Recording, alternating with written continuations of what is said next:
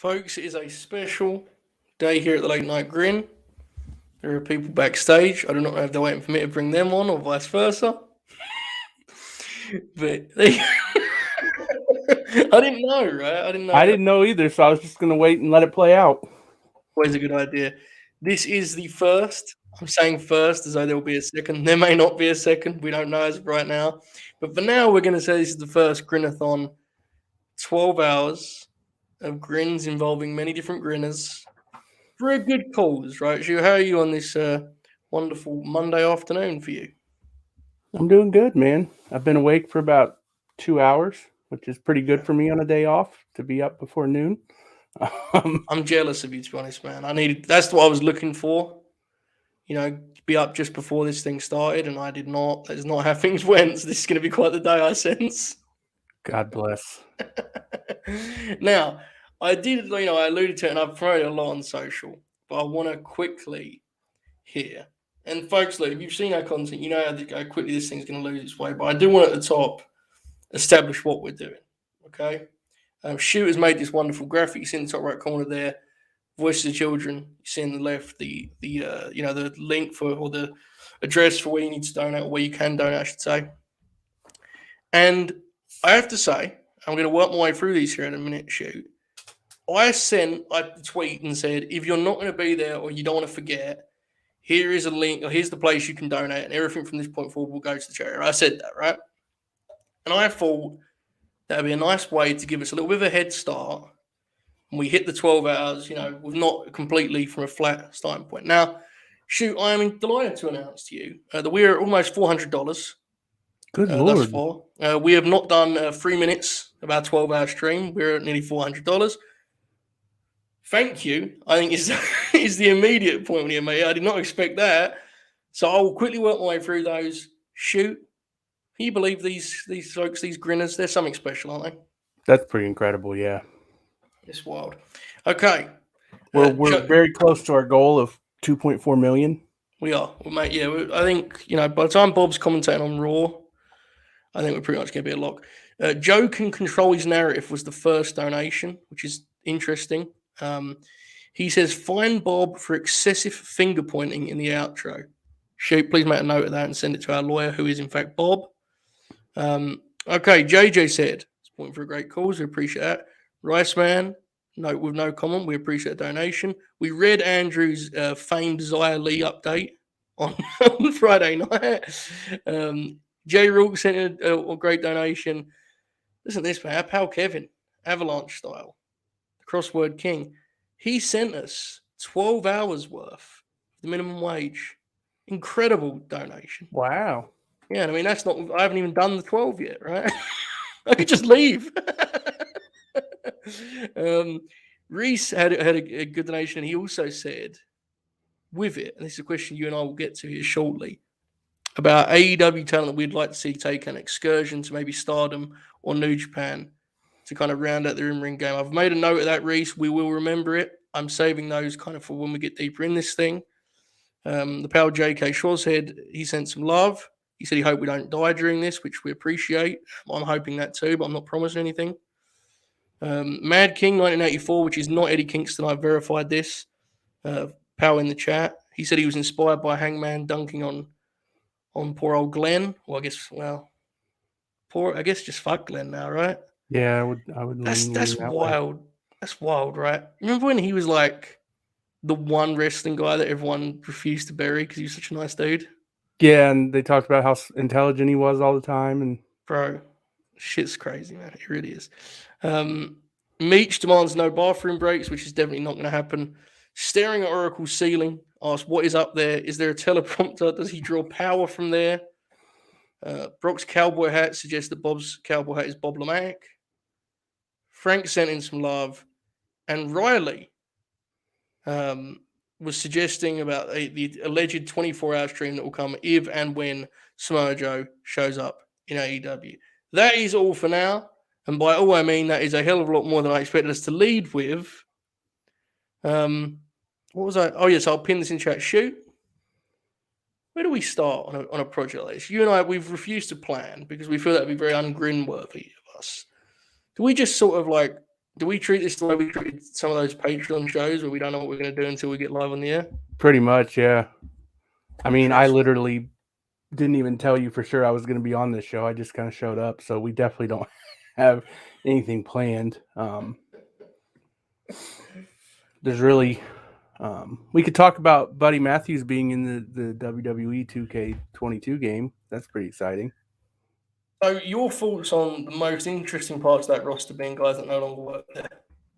Oh, 100%. I'm good. If assuming the game works, which of course is a big assumption to make, I'm absolutely going to do a universe where it's just entirely people that don't work there anymore. Maybe an exception or two, but honestly, I can't even think of one off the top of my head right now. Bring back World Championship Wrestling. Listen, man. When I saw Bud Matt got cut when May last year. Yeah, that sounds about right because I think the August 31st was when he was. I'm gonna pin this in the chat, guys. 1 second. Yes, I believe he was free early September. I think so. It's around there. That's the rough timeline. And that's a long time shoot to have a guy not on the roster, and then it was so long that he even showed up in AEW as a rib. Yeah, there's multiple people on that game that are in AEW now. Who's in the AEW that is on the game still? I don't know. Keith Lee's in there. I know there's another one, but I'm blanking on right now. Is Wesley Blake on the game? I doubt it. Sorry to hear that. What about Samoa Joe's graphic? Night. Yeah, that's Mia Yim's in the game as both herself and Reckoning. Wow, really? Yeah. Is that double? Is that double the royalties? Do you think? I hope so. I wonder how the royalties actually work for cut wrestlers. Because that used to be a big deal, right? I would think, but also, what they're going to do, what wrestlers going to do if they don't pay them is the question, right? It's true. Unfortunately, Kyle O'Reilly's in the game. There is a good question here from Texman. I didn't think of this before, but you take that back, shoot, to talk about the game working? Yeah, I apologize. Phil. I mean, I know it's a big day here, and we're raising money for charity, but let's not get carried away, right? Still a video game about professional wrestling, bro. It has no chance of working. This is. Yeah, Joe's rating is still good. Yeah, I saw that. So we're going to do World Championship Wrestling is the plan, right? Oh, yeah, most likely. Bud Matt as the top guy of WCW. I think you could pull off the world-class gimmick that you pitched for him all those years ago, you know? By all those years ago, I mean about 3 months ago. Man, I should just do world-class. I got to see what all's in the game as far as like arenas and things you can. Because what I would envision doing is if I did WCW is I would pick like one of the small buildings and it would be like a. Of course. Yeah, of course. Like I'm gonna run giant arenas, like the WrestleMania 9 outdoor arena that they always kept in the game, but they kind of took some of the stuff. I used to use that for all my pay-per-views, outdoors, beautiful. God bless. I have to say, and this may sound spiteful, but I don't want anyone to think I'm lashing out, especially on today of all days. But like Tony Khan has ruined a lot of these grins for me by signing everyone, because I now am the WCW one would be sport. I'd start it and then they'd sign someone that was free when I started the universe mode, and I'll get really mad. Everything. I don't worry about stuff like that in that game. And yes, you can change the ratings, Meech. So Bud Matt will be 99 for me. In that game, I would just probably use any non-WWE guys on the board. T-Dub, he's ruined it. It's ruined it for me. I'm sitting there. This is peak me, and shoot will not be surprised at all. But I'm looking at what's going on in wrestling. I'm going to just do an AEW game. Right, March is starting up here. Pay-per-view week. It feels like with some of the stuff that's happened recently, you can start like kind of reshaping it accordingly. It popped me huge that Dave Meltzer has the same criticism I do, but that never made my timeline. That Dave was talking about how they should book like O'Reilly and what was the example he gave? He gave some like nuts. Penta and O'Reilly on Dark was his suggestion or some shit like that. God bless. So I was going to do this, and I was like, but then he's going to announce that he's bought Ring of Honor this week, and then I'll have to, Yeah, it'll break the whole thing for you. it'll ruin everything. And then I'll try and buy them in the game, and I'll like ruin Ring of Honor's budget, and it'll be like, you can't do it. That's why I don't do modern. Yeah. That's not the only reason, but that's a big reason. It's because it used to be better. Yeah, that's the main reason. Okay, let's kick around Reese's the kind of message put a donation. And guys, we encourage you to do that. We have 12 hours. We have much time to fill. I've always been a good one to do a review shoot. So while you're here, we might as well do it a little bit. Guys, you would like to see when the world opens up and things are back to normal. Guys, you would like to see take the excursion to Japan and, in ring, kind of round out their game a little bit. Michael Nakazawa. I feel like you'd want him to go away for a different reason.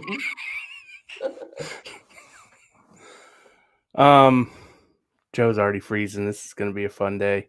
Am I back? Yeah, you're back. That's twice already, though. It is?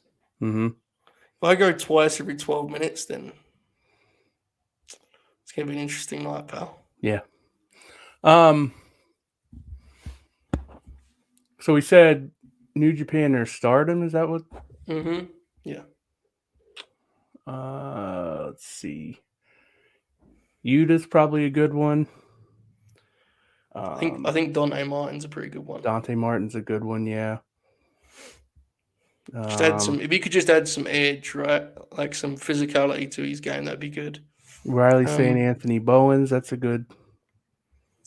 That would be interesting. I'd like especially if you wanted to bring him back in a different role or gimmick. Right. You could kind of send him away and then start fresh, right? This is a tough question for me. Like,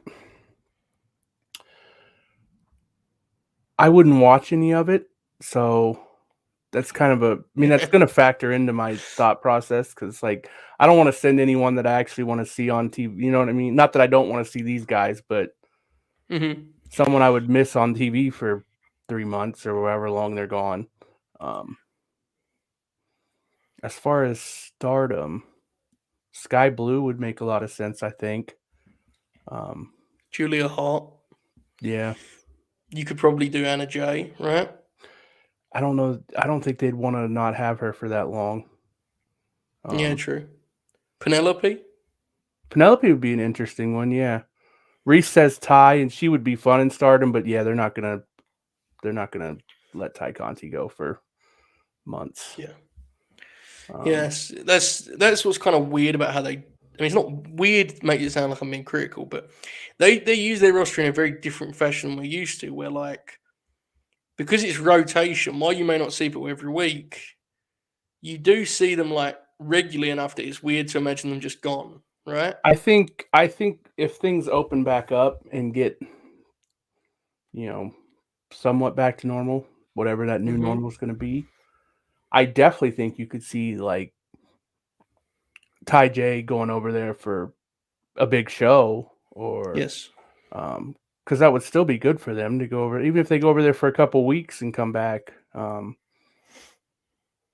think you would see stuff like that. Although, have they really done anything with Stardom? I don't think so. Most of their women are affiliated with Tokyo Joshi Pro, right? Yeah. Yeah, I don't know. I want to say that was a partnership that was talked about early on. I don't know if it's a real thing. Yeah, I'm not sure. I don't know. I have some donations to talk about.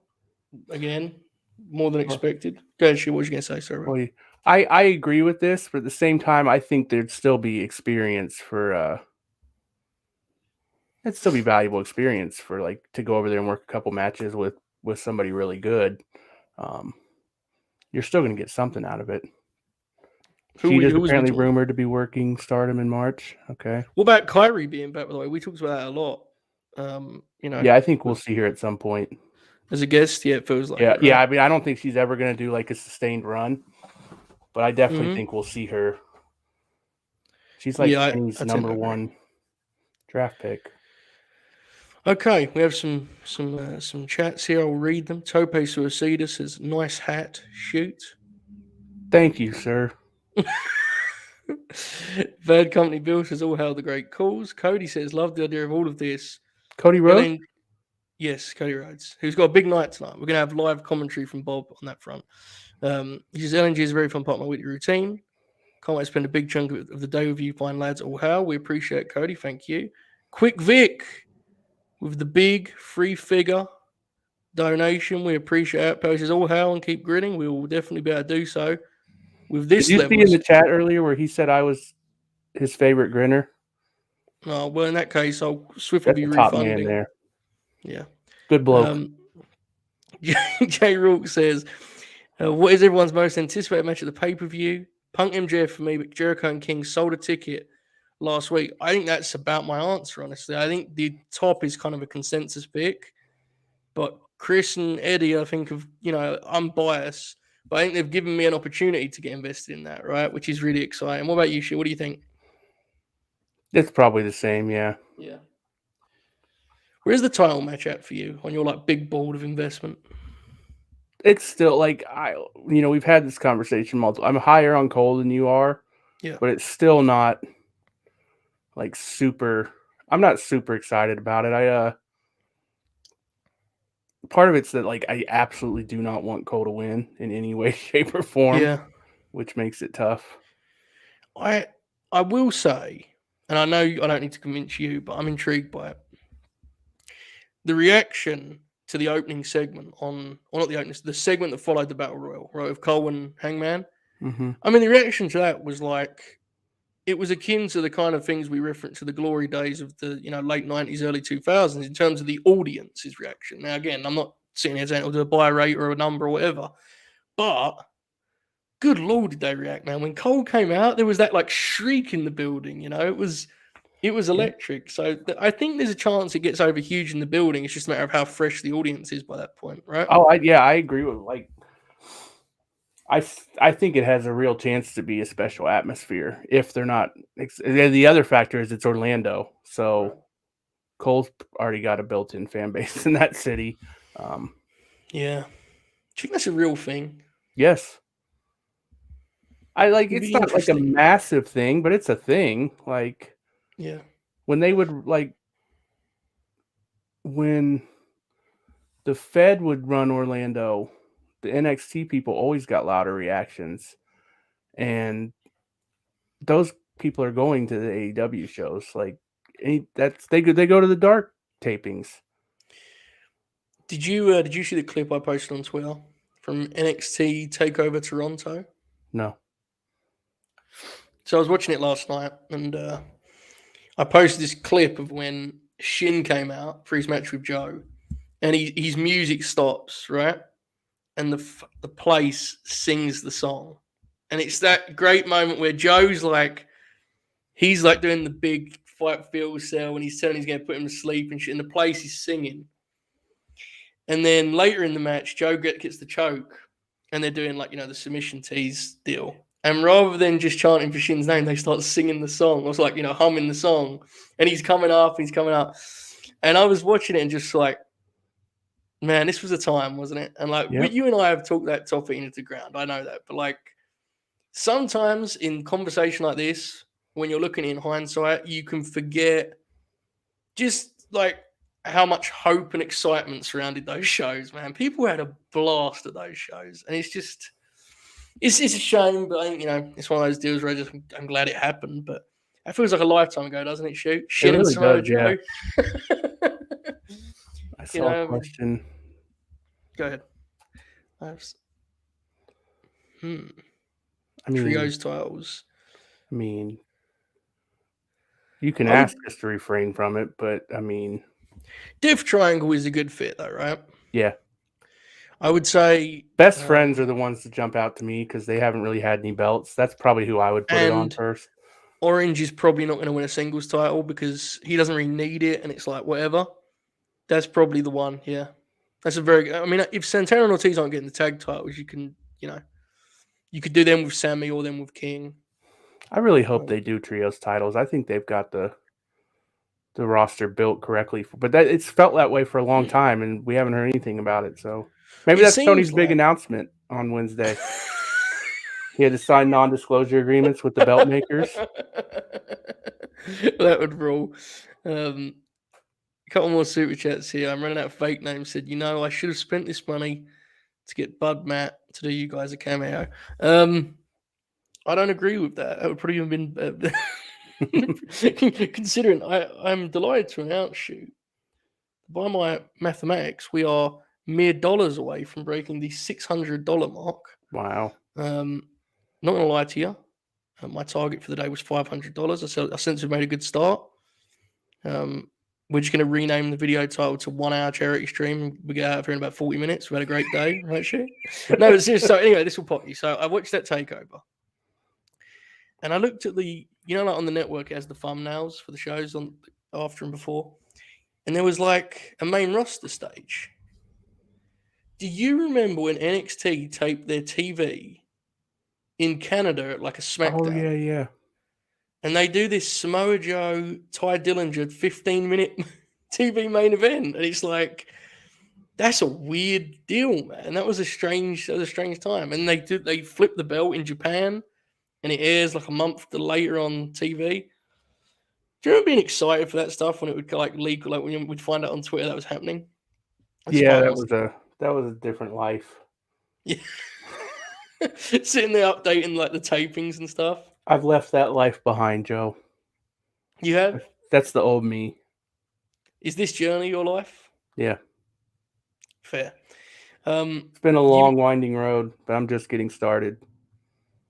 Got the world in the palm of your hand. Yeah. Been there and back 1,000 times. Now you got some new things in mind.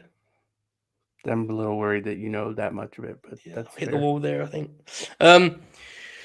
You mentioned the big announcement, and we talked about this in pretty good detail on the Grim when at one point during the third hour, you and I began to have just a solitary conversation about Ring of Honor while Oracle and Bob looked on in concern and fear. It was nice to be on that side of that for once, instead of it being you and Oracle. Yeah, fair. Well, I just sat here reading my phone. What does it say about my ego that I've never been on the other side of it? You have been. I have? Oh, football.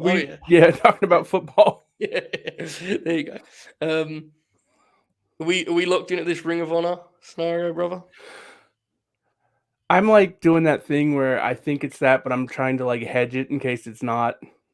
But it feels like that's what it is. Mm-hmm. The fact that there's no like rumors that that's what it is makes me think that that's what it is because of the non-disclosure stuff. Yeah.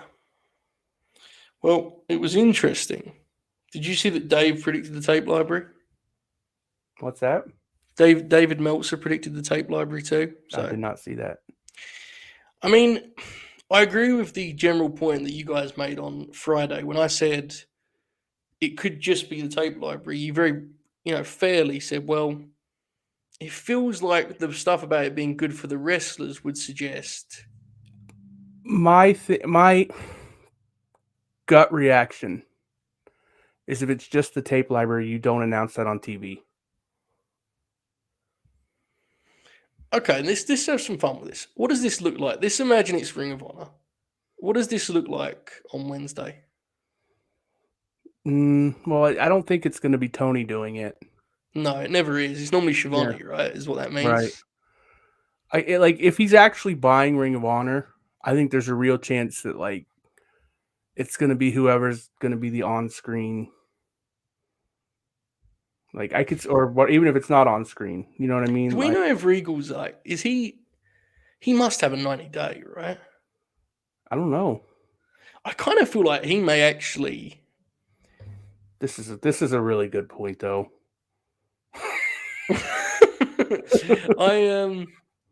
He may even have like NDAs. I think.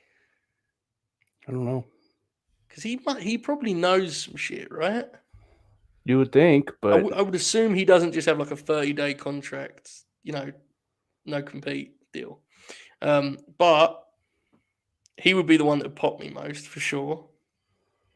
There's a couple of different things you could do. You could have you could honestly, I mean, like lest we forget, Daniels is like head of talent. Yeah, he main evented the first Ring of Honor show. You could have Punk announce it, honestly. Punk, yeah. Brian. Yeah. Yes, it is nuts how much that promotion's history is now just living in AEW. Like it's crazy. Yeah. Um, See, this is what I think. I think the brand split is going too far, but I do think what I picture it being is kind of what NXT used to be, but not with as hard as fast like split to it. yeah. Where you don't need to get called up, or it's not they don't refer to AEW as the main Raw. Like it'll just be a brand within their Hmm. world where mostly younger guys who need reps will get stuff, but then you'll also see, you know, King show up for a show, or I mean, that's how I would do it. Yeah. Who knows what they're thinking?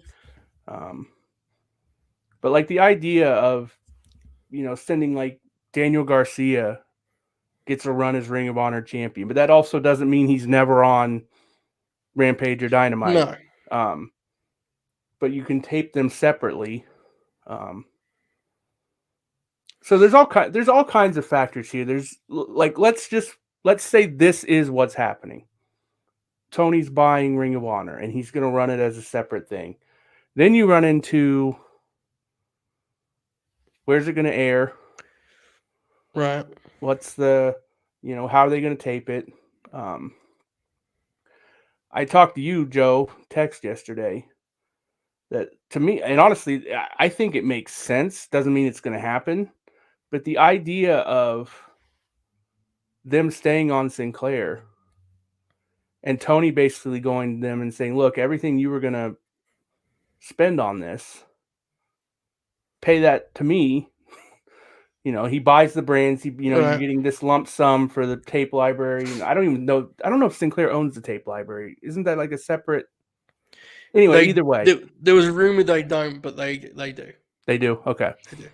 but Tony says, "Look, here's this lump sum, and in return, whatever you had budgeted for what this new Ring of Honor is going to be, you give that to me to produce this television for you." And it stayed like you could do that. I could look. The idea of Time Warner agreeing to give them an hour for this is not out of the question. Like they have a very good relationship right now. Um, Right. I don't think he would get a primetime slot. Could you I still imagine? remain steadfast that it should be on at 10 a.m. on Saturday mornings. You know what pops me about that when you like? I know that when you say that, you're thinking of like changing what Ring of Honor is, but the idea of just doing a really dry wrestling show with Yeah. Gresham Pure matches at 10 and what would be incredible. Here's my thing. I think beyond what pops you and I, what is the reason this would be worth an actual investment? To me, as much as the talent stuff is fun, you don't need to buy a promotion to do that, right? The key reason you would invest serious money, which is like, look, it's not serious. Oh. I should be back here shortly. Here we Mm-hmm. go, I'm back. Yep. Relative, it's big money, right? The main reason would be that it's going to be the centerpiece of a streaming service. Yeah. Now, that to me means that you're not looking to strike a deal with HBMH. You're looking to do an in-house, big-time pro wrestling streaming service that is your equivalent of a WWE network. That's what makes sense, but that doesn't necessarily mean that's what they would do. That just I don't know. Like I agree with your point about keeping it on Sinclair TV, but then it's like, what are you actually buying? Yeah. No, I Like, understand. I think. I mean, it depends on how much you're paying for. yes, Because the tape library is still the value, but like if you can get the trademarks and the, like how much are you paying for it is what it comes down to. I mm, really like I don't know what else it could be. Now that doesn't mean yeah, anything because he's been pretty clear that it would be something no one could guess. So, I did that bit for a while. I've retired that, but like I don't know what else it could be. And like the big one is he's talked about it being big for the wrestlers The tape library is not big for the wrestlers. No, It because doesn't do anything for the wrestlers. exactly. Evan mentions it here. Ring of Honor, Mission Pro, PWG, AEW. If that's your streaming service package, you're in the game in a Yeah. major way because like with Ring. Look, Mission Pro is awesome, especially for new. You'd actually have new stuff that's like that has a different identity, which is awesome. But in terms of PWG and Ring of Honor as tape libraries, they're about as good as it gets outside of the network, right? I guess Impact, but that I actually agree with Ramon in the chat. Like, I think if they Razor. do a streaming service, it's not going to be in house because you're going to get more money. But what do you think? Like, do you think their value to a HBO Max actually goes up by having Ring of Honor? Do you see what I'm saying? Like to me, On that's some kind saying of for the marginal niche. level, sure. Plus, I don't know. more than that, it's hours of content that you can say you have. I get that. I just think for a big streaming service, they're gonna want like first run. The thing I run into AEW. is, as well as AEW's doing, which is better than I think anyone expected outside of maybe Yes. Tony. I don't think they can afford to launch a streaming service right now. You're talking about hundreds of millions of, like, literally over $100 million. Yeah, but Yeah, I mean, I know. it's just to me, it's like if you're in negotiation with a big conglomerate, they would look at like how much Ring of Honor's viewership is generally and be like, cool, that's cool investment, but like, it is what it is. I think partly it would be trying to build a service that you can then sell would probably be, Yeah, because that's, I mean, it's so much startup money. it is. It very much is. Quickly have a couple look here. There's a few more donations, which we appreciate. Streamlabs.com/late night grin if you would like to show some love for Voices of Children. Okay, here we go. Sam says, Sam G, the TNT champ, is in the house, folks. He says, you're all great. It's amazing what you're doing. You can tell it's not the Sammy Guevara because he would have buried Oracle. All right, so For sure. Meech says, I don't think the Hangman Cole match is going to end up being about the title. I think it's about Omega coming back and costing Cole the title. What do you think, Shoot? I don't think Kenny's ready yet. I think the Bucks are going to be involved. I think there's someone in the chat said it earlier, and I apologize, I don't remember who it was. There's a real chance that this spins off into Hangman and the Bucks against Cole and O'Reilly and Fish after the pay-per-view.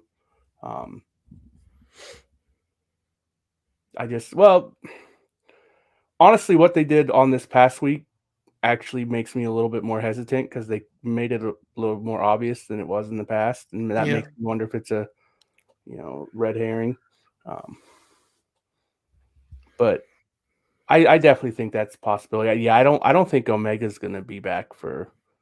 I would be surprised if he's not back this year. Honestly, it kind of feels like he shouldn't be back for a while, right? Yeah. And see, this is fair. Mm-hmm. This is 100% fair, but I don't even think this is a controversial opinion, but certainly my opinion. I don't think Kenny Omega should be on TV if he's not going to be wrestling. Yeah. I'm not sure anyone should be at this point. That's too fair big. Too. But yeah, he doesn't. He's not the guy for that, right? No, basically. And again, with a roster of that size, there's very few that are.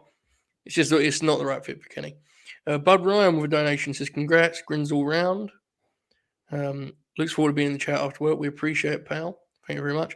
Okay, I want to quickly circle back to that Hangman Bucks thing has been really pretty heavily hinted at, right? They didn't attack him, and then this week he didn't attack them, and I'm really intrigued by how you frame the Bucks as baby faces, because you do not.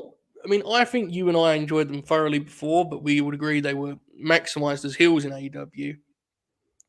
How do you keep what they've become while having them on the babyface side of things? I honestly think turning them babyface is the move because people want to cheer them anyway. And they've wrestled almost all of the babyface teams, right? So yeah, they've gotten they've gotten pretty much all they can get out of the heel. I understand the logic in not wanting to turn them because Yeah. I know people thought they were boring as baby faces. Mm. And I mean, there's also the section people that just don't like them at all, which fair. Um, but I think it's time to turn them back. I think I don't know exactly what you do. I'm not sure. Um, This comes to mind, right, in terms of things that immediately unlocks the FTR yeah. feud. Which I mean, they have to wrestle again. Those two teams, right? They just have Oh, to. for sure. That reaction on Yeah. Wednesday was telling. Yeah, absolutely. So it's hard though. It is balance wise, it will be a challenge. I think. I think they can definitely still do like this. Basically, the way they've been dressing is just to troll. I think they'll just still do that. People are going to cheer them anyway. Um, Mm. it's basically I think they won't change that much, honestly, except they'll just Yeah, be fighting heels. Um, it'll be interesting. Where are you at? Red Dragon have had such a like their entry into the promotion has been so weird because Bobby was like a singles guy that wrestled on TV. What felt like every week, yeah, but then now they've become a team, and Carl obviously missed time for great reason to miss time, right? Obviously, God bless him, but it's just made it weird, right? It feels like they haven't settled in yet. This is a big shame for them at the pay per view. Like, we have to remember that it wasn't that long ago. People kind of were kind of ready to write off Bobby as like being done, and he appears set to have another big red I dragon was running gonna him say here. I So think we've already got enough evidence to not worry yeah, about that. I expect they'll do very well. yeah, it'll be interesting. Do we think? I know you referenced it earlier, but where are we at on this? This next the other team in this triple threat match. What do we think? We thinking Bucks, or we think it's gonna be a surprise? I I kind of think it's not going to be the Bucks. Um, but I'm not Hmm. sure. I'm not sure who the third team is going to be. It really does feel like top flyer in play, man. Yeah, they were taking promo pictures not too long ago. Yeah, and the way that they pinned Dante against Hobbs did feel like it was like, okay, that's the end of the singles run, so we can afford to beat him clean, flat, because we know what's ahead, right? Now, who is in this battle royal? Do we know who's in this thing? I don't think there's a graphic yet. I could be wrong. Ah, speaking of such, what about Excalibur allegedly? I haven't heard it properly, so I'm saying allegedly. Just kind of subtly just, throwing in there that there's 7 men in the ladder 7 men. match. Yeah. Do you think that's as simple as it might be in terms of a guy that just got free from WWE? Either him or Swerve. But it would feel like with Swerve, it would feel like they kind of know, I think, when Yeah. and what that. Do you know what I'm saying? But then you could equally say to that they would have known that Claudio's deal was up. So I Yeah, don't I know. actually agree with this. It probably is Santana and Ortiz. Yeah, It's this was probably always my concern with that whole angle. Was like, I think it subjectively helped them, the whole Jericho Kingston thing. But my concern was always like, what are they actually doing at the pay per view? Remember, at one point we even fantasy booked that weird like swerve where you put Chris and Eddie as an odd couple team and they oh wrestle each yeah other. against them. Yeah. Because I was always worried about it. It's like they've benefited from it, but when it came to the big segment on Wednesday, King and Chris didn't mention them once, Right. right? Like it's definitely something they need to figure out. Yeah, I don't know. I think we would all agree that we would like them to be like the next, if not the next, the champs after next, right? I Yeah. think you may get heel champs next. Quite honestly, I think the House of Black in some form or fashion are going to get them belts. Shoot, what do you think? Yeah. I mean, it makes a lot of sense. I would probably have Santana and Ortiz win this battle royal and then win the belts at the pay per view. Um, Yeah, and you can have them. Yeah, because what even the match layout would be good because you can have Jungle Boy and Luchasaurus as the clear cut baby faces and Red Dragon yeah, as the clear heels, and then Santana and Ortiz kind of in the middle, which right. is kind of where they are right now. Um, Mm-hmm. I, I would just have them win the titles at the pay per view. Honestly, Jungle Boy and Luchasaurus, I don't think need a long title run.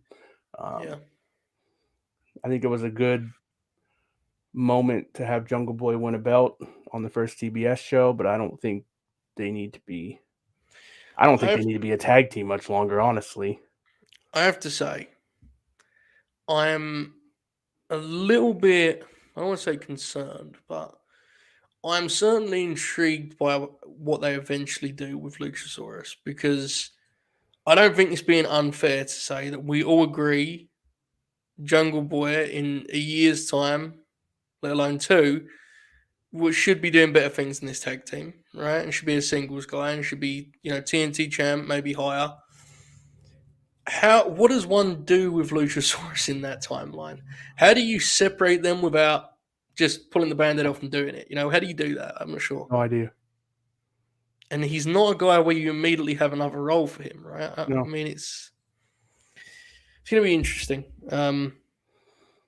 I have to admit, I think whoever is the next tag champs, I think the promotion, when they make that decision and when they shape that reign, needs to really take it seriously. Because when the Young Bucks were the tag champs, those belts felt like what they should feel like in my mind, which is the tag equivalent of the World Heavyweight title, right? It's that title in that lane. And Lucha Bros, them winning it all out was objectively the right decision based on how great that moment was. Their reign was in the middle, I'd say. This reign has continued that drop off though, right? And I think whoever's next chance, we need to get those belts back to where they were, which is a main event, top tier title. That's where it should feel to me. But I don't know, what do you think? No, you're right. I'm thinking about this Luchasaurus thing now, and I'm reading the chat, and this made me. So, what if what you do is Christian kind of orchestrates the split, and basically gets in Luchasaurus's ear that Jungle Boy's, like they lose the belts, and Christian gets in his ear. He's letting the team down. Luchasaurus turns on him. You almost could have Luchasaurus turn on him and have Christian act shocked about it, and then later on be revealed that he kind of masterminded the whole thing. I mean, the payoff here is just Jungle Boy beats Luchasaurus, and that's the end of it. But and then you loan Luchasaurus to Impact until his contract's up. But and then you could do the Jungle Boy Christian match we've been wanting forever. Good Lord, it has been a long time, man. Yeah. I just want Christian. Honestly, I just want him as a wrestler on the roster again, man. It's, What if Luchasaurus unmasks? Yeah, and cuts the heel promo about how I'm not a dinosaur, you morons. Like the shark in WCW. Yeah, except better. Well, if Oracle was here right now, he would be very, very mad. I meant better done, not better as a. Well, poor John. He got the shark tattoo, right? Do you remember that? Yeah. God bless him. Okay, couple of donations here. I want to be very clear that I don't think Luchasaurus is better than John Tenta. Just too late. Too late. It's out there. Ricardo said, "I think that if TK were to buy ROH, it'd be for the tape library, and that does not one thing for the talent app." So that's the confusing part, right? Definitely. And Sam and Luke both donated also. No comment. We appreciate it, guys. We are now at almost $650. So 15 minutes here, guys. The 1 hour charity Grinathon. It's really difficult with Luchasaurus because I think every which way we go, we're going to reach the same conclusion. And then he gets beaten and goes away. Yeah. And that feels mean. So let's move on. Hey, I said go to him. He can be Impact World Champion. They ain't down that bad, brother. He can throw a hell of a punch, Fair. This is where I struggle, and this is where I would be very bad as a booker. This is where I struggle as a booker. I actually genuinely like Heath as a talent, and he could talk, and he's kind of a fun character. But this is what happens when you play a certain role on their TV for so long. He's just that dude forever now, right? He's never going to be taken seriously as the top guy. And as soon as Yeah. they post that graphic of him in the world title match, everyone just fucking obliterated. It's like, I don't disagree with them, but I kind of get it. Does that make Is that on a sense? Like, pay-per-view or on a special? it's a special, yeah. Because they only have like 4 pay-per-views a year, Yeah, right? that So, should be on TV. I mean, specials. How many people are watching these? Well, Jack that's yeah. Crosby. Jack Crosby has just sent us an EC3 tweet. I want to note that this message here is about Luchasaurus being Impact World Champion. Have you seen this? What he sent? He says that there's a VIP rant room at Control Your Narrative where you have 3 minutes to yell and scream at your least favorite wrestler with 0 consequences. Who would you pick, Shoot? No one on that roster because I don't care about them enough. What on the other hand, yeah, the idea of sending one Bob O'Neill to the rant room with Austin Aries, I would fund that probably. Looking down, screaming over the top of Austin Aries' head. God bless. That's a fascinating concept, by the way. No one's gonna have the balls to actually go in, so like truly go in on a wrestler and like, bro, like it's really difficult because like, guys are getting booked and some of them seem like good people, right? Like I'm pretty confident in saying that Big Damo's good people, But did like, you see his Twitter exchange about yeah, that? and honestly, can you argue with that, right? No, you like, can't. God bless him.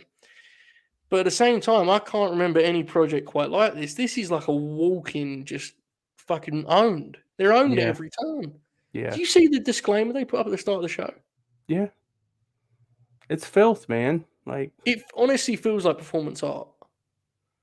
Like it's so on the nose and aggressively that stereotype that I'm almost waiting for them to be like, got ya. And they're not going to do that.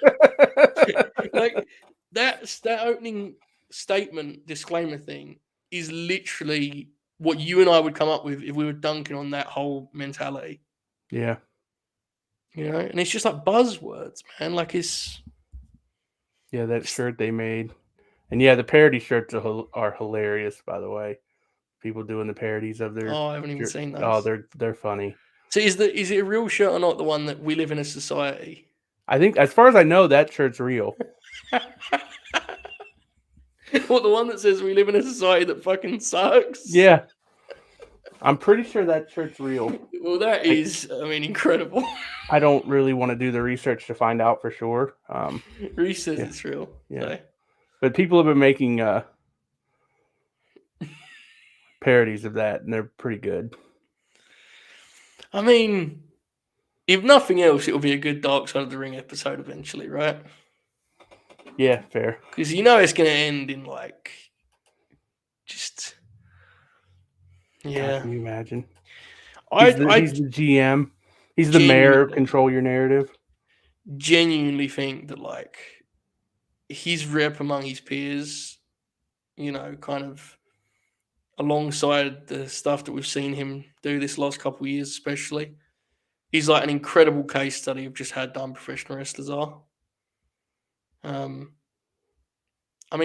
American Dragon, Bryan Danielson, regularly called him the smartest man in wrestling. Yep. And in wrestling, Danielson's on like the top tier in terms of intelligence. So that should tell you just how fucked we really are. I don't know. Hangman's reply was extraordinary, I have to say. One of the great wrestling tweets ever. Yeah, the society shirt is real. Their merch store. Sorry to hear that. Yeah, the We Live in a Society shirt's real. You Are Not the Word No is also a shirt they have. No, that's outrageous, man. Yeah. Did you see that they're selling seasoning? I saw in Discord someone posted something, yeah. In the message they refer to Big Seasoning. What? Like there's some big conglomerate that runs seasoning, big seasoning. They're gonna take down big seasoning, Joe.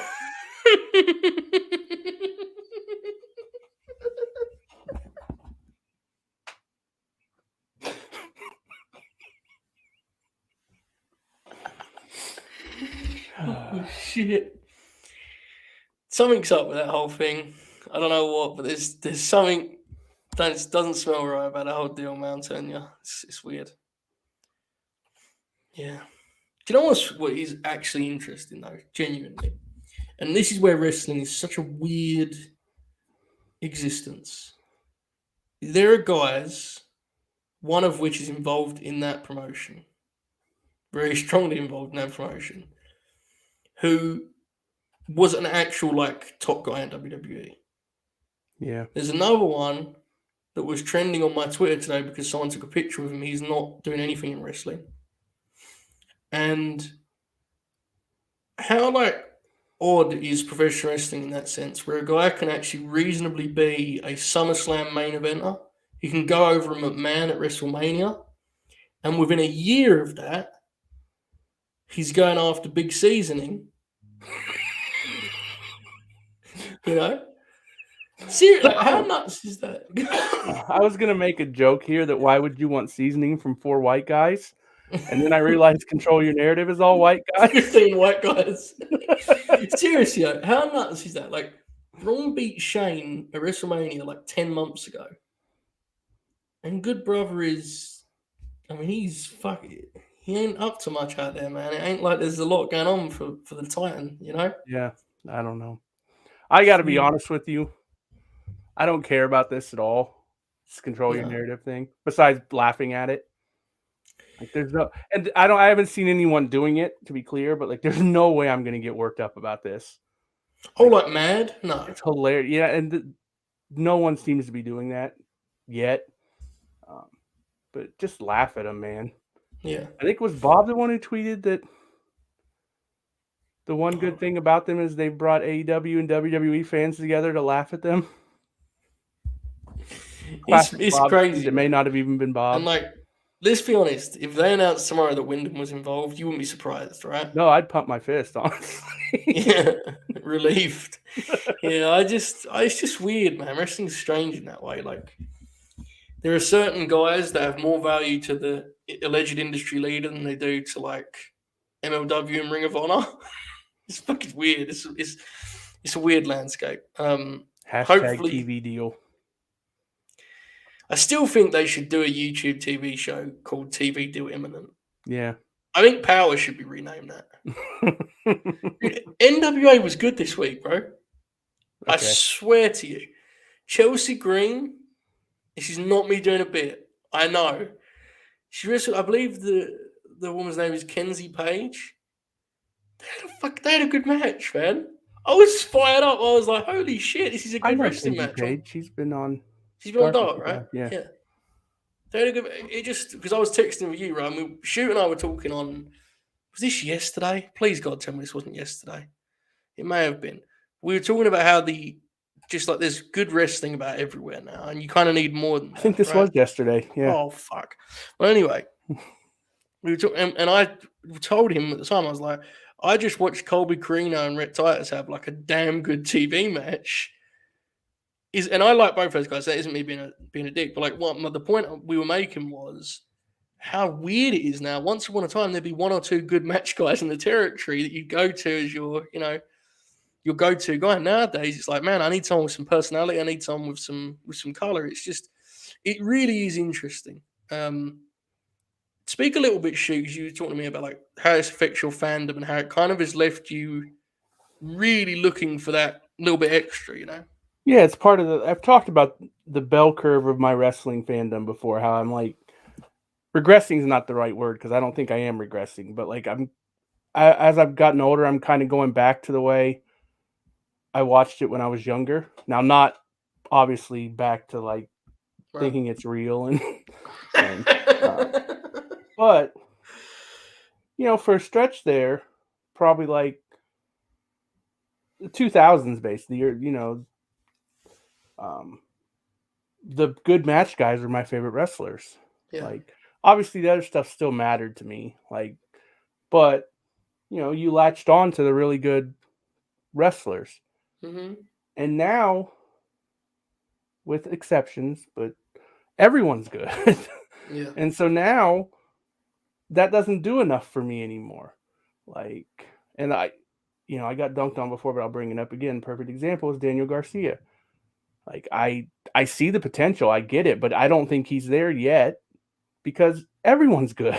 Right. Like, it's not a knock on him. I need to see some more things to make me invested in him. More strings And to his bow. yes, Right. and like I think we kind of got a hint of that on, um, which this is also very hilarious because Buddy Matthews is one of my favorite wrestlers, but that's neither here nor there. Uh, To be fair, Buddy is a pretty unique combination in terms of like what he looks like physically and how he wrestles. yeah, And I don't mean that as a knock at Daniel Garcia, but there's some guys just look like a guy. Um, Bud Matt is not that, right? He looks like he's a tank, right? So he's a little bit different, but anyway, carry on. yeah, no, but there is still, um, but there's exceptions to every rule. Um, Yeah. and there's also other factors to the Bud Matt thing. Like, part of that was just like him not getting an opportunity, and like You're allowed to you, like guys, right? yeah, I don't think you would. You and I love him, but I don't think either of us are saying that we think Bud's, going to be the world champion in no. AEW. I mean, we did both say that last Wednesday, but within reason. The I most think I will say is I do think there's a scenario where he gets pretty over in AEW. I do too, I don't think it's a lock, but but I use an example to say that if you're in the chat and Garcia is your favorite wrestler, that's awesome. yeah, But in that's like a like I mean, one of my favorites is Roddy Strong. I'm not going to sit here and say he's a world champion because I understand his limitations, right? I think what I would say is if you look at AEW's most over wrestlers, there is a real trend that what your experience is not actually dissimilar to the general experience. I think. I mean, if yeah. you look at the most over guys, my God, Jay Shell's in the chat. If you look at the most over guys, there's a whole lot of promo guys among them, right? I mean, it's interesting. AEW is not AEW is a promo territory. Yeah, yeah. The people who don't watch it think it's like Ring of Honor, or Mm-hmm. I don't mean that as a shot. No, But I get like, what you're saying. Yeah, yeah, it's not what AEW is. Like, no. it's not, they don't do like as many skits and stuff like that, but you absolutely got to be able to talk to be a top guy in AEW, I think. Yeah, well, you have to have like a certain narrative tied to you, or like I could see a Jungle Boy climbing without being a great promo because he has Right. like the story of building climbing the ladder. I Couple also donations think here. that Go. um, the fan base and Tony himself or whoever you want to, they also embrace the fact that you can let guys who are over just talk, and it doesn't need to be, Yeah, not everyone needs to be Dwayne Johnson, or which is, yeah. I don't even know if he's the best example anymore, but you know what I mean. Like, you Hmm. can, like, look at Darby. Like, he's not a great promo, but they'll let him talk, and he does fine because Because people that's already who. believe in Yeah, him. that's who he is, and it matches that absolutely. Um, Andrew says, "I followed Joe here from the distraction. Didn't expect to like all the other guys as much. Fair. You've created something special. Wish you every success. How would you book non-title women's feuds at WrestleMania?" Here's what I'm going to do, Andrew. I'm going to make a note of this. I'm going to discuss this later on with maybe Oracle or Bobby. Not me. Yeah, yeah, because I want to have stuff in the chamber. JJ had a great one about Brett in WCW too, which I think Oracle will enjoy. Let me just make a note of this. Shoot, fill dead air like Bob does usually. I got nothing. Okay, let me go back to reading these donations.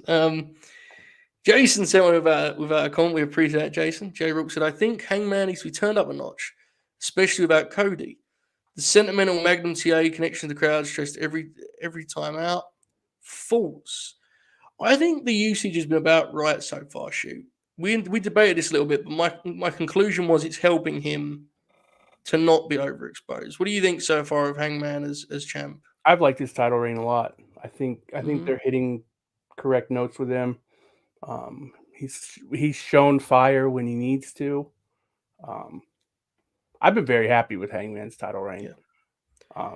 I'm not like we've talked about. I'm a big believer in you don't need to be on TV every single week. Mm-hmm. And he's on most of the time, but there are weeks he's not on, and I think that's good. I was going to say it's fine. I think it's good. I don't think anyone needs to be on TV every week. Yeah. Punk is kind of the guy who's on every week, which makes sense because I'm pretty sure he makes considerably more than anyone else in the promotion. So, yeah. But yeah, I think it's fine to not. And the AEW fan base gets this, I think, but like there's this long stretch that was conditioned that if you weren't on TV every single week, you didn't matter, and that's not how wrestling's supposed to work. Mm-hmm. Like I agree. Like when we were doing those world class watch alongs, there were weeks that none of the Von Erichs were on. They weren't frequent, but they existed. Like I think seeing how over the Cole match is going to be a really nice case study. Yeah. If it isn't that over in the building, I think it's most likely going to be because the crowd is exhausted. So that isn't necessarily an indictment. But if it is red hot after 3.5 hours of professional wrestling, I think we can probably put any concerns to it. I mean, I don't think you and I know you don't, I don't either, but it's worth saying. Yeah. Ricardo says, when is Shoot going to make Fed Dead flags available to buy? I want to. That feels like it'd be an interesting investment for many reasons. So let me look real quick. It didn't let me. No flags. They don't have flags on our whole shit. But I think I did something. This is latenightgrinshop.com. Please don't spend your money on this right now. Donate it to the charity instead. But in the future, latenightgrinshop.com. By the way, I wanted to quickly, Andrew mentioned he followed me here from the distraction. In about an hour, Andrew, you may be getting a reunion of sorts on the distraction front. So, something to look forward to for those of you that have been with me since the glory days of that great show. We may have a grin in that regard here coming up shortly. So, if you go to latenightgrinshop.com, there is a Fed Dead tapestry, which is not quite a flag because they didn't have a flag. But I think it will accomplish what you're looking for, unless you literally want to hang it on a flagpole, which if that's the case, number one, God bless. But number two, that's probably not the right purchase for you. But if you just want to like hang it on your wall, the tapestry will do the deal for you. There was a day when my brother called me after listening to the Grin, and he was like, he was driving. He said every time that Fed Dead thing plays, like the music is just so, it's so like triumphant and overjoyed. It popped him, and him and I were almost both in tears, laughing at the visual of you. Like of a morning, like you wake up and it's like WWE have done releases or they've done some dumb shit, and you like walking out to the front of your, you walk out, you fly the flag up, the flag, look up proudly. It's fucking popped me huge, the idea of it. Like you're just, it's a nice sunny day, and you look at, oh fuck, Vince McMahon's dressed in Pat McAfee. Here we go, walk outside, throw it up, incredible.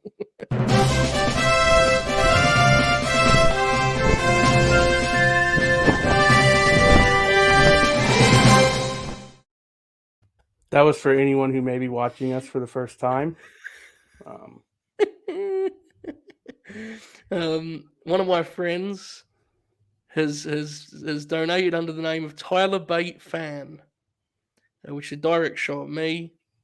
He would like me to give a shout out to Tyler Bate. I refuse. Absolutely not. He is a British wrestler. I think everyone knows I have a clear policy on not endorsing, supporting, or representing British wrestlers at any time. Shoot, right? You know that. So yeah, I will not do that. We appreciate a donation. Josh says, Australian wrestlers, on the other hand. Oh, brother, that's my shit.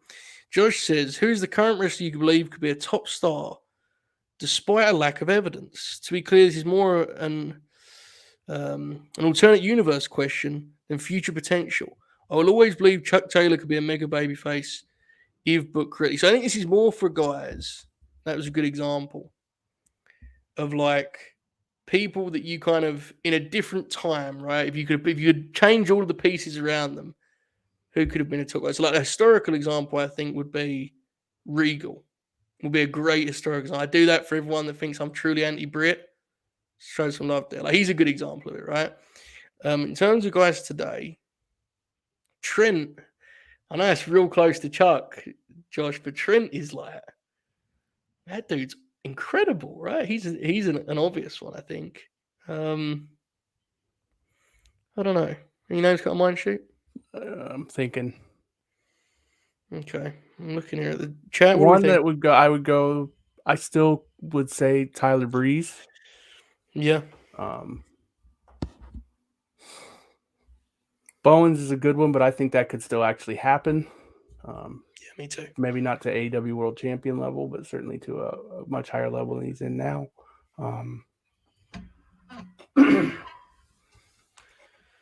Jack Crosby's texting us about control your narrative again. That's a great question. It is, right? Woods is a good one. Woods is a good one, yeah. Now, the only this is going to sound weird, but hear me out. The greatest thing that ever happened to Xavier Woods was New Day, but it inevitably kind of limits his ceiling somewhat because there are other priorities in New Day that you could push as a singles, right? He feels like the third guy in New Day, Yes. which isn't fair to him. Now, his bank account, I'm sure, makes that a lot easier to swallow. I'm sure he doesn't care. But I bring him up because I think Woods has like crossover potential that will just never be fully capitalized on. So he's one for sure. Shelton, I see in the chat. I just wish I could. I mean, he's a good one for this because I do wish I could just completely reschedule his whole career. You know? Yeah. Like if that dude could have been around. I know this sounds dumb, but if he could have been around when shooters actually got treated a certain way, and he could have gone over and worked Japan and been like, because when he worked Japan, like people look back at it fondly now, but it wasn't right. Really wasn't a big deal, right? Like, yeah, I don't know. He's a very talented guy. It just never quite clicked, unfortunately. Shame. Christopher Daniels is a good one from Reese. He was the original indie guy, so he missed. You know, if he came through like tomorrow, it would be a different story, right? Yeah, that's a good one. Yeah. Dax Harwood. Yeah, Dax Harwood's he's the man. That dude's one of the best wrestlers in the world. I don't even give a shit. I don't care what any of the statistics say. That dude is incredibly good. Yeah. Cash is very good too. Oh, Cash is great. Yeah, Gable's one, right? Gable, if he was booked by a wrestling booker rather than Claudio / Cesaro. I still agree with that. Yeah. See, he's one where it's difficult because yes, but I think we all agree that he probably should have been one in this particular universe and timeline. Yeah. Like, to me, that ain't even circumstantial. That's just them being dumb. I do agree. I think the point that a lot of people are arguing on Twitter, they're arguing with themselves, but still, I'm going to address it. He did have a tremendous run in WWE. Yeah, he made a lot of money. But I don't think people are actually claiming he didn't. They're just saying he could have done a little bit more. Which he could have, right? Yeah. There was multiple times where guys that were less over and or less interested in him were pushed. Right. We don't need to name them, but there was. Yeah. And then this, they actively halted his momentum a lot of times. You can think he sucks as a promo, whatever, but that's just the case. And the big thing is the Hangman thing. The Hangman thing was like a political hit, man. Exactly. And that's what people don't get is that was definitely not, that was not the kind of promotion that people think it was. That was not the case at all. Hey guys, Jack Crosby has sent us a text message with a very original idea that we should get Bob to go in the rant room and yell at Austin Aries. Had you thought of that, Joe? I'm so tired of that piece of shit stealing our stuff, aren't you? I got an email just last week listing all the times he has taken my baseball and football takes and used them on CBS programming. And you know how much that hurts because I only do that stuff privately, right? With baseball, that's my true expertise. And he's just again, I'm not gonna air you out in public, but like Joe yesterday breaking down the negotiations for Major League Baseball and the collective bargaining agreement. I was blown away, man. Like he came at it from so many different angles. Gave me like the owner's side, Yeah. and the player side and the fans. Yeah, the guy's Did a you make savant. it?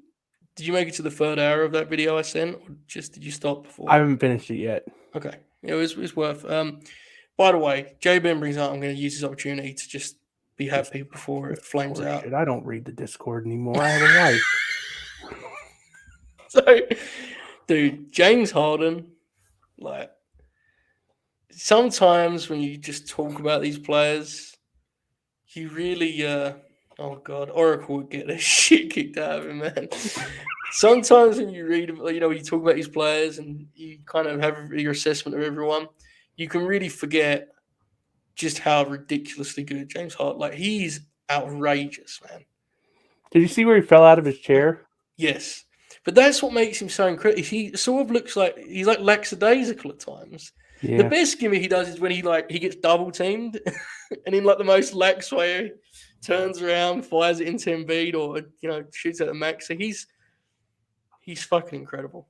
I still have a lot of concerns long term, but the fact we flipped Ben Simmons, who wasn't going to play for us, for Harden, that's crazy, absolutely crazy. This is a good one. Going back to our topic from before, Yes, he great one, ruled, Chris man. Canyon. Yeah, very innovative, right? Very, very innovative. Yes. I think you can move his career like 5 years in the future. And I think he would benefit huge from that kind of like, indie booms. With the in ring that was in vogue. I Him in think, the original Ring of Honor would have been. yeah, because Yeah. obviously, he worked some of not Ring of Honor. He worked some of the indie stuff, but by then he'd already become the guy that had done TV, and he was at a certain point in his life, and Right. yeah, shit happens. But yeah, no, he was great. Wow, Oracle getting flamed in the chat. I was gonna. Did you see put in the chat requesting that I review Godfather? I did, yeah. Good flick, huh?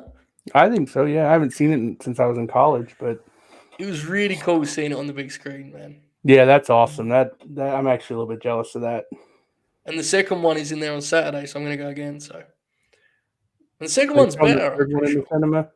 No, no. Yeah, good. I would skip that one. It's actually Yeah. not terrible, but it's not No, it's not. But it's just it's comparing. It's hard, right? right.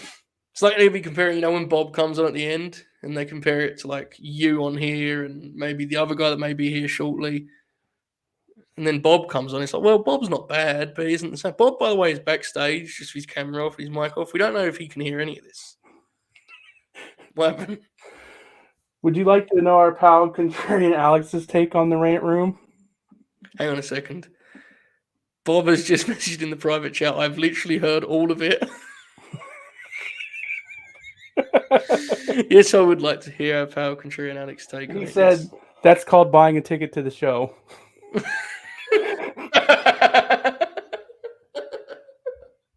He's not wrong. No, especially because it's probably a small enough room too, right? So, yeah, good point.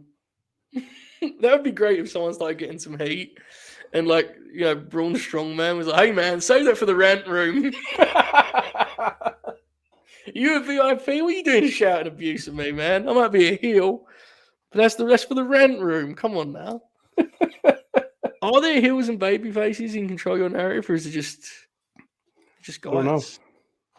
There's no Booker, you know that, right? Yeah. I feel like that's up to you, Joe, because you control really? it. Yeah, true. Yeah, it's all about purpose and freedom and pride and all that stuff, right? Dignity. Yeah. What other words are they going to put in all caps? Do you think? I would caution people. I'm trying to think of the right way to word this. just that. I would caution people. I would caution people to get too worked up about who ends up working there, because I think you're going to set yourself up to get owned in some way or another at some point if this thing actually lasts. Yeah, I would agree. I think if you do a little bit of digging, folks, on the social medias, wrestlers love them some EC3, man. They really do. And honestly, look, I don't know enough about it, guys, so they shouldn't. I just, I think it will be surprising to people. I do. Yeah. Mia Yim has posted pictures of herself in 2K Yeah. with the caption, "This real? Bruh." Yeah. So she was clued in. Yeah, I'm sure it's fine. Yeah, Marina Shafir's working it. Matt Seidel's working it. I mean, Seidel is politically is definitely not in that direction, but he definitely strikes me as a guy that would get off on the idea of freedom and Right. such and so on and so forth. So, yeah, I don't know. Did you see that Shane McMahon post, bro? Yes, I did. He's gone. Right, that Yeah. dude's different planet. Yeah. How do you think this story, like, where does it go next? Does he buy like an MMA league or something? I don't know. I hope he does something crazy like that. I hope he doesn't buy a USFL team just to get back at his dad. Pop. Tremendous. Actually, it would be okay if he just bought one team because I would just not like that team. That's fine. Okay, hang on, we've got Josh says future LNG idea Oracle's Crimson Road. Maybe once a month, whatever, Oracle goes for a selection of his favorite matches that have blood. My God. I'm sure he's got like a list of 3,000 of them. They'll just all be in Puerto Rico, right? And he'd be getting all fired up about it. And all off the top of his head.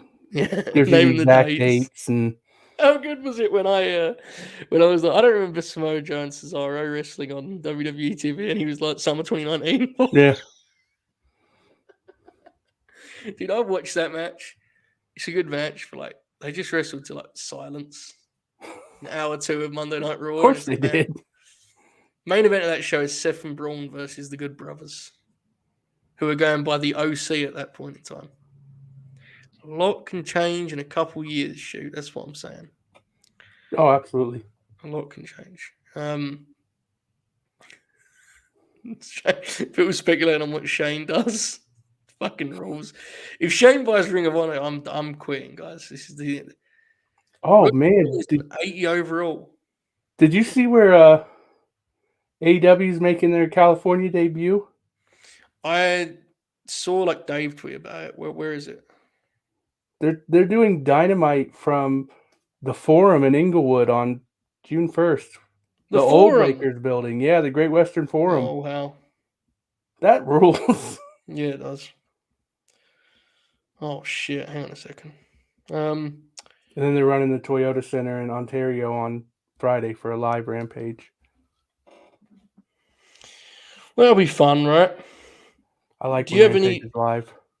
Do you have any, like, penciled in, I may go to that AEW show in mind, or is it, the world's not in that kind of place right now? What do you think? What do you mean? Do you have, like, a maybe All Out this year, maybe Full Gear? Like, do you, no, probably not anything this year.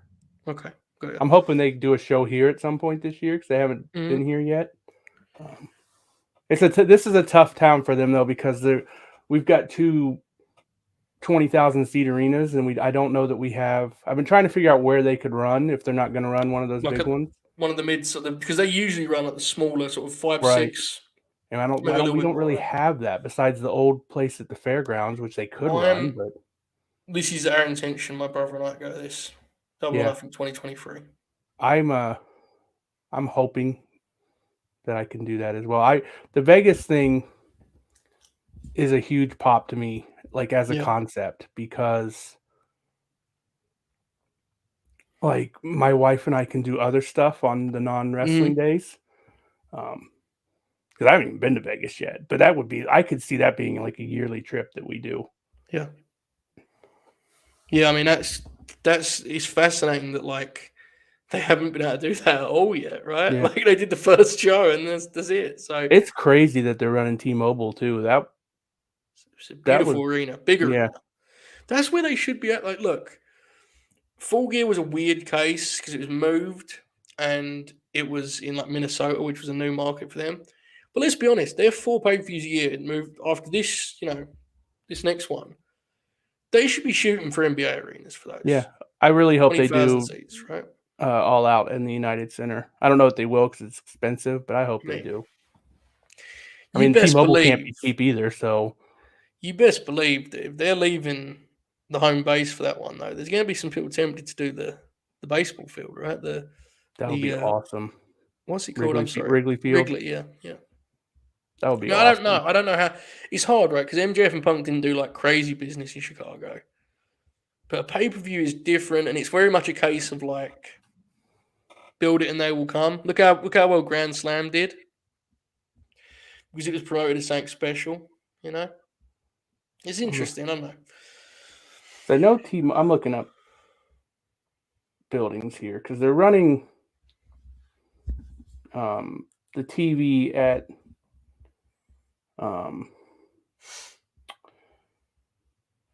Michelob Ultra Arena, Oh my God. which is what was formerly known as the Mandalay Bay Event Center. And that's about 12,000. T-Mobile's 20,000. Did they do the first? I want to say where was MGM, the first? right? Was it MJM? I think so. For some reason, I was thinking it was Thomas and Mack Center. You may be right. No, it was the MGM. But like, how many MGM do Grand for Garden Arena. 12,000? That's about 15,000. They did 11,000 for that show. Okay. So, T-Mobile's 20,000, but then you got to take seats out. So I would guess probably about 18, maybe 6. Chat saying 16. That could be fair too. Somewhere in that 16 to 18. It feels like with that roster, the pay per views that can be a good target. Yeah, big arenas for the pay per views, and these cards are stacked. Yeah, I've seen this, and Bob brings it. Do we know if this 60,000 is this a reaction to not selling many, or is that like what's the deal with WrestleMania, man? Is Fed dead? Shoot. I mean, they were doing 2-for-1 deals, and Jack got. Remember it's a how lot. 2 nights Jack is like not even 2 nights is a lot to ask. Like, yeah, I agree. I'll be honest. There's an element to it that's definitely very cool in the idea that you can actually give matches some time while also featuring everyone, so you don't have Ray Jr. and Joe wrestling 1-minute matches at WrestleMania. I was a big proponent of the 2-night thing before they actually did it. My thing is, I probably would have definitely. Maybe they do, but like I would have people buying both nights for not much more than what the original WrestleMania 1 night used to be. I have to say, there was a feeling, and the first one is hard to say about 2020 because COVID they were literally in the empty performance center, right? The last one, though, had the same feeling, and it was this sense that night 2 had a noticeable difference in energy because about 90% of the appeal of WrestleMania, to be quite frank, is what the stage looks like, what the stadium looks like, how the people sound, so on and so forth. And once you've got out your system, especially if night 1 is good, which, again, the empty arena one is what it is, but people were happy with that show. And then last year, Bianca and Banks obviously killed it. You come back for night 2, and it's kind of like, it's a weird, it's a strange thing that it's like WrestleMania is wrestling's final. It's the big game, and it feels weird doing it like that. I can't. I'll be intrigued to see if it has the same vibe this year. It could have just been a case of the second night wasn't as good as the first, which I think there's truth to that. So we'll see. I don't know. I mean, I will say that some of the things they're doing for Mania would suggest they are a little bit desperate, I would say. Shoot. Just going to throw it out there. What do you think? I mean, that does seem to be the case, but, they can do whatever they want. Yeah. And it's credit. I don't want to read, but, like, it's not a bit that I don't care at all. That's fair. Like, it does make me kind of sad that, like, the Stone Cold news came out and I had no reaction to it at all. And it's not like me doing a bit or me, like, I literally was like, eh. Like, I mean, where I'm at this point in my life. He is also like, he's like 57. He hasn't wrestled in 20 years. Yeah, but still, like, 4 years ago, I would have lost my mind. Not even because he was 4 years younger, just like. But does that not in some ways, is that not more indicative of you from 4 years ago than it Yeah, is anything else? yeah, Like, it's just a lot of it feels like papering over the cracks, right? right, Now, as someone that's more close to it than you, which is saying something, if they shoot the angle for that Kevin Owens match and it looks like he's going to have an actual match, I'll be in. But right. I'm not. When I saw the story, I wasn't like fired up. There's not a. When I stopped watching, I said I would come back for Lashley and Brock if they ever did it, and then they did it, and I didn't watch it. So that kind of sums it up. Yeah, I don't think there's. I really don't think there's anything they can do to get me to come back. not Not in the even near the future, anyway. It would take such a systematic change. not even the Rhea Ripley Alexa Bliss match that Bob's been booking. No, No, no. wow, Sorry, tough Greg. Alexa Connor is the sends in. hometown hero, but They're there tonight, right? Columbus. oh yeah, they are. Connor sends in a donation. He says, "Oh hell, bro, that breaks $700 for us." Wow. Shot says good. Thanks very much, guys. This is going well. We're at 1.5 hours. First time I've looked at the clock. Definitely not alarming to me that we're only at 1.5. We'll continue on. Thanks to all the people that donated. You can I'm do the surprised same. it's been 1.5 already. But I'm also Fair. not going to be here for all 12 hours. I think it's a difference in mindset, perhaps. Streamlabs.com/latenightgreen. It actually has gone quick. I'm messing. You was at the Raw in Columbus when it was at like an actual. It was actually a scene that Raw when she came home the first time, right? I don't know if it was the first time, but I know what you're talking about, where she kind of cut a babyface promo and then flipped it. Yes, yeah. Yeah, I was Which at that show. That was the same show that they did the Shawn and Undertaker deal, like out of sorry, nowhere. yeah. That segment ruled, though. I don't remember it, unfortunately. Payoff wasn't worth it, but that segment itself ruled. Payoff was very much worth it. Four old fuckers embarrassing themselves. I just remember vividly. I remember talking to you, or at the very least, you was tweeting about it, and I don't know because we wasn't talking that much back then. But I remember you being like stunned at just how many of those shirts there were in Columbus. Yeah, because I'll be honest with you guys, and she does not feel like a big deal here. Yeah. Like it's not. Because the way they market people is like weird too, right? Yeah. They Like they don't like perforate the Yeah. community that way, right? There's a chance that she's been doing media today, and I just haven't seen it. So I get, but like I don't. I get no impression that she's like a big deal here at all. Mm-hmm. So, I mean, I think I remember you saying to me about when Mox did Cincinnati. yeah, when the Starcade and he was in Cincinnati, he didn't get any different reaction than he normally got. But then when we went to AEW this past right after All Out, when he wrestled Suzuki, it felt like a damn party. Like they lost their minds for Mox. It's a different vibe, man. Yeah. I think part of it is the way they let wrestlers be themselves too. Yeah. You know, it allows them to really embrace that part of their identity. I think. Like the whole night, they were really hyping up Mox too. Like in the commercial breaks and stuff. Like, yeah. That was an interesting night where you famously watched wrestling with CM Punk. Yeah. Which popped me. I took like a covert picture of him and then felt really bad about it and deleted it from my Twitter account. Man, he'd have kicked the shit out of you if he saw. You know that, right? Yeah. Well, luckily he's blocked me, so. Yeah, that's a different life for shoot, guys. Don't judge. Kevin with a huge donation. He says, "All hail, great job, fellas. We appreciate it, Kevin." Yeah, Pillman. Oh yeah, they loved Pillman. Yeah, I was uncomfortable. I don't think we disliked him as much then. To be fair, I wasn't a fan then, but I didn't actively dislike him like I do now. There was an episode of Fleet Week where you and I agreed that he was in the right position in the varsity. Oh yeah, yeah. And that night he wrestled the Lucha Bros, and we both texted each other multiple times about just how bad he was in that match, including famously when he took the like weird Ray Phoenix forward roll cutter, and he was like, did put his head forward like this. God bless, man. We had a hell of a time. Just we were like, we need to not do that anymore. We were talking about trades yesterday, wasn't we?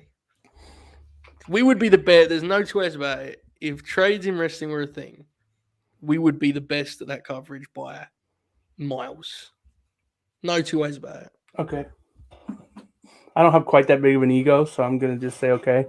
Brother, we would do an immediate live stream That is true. for every single trade. Yeah. On-screen No, graphics and like break. no Yeah. matter how insignificant or irrelevant we would pop for that system just being a thing. Yeah. Imagine like Jake Hager has been traded to WWE for like, who still works there? Madcap Moss. Yeah. And like I come on here, I'm listen, man, there's an upside in Moss. It's fucking kid's got some size, Who was it that we were trading for Ricochet? Scorpio Sky. That wasn't us. That was a take in the chat. Yeah. They should trade Scorpio Sky for Ricochet.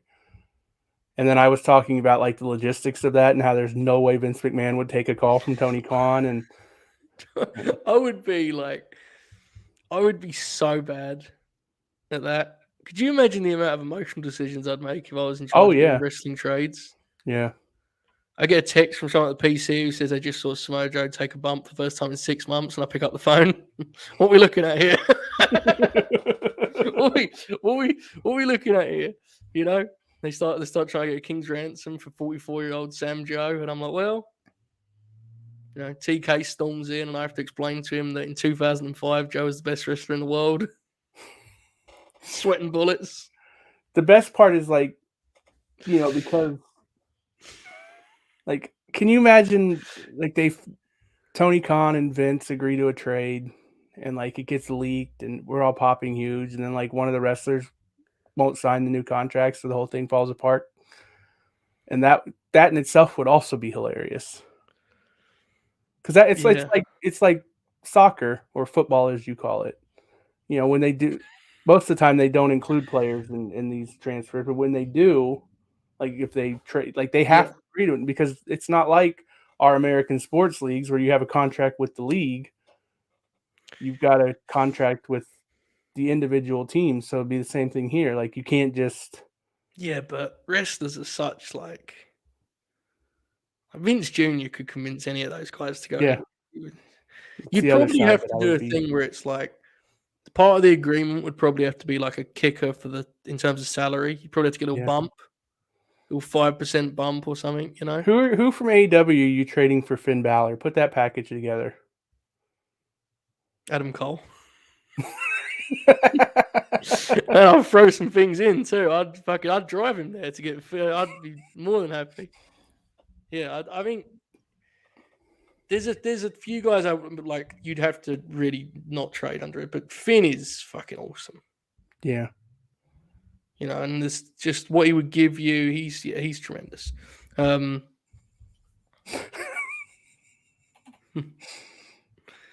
That's what I'm talking about when I talk about how dangerous it'd be. Like, I'd be in the office. I would be in the office watching like NXT 2.0, and Rod Strong would have a sick, 8-minute match on TV, and I'd be like, "Well, fuck, here we go, pillars on the line, here we go." Yeah. You would not be good at it. No, I'd be bad. I was popping huge for the Claudio as NWA champ, like, kind of chatter that was on my timeline.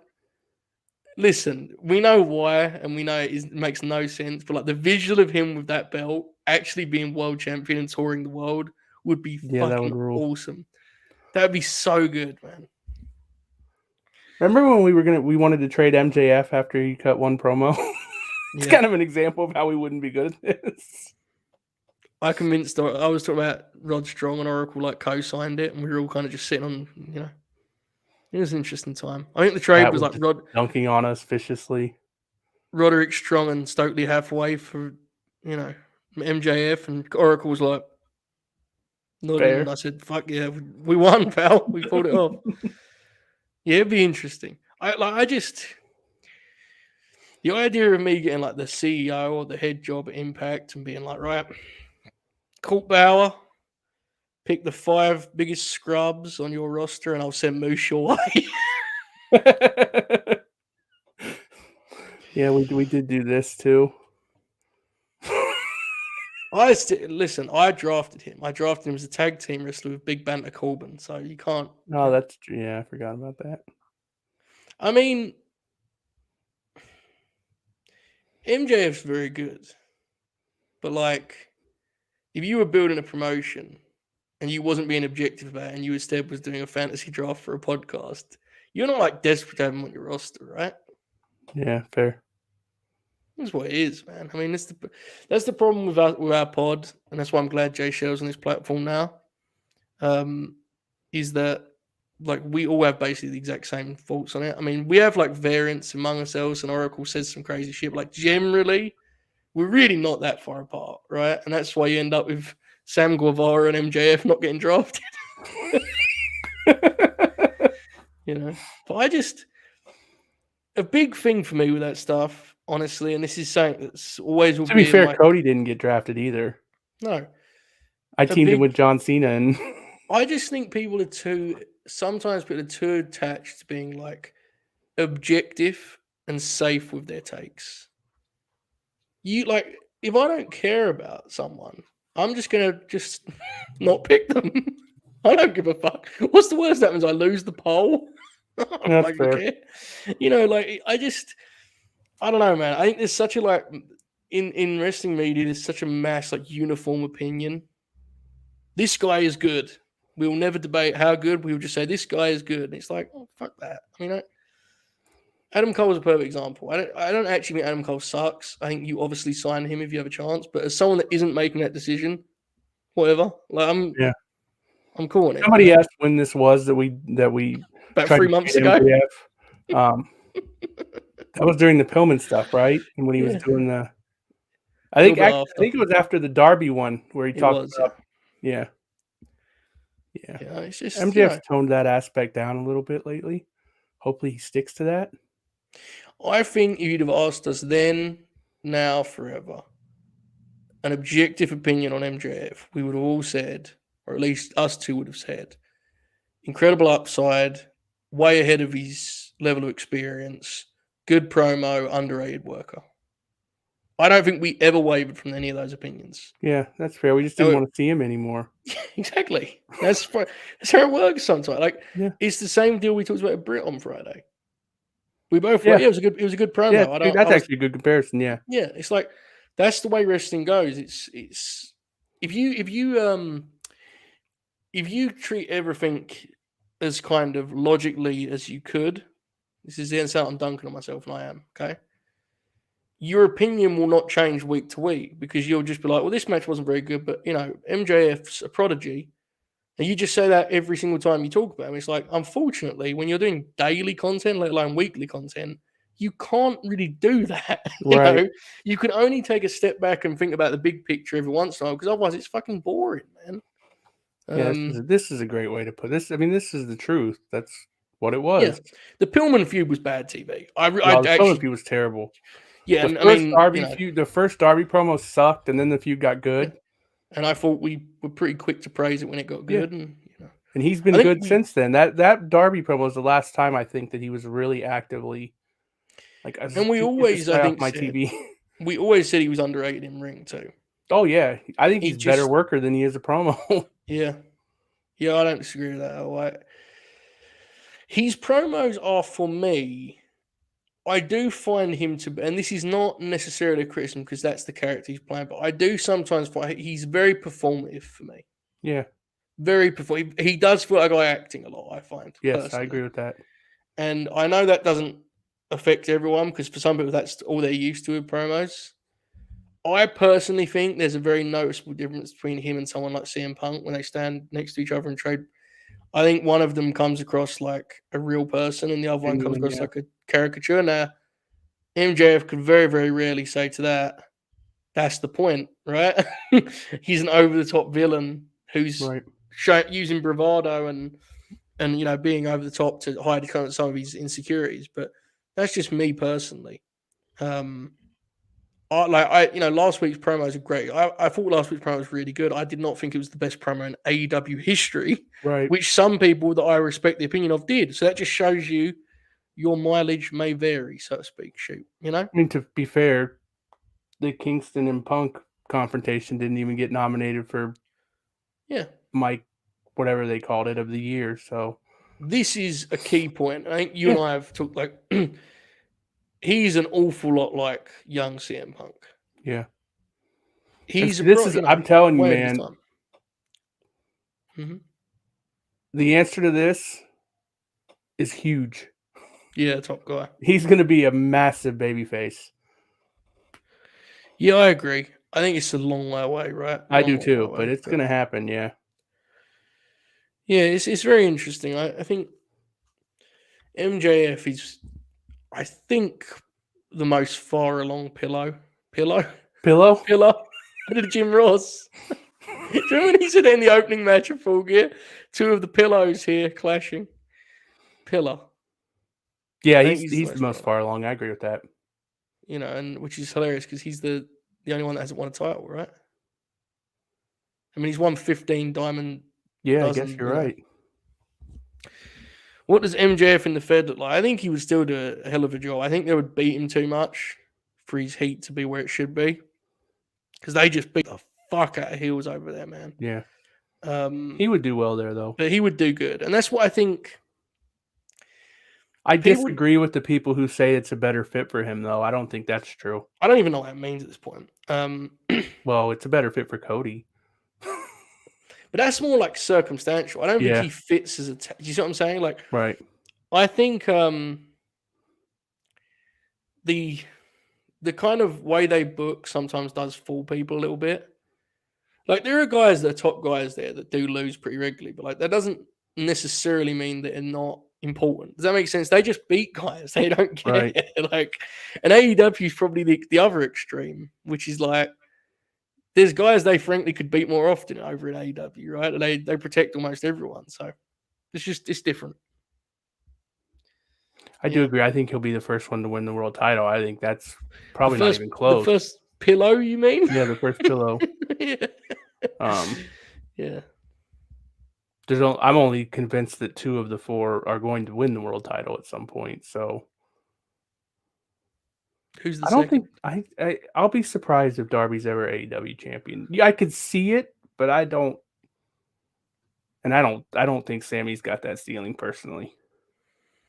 The problem with that is I agree with you, but like that would basically mean that 2 of them have already like reached their ceiling. Yeah, I mean it's kind of weird though, right? I'm not saying it's right. wrong, but it is kind of weird. I mean, you can certainly see the scenario where Darby wins the world championship, especially if MJF's the champ. Yeah, because they're kind of made for each other. I just don't think he's a lock. I think MJF's a lock. Yeah, I'd agree with that. Jungle Boy's probably not a lock either, but I just feel really confident that he's going to get there. Yeah, it's interesting. Josh has sent in a donation. He says, "Can't watch the stream live due to work. Wanted to donate for a good cause. Have a great show, guys. Thanks, pal. I think we're doing okay so far." I'm so bad with that, man. Give the thumbs up and it's not even on screen, then I got to move it. Yeah, I'm sure it's fine. I'd say I was going to... Fuck. AEW, good promotion, huh? Most of the time, yeah. Yeah. Did you see that Rampage on Friday? Have you watched it back yet and sent a tweet out about how you didn't actually dislike it? No, I don't watch wrestling back. We've talked about this. Yeah, we have. That's fair. You got every now and then I do. That's an exaggeration, but I was worried often. About you. Do you know that I called the local authorities when you were texting me in all caps? Seems like an exaggeration, but okay. Well, you did send in all caps. This show We've crossed 100 people watching this, by the way. I'm sure it's fine. As you do this bit of all things. What the one about Bob being a Republican? The British police have no jurisdiction over my life, Joe. No, your local authorities. No. I have them blocked on Twitter. Like I mean, everyone should have their local police blocked on Twitter. You was really mad. I was. You sent me a video of Shu had he had it like as a selfie, and he was just punching the camera on the phone over and over again. Yeah. It was just alarming, man. I don't know. It was a rough night. You get what you get, I suppose. Fair to say. Yeah, I'm sure it's fine. What's up with the Aussie flag, Buddy Matthews? That's actually the reason we're doing this, man. We haven't talked about that enough. Let's do like a quick before our impending guest arrives here in about 15 minutes. Let's do a quick Bud matchups. Let's give like a top five. Let's Can try you and do this believe as Bob's exclusive. claiming he's going to be on here for 7 hours? I would love to know the word count on this. Like, because here's the thing, Bob, and I need you to know this. I'm going to need you to, by that point, I'm going to need you to bring it. I can only do so much after that when I'm that deep in the game. First match, if you could only have one Bud match in AEW, Did you who's the see one this you've got to compliment have? I just got? Compliment, yeah, okay. Yeah. Australia's become a big part of our brand over here at the Late Night Grim. Incredible. We got 25 of these things. 22 of which are still in the package. I'm sure it's fine. Bud Matt, if you could only have one match in AEW, who is it going to be? Kenny Omega. Yeah. Do you think we're going to get that one? Yes. Kenny likes him. What if the babyface turn happens alongside the Bucks, especially? That's kind of like you may get that whole program, right? Oh, The that would be trios incredible. program. You could get that. I agree that's the number one. My number two would be Jungle Boy. Oh, yeah, that'd be good. I think stylistically that's kind of the best fit where it's like he's a guy that he can kind of throw around and be a bully against. The people love Darby. Jungle Boy.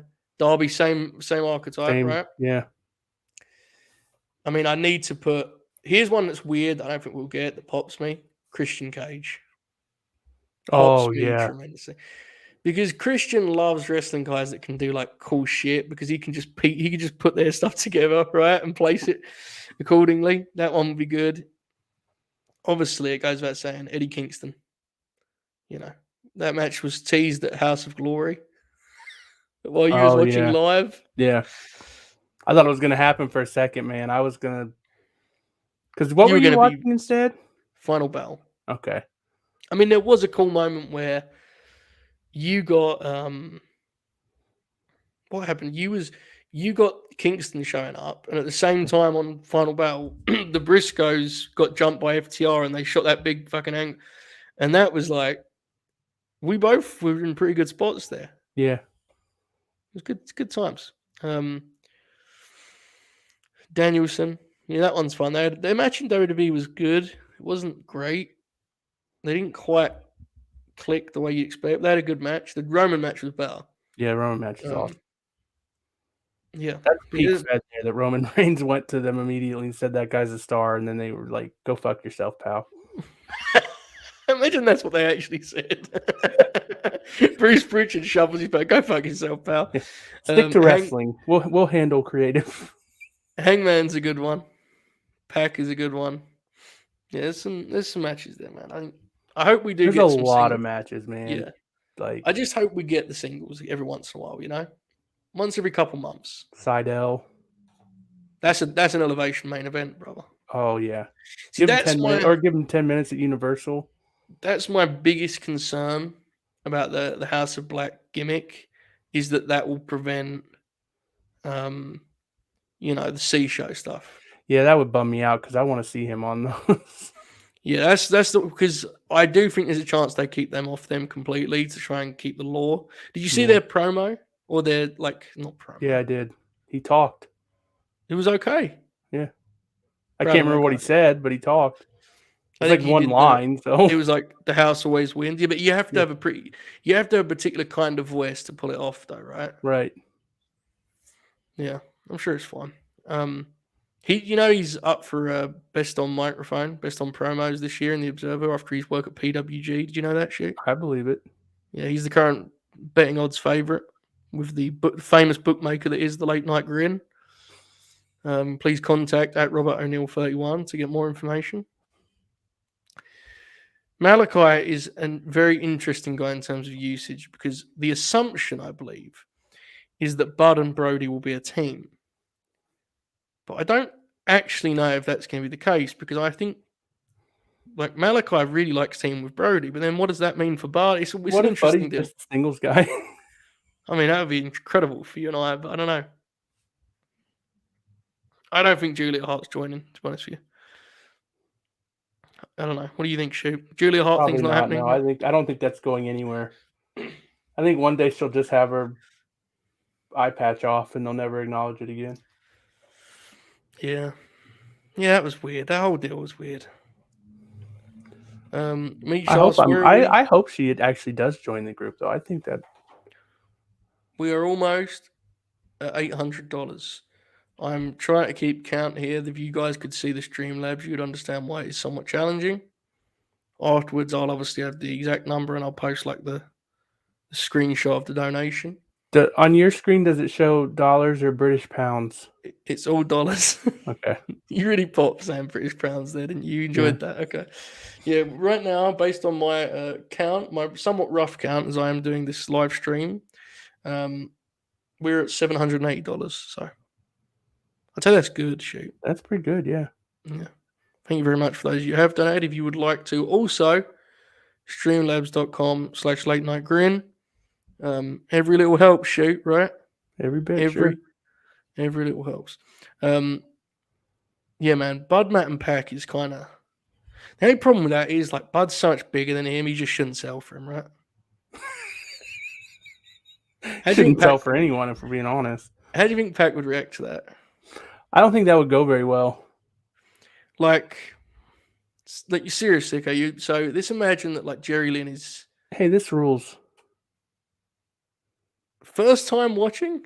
My God. We appreciate it, man. Yeah, have a good night. We hope you come back. Yeah. Eventually you'll meet Robert and he'll never come back again. But for now, yeah, we're glad you enjoyed it. What was I going to... oh, yeah. So Jerry Lynn's putting this match together with Bud and Pac. And he's like, and then Pac will do a fucking, I don't know, Falcon Arrow. Buddy's like, who's going to pick me up? And Jerry's like, Pac. This guy? He does this thing with his hand, gestures like this guy? Pac just stands there while he just fucking just buries him to Jerry Lynn and or Christopher Daniels and or Sanjay Dutt. Do you think Pac would just punch him in the face? Probably, yeah. He's a little bit old school, Pac, right? That's the word? Yeah, I like him. Pac? Yeah, it pops me huge that he's just kind of... He's a throwback that will walk out on the territory. Yeah. Bro, that he just fucking left WWE. It fucking ruled. Tony Storm beat him, though. That's better. Tony Storm's one's better. She flew home. That's true, yeah. She was in the middle of the holiday loop. Fuck this. They just released her, though. She didn't have to wait it out like he did. Yeah. Oh, God, yeah. That's a good one. Meech has sent in $21 and he says, there you go. Please make sure you break Bob. I say $21 because he knew Meech was the one that asked where we were at. That gets us over the 800, brother. So, Bob, go fuck yourself. That was Meech's request. Yeah, the Tony Storm thing is an all-time wrestling pop. I mean... more people should do that. Just fly home? Like, if someone quits AEW that way, I'm going to pop huge for it. I'm not, like... God bless them. What about Brian Cage getting his deal extended? I don't know what's going on there. Well, yes, I do. He's going to be Ring of Honor World Champion. What? Why did you look at me like that? That's spiteful. And venomous. I mean, why else would they renew his contract? Venomous. I said that right. Yeah. Fucking hell. We're losing track of words and shit. Running at 2 hours. I mean, that's nothing new. That happens early. Does it? Yeah. Wow. Okay. I'll take eloquent out of my bio then moving forward. There you go. Thank you. We did talk about the rant room, yes. We pitched a Bob O'Neill pitch that Jack Crosby stole from us.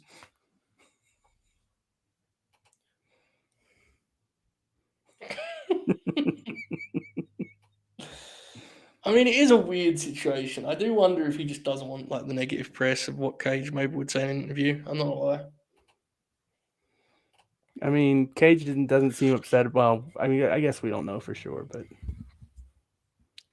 I mean, it's just money, and he can still work the indies, right? Right. I mean, it's Wow. still like, let's be clear. If he didn't want this to happen and they did that, that sucks. Like, there's don't sugarcoat. Even if we don't like the guy or like that Well, sucks. it depends what he's, you know, like if he has a contract waiting, I feel like he'll be able to get out. Yeah. If he just wants to work indies, then no. Yeah, I mean, then it's just that is the one fundamental difference is you can still go do other stuff and you got a paycheck coming in, but it just depends on we yes, I don't know all the believe. details. But I mean, I look, I don't. We shouldn't do the the hypocritical thing. Like if he didn't want his contract extended and they extended it, that sucks. I get that. I do agree. We may have some guests here, folks. There's one that I have referenced. There is another who has DM'd me. I should probably check my Twitter every once. I should also probably tweet the link and remind people that we are actually live. But then again, our viewership should I never suggest they remember already to do know. that, so I'm sure it's fine. Let me just send this out a second. Okay. Yes, many grins ahead here, folks. We're just getting started. The confirmed shoot will not be here the whole program. He's too expensive for that, quite frankly. Joe, Timothy Thatcher's in the WWE 2K22. He's a hell of a WCW television champ. So, knowing what we know now, that Murphy has a 77 rating, what do you think Timothy Thatcher's rated? 75. Timothy Thatcher is rated 80. Sure, it's fine. Sure, Tyler Breeze is in the game. No. Yeah, they've Good like this Lord. Is they've tweeted the official roster out. Like, fuck. Mickey James is in the game. Thing is, she's an easy one because they can just frame her as a legend. Yeah. Alexander Wolf is gone, right?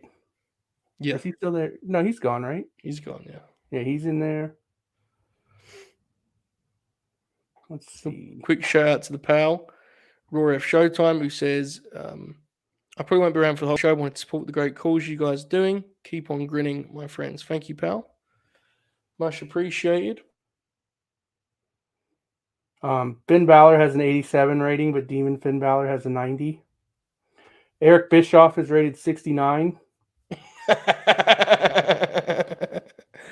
Man, look Drew at this. Gulak feels like the guy that I will take that is actually under contract at all. Look at this. I wouldn't be surprised if they actually bring him back in either. I mean, people way overstate how bad he is. Let's be honest. Whenever he was given like a match of significance, he didn't do a bad job at all. It's a lot of it's very dramatic. Let's be real. Who's Joaquin Wild? He's one of Escobar's guys. Oh, okay.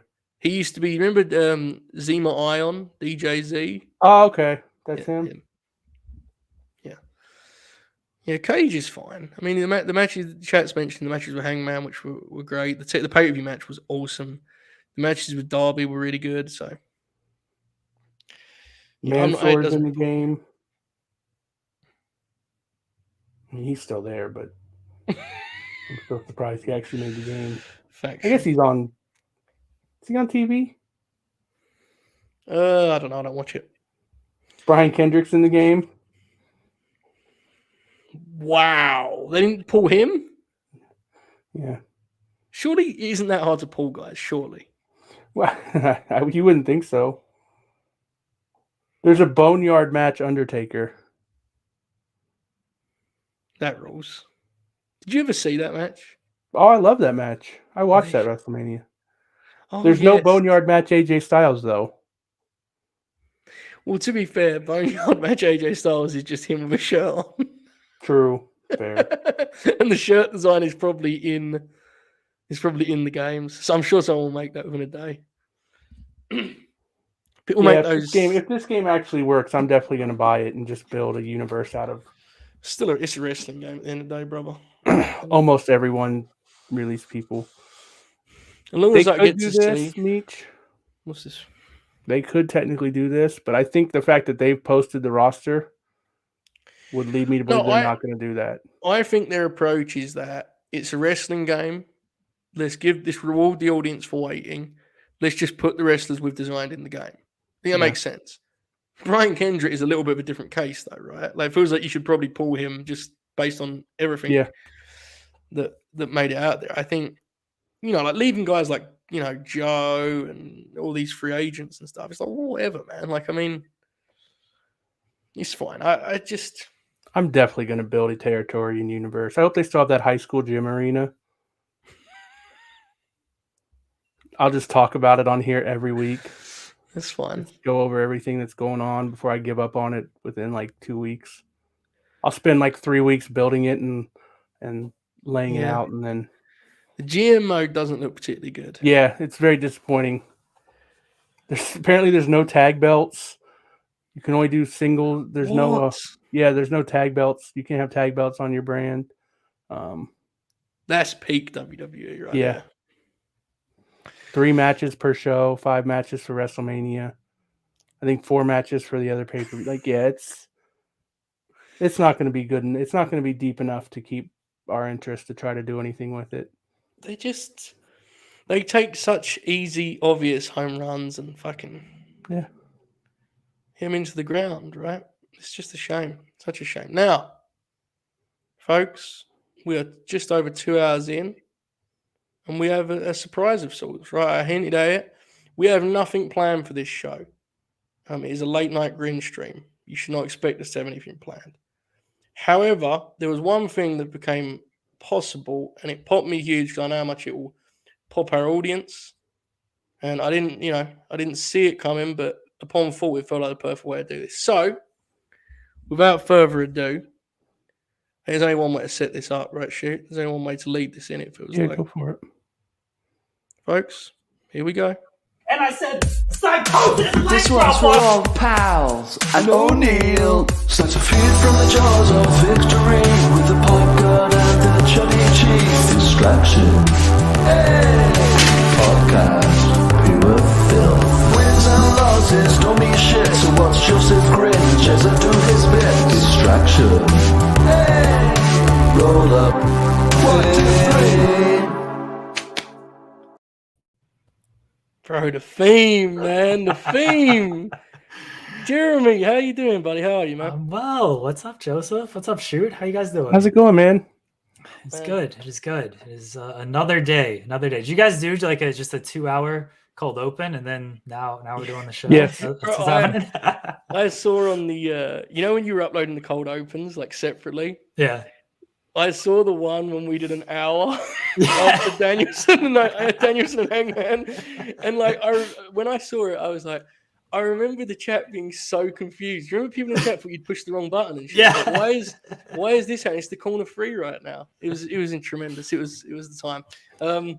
Right now, it's like I'm at that point. I know I'd hit at one point, which is this is easy, But if you text me in about 4 hours how I'm feeling, I think my answer will be different. But yes, I can't believe you're doing 12 hours. I remember when we first started like the Twitch and stuff and the Patreon, you're like, I think Shoot wants to do like a charity stream. I was like, yeah, we should do that at some point. And then here we go. You guys are doing a 12-hour stream. So when I saw this, I was like, well, we haven't done much together, but I thought this would be a nice way to reunite and say hi and pop the files.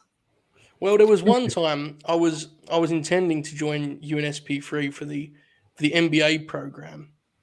And as you know, I live on United States of America time. So I woke up before the show had even, I was woke up at 1:30 my time. That show's early, bro, but that's a challenge for me. Yeah. But when you said, I was like, that's a good place to do it.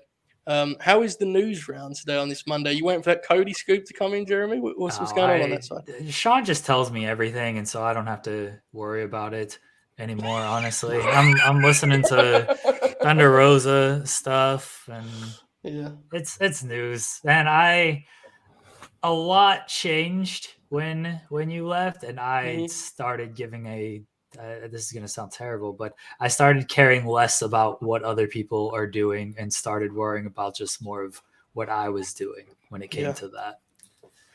Yeah, is the workload Like it must be different, right? Because like when our schedule at the end, our schedule was 4 shows. Yeah. And it's like you and I used the same thing that Shoot and I did here. It's like it's not like we were sitting there planning and prepping, right? It is what it is. We would show up and do a show. But it is different when your day is like, I need to do this at this particular time.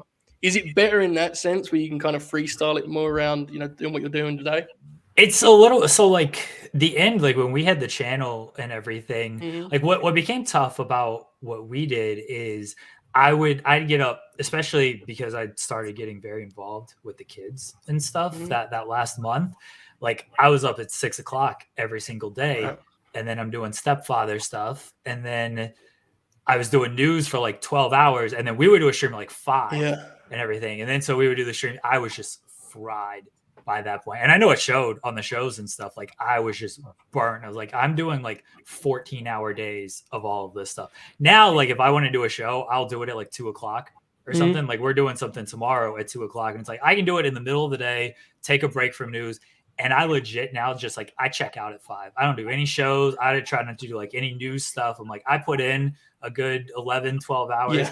Now I got 4 kids to deal with. Like I'm just checked out. So I hated a lot of the stuff, but it's worked out to where like I'm at peace with a lot of things when it comes to we that. talked about it, right? That contrast for you and I was a challenge in the end. Yeah. And it bummed me out. And we don't need that's a topic we'll get into another day when we've done the reunion tour and we're selling tickets and stuff. But it was a challenge, right? It was hard for me to fully get your perspective, even though I wanted to, because it was like firstly we're on different sides, like time slots are different completely anyway, which makes it challenging. But you do have a new podcast project I recommend everyone check out, and you are joined by on that project another gentleman that's joined the program here, the great man. Look at him, Jensen, with the Sam Joe shirt rocking there. Jensen, how you doing this evening, pal? What up, boys? Good to see you, Jeremy. Me and Jeremy just wrapped up an interview not too long ago.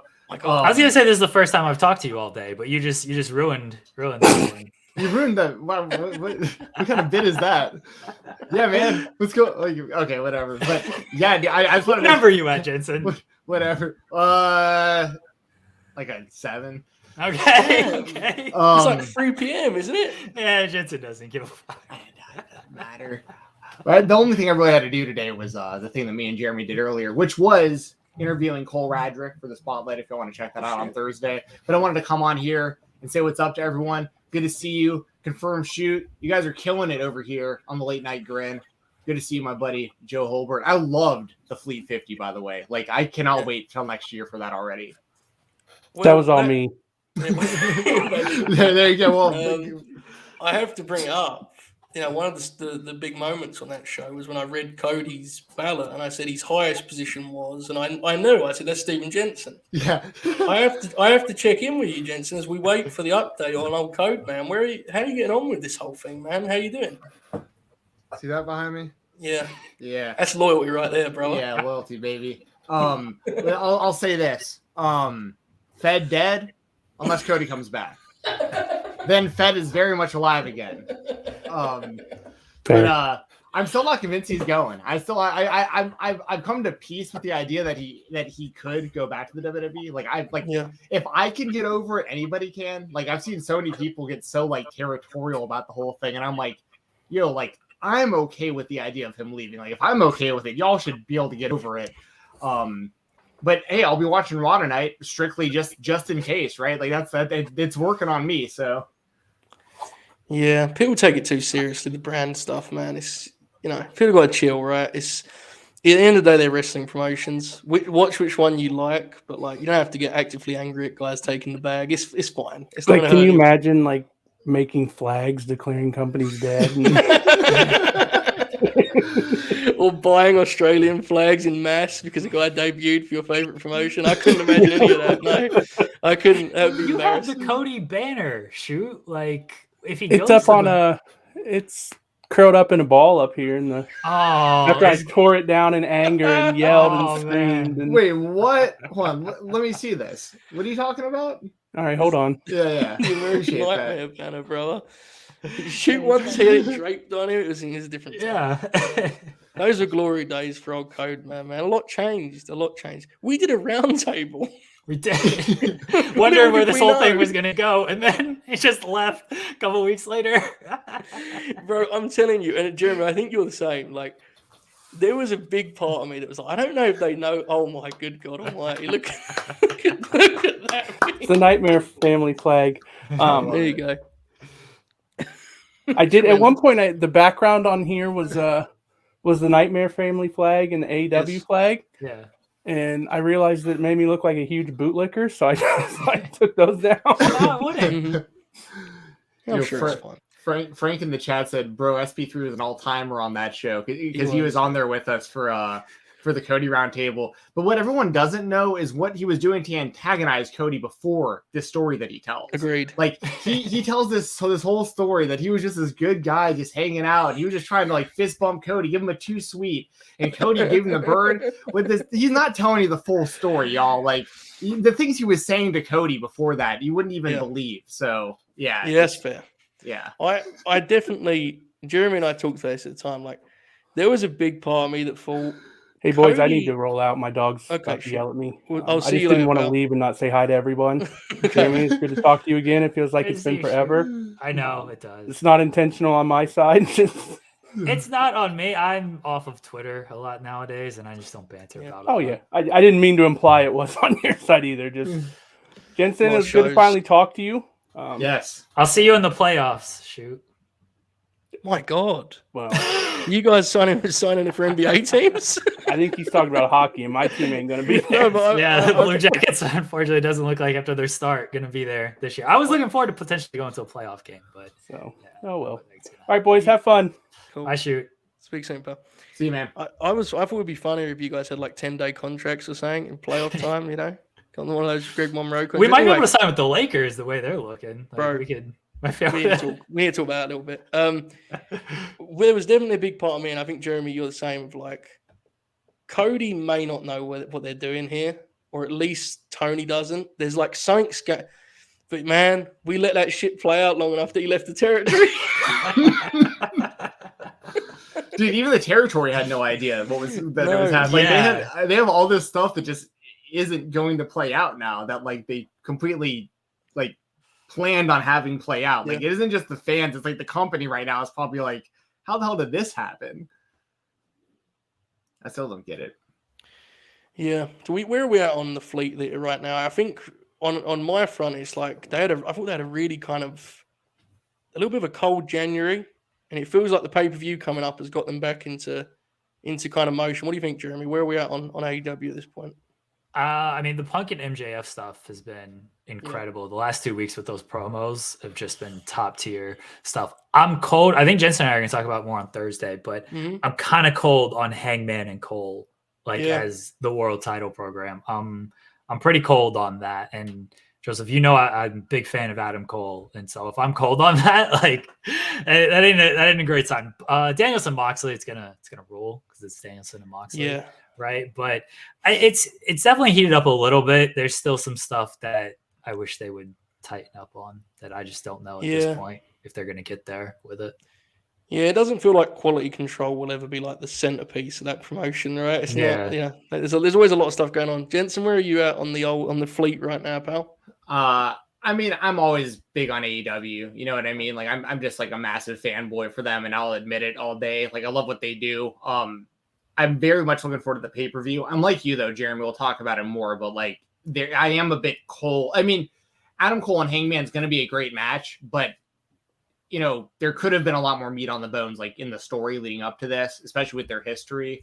But I mean, dude, Punk and MJF's gonna be so good. Like, there's gonna be such good. Like Jericho and Kingston's gonna be great. Like, I mean, everything on this show, like from top to bottom, it's a stacked card.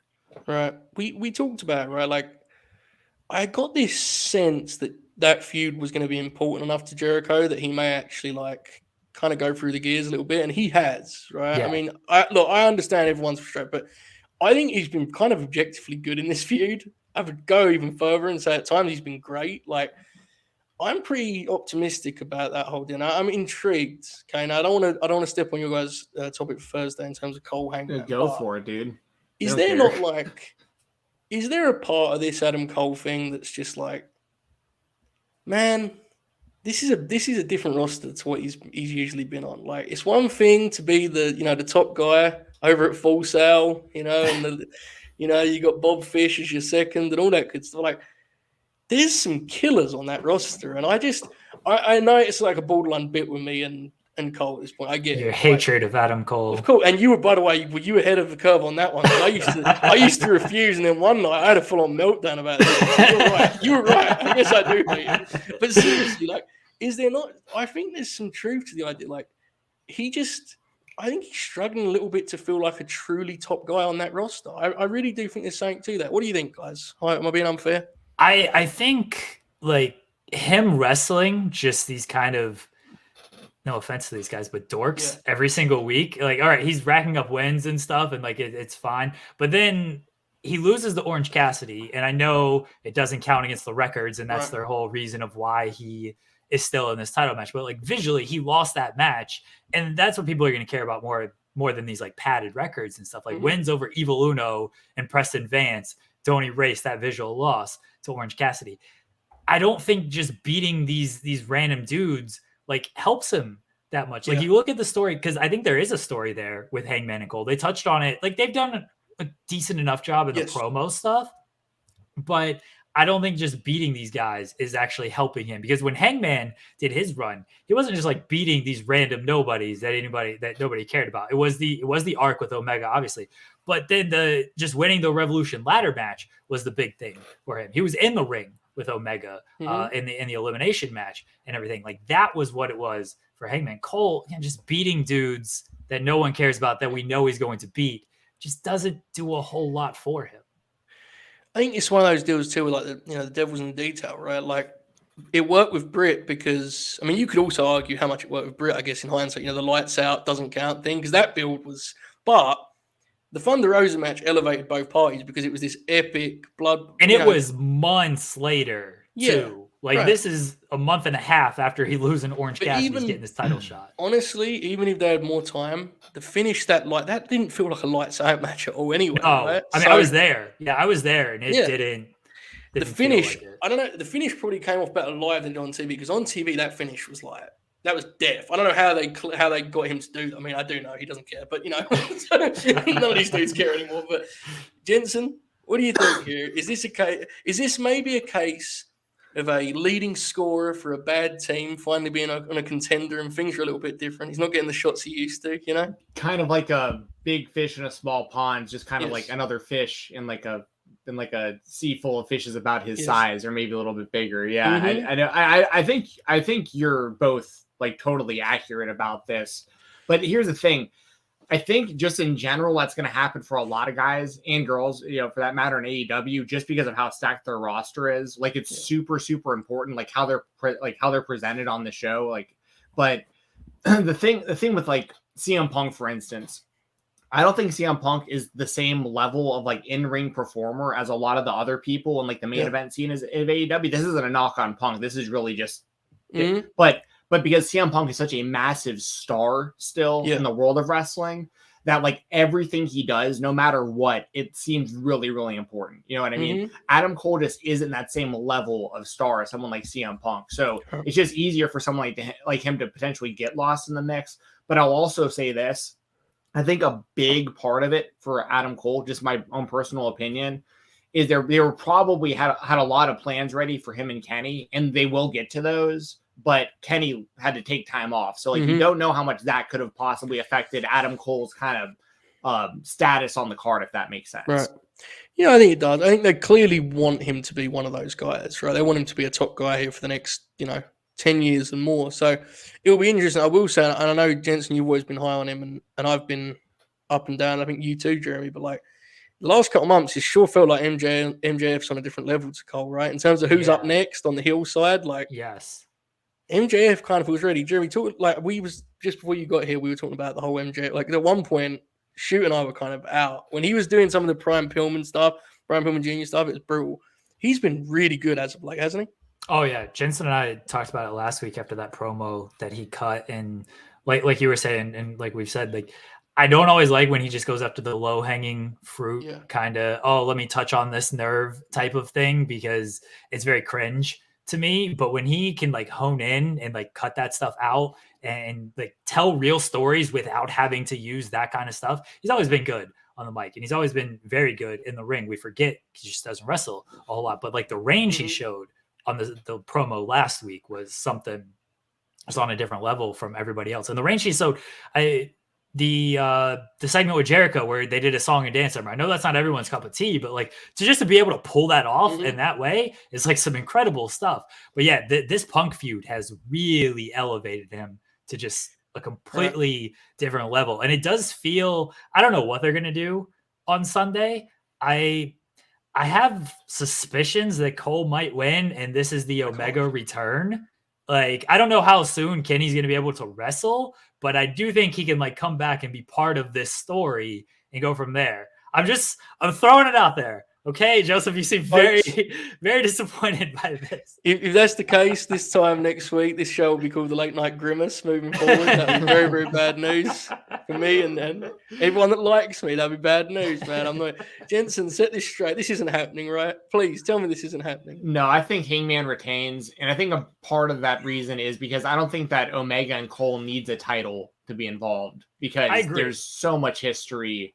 But that's kind of the disappointing thing about Hangman and Adam Cole going into this pay-per-view is there is a lot of that history and they never really got to it on television. I'm sure we'll get something Wednesday on Dynamite and maybe something on Rampage before the pay-per-view, but like there's so much more history between these guys. I mean, they've touched on it a little bit before, but I remember Hangman doing an interview. I can't remember who it was with. I wish I could remember. But he did an interview like a couple years back. It might have been with the Young Bucks on their room service interviews they were doing for a while. But Hangman even talks about how the reason he changed his name to Hangman and started using that was 100% because Adam Cole had just joined the Bullet Club and he was the way more famous Adam of the group. And everyone would assume whenever they're talking about Adam from the Bullet Club, they were talking about Adam Cole. So he basically changed his identity because of this guy. And now the tables have turned. Now Hangman's the top guy in this company, and Adam Cole is trying to prove himself because he's so used to being, as a wrestling character, he's so used to being the top guy everywhere he goes. The 3-time Ring of Honor champion, the NXT champion. Now he wants the AEW title. So it's like, it's still a really cool story, but they didn't get in depth as I would like. And somebody in the chat, I missed the name, but somebody in the chat a second ago mentioned, like, it's not even that big of a deal about the story because this will just be like a good title defense on a stacked card, which I think is fair to say as well, because I think Britt Baker, for instance, has done a lot of that, right? Like, she's had matches that we all knew she was going to win, but it was against quality opponents, and they were just good matches on stacked shows, and it made her title run really important and look a lot. It looked really good. That said, I think she loses to Thunder Rosa on the pay-per-view. We can get to that in a little bit, but that's how I feel about Hangman and Adam Cole. Just the feud could have been a lot more in depth, but at the end of the day, we're gonna get a really, really good match. So I'm intrigued by where the people are at on it after 3.5 hours. I'm really interested because I think we all know they're over, right? They're over huge, so it'll be interesting. It probably will. I would not headline with this. I would not have this close the show. What would you go, dog collar? Yeah, Punk and MJF. Yeah, I think I would too. I'd even go Danielson Moxley over this match. Wow, that's interesting. It depends what finish you have, right? My finish for Danielson Moxley is Claudio. I have Claudio come in on the finish, and you have because there is like Danielson could believably cut a promo in which he says, "Why would I want this wild card lunatic when I could have the supreme athlete?" Like Cesaro's, is there a better guy to have in your faction? If wrestling was a shoot, yeah. I mean that dude's he's incredible, right? That was my finish for the dog collar match. Finish for that's really interesting. Yeah. Does MJF take advantage of a kind of hesitant CM Punk? Does Punk get the win that he's been looking for here for recent months? I don't know. It's going to be really interesting. I have to say, it's come around quick, it feels like, in the end, after a really long wait. It's like, it's here this weekend. I'm really, really excited. Before that, though, the big announcement that definitely won't be made by Tony Khan himself, as is tradition. What are we getting here, guys? Are we getting some Jeremy, if you actually know, feel free to say no comment or make up a different. No, I have no idea. It seems like this is very close to the vest type of thing. It's not a wrestler, like Tony Khan has said as much as like it is something bigger than wrestling. I've heard the same stuff you guys, I assume, have heard about the ROH purchase and the tape library there. The streaming deal is sort of the other one that's been floating around. Those are the two kind of leaders in the clubhouse, is ROH or some type of streaming deal. Jensen, what are we thinking on this front, pal? Yeah, I think that those are both possibilities. I think me and Jeremy, I think we talked about this a little bit before, but I think that it's possible maybe Tony got the rights to the Bullet Club, the whole Jensen thing. did mention that. Yeah, because like Jay White seems to be the real key to all of this, with like the Forbidden Door and the Bullet Club kind of being a part of everything right now, at least to some degree. And like to have this big Bullet Club story happen in Impact instead of New Japan and all that stuff, it just kind of makes me think like maybe Tony got the rights to Bullet Club and they can go back to like selling their merch and they can really market it and try to make it like a big brand again, like it was, kind of pre AEW. Right. But I think him buying Ring of Honor, I mean, that would obviously be a way bigger deal for a lot of reasons, but I just kind of had the Bullet Club thing maybe in mind as a possibility. What do you guys think that looks like? If it is Ring of Honor, are we talking, because we were debating this, like, is it the tape library? Or is it the whole promotion? Is there a difference at this point? What do we think? Like, is he going to run it as would it be literally the NXT, what NXT was the WWE network? Will that be that for their network or their HBO Max deal? Like, what do we think it looks like? Do we have any idea? That's what's interesting to me. I don't know. I think it's just tape library. I don't think he's buying like the entire promotion. So would that make you think that he's going to like create his own service using Honor Club as a template, or would he just sell that as part of the package of AEW to stream services? Sell it. That's where the money is. Like trying to do it on your own, like sort of platform. WWE Network kind of showed that there's a limited ceiling there. For sure. The reason I asked was, and Shoot said the same to me, but the reason I was unsure is like, I genuinely don't know how much value Ring of Honor's tape library adds in the minds of a HBO Max do you see what I'm saying? That's what makes it weird to me. I don't know. They honestly like.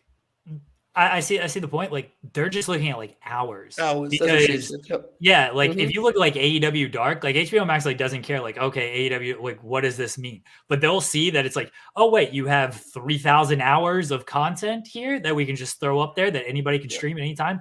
That's really all they care about. That's what they would look at with Ring of Honor. It's not so much of, oh yeah, you're going to get like hardcore people to buy this. It's like, yeah, we have however 100,000 hours of just like this old school wrestling that anybody can stream at any time. That's what these streaming services look at more than who does this appeal to? It's how many hours do you have to sell us? The big thing that would make me lean towards it potentially being the promotion, as wild as that sounds, was the particular quote where he said it will be good for the wrestlers as well as which would suggest an increase in opportunities. Right now, Jensen, I'm intrigued by your take as you're, of us three, you're definitely one most locked into independent wrestling. What do you think it would look like if they run Ring of Honor? Would it be AEW guys that are not used them that much filtering over, or would they really use it to scout, unsigned talent? What do you think? I have no idea, but I do think it's really interesting knowing, Jonathan Gresham was backstage at AEW last week, and him being the Ring of Honor champion still, and I know I could see something like, because here's the thing, this all could kind of go hand in hand too with like the tape library idea, because one thing that's valuable about that library isn't just the hours, it's that you can also advertise this is where to watch matches from Bryan Danielson and CM Punk and Samoa Joe, like names people know, and if I guess in a perfect world. And honestly, for me as a fan, I think in a perfect world, I would like to see something. If Tony Khan was running a Ring of Honor product, I would want to see some AEW people sprinkled in here and there, like for certain situations, especially if they have a history in the company. But I would really love to see it as a place where like a Hook or like a Jade Cargill could go to like really keep owning their craft. And it seems like it's a little bit different than an AEW, because some of these people who didn't get real indie runs, they've only been on AEW, and I feel like it's always a good thing to kind of be able kind of diversify kind of your fan bases and your style and stuff like that. Yeah, and get some, for the younger guys, get a chance to have longer matches, right? Exactly. Where you're a featured guy rather than doing 6 minutes on Elevation. The other thing, too, about them buying the promotion is, and this goes back to your point, Jeremy, but it adds even to it, is then if you owned the promotion, as well as the tape library that you include in your package, it's first run programming, right? Yeah. You get Dark Elevation and Ring of Honor TV as original content for whatever deal you put together, which is interesting. I have to be honest, I find it fascinating. The commercial viability of Ring of Honor at this point is a complete mystery, because we can sit here and say, we want, no, Sinclair just run it badly. There's still a market. There's a chance there's not a market, guys. People may just not want to watch Ring of Honor wrestling anymore. I think we learned that on our own program. Yeah, we did, didn't we?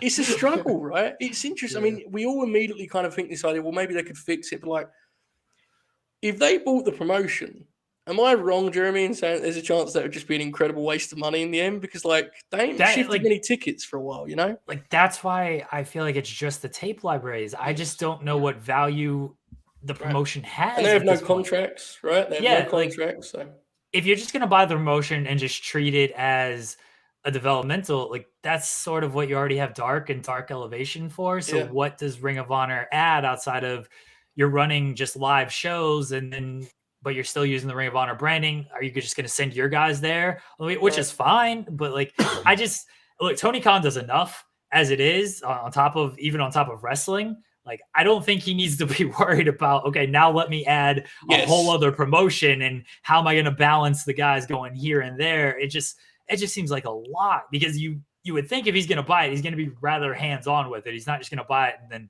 pass it off and be like, here you go, Matt and Nick, like do what you want. Well, there is a guy, Cody, who was mentioned, though. That would make me very mad. Please do not do that.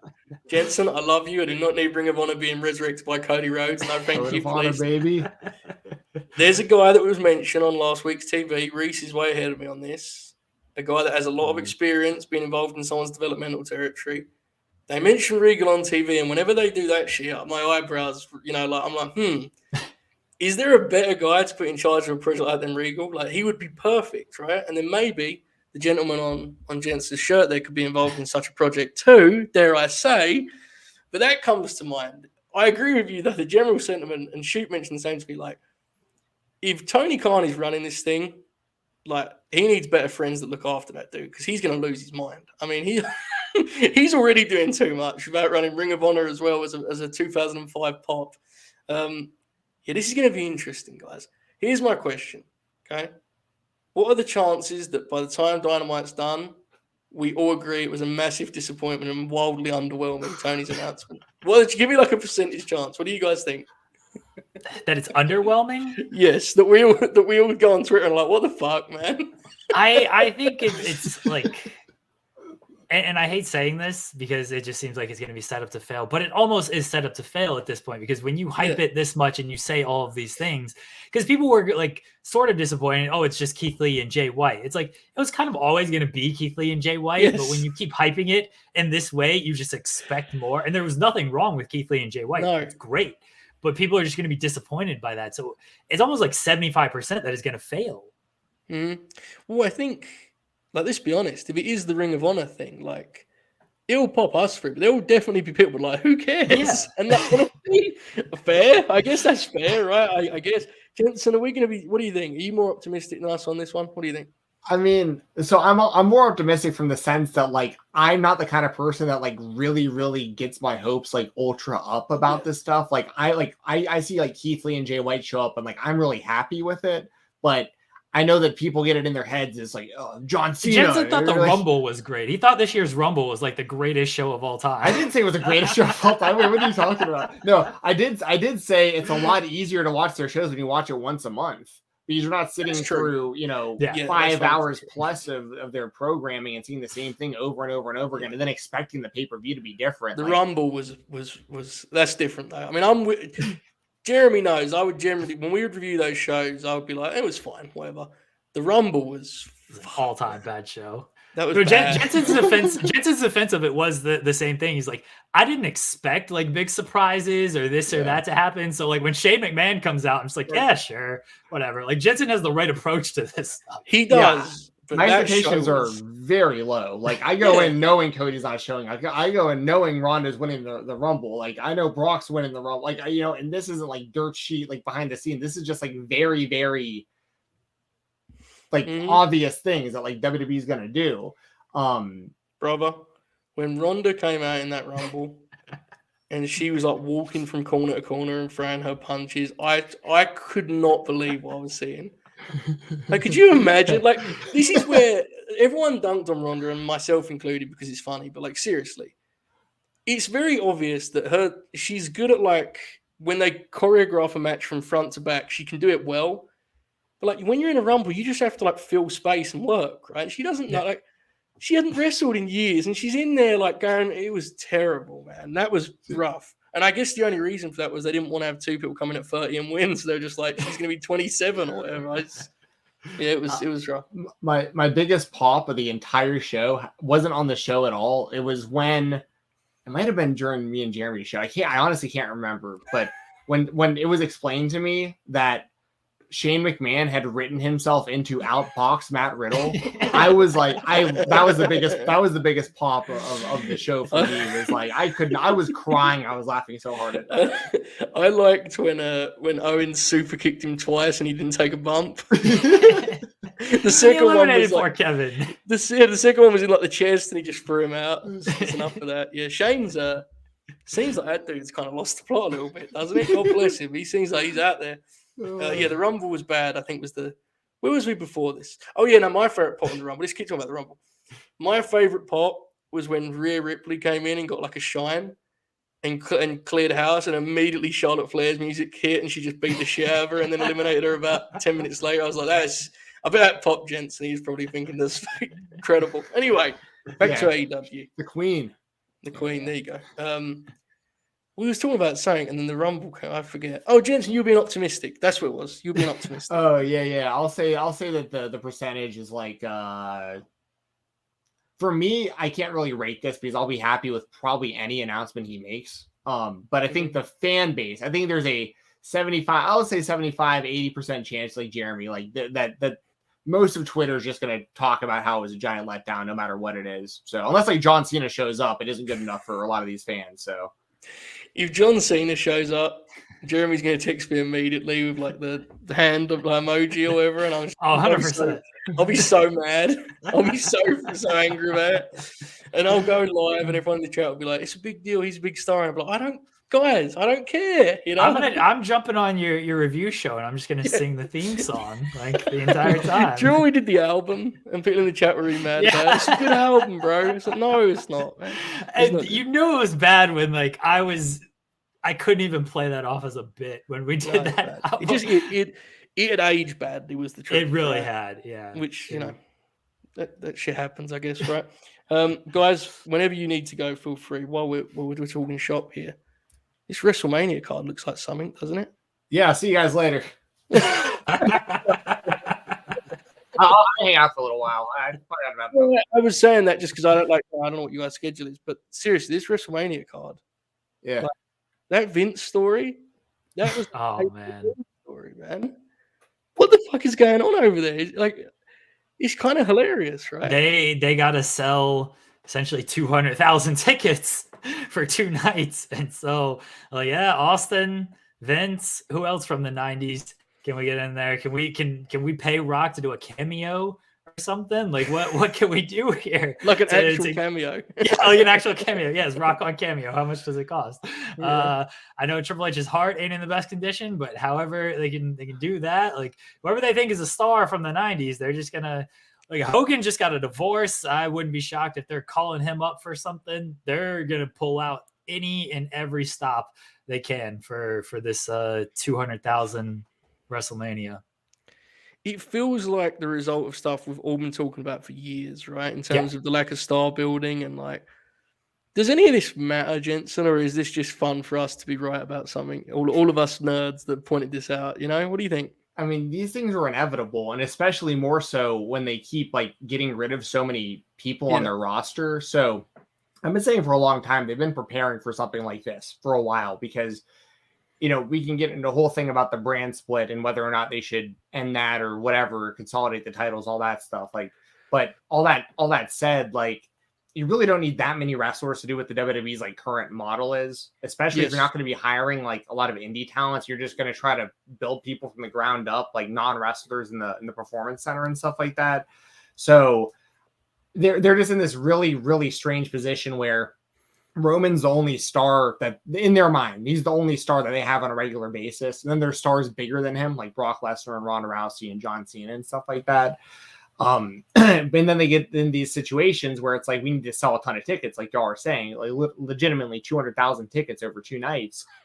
And this is the only way they have a chance of doing that, because all of the majority of who should have been your future isn't in your company anymore. So now you have to keep going back to just people that you think are going to, you know, gain interest. I mean, I think that's a big part of the Cody thing as well. Like, people have a lot of reasons why they think Cody might be going back to the WWE. I think a big one of them is simply the WWE going, this is a guy who's like really famous, that used to work here, that knows what we're all about. And, you know, it's buzz. This is wild. There are more people talking about Cody Rhodes than Steve Austin coming back to wrestle in 20 years. Mm-hmm. You know what I mean? Like, that says the level of like how interested people are in Cody, whether they like him or they don't. So it's one of those things where like we're going to continue to see this over and over and over again. The Bill Goldbergs and all these kind of wrestlers that they just keep going back to the well and bringing in, because it's the perennial issue of just not elevating people to even be like who on their, this is a legitimate question, who on the roster is even like sniffing the same air as Roman Reigns? Somebody who's there full time. There isn't one. You know? I mean, and then who could there be? Like that hasn't been overexposed already. Like, you can always say Kevin Owens and Seth Rollins and Finn Balor and those kind of guys, but like, is Braun Breaker really it? Like, is that the future? Is this one guy who's had 20 something matches in his life? Is like, we're banking on this one guy? I think he is. It's just a matter of will they commit to him, right? But I'm just saying, like, okay, then that's cool and that's great, and I hope that happens for him, because I have liked what I've seen of Braun Breaker so far. But they should be in a position right now where they have like 8 or 10 Roman Reigns, you know, and they don't, so they keep going back to these other guys, and I think it'll just keep happening until they actually create new stars. But I don't know if they're in the business of really creating stars anymore. So I don't know. It's a strange roster. You know, I was sent a screenshot. I think it was PW Insider, right? That said that Ricochet was the number 2 babyface on SmackDown. It's like, you know, and we all, you know, as ridiculous as it sounds, I'm not surprised, because I've seen the roster they have over on SmackDown, and it's like, how do you not keep some of these guys that I know it's the simplest conversation ever, but like, they've cut guys that could be contributing right now, that are contributing elsewhere, in fact, and they're stuck with, you know, the roster they've got, and it's fascinating. It's just massive self-inflicted wounds. Speaking of such, remember when we were letting it play out with Big E, Jeremy? Oh, that was man. tough, right? That one. You and I knew better as well. We knew better, and we tried. We really tried. We did, and we, like you said, we knew better. We tried to book them to win like the Rumble and all this different stuff, and it's like, just move back to SmackDown, back with Kofi, losing to Los Lotharios, and it's like, yeah, sure. That poor man. He did everything he could to try to like make that mean something, to make that run mean something outside of the company and inside the company. It's just like, yeah, here you go. Here's the belt. You're not going to be treated as anything special. And then the way we're going to take the title off you and then treat you afterwards kind of says it all. Yeah, it's a shame. It's hard to be surprised at this point, unfortunately. I have to quickly, Jensen, I don't think you're a big NBA guy, so feel free to sit this up. I have to bring this up. Jeremy, where are we at right now? Who's winning the title, pal? Where are we at? Oh, man. I can't go against the Bucks as the defending champions. I know they've struggled a little bit in recent games. Getting Brooke Lopez back will certainly help, just as a big body. Like, Giannis is playing incredible. Middleton and Holiday have been a little inconsistent. Middleton turned around a little bit, but then since the All-Star breaks, had a couple of sloppy games.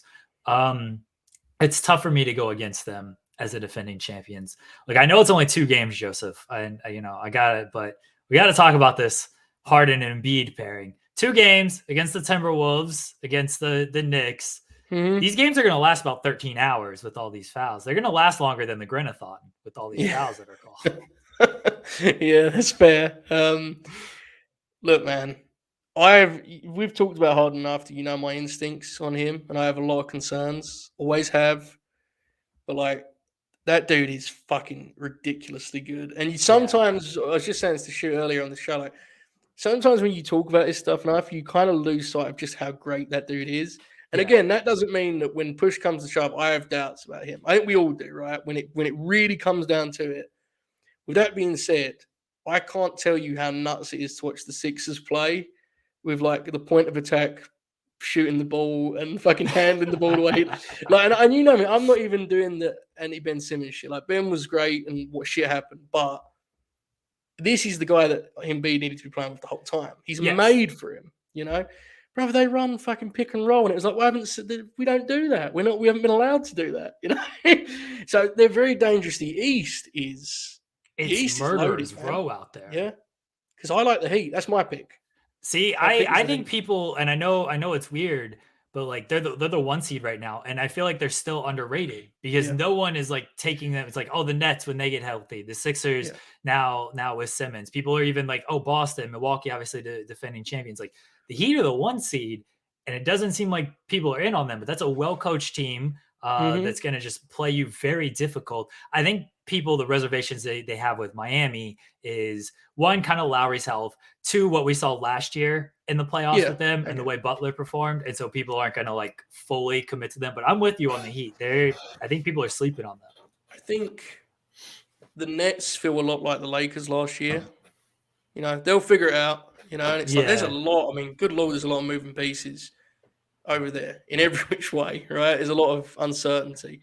It's interesting. Jensen, have you got a pick for the NBA champions this year, pal? No, I do not. I'll just go with the Atlanta Hawks since I'm very bold. Very bold. Trey Young, right? He's like the whole team. So yeah, that's fair.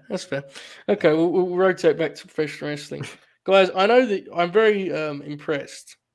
And I admire greatly the range of wrestling you guys cover. So I have to ask, have you already penciled in the Heath Slater as world champion segment for the spotlight? Oh, man. I bring this up because Jensen's been really consistent. As long as we talk, you used to do the Impact watch along, right? And I would jump on there sometimes. And Jensen would inevitably, at some point, I would ask a question to get the answer I knew I was going to get, which was, hey, Jensen, why does the main event scene suck in Impact? And Jensen would have to explain to me that none of the wrestlers he likes are in the main event. And when I saw that graphic, I swear, when I saw that graphic, I was like, this kind of pops me because Heath's like, God bless him. But I could just imagine you being like, oh, fuck, man, what's going on over here? What's happening at Impact, Jensen? What's going on? Well, there's 3 guys in particular that I'm always talking about, that being Ace Austin, Chris Bay, and Willie Mack. Those are like the 3 guys that have just been baffled, that they've been there as long as they have, and they have just not elevated to the world title for whatever reason. And then you see Heath, once again, good dude, Stang. I don't know why anyone would be interested in it. I'm sorry, but it's just very. Yeah, it's pretty. Like, I honestly wasn't even going to bring it up on Thursday. I don't know if we're going to talk about that or not. You need to do a full segment, man. You need to give a full segment to that. It's a big match, man. But I mean, what do y'all? I mean, I would imagine y'all feel probably the same way, right? Yeah. Like, I mean, of all the people on their roster, because my attachment to that answer that you just brought up is always, those are my 3 guys, and they're always going back to guys like Eddie Edwards and Sami Callihan, who are fine at what they do, but have been in that spot for so long that like nobody really cares anymore. Although Eddie Edwards is doing the most interesting thing he's done in a long time now that he's switched over to the Honor No More team. But that said, how do you feel about Heath being in the world title mix? I don't know, man. I just, it's Impact, right? I popped, so I thought it was funny, and then I went back about my day. Jeremy, I'm sure you did about the same. It's very strange that like they're following up W. Morrissey with Heath title shot. It's like what. They put Cardona there, and look, Cardona was doing great work outside of Impact. His Impact work is just kind of, it's a lot of WWE light. kind of stuff. And that's what, unfortunately, Impact continues to feel like. And it continues to feel like that when you're giving Heath world title shots. It's a choice. I forgot that event was on Saturday. Just like it's a weird time to have an event, right? Like the day before Revolution, they just had No Surrender like a week ago, and now they're just coming right back with this. You're gonna run head to head with the UFC. Good luck. I'll be honest, guys. Until Jeremy said that, I didn't know that pay-per-view was on Saturday. So do you guys know that allegedly they sold 5,000 tickets for Bound for Glory 2019?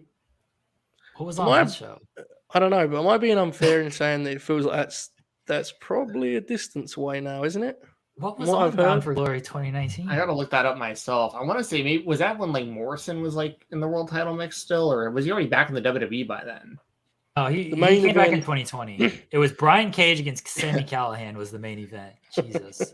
Moose versus Ken Shamrock co-main. Oh, that's right. There's no way this sold 5,000 tickets. That's what I thought. When I saw that, I was very confused. I thought that was a long, when they were selling that many tickets, I thought that was like 10 years ago at this point. Yeah. That's really surprising because Cage beat Morrison for the belt, if I remember correctly. And Morrison, was already stale as the champion by the time Cage it's just a classic thing with Impact. I remember Cage wrestling Morrison multiple times for the title and losing, and then eventually he just finally beat him for the belt. And just they wait until it gets cold. Yes, they always wait until it gets cold. And then the Callahan and Cage stuff actually wound up being like fairly interesting, but I think that's a fake number. Jensen explaining that TNA waits too long with hot contenders while wearing a Samoa Joe shirt was a level of layered art that I cut. That was levels, bro. That was good stuff. I put this on specifically for you, Joseph. I know. I appreciate it. It's great stuff. When I read that, I was like, there's no way that's true. I saw a number, and listen, folks, this is a charity stream, so Scott Demore, don't come from me, okay? But I'm just being honest. I read they did like 400 tickets for that last show. That's special. And it was right. It was quite a lot less for the TV taping, from what I can gather. That sounds about right. Are any of these other promotions going to start drawing some people soon here, do you think, other than GC Dub? Are they the only ones that can do it at this point? What's going on? What do you think? Dude, there's the IWTV ran 10 shows this weekend. Yeah. And there were a few of them that I've been seeing lately that are outdrawing Impact. You know what I mean? So on an indie level, a lot of these companies are what's the one? It's the company that Brian Zane does commentary for. I can't remember which not Ring of Honor, but he does commentary for this other indie company. They ran a show not this weekend, but last weekend, and it looks like freaking Hammerstein in there. I was like, this is incredible just for an indie show. But yeah, I don't know, man. Impact, they've got to give. I mean, do you think they just go to just giving tickets away again just to get people in there? I think they're already doing that, bro. I think they are too, but but are they? I mean, that's so sad, right? Well, look, not everyone can be promoter of the year, Colt Bauer. He sells like 40,000 tickets in Mexico City, does it all himself, Their show, I watched that show now, brothers. It's a roller coaster. Let me tell you, it's a roller coaster over there at MLW. I respect it.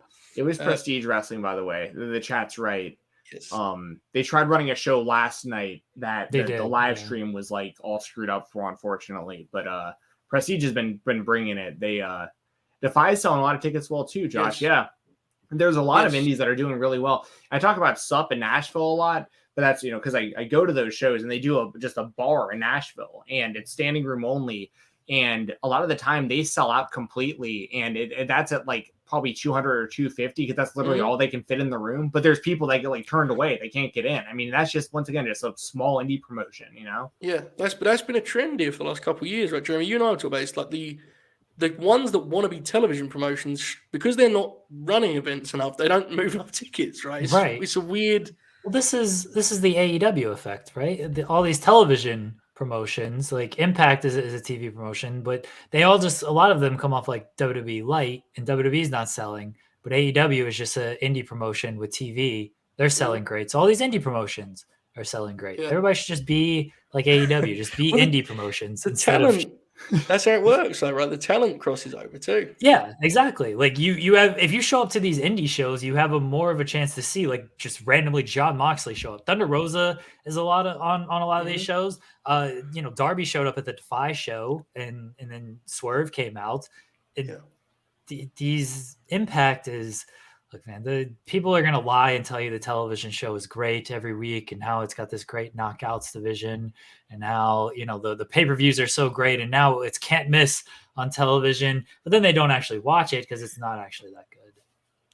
They have little moments, man. I'm saying, like, there was, after the pay-per-view, they had a couple weeks where it was like genuinely was good.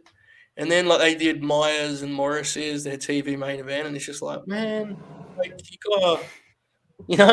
got to raise your own standards at some point because otherwise it will just keep plodding along, unfortunately. It's a shame. Jensen, do you think there's any change coming? Will it ever happen? Or are they going to be this way forever? Unfortunately, I think they're going to be this way forever because this has been this way through multiple ownership regimes also. I mean, like, it's like this thing with them. Because, and once again, I know I sound like a broken record, but because I talk about this often, but it's just there's this problem I think they have with committing to certain talent. And it's because they're so afraid that they're going to push them all the way. Mm-hmm. And then they're just going to take that momentum and buzz and go to another company when their contract comes up. But it's a double-edged sword because they're not pushing these people. They're also even less likely to stay if you're not pushing them. So you're just kind of losing talent either way. And I would just capitalize on the people you have. Like, even if you're afraid that a guy like Chris Bay might sign somewhere else when his contract's up, like, get all you can out of him when you have him. Make your company better. Right. Also, just really quickly, is Mike Hales Papa Hales in the chat? Yes, he is. Yes. Okay. Legend. Okay, yeah. So he's mentioning Sup Action and SCI, which are in Chattanooga, Nashville, and in Atlanta territories. And yeah, they do very, very good numbers. And also Southeast First, the Uncharted Territory series is coming to Chattanooga at the TWE. So like those shows are going to only continue to make the Southeast an even bigger independent scene. So like those companies will get even bigger now. But yeah, it's awesome to see Papa Hales in here. Obviously, his son Dylan is. I actually talked about Dylan with a little bit earlier today with Cole and Jeremy. He made the greatest grin cameo ever. Jeremy, you came after. Remember the night of the first dance? And there was the show. You were there when Bob came from his hotel room and he had the jacket. Yeah. Before that, Dylan came on and the gym and he did like a 90-minute monologue about. I remember, yes, you guys were talking about this when I popped on. Yes, I need to see this. It was, brother, he went. Like, he came on, like, he was out of nowhere. The Sheep just sent a link and he came on. And we just sat there while Dylan just went. Like, he was rolling, man. Jack and I and Sheep were just sitting there like, well, wow, God bless him. It was incredible. Yeah, he's the man. So, yes, that's good shit. Do you guys still, I'm assuming that soon you're going to do some segments on the great NWA, right? I'm sure you guys are still keeping up with the National Wrestling Alliance, right, guys? Absolutely. Jensen had us talk about Cardona winning the NWA title not too long. That's about the only thing to talk about. Well, actually, we did Crockett. For some reason, we did Crockett bracketology. That was my idea. Yes. Well, it was honestly. Jensen had us talk about the NWA. To be completely honest, the main reason that was my topic that day was because I wanted a reason to be able to talk about Joshua Bishop, Maserati West, Kevin Koo, and Dominic Guarini, because that gave me a reason to bring them up because they're in the play-ins for the Crockett. Did you guys watch the Billy Corgan video where he reveals the bracket? No. Oh yeah, for the bracket reveal. Yes. He's like 20 minutes long. Yeah. And he's sitting there and he has like a cold too. Like he's got his throat and he has his scarf on and he's just like he doesn't know any of these people are, it seems like. He's incredible. Their production is just incredible with the stuff, whether it's graphics or just like videos that they release like that with Corgan. And like you said, like he just kind of talks and he sounds like he has no idea what he's talking about when it comes to his own promotion, which is tremendous. Absolutely tremendous. He's like, yeah, they just told me to put these guys in here. And so here they are. Like all of these other promotions have a bunch of talent, but they haven't got the right model to kind of get eyeballs on them or the bookings. NWA is this incredible project in which there's like 4 good wrestlers on the whole thing. And they did an angle, and this popped me, so I'm not even knocking it, but they did an angle where Jack Stane was talking trash about like Jazz, and fucking Rodney Mack came out and like punched him in the face, and they were like, "Oh, it's Rodney," and I've popped because it's funny, right? But like, could you imagine with all the wrestlers that are out there and they're available to book? You're like just watching 2000s TV and being like, man, where's this guy at? Where's that guy at? Like, it's crazy, man. It's such a weird promotion. It's nuts. People have been itching for that Mike Knox main event title run in any company. And dude, there was another one. Tyrus with the heart punch, baby. God. Man, what a fun wrestler he is to watch. He might be the worst television wrestler on the earth, and like he's like so heavily pushed.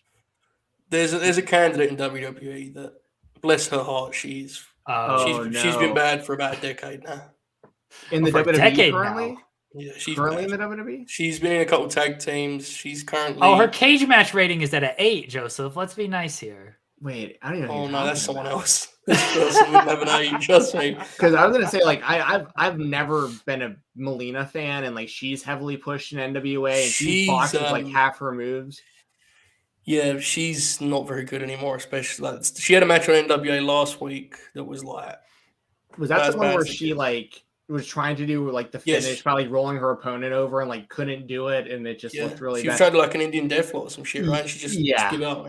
It was real bad, and also just a shout out to D'Lo Brown, who I will never forget on commentary just a few months ago during Impact, saying that Melina is one of the best wrestlers to ever do it. So way to go, D'Lo. That made a lot of sense.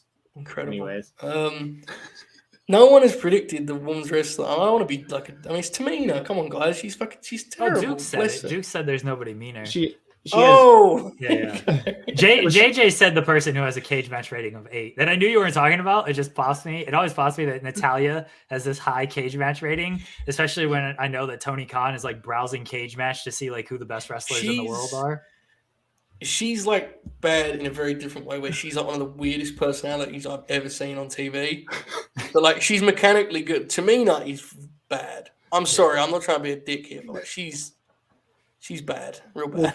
The thing with Tamina is she has like 3 moves and she can't do them well. So it's like she has like a super kick that doesn't connect, a top rope splash where she lands on her feet first every time. Like, and that's pretty much it. And like that's the whole presentation, right? And she's the daughter of Jimmy Snuka, and that's really kind of the whole point. It's what it seems like. So yeah, I don't know. I mean, Tyrus is he's bad in other ways, so we'll lock him in as the worst. But I would say where do you? By the way, have you guys heard my big pitch for the NWA title?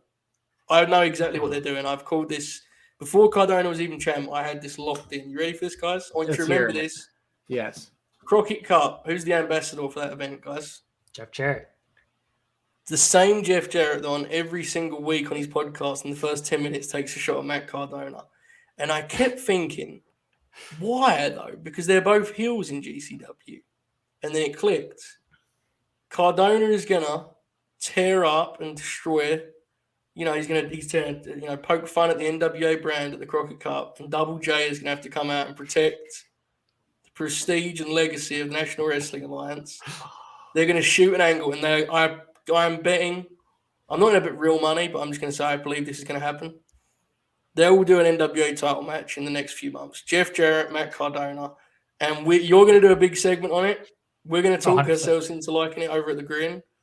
It's going to be fucking incredible, guys. I'm telling you, how much does it bother you that Jeff Jarrett just got this GCW payday, win over one of their biggest people in Hammerstein, and he's done? He's probably done with that whole company. Do we think there's like genuinely this is not us alleging anything, but there is a chance that he just said I'm winning, right? There feels like there's a chance, Jeff. 100%. That's probably the most likely scenario, actually. Yeah. Because when that happened, I remember I watched your guys' show actually, and you were talking about how everyone agreed, and I remember watching your guys' show where you talked about how weird the finishes were, like when they beat the baby faces one after the other. Thunder Rosa. And I remember, Alley Catch losing to Ruby Soho as well. Yeah. And in the comments, people were talking about the Jeff Jarrett thing's just getting started, and that rules in hindsight because it's 6 weeks. He just said no job, right? I think I said it on the show. I was like, "There's a very good chance that Jarrett just did this, said he's gonna win, and he's out of here. This is the ultimate Jeff Jarrett play." What do you think he does this year? He's going to do something nuts this year, right? He's got progress, isn't he? Isn't that his big thing? Well, I think he's friends with the guys that have bought it, so it feels like he'll do something. When I read that GCW show was like their best fight TV buys ever, I was like, Jeff's going to he's going to take some conclusions from that evidence. That'll pop him tremendously. Oh my God, I've just realized we have another guest looming. Good. I'm glad I can say hi to. I do have to run here in like two minutes, but I'm glad O'Neill is here because I wanted to say hi. I wanted to let you guys have your reunion here, but I didn't want to miss it. Hang on a second. How long have you had your camera on with your mic waiting to go when I just ignored you? How long was that? From like the top of the hour. I texted you like 15 minutes ago about it. And he was ready for the corner 3, man. He was sitting there just waiting to get the pass. And he's been backstage since before I got here, but he's had his camera off the whole time because he's just in the game, really, he's waiting. So I didn't notice when he turned it on. But brother, Jensen always used to bring it up. And it's still unmatched. The chicken snacks, right? Incredible, incredible. Yeah, I've watched that. I've watched that many times actually. Just I pop particularly hard at the very end when you say that they're good as gold, and then Jeremy like cuts you off the screen, and Joseph's like realizing like what's all happening like right in front of him, his like head kind of snaps. And then O'Neill was so proud of that. He's like, here's my big punch on this, and that's when it cuts off and everything. He was so proud of that one. Genuinely, I think it probably is the best distraction moment ever. Is the first corner 3. Oh yeah, 100%. Because that idea was very much. It was like a very loose outline. Right? Bob's going to talk about that in 3 minutes. And we just couldn't stop laughing because he had so many notes. Remember, Bob, you had like 5 minutes of notes for the corner 3? It's incredible. The Young Rock. The whole presentation was so funny with like y'all holding a timer up on the screen, and that little like clip of like the guys like running on the court like their sneakers squeaking. It's like that was legitimately hilarious stuff. Yeah, it was good, man. Bob. There was some where Bob would like afterwards explain to us, like, "Oh man, this one didn't go as I wanted," and we'd be like, "Listen, bro." Every time it popped us, saying no, no sweat for us. It was a tremendous times, Bobby. Great stuff.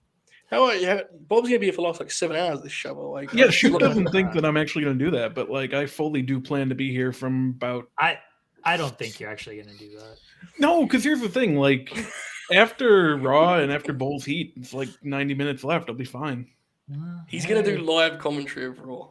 I'm not going to watch any of it, but he's going to be like, "Oh, this just happened." And maybe if that's how I find out about Cody, bro, that would be incredible. That would be tremendous. JJ wants you to read his donation before I have to go. I forgot we're doing that. I should probably remember that. Okay, this is a charity stream, guys. JJ says, this is very familiar. He says, "Hello, my favorite big stars. I'm crying and flying the streets, flying them, my God.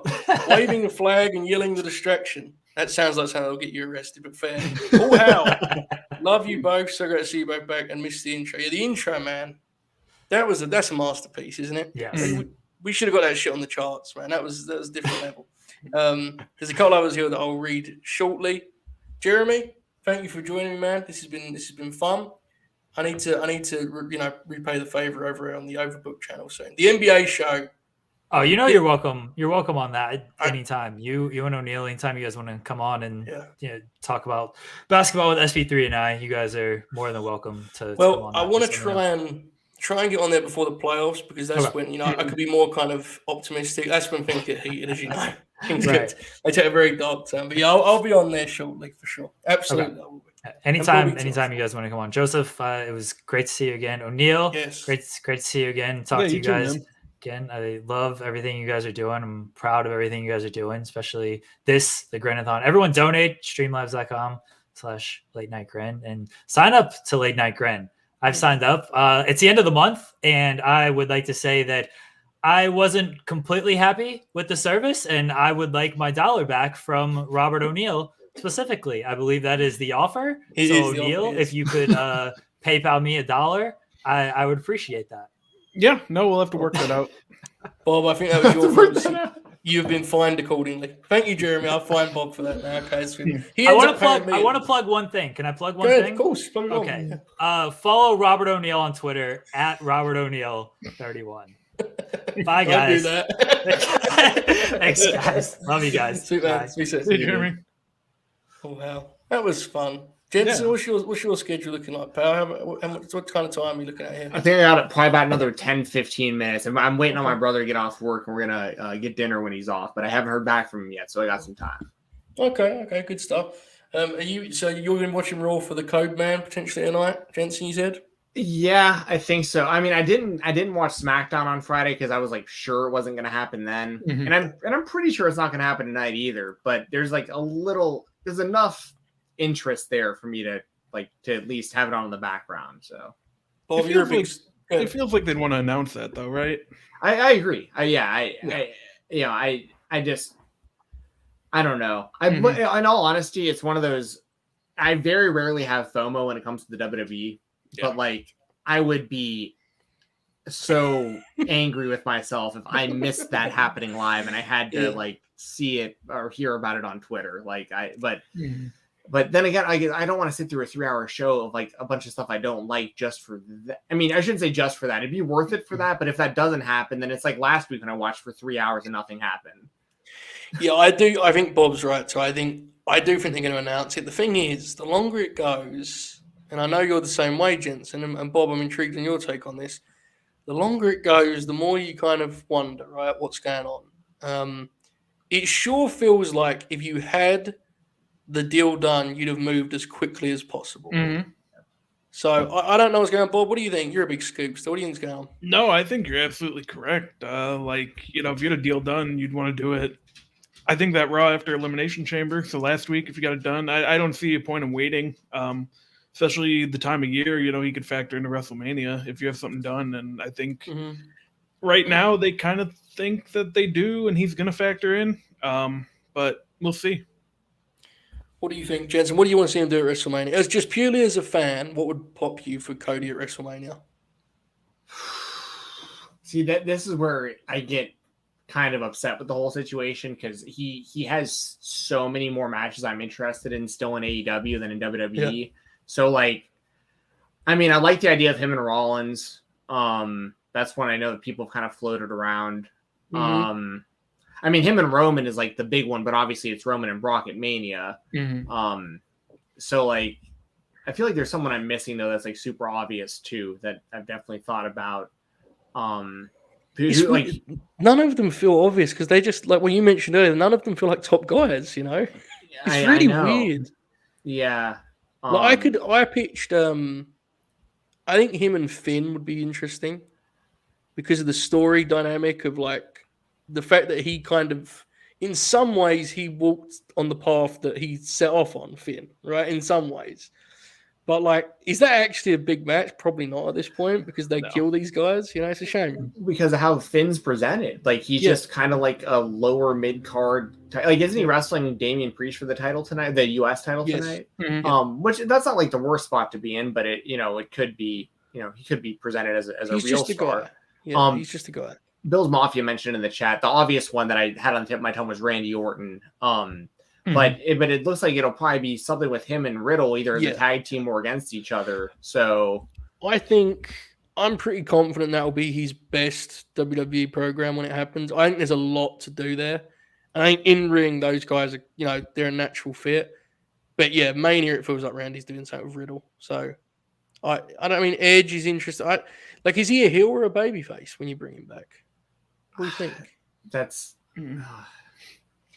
I don't know. I really don't know because the whole AEW thing was very strange for a lot of reasons too. I get why people dislike Cody. It's not like I'm blind to the whole that whole side of things, but he wasn't really outside of the stuff he was doing to specifically show signs of being a heel, teasing pedigrees and the wrong tunnel and that kind of stuff.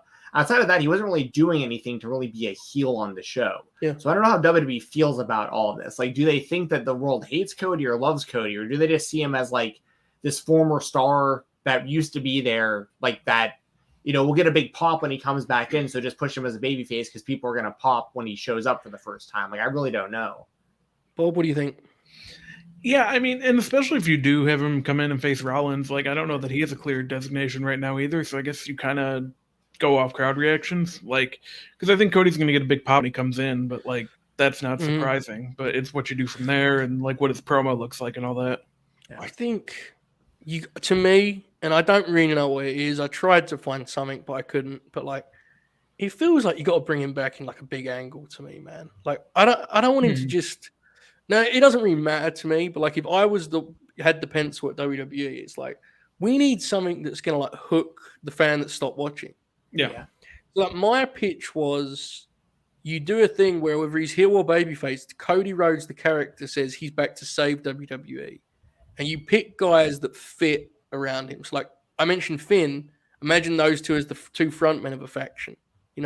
You find a tag team, if they still have any of those left, you find one of those to go around them. Maybe you find a woman's wrestler to go with them. And it's like, I guess the way you would kind of play that is like Brett in 97 in front of some crowds, it'd be baby faces because those crowds hate WWE now.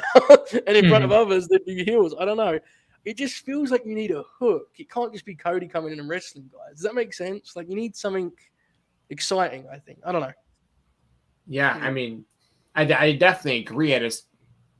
That's where I get disappointed at this whole thing, right? Like, I'm excited for the idea of Cody going back to the WWE just because it's different and like I really never thought this was going to happen.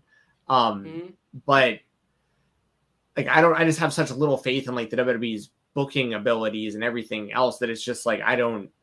Yeah. I mean, I like the idea of him having some sort of group. Like, I think him and like Charlotte together would be incredible. Because I think the same people that boo Charlotte would really want to boo Cody too. Like, I think it'd work really well. But I don't know. Like, I mean, because once again, outside of like Randy Orton, which is like, even if we're not talking just WrestleMania, just like the next year or whatever of him in the company, once you get through, Randy and Roman, that's really like, and then maybe, Seth or whoever, like, it's really, unless they create new stars, it's just going to, I don't know. I mean, him and Kevin Owens would be really good. I mean, there are other people you can have really good matches with, but once again, you look at like AEW's roster, you're like, there's way more opportunity for him still there with that roster. So like, that's what makes this a little underwhelming for me to a degree. I'm obviously pumped up for the idea of it, like everyone else is, but I'm really afraid, like everyone else is, that 4 months from now or whatever, we're just talking about Cody Rhodes being in like a Dolph Ziggler type scenario where he's like a really good in-ring wrestler, but they're not really doing a whole lot with him. Yeah, I don't disagree with you. Very few guys feel important on that show. And if you make Cody feel like just another guy, what is that like? What is the point of all of this, right? It's a weird one. I totally agree with that, but I think there's also the potential there of just Vince feeling like he got a W. You know what I mean? Like we got one of their guys, not only one of their guys, one of their EVPs. So we're not going to just sit here and just, as much as I kind of trashed Vince McMahon in recent years and stuff, there's still got to be a part of him that still exists. That was that same guy from the Attitude Era. That's like, I'm not going to sit here and let WCW or AEW do this to me. Like, they're not in any kind of trouble of like going out of business. It's nothing like that. They're doing fantastic financially, but like just the idea that like a lot of the wrestling world is like talking about a different company and all these great performers and all these great things they're doing. And all of your wrestlers keep wanting to leave where you and go over there. There's got to be a piece of him still inside that 77-year-old body going, you know what? Absolutely. I'm not going to just sit here and take this, Yeah. No, I agree. And I think that's maybe a good thing for Cody is that, using him well will give you a better chance of getting more guys in the future, right? So that's one thing that is a really in play here. It'll be interesting for sure. This is going to be hilarious. Tony Khan's got a media call on Wednesday, which means every single person is going to ask him about his big announcement, and he'll say, tune into AEW Dynamite on TBS, 8 p.m. Eastern Time. That'll be fun. I can't wait to see. So you guys are on Thursday, right? Over at the Spotlight. So you get that immediate. It's going to be your big topic, brother. Whatever it is, for better or worse, you're going to be talking some shop about Tony's big announcements. That'll be fun. Yeah. Speaking of such, Jensen, as you wind down your wonderful appearance here, do some promotions, pal. I'll give you some time to do that here. Go ahead, man. Well, thank you. y'all can watch me on the Spotlight on Fightful. I know there's a few people out there that probably feel like I kind of took Joe's spot over there, and I just want y'all to know that like we're friends and like it's nothing like that at all. I haven't heard a whole lot of that, but there has been a few people out there that are like, "You're not Joseph," and I'm like, I know I'm not, and I'm friends with Joseph. Like, you know what I mean? You were one of the first people to message me, man, when I left. Like, you know, it is weird. Like, and I genuinely, I think you know this, but I'll say it. You know, we have like nearly 100 people now. I'll say it straight up. There is not a person I would have preferred to take my spot, whatever that even means, because it's a different show, than you. You know that, right? Like, we did how many shows together before I left, man? We were doing shit all the time. Like, you know, you were the perfect fit to you know, kind of go the successor to the distraction, which is the Spotlight. So don't point any of that shit, guys. We love Steven Jensen. Carry on your plug, pal. I appreciate that, man. And just for what it's worth, when I messaged you, that was well before I even knew that I was being considered to do that show. So it wasn't like it was quick. I'm with you. But yeah, so me and Jeremy were on the Spotlight. That's on the Fightful main channel. It's every Thursday, normally at 2 p.m. Eastern. But we put all the blame on Bob. That's funny. Bob's a great dude, by the way. I know he's right here with us, but Bob legitimately is a great dude. Yeah, he's the best. But yeah, this Thursday it's going to be a little bit later in the afternoon. We're doing 2 p.m. We normally 2 p.m. We're doing 4 p.m. Eastern time this Thursday.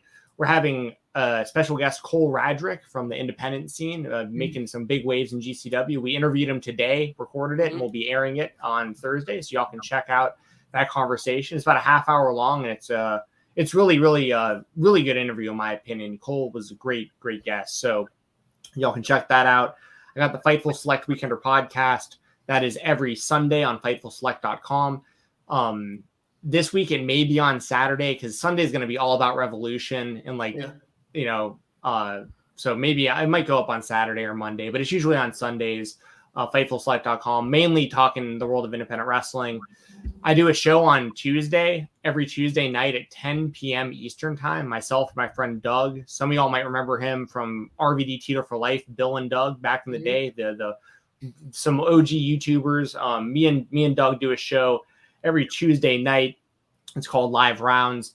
And we talk MMA and pro wrestling, mainly AEW and GCW right now. So y'all can check that out at 10 p.m. Eastern on Tuesday. So we'll be there tomorrow night. Myself and Jessie Davin do shows whenever we're both free. So show her some love. JSSIDAVIN, Jessie Davin. And that's pretty much everything I got going on right now. Fightful Twitch, and just a lot of stuff over at Fightful. I got a couple quick interviews at Terminus. I was there live in Atlanta last weekend. Those audio interviews should go up somewhere for Fightful at some point, probably Fightful Select, but keep your eyes open for those. And yeah, just kind of doing my thing, watching a whole lot of independent wrestling, and go Cody Rhodes. You're the man, brother. You're the man. You stay booked, okay, Jensen. Thank you for coming on. And I'm sure we'll do so again soon, right? Absolutely. I'm sure we'll cross paths. Folks, please support the Spotlight. Those guys are killing it. Love both guys. Thanks for joining me, man.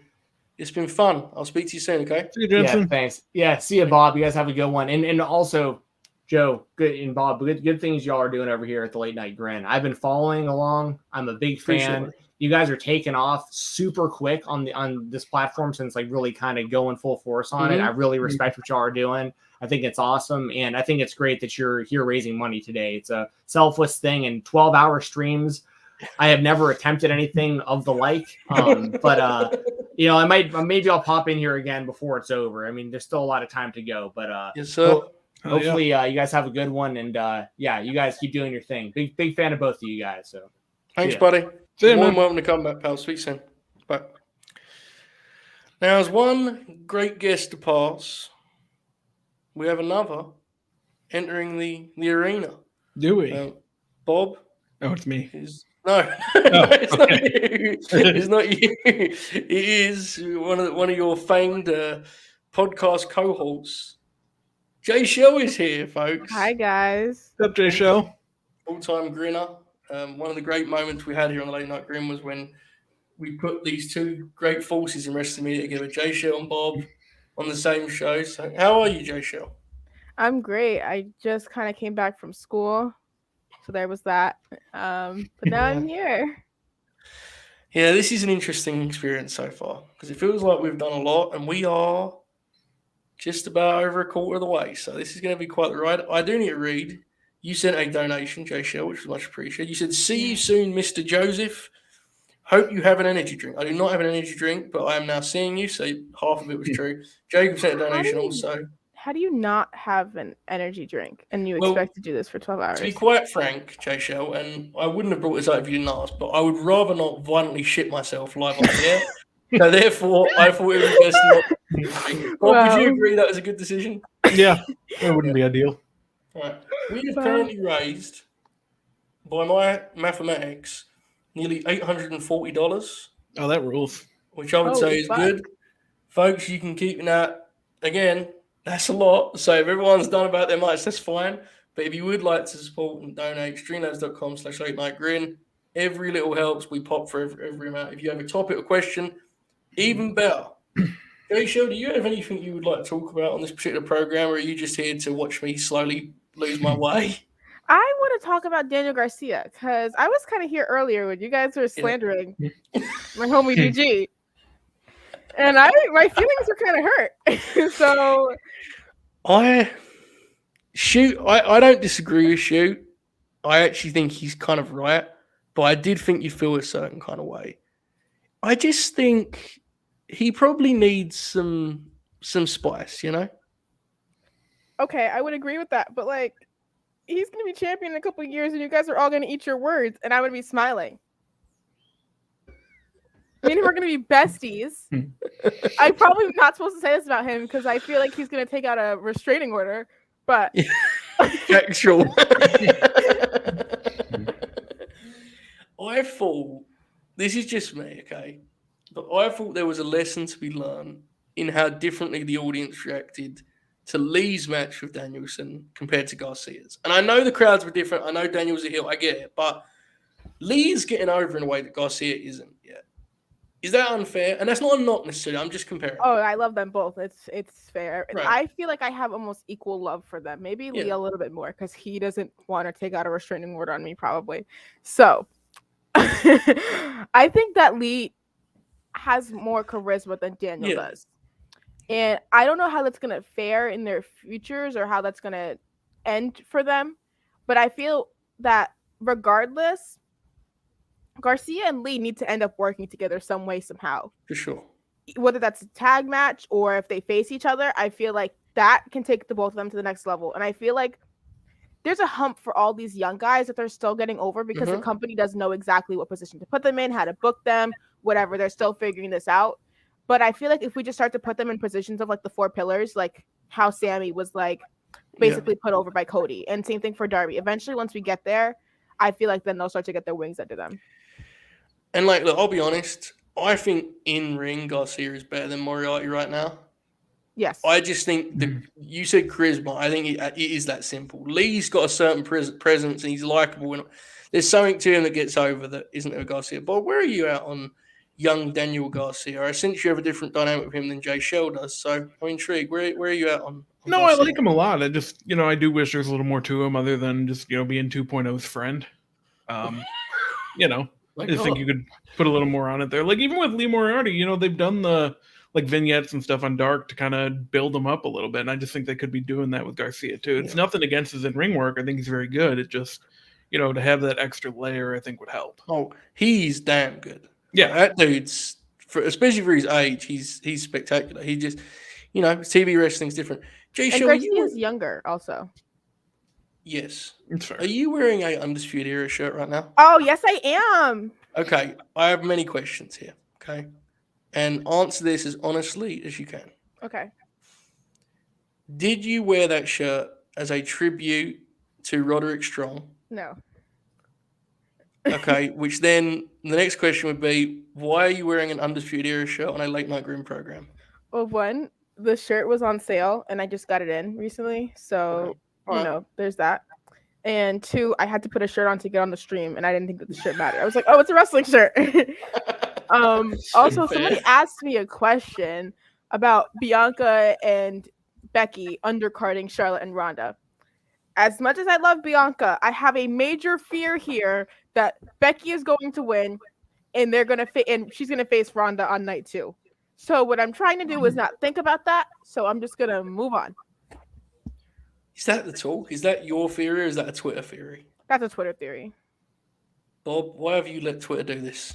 See, I haven't heard that. And I get it. Like, if you're going to unify one title, like one singles title, you probably need to do the women's title too. But I don't think that they're actually, like, merging the men's title because you can't do it with the women. It's just going to be too different. Like, with the men, there's only 2 or 3 challengers usually. But how with the nuts women, is that, dude? Like, yeah.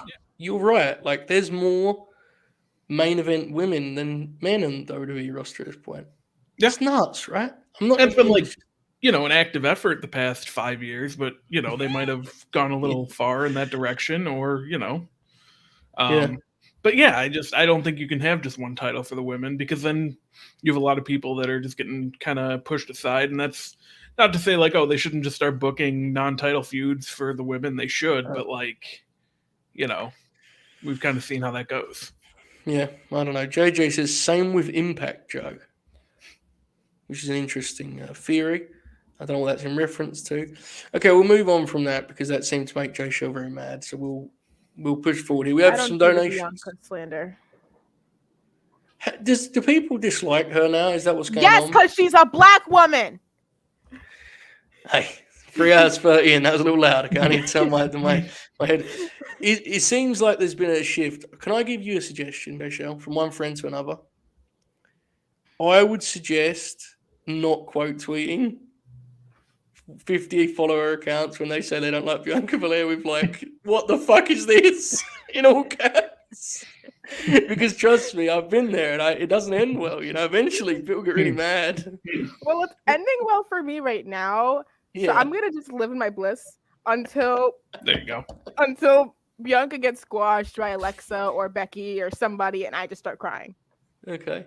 See, Bob still does that on Twitter about Alexa, right, Bob? You'll just tweet, what the fuck is this? When someone tweets that. It's true. Could you imagine if you did that? That would roll. Okay, we have some donations. Jay Rook says, what do you boys make of Brandy and Cody promoting AEW in Detroit on Twitter today? Granted, they patted themselves on the back in the plugs. However, it's a choice. I haven't seen this. What's happened over there on Twitter? Yeah, they announced that they're going to Detroit, and Cody kind of put him over for finally getting it done, and Brandy said it would have been cool to wrestle there because she's from there. I mean, listen, maybe if they're both in WWE, that won't happen, but I don't think there's anything necessarily wrong with them having, special feelings for AEW, even if they're not there anymore. Like, Yeah. Jay Shaw, what's going on with this Cody Brandy thing? Summing up. I think they're just working. And I think that they're still going to celebrate the success of AEW. Maybe once Cody appears in WWE, he won't be tweeting about it as much or whatever. But I think that is Brandy's hometown. She did do a lot to kind of help make sure that they were able to host a show there. And they're just celebrating their victories, which, I mean, good for them. But Brandy's just working, I think. Sorry to hear that. Rice Man says, Robert O'Neill is the greatest. He actually says Bob O'Neill, which is a different person altogether, Rob, so don't accept the compliment on that one. Brian, with the new leading donation in the evening, a 3-figure donation. We are now at, let me do the mathematics here. Very rough mathematics, I do stress. We are now at almost $1,000. That rules, man. We are $25 away from hitting the 1,000 mark. Oh my God. I'm going to be honest, I said it earlier. My target was $500 for today, and we hit like 300 before I went on the air. I think this is nuts. Seriously, it's blowing my mind. You need to get like an alarm, like a donation alarm. There's a lot of stuff. Like I said to Shield, I said, is there like a clock on StreamYard? And he was like, no. And I was like, all right. That was the end of my full winter. I didn't like follow up or anything. He just went, I don't think so. I said, all right, okay, we won't have a clock then. It's fine, right? Like, seems to be going well. Oh, yeah. Mm-hmm. Now, Jay, shall talk a little bit about what you're doing on this channel tomorrow, because I will not be there, right? You're going to be asleep. Yeah. So this is going to be the first show on this platform that I'm not on. In terms of the Late Night Green YouTube, there was a week I missed on Patreon where famously the lads did G for Grindel, which was an incredible adventure.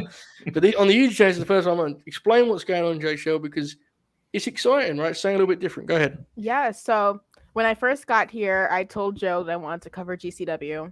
And that's finally what I'm getting to do. So we're going to cover the past 3 weeks or so from GCW. They had a couple major pay-per-views.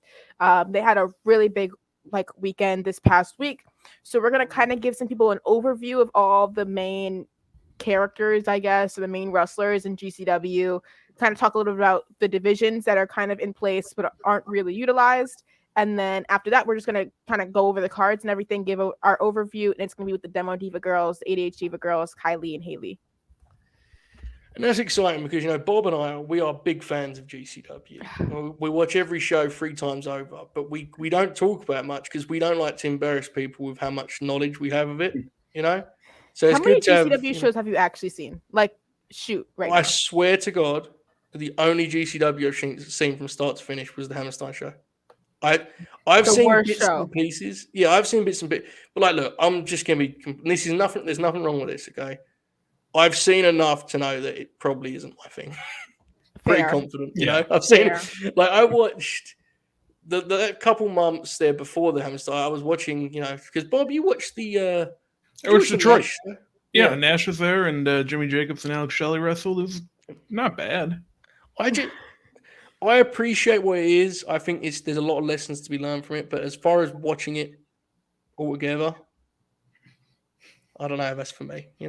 I don't even watch it every time it's on. I'm more like, if the card intrigues me, I'll check it out, or I'll watch some matches here and there. But this whole weekend was right up my alley. There was AJ Gray versus ACH. We had a death match with Alex Zane, and Alex Zane got glass in his eye, all over his arm. It was crazy. It was his first ever death match against Jimmy Lloyd. Somebody in the chat just mentioned Speedball versus Blake Christian. Yeah. There was some Kevin Blackwood on the card as well, which was amazing to see Kevin Blackwood. Thunder Rosa versus Tony Deppen was great also. Some really great stuff was on the card. The cards. There was 2 nights. Did you say ACH wrestled on the cards? Yep. He was on MLW a week ago. Why are we talking about MLW? How did we get here? Hang on. And I'll be honest, I watched ACH. I watched him in Ring of Honor 7-8 years ago, whatever it was. And he's one of those guys, because of the way things worked out, you kind of think of him as an older guy now, right? Because he's been around for a while. He's still the exact wrestler he was all those years. He's 34. I really hope someone gives ACH a TV, an opportunity on, because look, shit happened with him in NXT, right? And I think he's been pretty open about some of the stuff on his side of things, and I get it, but it honestly stood out to me how good he still is. How did he look on the GCW? He was really good. Have you seen AJ Gray wrestle when he wasn't falling off a ladder? Yes, I have. Yeah, imagine that. He's gonna kill me. He shoot kind of hates me right now. So there's that. Oh. Moving on. Basically, that match was everything I expected to be. Lots of violence with technical ability. It was great. Another match that I thought was super interesting was there was the LA Fights. That's one of the categories that they have, LA Fights versus Second Gear Crew, and that was Bussy, AJ Gray, and Matthew Justice. And the LA Fights guys really pulled it off. I found a new wrestler that I really like, Jai Vidal, over in LA Fights, and I'm definitely gonna check him out now. That's what is cool about watching wrestling the way you do right now. And eventually it will. This game will eventually kick it out of you. I promise. It'll break me. Yeah, right now you have this real, optimism. I found a new wrestler I like. It's good. I remember when I was like that once, and then, they tweet something and you just say, "Oh, fuck wrestling." That's what happens. Unfortunately, it'll be okay though. Well, what I've kind of just accepted at this point is if Effie likes them, I like them, and Effie likes him, so I can like him. Okay, I'm sure that will go great. Cool. Effie is fine. Bob, has Effie ever quote tweeted you?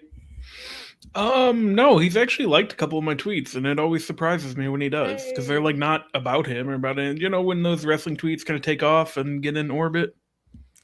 Tope, I'm 24, pal. Watch it. That was a compliment then. I know, but I have to say it straight. We have some more super grins. We have also another person backstage, so I'm going to let him bring himself. Oh no. It's too low. Turn it up a little bit. Actually, don't. We don't want to get struck. That's why I made sure to play it really short. Good call. Good call. Couple of super grins here. What we got? Chris says, no, we're further back than that. Gurney Mac says, have fun the next 8+ hours, Joe. Owned. Had to put a good calls, and I'll catch up with some of the late night Bob commentary during work tomorrow. The reunion has been great background for that Stardom on mute I've been watching. Thanks, pal. The reunion went over great. We appreciate the donation, and hopefully Bob's live Raw commentary is good fun. Chris says, who are your guys' picks for the next AEW Tag Team Champs? Also hoping I can stay long enough to see Bob's reaction when #Heat Culture extends their lead in the East. Much love. There you go, guys. Go around the horn on this one. AEW Tag Champs. Sure, I think you and I touched this earlier. You House of Black on that front? On what? On the next AEW Tag Champs? I still think it should be Santana and Ortiz. Okay. Bobby? Here, I got to update my name to fit in. There we go. I mean, I would probably go Red Dragon and then FTR, but that's just for me. Like, Santana and Ortiz would be fine, too. Bob, you're very white.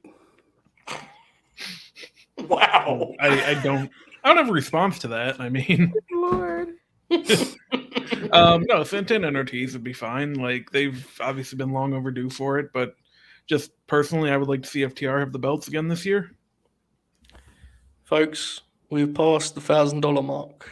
Good Lord. We're rolling. Jay Show, who do you think's next up for the AEW Tag Team Champs? If it's not Santana or Ortiz, I'm gonna riot. What would that look like? Me rioting or them being champion? You right, because I'd assume it would be a solitary effort. I don't know if you'd be able to sort of get other people involved. Maybe you would, I don't know. I think it'd be great. I think we should do it on a stream. And I think I'm going to get a bucket and I'm going to light a bunch of paper on fire. That's going to say, fuck new champions. So like if it's Red Dragon, fuck Red Dragon. Bunch them and start lighting them on fire. That seems like a good idea to me. I was wondering, like, you know, the famed sports feel like LeBron's the best example, right? When he left Cleveland, they burned all the jerseys. Like, what's our equivalent of that? Is that it? I should burn my shirt. Oh, if it's Red Dragon, I gotta burn my shirt. There you go. Shoot, when you was gone, Jay Show arrived wearing that shirt. You just saw that filth NXT branding, and I was like, "Are you wearing that for the Roddy Strong pop?" And she said, "No." I extended an olive branch, and she ripped it in half. I mean, I don't know what you expected to happen. Right? Jay Shell tweeted last night she watched a Roddy Strong match. Remember? This was a thing, right? Yeah, it was Roderick Strong versus Andrade. I watched a bunch of TakeOver matches last night because I felt sad because I missed NXT. So I was like, let me watch some NXT. And then I ended up watching Roderick Strong. And I was like, oh my God, Joe would be so proud. That match is pretty good from what I remember. I don't think it's like great or anything, but it's pretty good, right? It is pretty strong. It's basically how Andrade wrestles now, but a little bit better. There's something off about him. I can't figure it out. It might just be he doesn't wear tights anymore, right? It confuses me. It doesn't feel the same, you know? It hits different in a bad way. We can't wear the tights anymore because of rating purposes in the United States. Yeah. Oh, yeah. I forgot. Same. We have a similar rule for Bob on the Late Night Green. That's why he has to wear hoodies. That's true. What do you think would happen if he rips his pants again? Do you think he still wears like the regular gear under? Oh yeah, for sure. They were that was quite the piece of television that for a moment there, wasn't it? Yeah. I don't have that. Normally I just would like go to sleep. That was a Roderick Strong joke, to be fair. Oh. I didn't get it. I didn't either. I was like, what? Why does this? Look, I'm not biting. I'm not having any fight with the chat here. Yeah, I don't know what to do with Andrade. I hope that. Do you remember when he had the match with Cody and his back was peeling, and that's all we could pay attention to while he was having an actually good match? That match ruled. Yeah, it was great. Hilarious because that was like a normal feud that became a blood feud based on a post-show angle, and then they announced a street fight immediately, and he had no time to breathe. There was no promo from Cody. Something crazy happened on that front, man. It may have just been him losing his mind. I don't know. But that shit got really weird, didn't it? It's interesting, Bob. So you were watching the show earlier. Mm-hmm.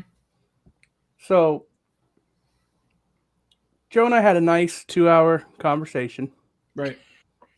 And then I left for about an hour and 45 minutes. Now I come back and Joe's very hostile, very upset, lots of slander and attacking of wrestlers that I like. I find it very upsetting, Joe. What happened? Well, I just busted right inside him, and he can't extend on me anymore, and he seems a little overwhelmed by my girth and tonnage. 4 hours was my target for that clip. I didn't quite make it, but I felt it was necessary. I need to read some of these.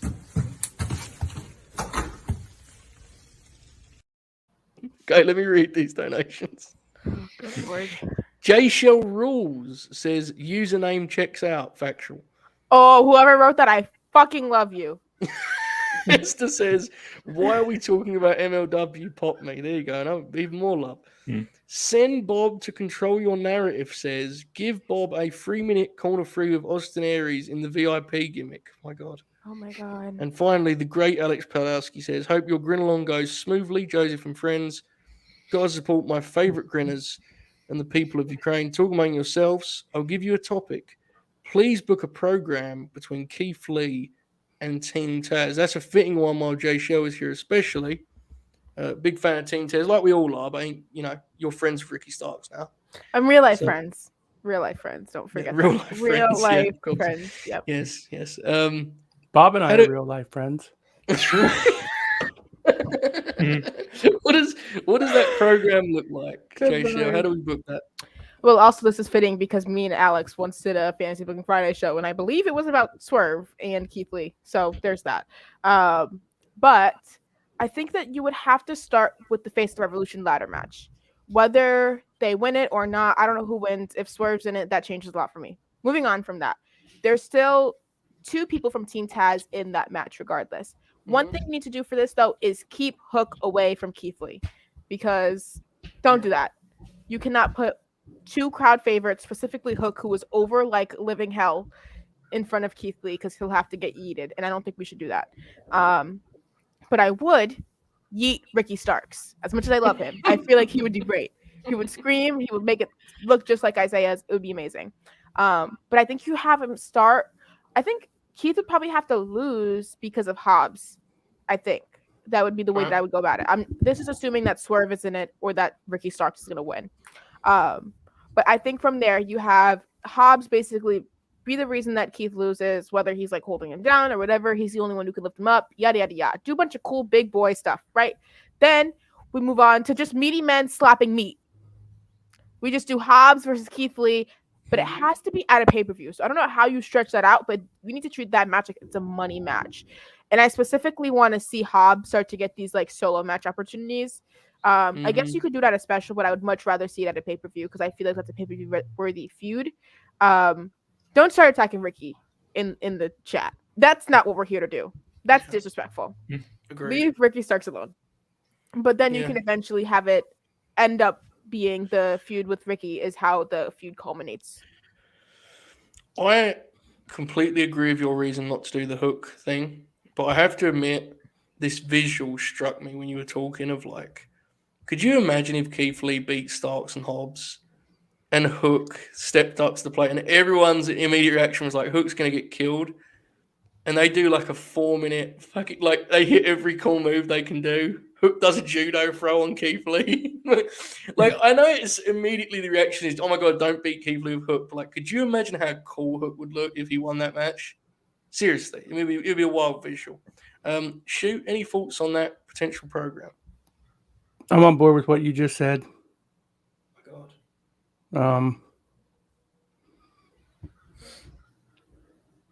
my God.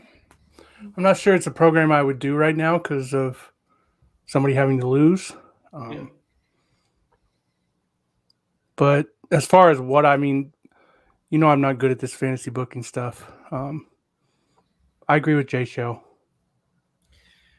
Everything she said, word for word, accurate. Here's one you'd be better. She did that already too when she was talking about big boys doing big boy stuff. Done. Done. Program booked. Next. What territory is this taking place in? Bob, what do you think? Major League Wrestling. Yeah. Court would book us, honestly. What would you do? Would you do something with the United States flag at some point? Bob, would you? No, probably not. Wouldn't make much sense. We're both. Oh God! Imagine Bob draping other Americans in the American flag. Yeah, that's why it wouldn't make a lot of sense. So it's like Bob with the American flag draped over him. He's got a WWE hat on. Yeah. And like we do our big entrances, and like they introduce me first, and they introduce Bob, and he drops to a knee and puts the fist up for the WWE, and I just kick him right in the face. Good Lord. Oh my! Do you remember that guy that quote tweeted me for a whole day? We're gonna tweet that graphic, and I just kept replying bootlicker over and over again. There was a guy that thought I was bullying Bob. It ruled. I need Bob to clear this up. Did you say that Goldberg should squash Hook on a random rampage? He did. No, I did not. He said that 2 hours ago. Piece of shit. He didn't say that. Bob would never. Jeff Hill, you're a liar. Here we go. What was I supposed to do? This is the problem. I forget what I'm doing here. No, I don't know. I'm sure it's fine. Bob's mystery partner would be Braun Strowman. Oh, yeah. Yeah, I'm sure it's fine. Jay Shaw, are you going to be going into the rant room over at Control Your Narrative? What is that? You can shout your least favorite wrestler for 3 minutes and they can't do anything about it. Wait, for real? That's like a VIP. Wait, are you serious? Yeah, but you have to go to a Control Your Narrative show, so it feels like kind of a rib. I can just go and just scream at Austin Aries and then just like... Would he be your pick, Austin Aries? No, it would be Moose. It would definitely be Moose. 100% it would be Moose. Is Moose working the show? Yes, he has a shirt on the site. Did you not see it? It's horrible. I think you should do a review of all of the shirts that they have there on their website. They got a bunch of merch. And they have this thing called projects, which are their recruits. And I think that's fucking disgusting. Bob's going to be covering that promotion pretty consistently here at the Late Night Grin. Did Bob do Carmella and Corey already? Did I miss that? No, is that out yet? Yeah, it's out at 12.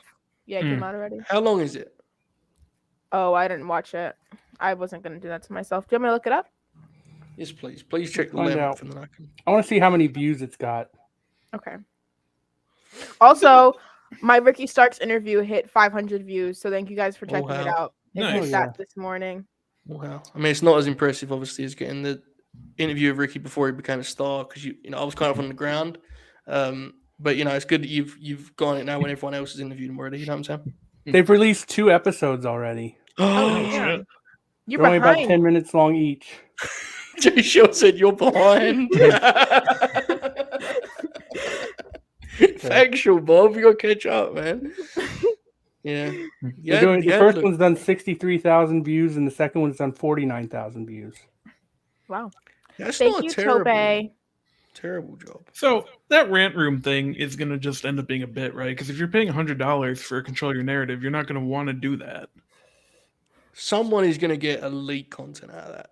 I'll bet good money that a Twitter personality is going to pay the money to go and do that.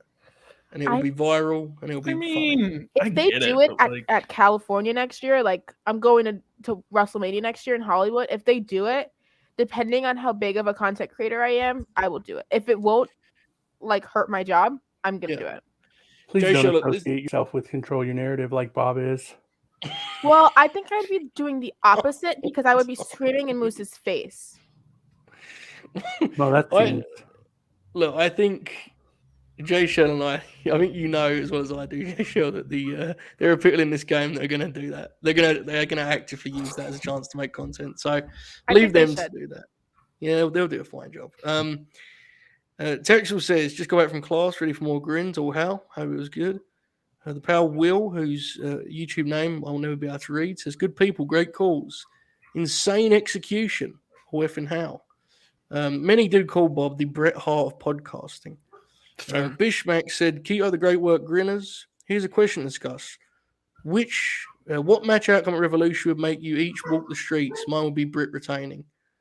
Yeah, bro, you may have stole the best answer of that one, man. Like, Brit retaining would be kind of brutal, wouldn't it? It feels like it's really time. Yours isn't Cole winning? Oh yeah, Cole winning. Yeah, I would actually stop watching wrestling forever. Mine's Cole winning, and I like Adam Cole. Yeah, I think that's mine as well. Jay Shell, yours. Anybody but Swerve winning the ladder match if he's in it. Really putting yourself in a corner with that one. If he's in the match and Swerve doesn't win, I'm gonna cry. Okay, we need to have a conversation. We're about 4 hours into this. This is hidden away nicely. We need to talk about Swerve. I'm worried. Why are you worried? I'm worried about. I'm a fan. I'm worried about my guy's instincts creatively. I assumed he was doing an elaborate bit when his Twitter name was Swerve the Realist with 3 rather than E. Mm-hmm. I have since been informed that he intends to just have that name full time. Mm-hmm. He says that he is outgrown. Ain't nobody. Yep. He is wearing very interesting gear that appears to be that of a pirate of some kind. I guess. I'm worried, Jay Shaw. I'm not gonna lie. I'm a big fan. What are you worried about? I'm sorry. I'm laughing at something else on the screen, and it's just I don't know what's going on here. I'm worried. I think with some wrestlers with creative control can sometimes lose sight of why people like them, and I don't know if that's the case, but I have a little bit of concern thus far. That's all. Does any of that make sense? I feel like you just attacked me, and you didn't give me any reason for attacking me. That's Swerve the Realist with the 3 is nuts, man. That's fucking crazy. He wants his name, but he can't get it. Look at Bob's fucking name, Jay Shaw. This is ridiculous. I'm trying to make this point, and I'm looking at Bob's name keeps changing. This is ridiculous. I think I should change my name in honor of Swerve, since you think it's such an issue. I'm a little bit worried. I have to... Like, the 3 thing is nuts. Look at like, seriously, this is some scary shit. He said it's the 3rd version of himself. That's lore. That's lore, man. Oh no! That is not lore. No. That is lore. I know that's lore. Okay, we have a couple more here too. JJ, please. You the last E is also a 3. I don't know if it is. I think it's only the middle. I don't know. Which is funnier in some ways. Let me check. JJ has actually sent a donation. He says, "Is this an NFT?" Yeah, it's just the middle. It's just the middle one. I apologize, JJ. I should know he knows the business better than me. Factual. Is that funnier or not? I don't know. Like only one of the E's being a 3, is that funnier? I have a question. Is it about 3s and E's? No. It's about Ring of Honor. Will you guys be tuning into their live stream tomorrow when they make a bunch of announcements and let you guys decide what talent you want to see at Supercard of Honor? No. But I will message you accordingly and say what happened at the Ring of Honor live stream. Wait, that's happening tomorrow? Yeah. That doesn't fit our narrative very well. Jeremy was can't control it? Wow. I would like to point out that I thought Swerve was 2 3s because that's how Joe Holbert sent it to me yesterday when he was violently attacking his display. Oh, that is spiteful. Okay. I thought it was both. I'm just saying. This is the truth right here. That's a verifiable source right here, folks. Yeah. I know when I see some lore. Good Lord. Just saying, just want to be ready. Like I've learned this lesson before. Joe Lorbert. When a wrestler leaves, they get creative control they don't always need necessarily. You know? Fair. Looks like Jay Show's flipping off Bob then for a second. He fucking rolled. Oh my this God. Is also factual. I get fired up, man. Yeah, you do. You know that message I sent to you about Swerve? I also sent that to Jeremy unintentionally. Pretty aggressive text out of the blue, I'm not gonna lie. Joe, what is the best or worst law you've seen? I think the worst case of law, by far, honestly, was when, oh my god, was when in the swamp fight, Alexa showed up as Sister Abigail, and I did a podcast bit on the distraction. It was like, can you believe idiots think that was real and that she's in the angle now? That was clearly just Braun's imagination. And then not only was she in the angle, but she changed her character completely in order to play Bray Wyatt's Harley Quinn, therefore ruining wrestling forever. That was the worst case of law. I'm still confused. Were they in a relationship or were they family? Alexa and Bray. Family? Like in the storyline. I don't know. I don't know, man. It was creepy, wasn't it? He kidnapped her. I mean, is that bad? I just don't understand if they were like, together, or if that was like his sister or like his daughter. I don't know. Bob, you're an expert on this kind of thing. Anything that happened in the Thunderdome doesn't count, so I'd rather just not talk about it. There were some good matches there, though. Yeah, but there's no point watching it back, right? Like Sasha versus Bayley, Hell in a Cell. Yeah, it's fair. Bianca versus Bayley, Hell in a Cell. Well, Bob didn't like the Sasha Bayley match very much, did you, Bob? I didn't like Hell in a Cell starting a feud. It's not the only reason you didn't like it, is it, Bob? You know, there's these Sasha Banks pants I was gonna buy, like shorts that say Sasha Banks on the ass. Wait, hang on. What's going on here? Wait, hang on. Just that is filth. You're correct. But Brian sent a fabulous donation, so we're going to say yes or how. Jay, what did you just say? That sounded outrageous. Wow. There's these pants on Chalkline that basically say Sasha Banks on the ass, and they're sequins, like they're blue sequins, and they say Sasha's name. Are you going to buy these for Bob? Bob, do you want them? I was going to buy them for myself. No, I'm good. Thank you. That would be the best tweet ever. Bob already has them. Bob wearing those would be the best tweet you ever sent. Oh my god. Easily, too. Absolutely easily. Ratings. This would actually be a good segment, honestly. Bob's Sasha Banks intervention. And we could, if I tweeted right now, Sasha Banks stands, join us to bury Bob O'Neill, this stream yard would be filled to the brim. It would be extraordinary. Yeah, I don't know, guys. What are we doing now? Do you know how do you actually feel about Sasha? Like, let's pause. How do you actually feel about her?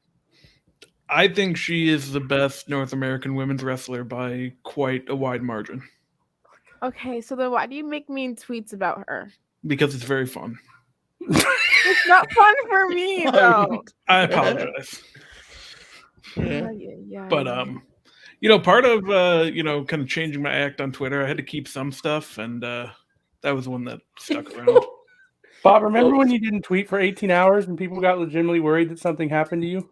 Yeah, I didn't even know. I didn't even realize I didn't send anything, and then I checked because I was playing Madden or whatever. I don't check Twitter when I'm playing video games that often. I went and made sure that your roommate had tweeted to make sure there was nothing going on. Do you remember when one time we did the late night grin and we were talking after the show and Bob got he just got bored, I guess, and what did you see? Started playing PlayStation. So the laptop was on it was on Bob's lap. Yeah. And we could just see the controller at the top of the camera. It was awesome, man. Hell yeah. Incredible. Good times. Incredible. Back in the day when the grin used to be 6 hours long and these last 2 hours wouldn't be on the air. I forgot about this. We're not going to talk about that. That was an all-time great tweet, though. There was one where I can't even bring it up. Do you remember the Olympics? The what? The shoot wrestler in the Olympics. Oh, yeah. WWE now. Oh, yeah. I'm not even going to get into details because this is not a place for that, but that was incredible. What do you guys think about Sasha going for the tag titles? Jay Show, is that one where it's like immediate bump, middle finger? Okay. I'm kind of torn because I think it's a waste of her, but I also think her and Naomi Naomi deserves something at Mania, so it kind of pops me too. I love them together. The famous Joe Pearl told me that it's going to be a match between the two of them instead of a tag match. So going by what Joe says, what Joel says, I'm for it. But those tag belts don't mean shit. So.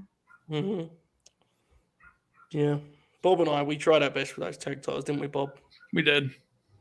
What do you think about this as the Mania, route for Sasha Banks, the legit boss? I don't think it's bad. Like, I do think it's probably not the best way to use her. The best way to use her would ever be the Joel Gacy. top women on SmackDown. We've talked about that. I don't know how you put Charlotte over her, but if you're gonna have tag titles, you should probably defend them. And nobody. Yeah. One. Nobody said I listened to Joe Pro. 2. Joel Gacy popped the fuck out of me. 4. I skipped 3. 3. I thought you skipped 3 on purpose because that was Swerve's deal. Oh god. 3. Bring back the Bellas. 4. Okay. Put Alexa and Rhea in a tag team. That's all I had to say. Oh god. What was the last point you made? Put Alexa and Rhea in a tag team. Shoot your thoughts on the women's tag titles. Good lord. Who has them now? All right, guys. I'm gonna go walk in a circle for a bit. Yeah, that's fine. Oh hell yeah! Bob gets to host the show. Yeah, Bob, you're in charge while I'm gone. Don't do anything I wouldn't do, okay? Now think of what I just did and think of the ground that covers. So, all right, guys. I'll be back in a second, okay? Stay safe. I'll be back shortly. All right. Can you guys believe that coward left? That's crazy, man. He Middle said of he his was own gonna stream. do the full stream, a full 12 hours, and he's not even here. Yeah. Well, he doesn't love this business like we do. It's disappointing. Right? I'm probably gonna leave for like a half hour when he gets back, and then I will be here for the remainder of the stream. That's a long time. It is. It's something that sounds good when you're not in the middle of doing it, and I imagine I will regret it at some point. But what are you gonna do, man? Not gonna be a coward about it. Fair. What's Swerve's cage match grade? Do you have it in front of you, or do you want me to look it up? No, I don't know what it is. Take a guess, and I'll look it up. Both of you. If I had to guess, probably like 7.8. He's pretty good. I mean, 7.75. Oh shit. No, I didn't look it up. That was your guess. Oh, I thought that was like you were like very like. I literally stopped my search. Okay, hold on. He's an 8.25. Oh, well. Okay. Did you know Greg Gagne is like 4.6? Absolute filth. It's too low, man. Jay Shell, do you know who Greg Gagne is? No. Fair, honestly. Who is it? He's the son of the promoter of the AWA that existed until about 1990. Cool. He invented the NWO angle in WCW, and Eric Bischoff stole it from him and did it worse. I don't watch WCW. It was also his idea to put professional wrestling on television. Oh, then I like him for that. Yeah, he invented that. I've heard of the Von Erichs. Isn't there a Lacey Von Erich? Yes. Is she good? She exists. No, she's not. Oh, well, let me look her up.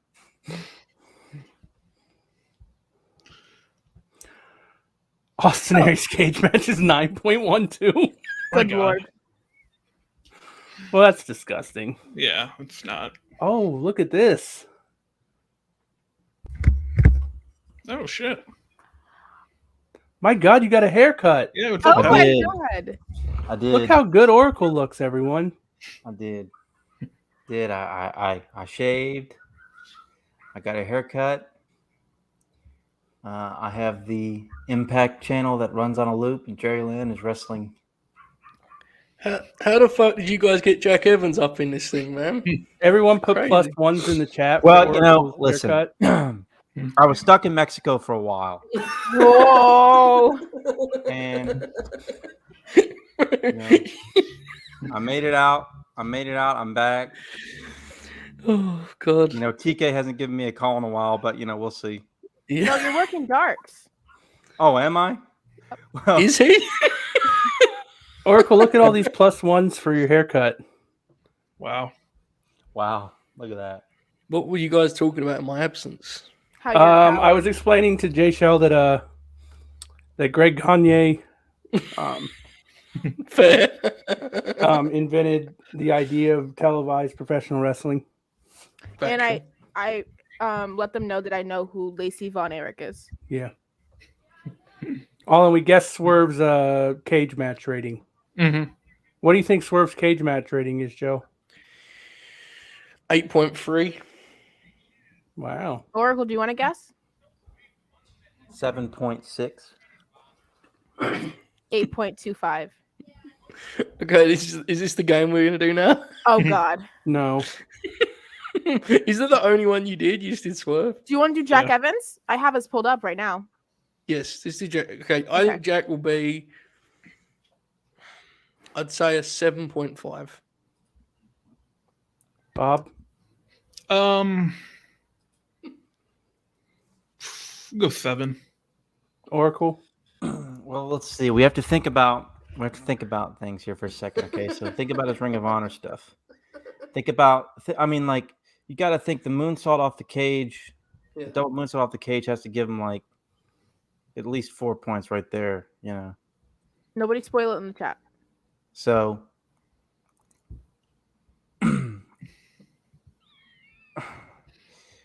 Working a gimmick where you're like drunk and wrestling, though, I don't know, that might take him down a notch. But that's also a thing for me. Some people might like that. So that actually might give him 2 extra points. So I'm gonna go 7.2. 7.51 is my guess. 7.38. Damn. Those mid 2000 Ring of Honor guys, they minimum 7s, right? Yeah. Every one of those guys, people just fondly remember, and nowadays, obviously, he has his flaws. Matt Cardona. Matt Cardona, 5.7. Whoa, okay, hold on. I'm pulling him up. Oh, okay. Oh wow, that was a big sell. I was going to go around to 6 before, but I'm now reacting to Jay Shell's big. I'm going to say 5. Don't go off of what I said. Okay, I'm going to go 6.2. Okay. Which one are we doing? Cardona? Cardona, yeah. This is a great segment. It depends on what people are. You have to weigh in his popularity in 2011, right? You do. I don't know if they do. I'm going to tell you how many votes he has. Will that help you guys? It's probably a lot. 564. Yeah. Okay. So some of those must be from WWE. I looked at one yesterday that was like insanely high, and I got really mad about it. And then I saw 7 people had voted, so I moved on with my life. Yeah, it's very flawed system. Bob, do you have a guess? 6.5. Hold on, y'all. Hold on now. I just got a text. Hold on. Is it from Matt Cardona? No. My brother Dustin, who's probably watching, just literally DM'd me and said Kenny Omega 0.0. Brand. So, yeah. Okay, well that rules. Where we at? Have you guessed, Oracle? No, not yet. I already forgot what my guess is, so Most of you guys were close. 5.75. 6.35. All right, here's what we're gonna do now. Okay. Did you know Tony Khan books based off cage match ratings? Yes. And based on that, here's what we're gonna do. Each of us will put forward our one single favorite wrestler ever. And I'm intrigued as to the range of what they get on cage match, especially if our friend Shoot goes with Kevin Von Erich. That's exactly who I'm going with. I cannot wait to see, because Kevin Von Erich was actually good, but he feels like the kind of wrestler that crowd will be like out on. To me, we're not guessing, right? We're just gonna. I just want to see. We'll go around. We'll start with you, Shoot, and then we'll go this way. So yeah, Kevin Von Erich. Okay, Kevin Von Erich is the Jay Shell. Are you on the numbers here, or should I do it? Oh, I can do it. Do you want my guess? Or my no, we're just wrestler? No, we're just putting. We don't because we get very good when we guess. Bob lashes out. Okay. Well, my wrestler is Eddie Guerrero. Wow. Eddie's probably going to win, isn't he? Okay. What's Kevin Von Erich's number? 7.52. I'm gonna lie. I thought he was gonna be lower than that. Me too. No, I'm kind of scared. Well, you know, some of the wrestlers went on Cage Match and knocked down his rating for all those potatoes they took. So Kick the shit out of himself. Oh, I'm gonna win. Yeah, well, Eddie must have like a 9.5. Oh my god, 9.49. Yeah, dudes, everyone loves Eddie, right? This is what he is. You know. Okay, got Oracle. Who's your favorite? Yeah, who's your favorite ever? Would you say Tenru? I mean, Terry Funk's my favorite ever. There you go. In terms of like, Terry's got to be over a 9, right? He has to be. Brother, he's got to be 9.28. There you go. Boy, I almost. Yeah. He's got too much. There's too much depth to it. Guys, Bobby. Yes, yes, you. Is there a prize if you win? I feel really bad that someone's about to catch a stray. Oh, no. This is the thing that I saw over the weekend. So Kevin Von Erich's got a 7.5, right? Uh-oh. Kevin Koo has a 7.7.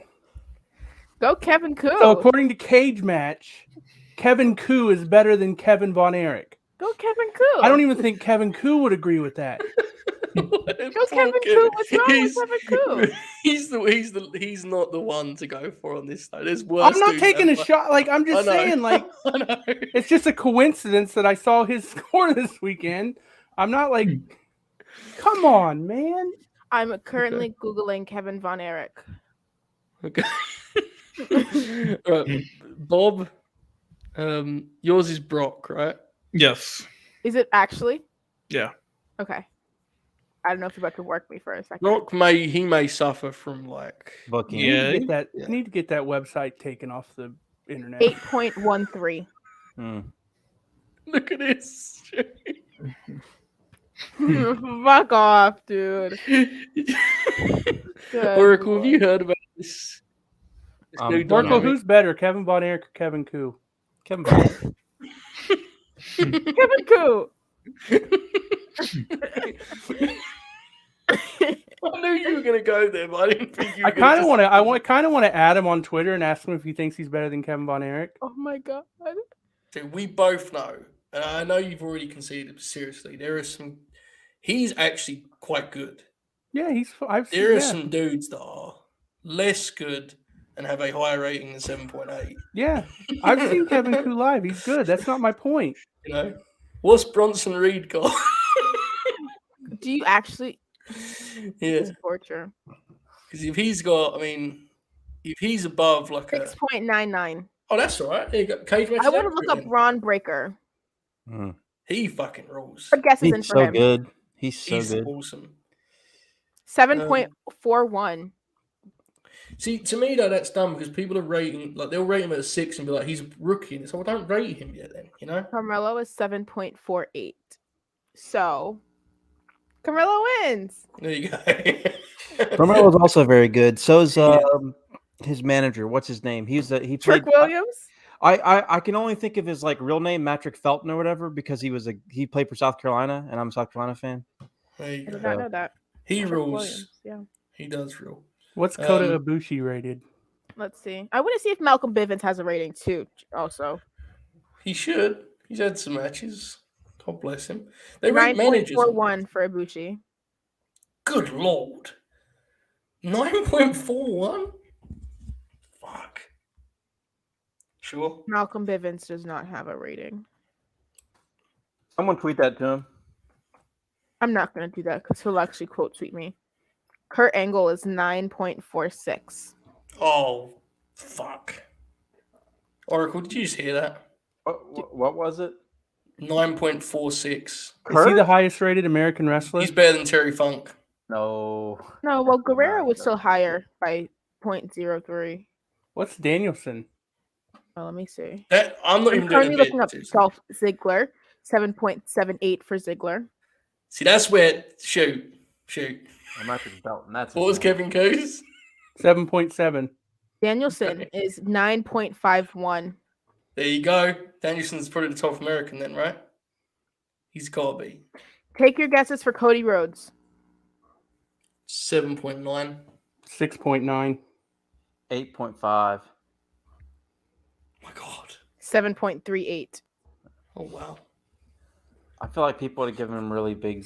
Kevin Ku's better than Cody Rhodes, too. I might agree with that. Wait, who's Kevin Ku's partner? What's his name? Dominic Greeny. Yeah. He scares me. He's very good. His voice does not match his wrestling style. You know. They're fine. They're just not better than Kevin Von Erich. Have you ever heard Loki talk, J-Shell? No. You've never heard Loki talk? Wait, I have. He cut a promo in NXT when it was a game show. Yes, I have. He has really deep voice. Comically deep voice, yeah. Yeah. We should probably stop talking about him because he kicked the shit out of all of us. He's going to be controlling his narrative soon, Bubba. Oh, yeah. Can I just say that J-Shell I just noticed she changed her name to my haircut? Yeah. That's been a bit for the last hour or so. I don't know, honestly. Low-key's rating on Cage Match, if it was based exclusively on his in-ring performance, would be fucking incredible. And I sense it is definitely based on more than that when people vote for Low-key. And that's fair. When people post a picture of him getting carried out. Yeah, that rules. He's an interesting guy, isn't he? Interesting guy. That's the phrase I'm going to use. An interesting guy. Yeah. Great pro wrestler, though. Seriously. Oh yeah. Wasn't the word intriguing? Yeah, that was good. Yeah, that was good. Yeah. Key was great. I would like to read a review of Kevin Von Erich from Cage Match. Okay. As long as it's not Kevin Ku, because you've kicked the shit out of him enough. Yeah, my dad's already said he's telling him. Shoot. Yeah, that's all right. A pioneer of high flyers. Jumping off the turnbuckle or ropes was exciting back when he did it. He is the only living Von Erich left. Him teaming up with his brothers was amazing and had feuds with the Freebirds. Wait. Does he get a higher mark for staying alive? Yeah, I think so. Too bad he was not given a bigger push as a singles. And this person gave him a 10 rating. Okay. Shoot, there's a tag match in Mexico from the early 80s where Kevin teams with, I think it's Andre. Oh my God. Wrestling Paraguayo Senior and I think that's who they're wrestling and somebody else, and they just take liberties on each other the whole match. It rules. Look at J-Shell. Her reaction to this Kevin Von Erich bit. Hey, did you know he's only got 30 votes on Cage Match? Who? Kevin Von Erich. Yeah, wow. Very few people have watched that stuff, man. It's a shame. Filth. I don't want to get into. Hold on now. Hold on. Yes. Now look, man. we've become pals here. We have good banter. Me and Tope Suicida. Please don't ever accuse me of doing ratings or reviews on Cage Match again. That's too far. Are we done with the Von Erich talk? Yes, but now we can talk about J-Shell. How many Genoshiro Tenru matches have you seen? Who? Eddie Kingston give him a shout on Dynamite. See, he's kind of topical, right? His Google trend must have went up. Yeah, he wrestled Chris Jericho. Tenru. I saw him wrestle Macho Man Randy Savage. It was awesome. Wrestling Romance. The joint show with WWF and All Japan. You were so excited when you found that match. Yeah, it was awesome too. It did rule. Yeah. I remember Joe was like, "I'm going to turn it on," and then I kept sending him excited texts about it, and he had fallen asleep. They did stall him at the start, man. I fell asleep immediately. JJ, do you like my name? Oh my God, just direct, just seeking praise from the chat. Yeah, yes. We never talk to the chat like that on this platform. I remember "It is my destiny, it is the truth I see. In this world I found a way to cross the line. I do what I've been doing." I can't remember what the rap is. That was the fucking TNA theme. It took me a while to figure it out. We just started singing the 2008 or something TNA Impact theme. Yeah. Oh my God. Shawn Michaels has a 9.6 on Cage Match. Oh, Of course. he's horrible. Melodrama. What does Brett have? What does Dax Harwood have? Brett should be 10. Young Buck Yeah. stands down. Vote Dax, I think. Brett's 10 out of 10. Dax is an 8.14. Suck my cock. Oh my God. Hey, that was a little aggressive. Still got 7.5 hours to go here. You know, take it easy. Save that for like hour 8 or whatever we're doing here. I'm feeling okay so far. Bret Hart's at 9.43, so he's lower than Shawn Michaels. I'm still a little bit mad about Kurt Angle, I ain't gonna lie. Well, okay. I don't understand what is Hold up on. with this Impact channel. I've seen the same shit since I put this crap on. Yeah. Oracle, I would It's like the to address same- you directly for a It's moment. Lucha Bros and Not the Lucha Bros. Lucha Bros and Santana and Ortiz and Taya and Rosemary, and they're like greatest hardcore moments. And I've seen this crap like 6 times. Every fucking time I turn it on, it's on. Oracle gets a new channel and all he gets is Ray Phoenix matches. That fucking rules, yeah. And the only thing I got worth a while was when they did like the before the Impact, whatever it was. Yeah. And they showed like highlights from the No Surrender show. So I watched some of that when I was doing something else. And otherwise it's like Sammy Callahan skits with Scott D'Amore or something. I don't want to watch that shit. Yeah, there's a lot of skits on that show. It's just So Yeah. So guys, Brett has a 9.43 cage match rating. The Hart Foundation has a 9.53 cage match rating. So according to Cage Match, Bret Hart was better as a tag team wrestler than as a singles. I don't even like. You know team what's that funny? much. Sean's tag team is better than Brett's tag team. Yes. Yeah. Yeah. Let me see what the I Rockers actually have. think by like distance, I don't even like. No, it's not close. The Rockers are incredible in the 80s. If you watch their 80s stuff.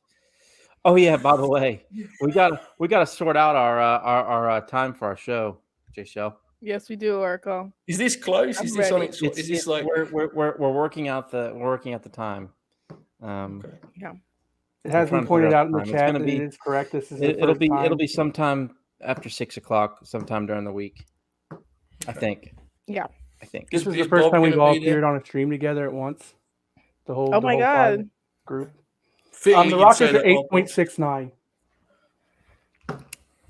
I love the MSG, or at least one of them. I think there's a couple. The MSG match with the Brainbusters, Rockers Brain. They had really late 88. Man, their match is really good. I've said this before on these shows. Early 89. The one you're thinking of might be from January 23rd, 89. I don't know, but you're very good at dates. I'm very bad. Hang on a second. We have news in the chat. Well, that's fair. How do you?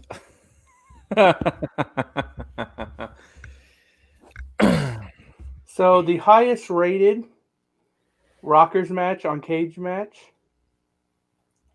is from August 30th, 1986 against Buddy Rose and Doug Summers. Oh, that's one of the greatest matches of all time. Yeah. Oh my god, what rating does it have, Shoot? Have you seen negative 18. I don't know if I've seen this. What rating does it have, Shoot, that match? The Bloodbath. 8.88. Bloodbath in Vegas. I don't know. No. Buddy Rose and Doug Summers versus Midnight Rockers. Bloodbath in Vegas. You never seen it?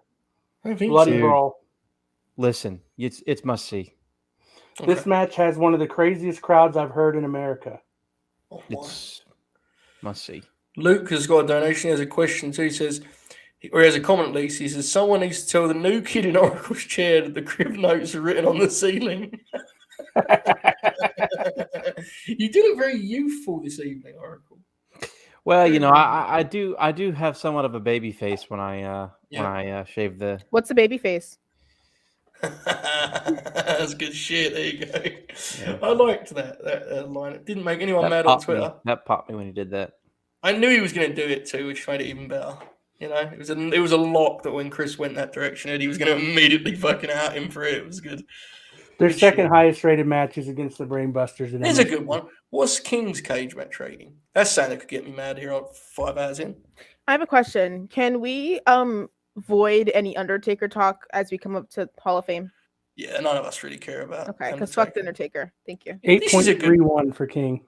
Brother, this seems insane. Am I wrong? Yeah. 8. No, I mean, you're not wrong. I agree with you. Sam Joe is a 909, which is pretty good. Okay, here we go. Joe. Yes, shoot.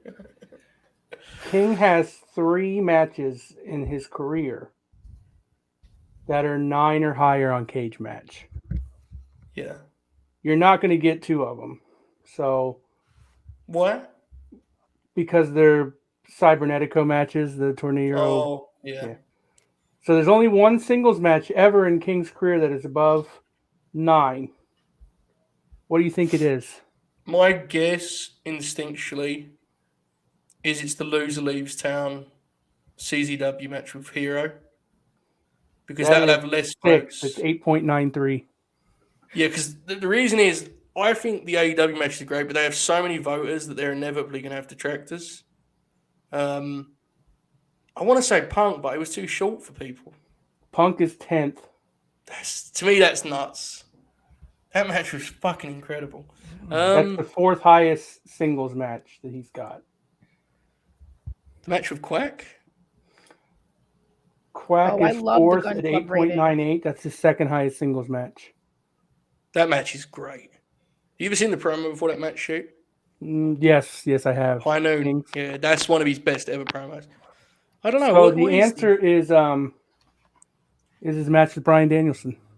Makes sense. Yeah, Okay. I saw that match live. Yes, you did. I kind of thought because that was a big match, people were going to kind of pull the rating down. But yeah, that match that's incredible. Okay, now my brother Dustin just DM'd me. Is Roman an 11 or 12? What does Roman have? That's a good one. Somebody said in the chat earlier. If you said in the chat earlier, can you repeat it? Also, I would like to thank the 6.85 voters. Oh Perfect. no, he's not gonna like that. I would like to thank the Cage Match voters for giving the Gun Club such a low rating. That makes my heart happy. Yeah, me too. It's terrible. What Fuck rating the Gun Club. What rating did Roman have? 6.85. That's kind of nuts. Lower than both Kevin Koo and Kevin Bonnet. I once saw Kevin Koo make an entrance in a Roman vest. Remember that, Oracle? Were you? I don't think you were at that show.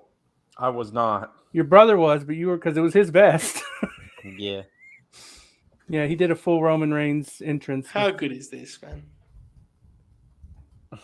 Yes, that's true. I know. How great is that? Yeah. God bless old fucks in wrestling. Somebody needs to get Greg in on that and give his insight on that. Did we? That's it. Here's what you do. You sell those. Devin, did I tell you Greg Gagne's rating on here? No, I don't think you did. 5.41. Oh, that's distasteful. Distasteful. He's right. He doesn't have a single match on here that has enough ratings to have a. What's AJ Styles at?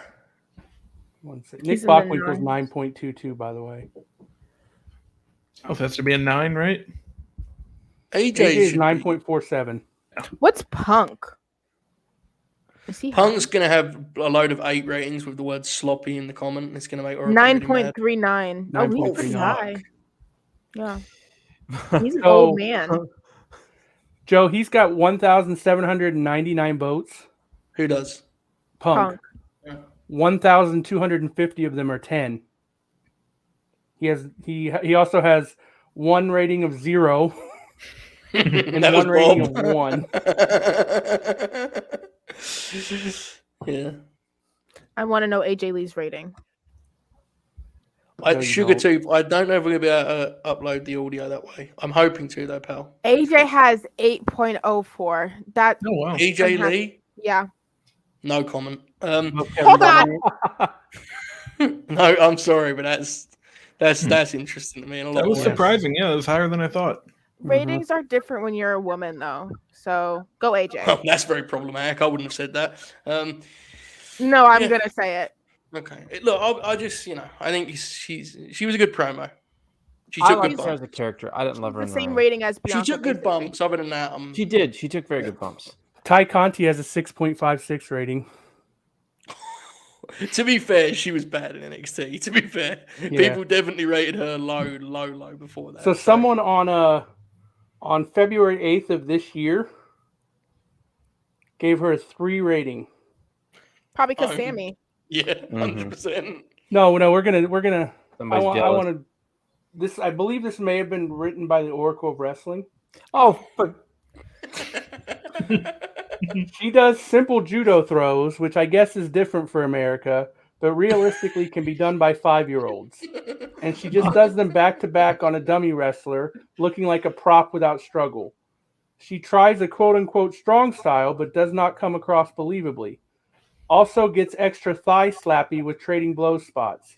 Do you know way what overdone in a way you can see right through. Oh, I find her dull, as a phony trying to play tough but is not a natural. She apparently trains martial arts, but that doesn't come across at all in her pro wrestling. People such as her, Anna Jay, Sky Blue, Penelope, Bunny, all have almost nothing interesting to offer. Oh, y'all just hate women. Outdated wrestlers mostly push for their looks, basically one step above the previous Divas generation. And that's not good enough for today's main stage. Why are we spreading misogyny, shoot? This is filth. This sounds like something from like a message board. Yes, it does. Misogyny. Good Lord. So, there you go. I'm still mad about Kurt Angle, I ain't gonna lie. Trish Stratus is 8.98. Yeah, hold on. To be fair, bro, come on. Now, I wouldn't put Trish that high, but Trish was a good worker from like. Oh, I like Trish a lot. She was a good worker. She was an 8.98. Basically, till she left. 8.98. Yeah, it's too high. What's her highest actual match? Shoot, you got that? Me and Trish. Riho 7.38 for someone who asked. So this is what pops me. I bet Trish's highest rated match is like 7.1 or. I'm looking. Hold on. Trish is a perfect example of somebody who was around in this era consistently would have been looked at a lot better. 100%. She was good. But that is high, isn't it? Oracle. It is high. Yeah. I wanted to. No, you're right. She was good. I wanted to defend her because she was quite good. Trish's highest rated match is 8.04, and it's her retirement match with Lita. That match is good. Yes, it is. What was I gonna? Oh yeah, someone asked in the chat. Kurt's rating was like 9.46, I think. Yeah, he was high. Yeah. Lita's her second highest rated match is against Lita in that main event of Raw. That's also a good match. And her third highest rated singles match is with Charlotte Flair. What rank did that retirement? That match is 7.29. Her matches with Victoria are all really good, especially the hardcore matches. I would say her matches with Mickey are pretty good too. She has a hardcore match with Victoria it only has a 6.33 though. That's fine. Her match with Mickie James at WrestleMania has a 5.57. Oh wait, no. That's a different match. She has a 6.62 at WrestleMania. We have a donation. And the donor has simply named themselves Watch Along, and it is a link to the aforementioned Midnight Rockers match. So I think we should wait until we're all like more unable to speak.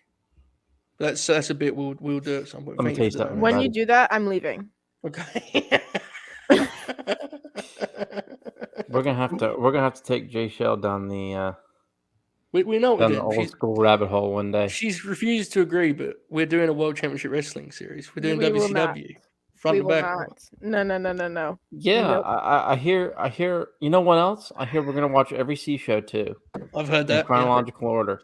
But here's the thing: because Jay Show is so all in, we're not going to just start with like when Turner buys. We're going to do the whole Crockett era too. We're going to do the whole thing. Yeah. We're not going to do that. Because she said to me, I really want to study, television, studio television wrestling. Like I want to see those squash matches. Those 8-minute Tully Blanchard TV title defenses. Let me see them. And I said, all those angles that are not problematic. Yeah. All those promos that aren't offensive and Hikaru Shida has an 8.95. So Mickey's come up in the chat here. 8.28. Yeah. I just want to watch Divas matches. I genuinely think Mickey is got a case as the best American woman's So when we start this thing, the first match is what is it? Is it Melina and Michelle McCool in a title unification match? Yeah. Okay. Oh shit! So when is that? Champions. 10.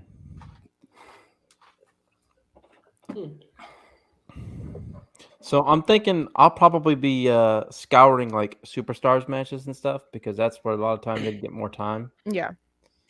God So you bless find you, stuff Oracle. from there sometimes that's like actually pretty worthwhile. You see Arya Davari's tweet? What did he say? He said, "All rats. The anime profile picture crowd is mad that a company I don't work for put me in their dumb game." Oh wow! Wow. He fucking rules. Love that for him. I don't really enjoy his wrestling matches or promos, but he pops me tremendously as a human being. He had a good match with Lockhart. He's solid. He just never pops for me. You know, he never stands out, unfortunately. I mean, but you need solid wrestlers, and that's one thing I had to come to terms with. Everybody doesn't have to be a super worker. I agree. And actually, if it's a guy you're going to just beat a lot, there's honestly something to be said for them being just solid. I agree. Arya is. Just like Mark Starr, which is who will be a highlight for Yes. JShell when she goes through the WCW undercard and she says.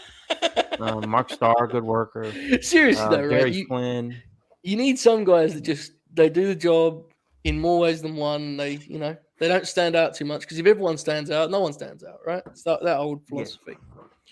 Yeah. Speaking of such guys, did you hear about Buddy Matthews, son of AEW?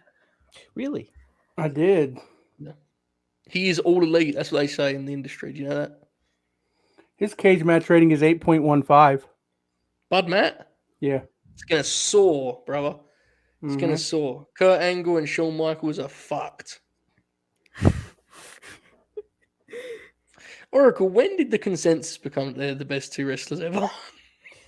It's David Von Erich has an 8.64. That makes me happy. Go ahead, Oracle.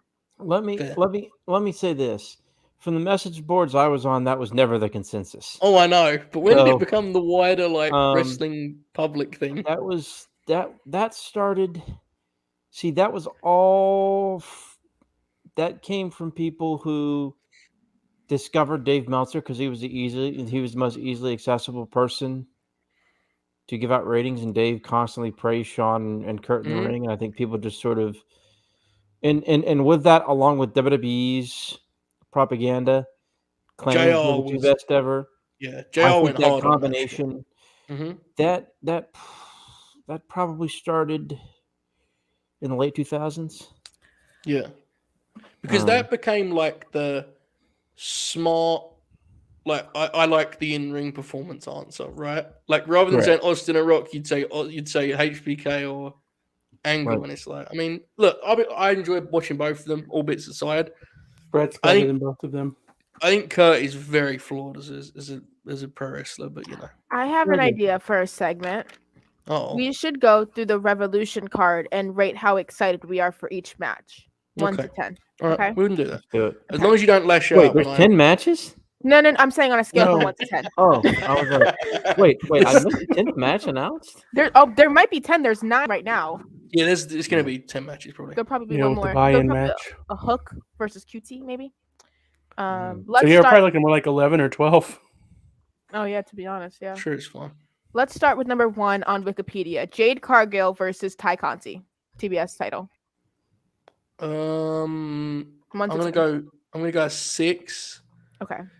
My lack of interest is I don't really buy that Ty can win, but I'm interested just purely on what the match looks like. Honestly, I haven't got an investment beyond just as a dork. I want to see if it's like good or how long it goes, etc. So I'll go 6. Same. I'm at 6 as well. 5. 5. And I'm mad about that because I think this actually could have been a big match, and the fact they're just throwing it away out of nowhere makes me kind of upset. Sounds like the women's division. Moving on. Yeah, unfortunately. HFO, so that's Andrade, Matt Hardy, and Isaiah Cassidy versus Sammy, Sting, and Darby Allin. Tornado tag? Yeah, the trio's tornado. Yep. I like a few of the people involved in this, but I kind of think it's a filler deal. As much as it could be crazy, I'm going to go 4. It's probably my lowest on the card, I have to be honest. 9, because I'm going to get to see Sting and Andrade do stuff together. That's fair. Fair. I'm going to go 5 because I know it being a Tornado Trios match, there's going to be crazy stuff, and Darby Allin's in it, and he's a complete lunatic, so and I'll pop and scream on my couch and stuff. So, in all seriousness, though, 9 was kind of a joke. But can you imagine when Andrade was NXT champion and we felt like he was the future WWF champion, WWE champ? Excuse me. That if someone told you he was going to be wrestling Sting on a pay-per-view in 5 years. There's a lot of that on this card, bro. It's fucking weird. Wrestling's changed 4. a lot, man. 4? Okay. Yeah. Jurassic Express versus Red Dragon versus who we're guessing is going to be the Young Bucks. The way that you've started this, I feel like I'm being really negative, but I'm going in the order of Wikipedia. I know. I'm not like I'm staying at my 4. I don't like. I've been consistent, as you guys know this. I fucking hate multi-team matches. I think it's probably the best use of them as champs. These numbers are high in the chat. Damn. Yeah, people like those matches. I've never liked them. I'm only being consistent here. I also prefer both Red Dragon guys as singles wrestlers. So I'm on an island with all of this stuff. Ignore me. 4. I'm gonna go 6, but it's very up in the air because it's very dependent on who the third team is. Yep. Oracle. maybe a 3. I mean, anytime Luchasaurus is in a match, it immediately is like, oh no. I do like Bobby Fish a good deal.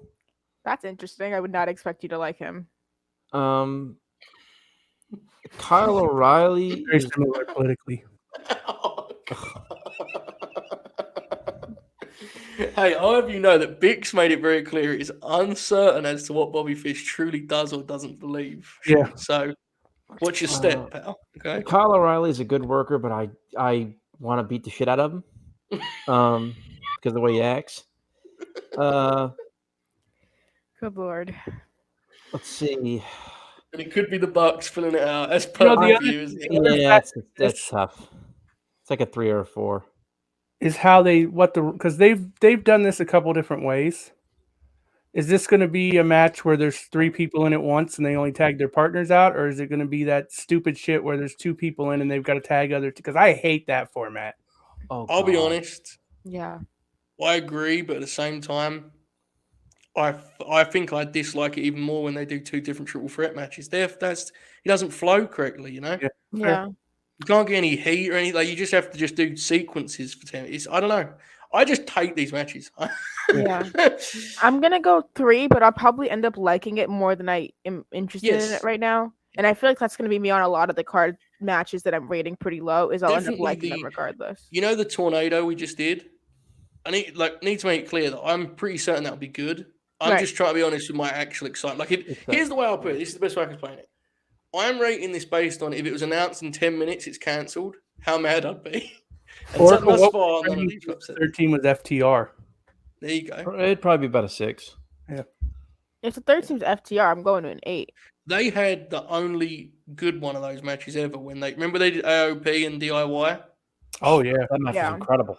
They pulled it off, right? It was great shit. There was a good 3 or 4 way match with like the New Day at a SummerSlam a while ago. I don't remember exactly what it was, but I know that I liked it. I know that could end up being really good. I do too. Like 18 or 19. Dinosaur on the apron for the majority of it. I'll be honest. This is just me, and I think it will be good and exciting. I like the tag titles to feel a certain way. Yeah, I get 20 it. minutes, one team versus another team. Yeah. That's just me. But yeah, I also don't like Jurassic Express as tag champions, but that's just me bitching. I don't disagree with you there. Yeah. Okay. Right. Moving on. Okay. Danielson versus Moxley. I'm going to full 10. Good lord. Not only are they 2 of my favorite wrestlers, but they actually have a hook and a story to go with it. There's some uncertainty about what's happening next, which is always good. The finish is unclear. 2 of the great wrestlers. Jesus, these numbers are high. Okay. This is as good as it gets to me. This is pro wrestling at its absolute best. I think this whole angle... 10s on this show, and this is one of them. Yeah. To me, this whole angle is a blueprint of what this promotion needs to strive for. It feels like major league, big time pro wrestling shit. I can't wait. I'm a 10, definitely. 8. I'm at like a 6. Wow. Maybe I'm just gonna expose this for once and for all. I don't really like Mox in the ring. That's fine. But Oracle's with you on that, I think. Yeah, I'm not a huge. Okay. But I am interested for all the other stuff. Like, I like Danielson in the ring, obviously, and I'm interested to see what the Garcia Lee stuff comes out of it is. That's my investment in this story. So I would say the difference between your ranking and mine isn't actually so much the take as it is what you said in the investment part. I'm just a huge Mox fan. I actually don't disagree with you when you say, like, I think he has flaws in ring. Oracle's talked about it before on the show, right? Like, some of his pacing and some of his shit looks clunky, but I just fucking love the guy, so I kind of look past it. Shoot, you're pretty similar, I'm with right? you on that. So here's the thing. The clunky stuff, I hated it when he was Dean Ambrose, and I find it endearing now. Which is probably I think it has to do with my investment level in him. Yeah. Like, I love him as a person. I didn't like him most of the time. I love the idea of him just being like authentic, and I love his wife. Probably like his wife more than I like him. But she's so good. Yeah, she's awesome. They're both Cincinnati Bengals fans, so they're okay with me. So is Roderick Strong on the machine gun, Carl Anderson. Anyway, what we got next? Jericho versus Kingston. I'm at a 9. Genuinely, my only reservation is Chris at this point. What we get, I am a little bit concerned about Santana with one chop turning his whole chest red. I think that probably bodes poorly for this match we have here on Saturday or Sunday. But they've talked me into the building, and Eddie Kingston is my favorite wrestler in the world. So you bet your bottom dollar that when the bell rings, I'm gonna be locked into this one. I'm looking forward to it very much. Yeah. Shoot. 10. No reasoning, just a 10. It's fucking Eddie Kingston, and Chris Jericho looks like he gives a shit, and I can't wait to see it. I don't know if it's going to be good, but I can't wait to see it. I'm fired up. That's fair. Jericho has abs now, guys. Like, we're not going to give Jericho credit here. Sorry, I separate that stuff. Good Lord. Oracle? 6. I'm going to go an 8. I'm invested because Kingston. I hope Kingston wins, and I need to see him beat Jericho's ass. I think whatever the result is, I think they're going to give you a pretty extended portion where Eddie beats the ever-loving shit out of him, and I think the place is going to go fucking crazy for it. I'm pretty confident of this. The one thing I will say, and I'm intrigued on your turn, this Oracle, because I know you've struggled with Jericho stuff, and I get it. This is about as confident as I could be in Jericho having a good match at this point. I ain't going to lie. This feels like about as good a shot as he's going to have. Yeah. Eddie Kingston, man. I mean, Eddie's not someone who's going to try to, Jericho's not going to try. In fairness to Jericho, he wasn't like he was doing this stuff. My issue with him in the ring in the last 5 or 6 years was that when he was wrestling AJ and other guys, he was like trying to do high spots and trying to prove a point all the time. He couldn't fucking do it anymore. He was never great at it anyways. Mm-hmm. But so here, let's put this this is probably a better fit for him, but it's just I still don't trust him entirely in the ring. That's fair. We all think Jericho's winning, right? I do, yeah. Like, not what you want to happen, what you think's going to happen. To be totally honest, I think there is a chance they tell the story the other way, as I explained on Friday. I definitely think Eddie could win, and then you do a segment on Wednesday that's titled, like, Jericho, gives respect and he refuses. But my assumption is Jericho will win, and they'll build to Eddie winning the big one. Yeah, I think King wins in the end, but I think Jericho wins here. I get the frustration. I do, Joshelle, but it's going to be a long-term program. I don't want that. It's Jericho. It's going to be long. I think the most likely scenario, like you said, Joe, is that King's going to have him beat. Yeah. And Jericho's going to cheat. And then he's going to try to say you can't win the big one when he blatantly cheated to beat him. I don't like that. That's 5 losses, 5 pay-per-view losses in a row for Kingston, by the way. Yeah. But he's built different. Here's the thing. It depends how you do it. If you do the story that Shoot just mapped out, where basically the announcers put over that Jericho is fucked and he's going to lose, but his ego is such that he has no honor, right? He's going to take the shortcut. Honor no more. I, in some ways, think that is better for Eddie than just winning. Because Eddie is, and I say this because I can say it about him because he's my favorite, he is a wonderfully tragic loser. and that is what his role has always been. And one day, maybe just one day, that will be the story that concludes in another way, right? But he's got that now, Mick Foley about him, doesn't he? Yeah. Yeah. That's a good comparison. He's honestly, and I think it's very hard to get this across when you have 100 wrestlers on your TV show. But there's like a degree of depth to what that character represents that's really interesting. Yeah, driving me nuts. Bob, I'll re-add you when you come back. Okay. Like, Can somebody bring up Phantom's comment so we can talk about it in a second? I just don't want to forget it. About Chavo. A deleted tweet from Chavo. Phantom. Guess having TK tell me to go film Young Rock and my job will be waiting for me when I'm done didn't mean much. Reporting the fact I'm no longer listed on the AEW roster page. I'm sure it's fine. Anyone care? No, I thought it'd be interesting to read. No, you're right. Chavo was good in the mid 2000s. He was. It kind of seems like he may have lost his mind a little bit, though. I'm not gonna lie to you. Okay. An interesting guy these days. I don't know. He's a weird cat. Yeah. Okay. It was saying I'd forgotten where I was going. But Sorry. yes. No, it's fine. What match are we on? Okay, Face of the Revolution ladder match: Keith Lee versus Wardlow versus Hobbs versus Starks versus Cassidy versus TBD. And I think we should guess who we think the person's going to be. Also, Strickland. It's actually Swerve the Realist now. Oh, is that really what his name is now? Yeah, I know. It's tough, man.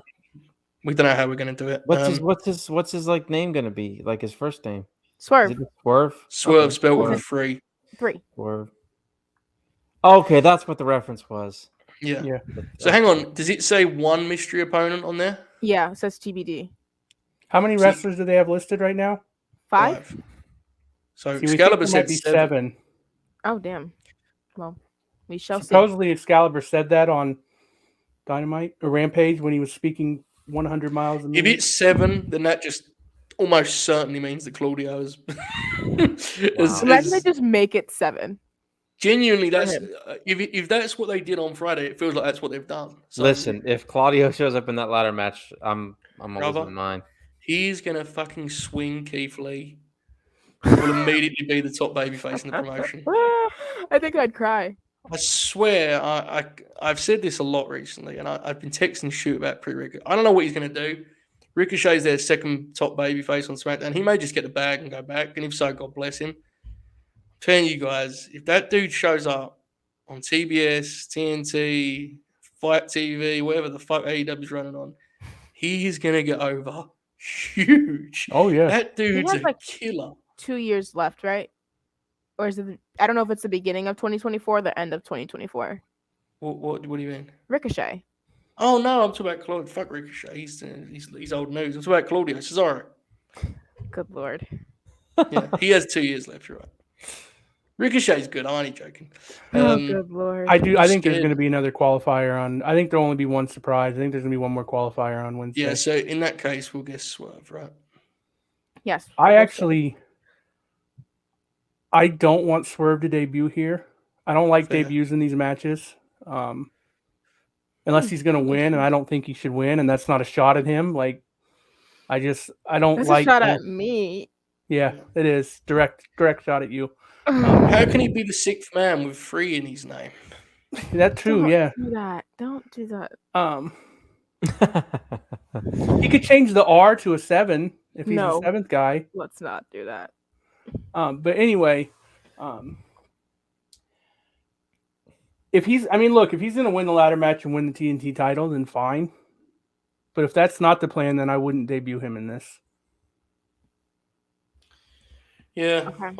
I don't disagree. I'll be honest. I think the casino ladder is a much, much, much better fit. The last year when they did this ladder match, I thought it was borderline terrible. I can only be so excited. The big man element is fun though, because that's something different. I'm going to go a 6 for my excitement on this one. Wow. Okay. Shoot.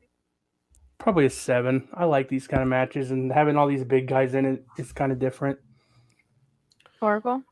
I'm gonna go a 7. Okay. I'm at a 10.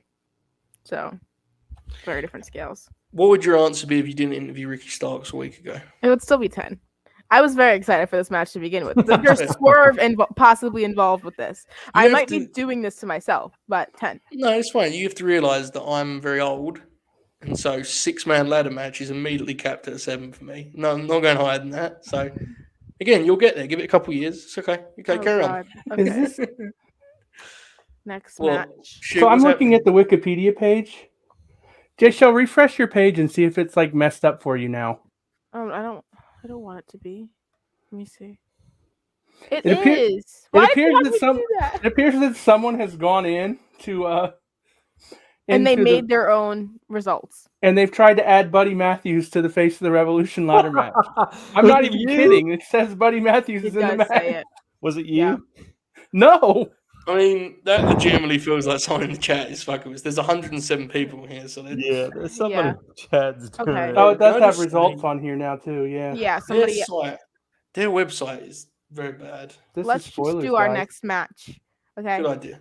Britt Baker versus Thunder Rosa for the AEW World Championship. I would like to be higher than I am. I'm still at a 7 because I'm excited to see one of my favorite women's wrestlers, one of my favorite wrestlers in that promotion, get the belt. I'm not gonna lie, if she doesn't, I think it'll be some straight up bullshit. That's my excitement. I actually think the build has been kind of tame. But the first match plus my fandom of Thunder Rosa earns it a 7 for me. I'd like to be higher, but I'm at a 7. Okay. I'm in the same boat. I'm in a 7. I agree complete. The overall long-term story is good, but they have not locked it back in and focused it enough for me within the last month or so. Mm-hmm. And again, like I talked about on Friday, and like I'm ready for Britt to take a break. And again, I said it's not. I think everyone should take breaks. Like it's time for her to take a few months off and recharge her batteries and come back fresh. I don't know if she still has that wrist injury. She had it a while ago, but it seemed. I think she said she's 100% now. I think I remember reading that, but yeah, it's just a little. She's been on TV a lot. This thing needs a cage, man. Yeah, I agree with that too. It needs a cage. It needs some juice. You can't do a death match basically and then just do a normal match. Like you gotta give it some juice. Like look, I think Britt's a star, but I think there's pretty clear correlation between match quality and the kind of gimmickry you get her to play with. Like she's better when she has some shit to get creative with. This is interesting.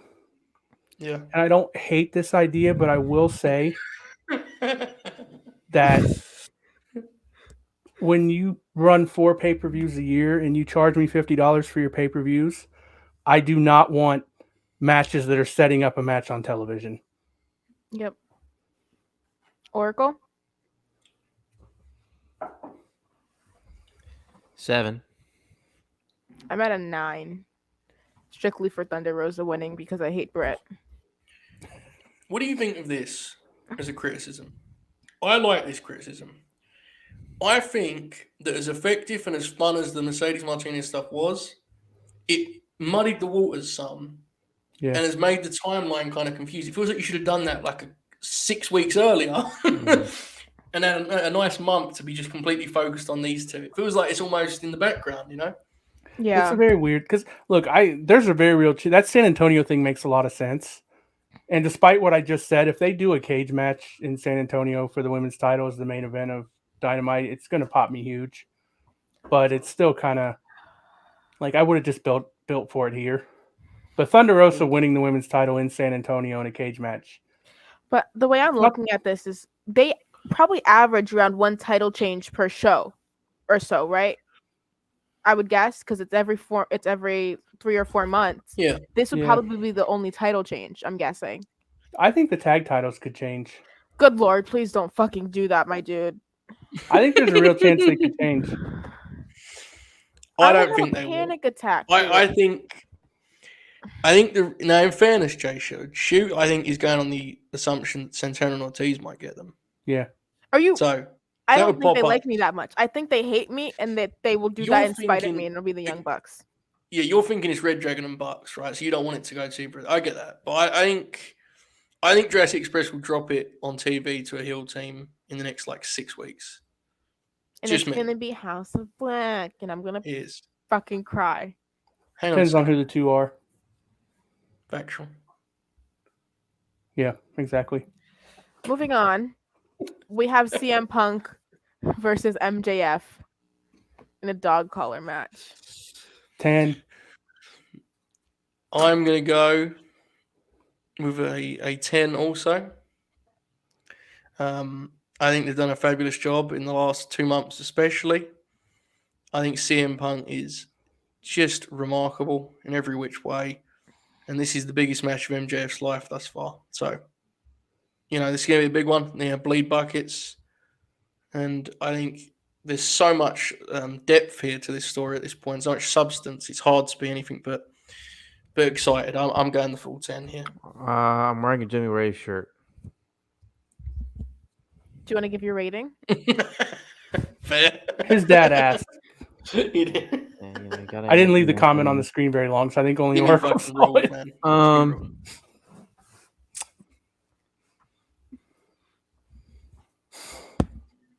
Probably still a 10, closer to a 9. Fair. The segment last week concerned me. In what way? In terms of melodrama that I don't want to see in a wrestling match. Fair. Yeah. You don't want Punk looking at his hands. Yeah, I don't need that shit. Oracle, did you understand CM Punk's shirt that he was wearing as part of the lore? What shirt was he wearing? He was wearing a shirt that said "Save Ferris," which is a reference to Ferris Bueller's Day Off, where someone pretends to be sick for the entire movie. That's right. Yeah. I've seen it. They're getting real cute, aren't they? Is that what the shirt was actually in reference to? I think that's what Punk's been doing that with his shirts for his entire run. That's a classic, by the way. Yes, it is. Fucking rules. We should do a movie like Alan that Luck about is Bob. great in it. We should do a movie like that about Bob. Have you seen that movie, Jay Show? What movie? Ferris Bueller's Day Off. No. Have you heard of that movie? I don't think so. Jay Shell told me that she thought George Foreman was just a grill guy. That's some crazy shit, man. I was doing like a whole... Ferris is also a band. Oh, this is what I get for reading people's tweets. I knew his Akira shirt. What? I knew his Akira shirt from the week before. I didn't. I don't know what that is. He fucking rules. This is why we get along amazing, because we have different points of view. Well, yeah, I mean, there's us 4 white guys, and then yes, you have a different point of view. This part of why it's good. Yes, I agree. I don't think you should credit us for different views, but yes. Super Grin here from Ricardo says, book the first 6 weeks of Keith Lee as TNT champ and Bud Matt coming for it. Well, I think we need to hold the phone a second. Do we want Keith Lee as TNT champ? Is that the best fit for him? What do we think? Not really. Is that right now, or is that in a while? I would assume that would be the route of him winning the ladder match. Yeah. I don't want him to win the ladder. Real quick, how many more matches do we have left? Okay, 1. Okay, let's do that now. Do that, and we'll do. Okay, Adam Cole versus Adam Page. I'm at genuinely Orbit's side. I'm about 5. Hangman. Liar. That's too high. Yeah, you're right. I'm at about 3. It's all 3 goes to Hangman, who is the world champion. Maybe the premier wrestler in the world right now. I'm not doing a bit when I say that. However, he's wrestling Adam Cole. It's going to be on about 4:30 here in Great Britain. I'll be watching with my father, who thinks Adam Cole sucks. And wonder where he got that from. And yeah, I wish my takes had that much influence on him. Pop's huge for Luchasaurus's hot tag every fucking time. Anyway, we should get him on here. No, we should not, especially not live. Oh, that popped Oracle big. Does he yell stuff like "Go on, then"? Yes, he does. The best bit he does is when, like, any wrestler that's over like 180 pounds will walk on the screen and be like, "This guy would kill Darby." Pops me so much. He's never in anyone that's interacting with him either. It's just a frame of reference. Anyway, yeah, 3, whatever. He'll be fine. 6.8. some cage match ratings, okay? Yeah. Oracle? I'll be back in a second. I guess like a 4. I'm at a 10, but I guess we'll go in that. I feel so bad for you doing these shows with us curmudgeons. It's terrible. Let me be clear. For all the idiots jumping on Adam Cole about his size, whatever, I don't care about that. Dude's just fucking boring, man. He's boring as shit. He's one note. He has a shitty finisher. That's terrible Panama Sunrise. And he just locks in headlocks and you know what, Oracle? I'm really glad you said that. Actually, that is important. Seriously, that shit is weird, man. That is super weird. The way people are doing that thing with Cole's, but like, Oracle said it, and I will just reiterate: that is not our problem, and that's weird. The way people are doing that, weirdo shit. So have Adam Cole's mentions to Mace Physique. What the fuck's wrong with these people, right? Just you know, just go on your podcast and say that you think his matches suck. Yeah, it's okay. Yeah. I mean, I think he's boring as shit. Yeah. This is a good question. What does Dave give it? 5.5. Yeah, I was going to say 5.25. Sounds about right, J Shell. 5.5. Yeah. That's what I'm going to give it. Oh. Yeah, it's going to roll. I'm very excited for this match. It's good. I liked Cole the most when he was having matches with like Andrade and Gargano, and I feel like he can produce that work rate again if he has an opponent. Like, well, I think with that you've captured the disagreement here, which is that Oracle definitely doesn't like those matches with Johnny Gargano, so therefore you're looking for different things. Fair. That's fine. No. Look, I'll be honest, Jay Shaw, you're with a consensus here, okay? If you asked everyone that stands outside the building on Sunday, they're going to say 9-10. So you don't have to, you don't have to pull any punches. I'm glad you're looking forward to it. What number did you say? My God, what was that? It was terrifying. Holy shit. Yeah. I'm just kidding. What's our overall number 1 to 10 on the show as a whole? It's Punk MJF, right? I'll be honest. Are we doing overall as a group or individual? What's your overall individual 1 to 10 on the show as a whole? Oh, how excited are you for the show itself? Oh, okay, like excitement as a whole for the show. Yeah. I feel like I was more excited before I did that exercise. So thanks, Jay Shell. Dude, it felt like, I don't know, like going match by match, it didn't feel nearly as exciting as I thought it did. But I'll say until the show actually starts, and then you're gonna get excited and everything. I love the feeling before an AEW pay-per-view. There's only 4 of them. You get really fired up. It's good. I'm gonna go an 8. Main event. If the title matches were stronger, it has real. Those non-title programs have some juice, you know. I wish the title programs had some more. It stood out to me when we were doing that exercise that there's none of the title matches really pop huge for me, which is a shame. So I'm gonna go 8. I'm probably like 9.5, and I'm sure it'll be 10 when I wake up on Sunday morning. Yeah, these are like my 4 favorite. Well, 4 of my favorite. I almost said 4 favorite days of the year, and that's wrong. 4 of my favorite days of the year. Yeah. But I also go to the cinema, so. The cinema? When are you next going to the cinema? What's that? When are you next going to the cinema? Oh my God. Like for a movie, I mean. Never. Didn't you say you were going to start, or did you say when you do go, you were going to say cinema to pop yourself? Was that what you said? Yeah. Yeah. I call it the cinema now. That's what I actually call it. That's what I mean. Yeah, I thought you was going to start going, but you're not. Just saying. I don't know. I had a stroke or something, I think. It's like a... Are you all right? Are you good, man? I don't know. You want to give yourself some time? I don't know what's happening right now. I just can't wait to go to the cinema for the pay-per-view on Sunday. Okay, good. I don't go to see movies. Has Tony Khan texted you? Okay. Has Tony Khan texted me? Yeah. I can't talk about that. Yeah, I didn't think so. Do I need to give my thing? Rating? Yes, please. Yes. 7, I think. Okay. I'm at an 8, maybe an 8.5 or so. Yeah, I'm excited. There's some black people on this show, so I can get excited. I agree with you on that. That rules. In my bitching and moaning, it kind of finally worked. So we got Jade, we got Ricky, we got Hobbs. Feeling confident. Yeah, that's good. Okay. It's a good question. The answer Isaiah Cassidy. Sorry.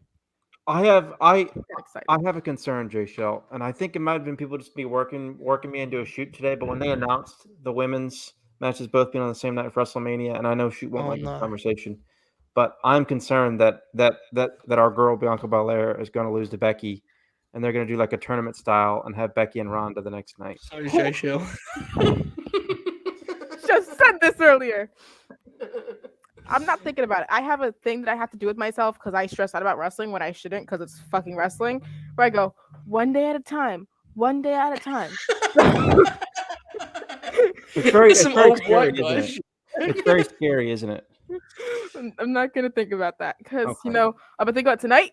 Bianca gonna whoop some ass. I don't know who it is, but she's gonna whoop some ass. I'm gonna be excited. I'm gonna feel happy, and then I'm just gonna think about that until she beats Becky in like 20 seconds, and I'm cheering. I'm hoping so. Yeah, you're hoping that. Yeah, okay. Let's circle back to that donation because we did the last match. What do you guys do with Keith Lee? I don't think he should be the TNT champ. It feels like a weird fit for him.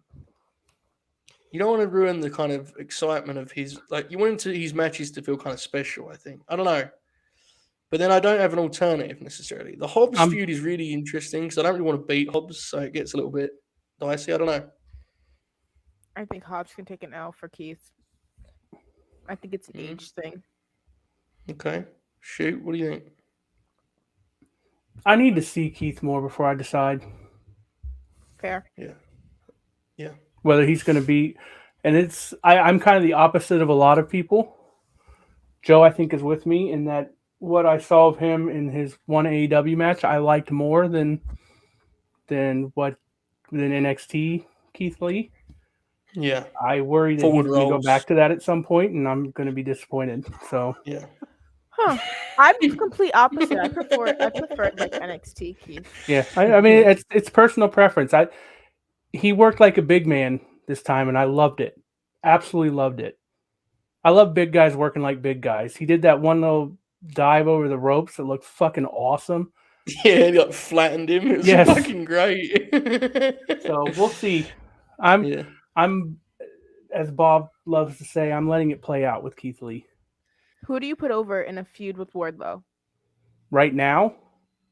Give it like 2 months. 2 months. Wardlow. Yeah. You can't derail everything you've done with Wardlow. I wouldn't do the feud personally. Right now, it'd be Wardlow. Yeah. You know what? If Keith doesn't, because I honestly don't know the situation, but like if Keith struggles to get himself where he can have like 15, 20-minute matches, I personally would if I had the pencil, I would like if we're 6 months into this and he's kind of just like an upper mid card guy, I would make him and Lance Archer a babyface tag team. Oh, that sounds fucking awesome. And have them just fucking slaughter guys on the seashores. Yeah. And you build to like, they have like a title match or whatever with the heel champs or whatever you do. You like them in FTR for the tag titles.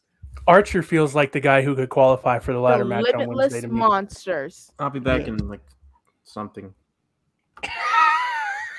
I'll be back in like something. Oh God.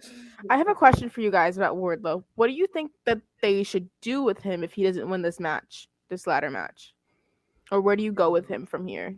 That's when you do the turn. People will forget that this ever happened if you do the turn.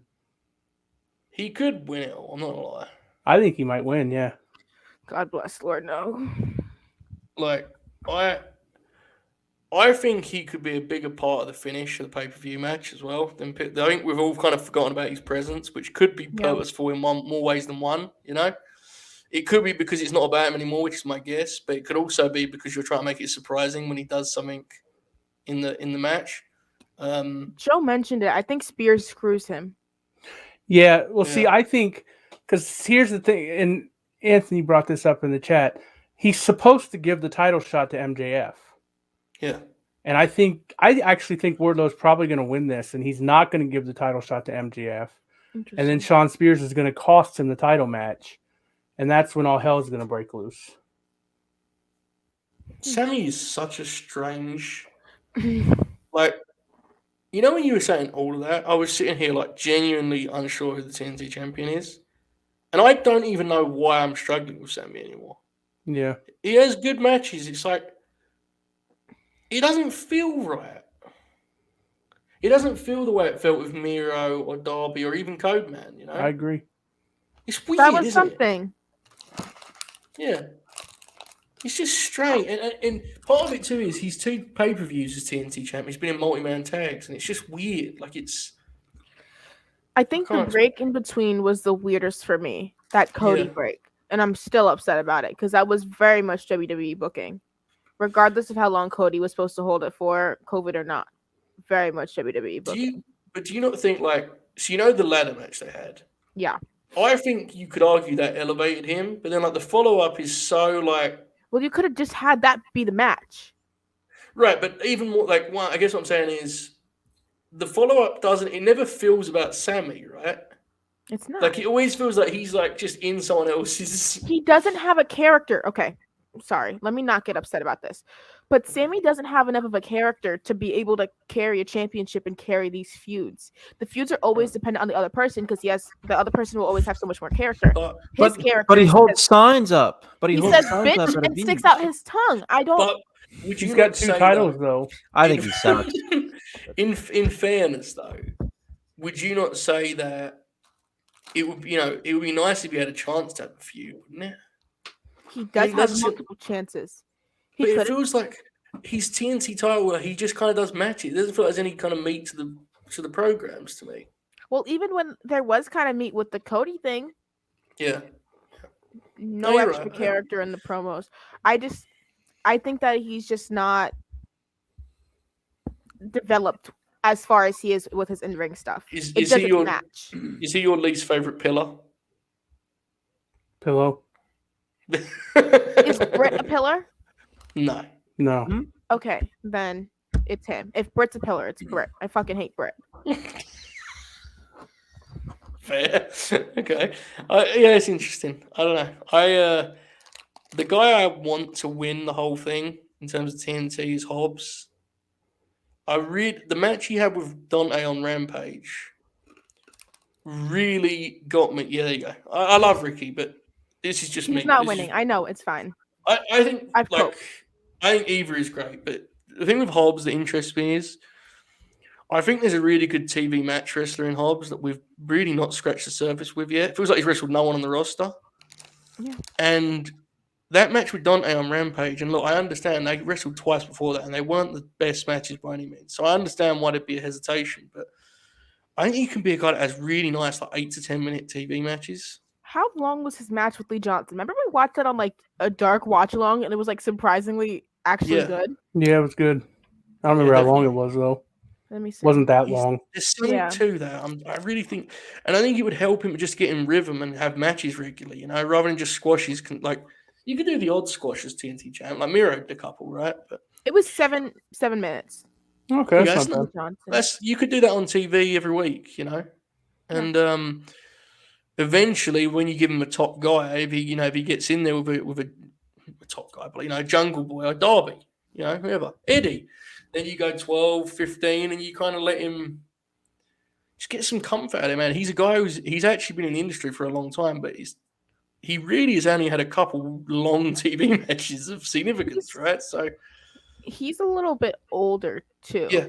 So they're gonna have to start to pick up. Same thing for Ricky. Not to toot my Ricky horn, but no, I agree. Yeah, some people just kind of take that part for granted, right? They assume that everyone that's new to their eyes is 25. It isn't always the case, right? Okay, a couple of things here. Riceman says the lad's doing an elevation grin along during this cherry stream. Maybe depends who's here and what we're doing at that point. I'm leaving to watch Elevation with my wife. Okay, that's a good idea. Yeah, I think Bob and I are going to do Fed Deb Redemption when that happens. So good lord. And he's going to obviously do live commentary for Raw. Frank says, how unbelievable would the visual be of Claudio coming in and winning and holding that brass ring after the McMahon comments in 2014? I don't think that's impossible, especially if they quietly make it a 7-man match, bro. I think there's something to that. I really do. Ricky's 32 to answer the chat. Oh, yeah. Thank you. I mean, it's not old. Just saying. But we're just saying he's not a kid, basically, right? It's not like he's Dante Martin. Right? Yeah, what do you think? Brass ring for Claudio? It'd be a pop, wouldn't it? I would be fine with it, yeah. I'm still If I'm bringing Claudio in and I'm giving him a title match relatively quickly, it's not for the TNT title. Interesting. If I'm bringing Claudio in, I have him on this week's episode of Dynamite. Regardless, I don't think I would have him win, but I'd put him in the match. I am intrigued by Apparently how there's you handle some discrepancy on how old Ricky Starks is. Yeah. He's not 28. He's an old boy. In 1994, but his Wikipedia page says he was born in 1990. I don't know. Yeah, he didn't start wrestling at 16. He has 12 years of experience. So do with that what you will. Leland has a what do we call these things again? Donations, thank you. Yes, so we're now approaching 6 hours. I'm beginning to send more money. Leland says, "Hello, question. What do you think AEW should do with the own tournaments? Both who should win at what level? Oh, should God. that win put them? I.e., basically saying, would it be comparable to the Diamond Ring, or do you want it to be something more premium? That famous the example, and Shoot and I have had some. It's set up kind of weird. Like, it's short. Yeah. See, Shoot and I had some fun to this via text. Like, clearly it's not going to be the kind of schedule that people want to do a G1, right? It's clearly not that. However, I do think there's something to be said for having the prestige of a major title. Yeah. Way the G1. Now, you won't be able to make it that way immediately, but that would be my goal. I think you should try and make the most star-studded lineup you can and fucking swing for the fences. Interesting. I kind of agree with you on that. I think, as far as who wins it, I think you pick a guy that you don't think is going to win the title anytime soon, but you have, there's a featured guy, which would be a Darby Allin, which would be a help me out, a Mox. Quite frankly, I don't think he's going to win the title anytime soon. A Ricky Starks. Yes, Chasha? Garcia. See, if you're doing younger guys, yes. I would have Garcia upset somebody big. I could see that, yeah. Definitely see that.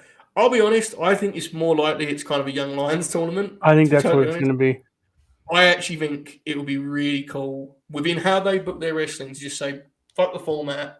We're going to just give you some all-star Oracle, what wrestling. you doing? Whoa! I can't believe.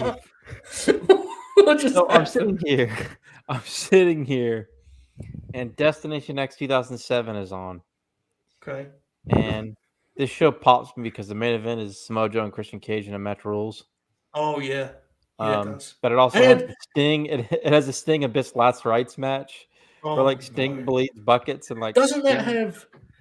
Is that the show where Kurt and Steiner have their match too? Yes, and it's dreadful. Awful match. Yeah, and they fuck up that finish. Yeah. My early prediction for the Owen is that Ty Conti's going to win the women's one. Yeah, I was going to ask about the women's. I got Layla Hirsch. Because she's lost. She's going to have lost a women's title match and a TNT title match. And Tony clearly likes her a lot. And so that's the thing you can give her to kind of. I like that. Yeah. And Layla's a good call. Statlander's one that always comes to mind, but I'm saving her for. Yeah. I think she's the one that beats Jade. I really think that's the play. I think so too. Do you debut an Athena here? She would be an interesting choice for that because in ring she can give you kind of some. Or a Nixon, even. I feel like this would be the place for a Nixon. I think these are both going to be 8-person tournaments. I really hope when they post these graphics, the reaction is, "Oh my fucking god, this is going to be incredible." I really want that to be it, man. Yeah. Yeah. Because I know all hyped up the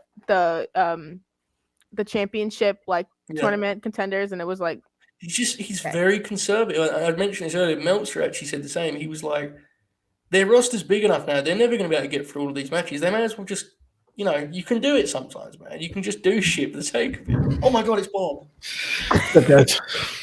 Oh my god, it's Bob. Oracle. That's also the show where AJ Styles and Rhino. It's like a scaffold Connect, which is actually good. Yeah, where's AJ I Styles? enjoy that. It's a spectacle. It's not even really a match, but it's very enjoyable. And AJ's the bumps and stuff they try to do on there are insane. Very smart. It's a smart match, and they make the big bump obviously is right. Oh my god, it's got Petey Williams and James Storm. It's Petey Williams and Gail Kim versus James Storm and Jackie Moore in a Oh wow! and a By the double way- bull rope match. By the way, Joe and Christian had really good chemistry. Yeah, they did. Yeah, Man, they had killer. really nice matches. Good stuff. Bob, you right? Yeah, I'm good. Oh my god! I'm sorry, Bob. We've got news in the chat. Bud Matthews' Twitch name is now House of Buddy. My God. Bob, sorry, mate. Go on. No, I was delayed because I thought my dishwasher was broken, but it just needed to reset. So that's good. Did you kick the shit out of it? No, I just let it reset. No, coward. We're going to do some Fed Dead here soon. The great confirmed shoot's going to go watch Elevation. I'm gonna go eat some food and probably take a nap. Jay Show's going to go eat some food and take a nap. Oracle, what's your evening looking like, pal? Well, I've got some macaroni cooking in the oven, then I'm gonna throw some pepperoni in there and eat like I'm 10 years old again. That's how I live. Oh, Lord. Unhealthy and satisfied. I'm never feeling satisfied. That rules. And I guess I'll stick around until my food gets ready. I haven't put it in yet, so I'll probably end up being around for the whole Fed Dead show if that's okay for Bob. Yeah, absolutely, man. When Bianca comes on, I'll join you guys. Fair. Okay. Oh yeah, because Bob's going to be doing live Raw analysis, folks. So here's the thing: I'll probably be on some during Raw, but I'll probably come on for the last 2 hours, Joe. That's fine. Yeah, so you guys can come on, but I'll be honest. I'm slightly alarmed by the fact that we're not halfway yet, but I do get the sense that much like a long flight, you're fine. Much like a long flight, you know, the second half, once you broke the back of it, right, you're okay. Yeah. Our pal Alex will be joining us sometime after 8 p.m. as well. Oh, nice. I mean, I'm assuming he's not going to be watching Raw. I wouldn't imagine, no. I'm sure it's fine. Bobby? No, it'll mostly just be me making fun of Bob for watching Raw. Yeah. I mean, I'm also going to be watching Bulls Heat, though, so we'll see what gets more attention. Fair. Bobby, how confident? Games are on tonight. Oh, my God. Sport talk there for a second. Bob? Yeah. How confident are you that you're going to get a victory lap tonight when they shoot this big Rhea Ripley Alexa Bliss angle that you've been I can't talking wait. about? I'm glad we get to discuss it live as it happens, too. Yeah. I should have went and set up shop outside the arena. Just like a Fed Dead flag and been on the show the whole time while people were walking by. And oh, shoot. I have to watch a basketball game tomorrow. There you go. We were talking about basketball earlier. I don't like basketball very much, but my I know. boyfriend does, so I watch for him. It pops me that you try, and sometimes you'll be messaging about the dunk contest, asking who everyone is. Like I'm gonna provide a fact file on everyone. I like who's the team? My team is the Hawks. Okay. Apparently, my boyfriend likes the Celtics. Oh, dear. I like Ja Morant. I think that's his name. Yes. I like Darius Garland from Cavaliers. Yep. Cade Cunningham. You've been good. Yeah, I think that's all I got. I think That's good. That's good. Trae Young, I only found out about him through WWE, and then I realized I liked Atlanta, so I go, I like the Hawks. You know what else? You know what else is great about Atlanta? World Championship Wrestling. And we can't wait. We can't wait to go through WCW with Jay Shell, folks. We just can't wait to do it. We can't. Way back in the Charlotte days with the Crockett's. Mm-hmm. Charlotte Flair. Well, sort of. Sort of. You know. It's really very interesting. I mean, Bob can't wait. Can you, Bob? Tyler Harrow is friends with Jack Harlow. That's how I know him. And I don't know Jimmy Butler. My God, owned. Yeah, he's very good at basketball, unfortunately. Yeah. Who's the guy from the Cavaliers with the big hair and he's Jared tall? Allen. I like him. Yeah. He's good. Jared Allen, the defensive end? No, it's Jarrett with a T. Jarrett, a T. Like Jeff. Okay. I was about to say that for a second. I thought Jared Allen. I thought he was a all-pro defensive end for the Minnesota Vikings and Kansas City Chiefs. Did you guys see that DDT in the boxing match on last night? That was hilarious. Good. Oracle, have you not seen this? No. Oh, I have a list of basketball players I like. Okay, good. You only remember 3 of them, which feels like an own, but there you go. Okay, so what we're going to do... I'm up to hear this. Hold on. So, Jay Show, you're going to list all these players, and I want Oracle to rank them between 1 and 10. Okay, hold on. Title? I'm going to hide it. Title? Let me put my macaroni in the oven. It's titled Cool Basketballers, so I hope that's a good start for you guys. Okay. I'm going to wait. Bob, what do you rate that title 1 to 10? 10. We're starting off hot. I'm very excited for this. I did a lot of this while I was watching the dunk contest. I started watching some old dunk contests too. I think I did okay. Oracle will be the judge of that. Joe, I watched the HBO documentary on Euphoria. Magic Johnson last night. Euphoria is what. No, I don't watch Euphoria. Magic Johnson. I'm about to be 41 years old. I don't watch Euphoria. What did you watch the show? The Lakers one. I watched it's the documentary with Magic and Bird. It's like 10 years old now. Oh, yes. I'd seen it before, but I watched it. God, it's so good. Mm-hmm. It's maybe the best. I mean, there's like 3 parts to it too, right? It's one of the best ones I've ever done. Yeah. The Lakers, the whole thing, but that, I like when they, the shot Bird missed at the buzzer. Yeah. When they do like the play-by-play and they're like, he's wide open. They're talking it through. It's fucking great drama. How many times you see it, it'll pop you. Jeff, I have not watched that dunk contest, but I will. I watched the 2016 one and the one from this year because it made me laugh. 2016 one is incredible. Yeah. This year was very bad. Yeah, I thought it was funny. I didn't even see this year's. You shouldn't. I really like the All-Star game format now. Mm-hmm. Me too. I'm a big fan of that Elam ending anyway. I think that's actually they should switch, especially college should switch to that. The three-point contest was interesting. He's back. I am. Are you guys ready? Yes. Let's do it. Okay. Are you going to rate them individually or are you going to rate them all together? Let's do them individually, one by one. Okay. Well, the first one's Cade Cunningham. 1 to 10, Oracle. Cade Cunningham. Who does he play for? Oh, you cannot ask me that. The Detroit Pistons. Okay. Pistons haven't made the playoffs in like 2 or 3 years, so I have no clue who that is.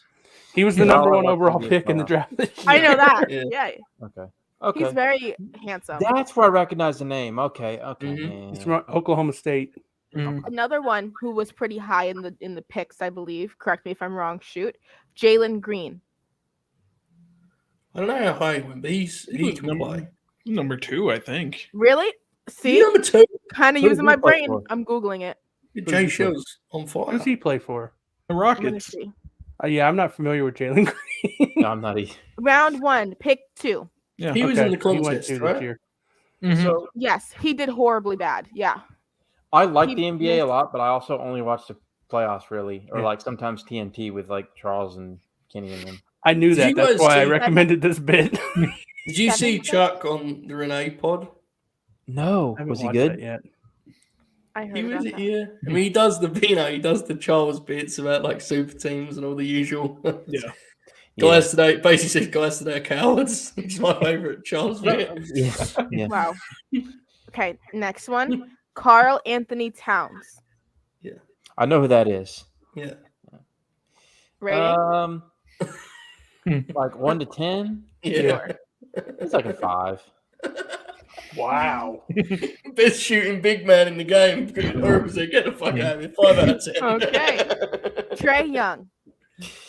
I like Trae Young because he's got balls. And he like yells at Spike Lee on the court and shit and the rules. Of course, like anybody does that when you play the Knicks, but like it's always fun to watch. So I'll give Trae an 8.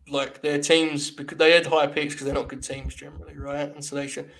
He's made the Grizzlies competitive almost immediately, and now they're more than competitive. They're like they're a contender. They're a really good team. He's also he was already popular when he came into the league. Yeah, because he was a lightly recruited kid who played it was Murray State, right? Yep. Yeah. So he didn't really get like major scholarship offers, and then he turned himself into a top 5 NBA pick within what 2 years? Yeah, he got a triple-double in the tournament too, which I imagine a lot of people. What's crazy is like Zion.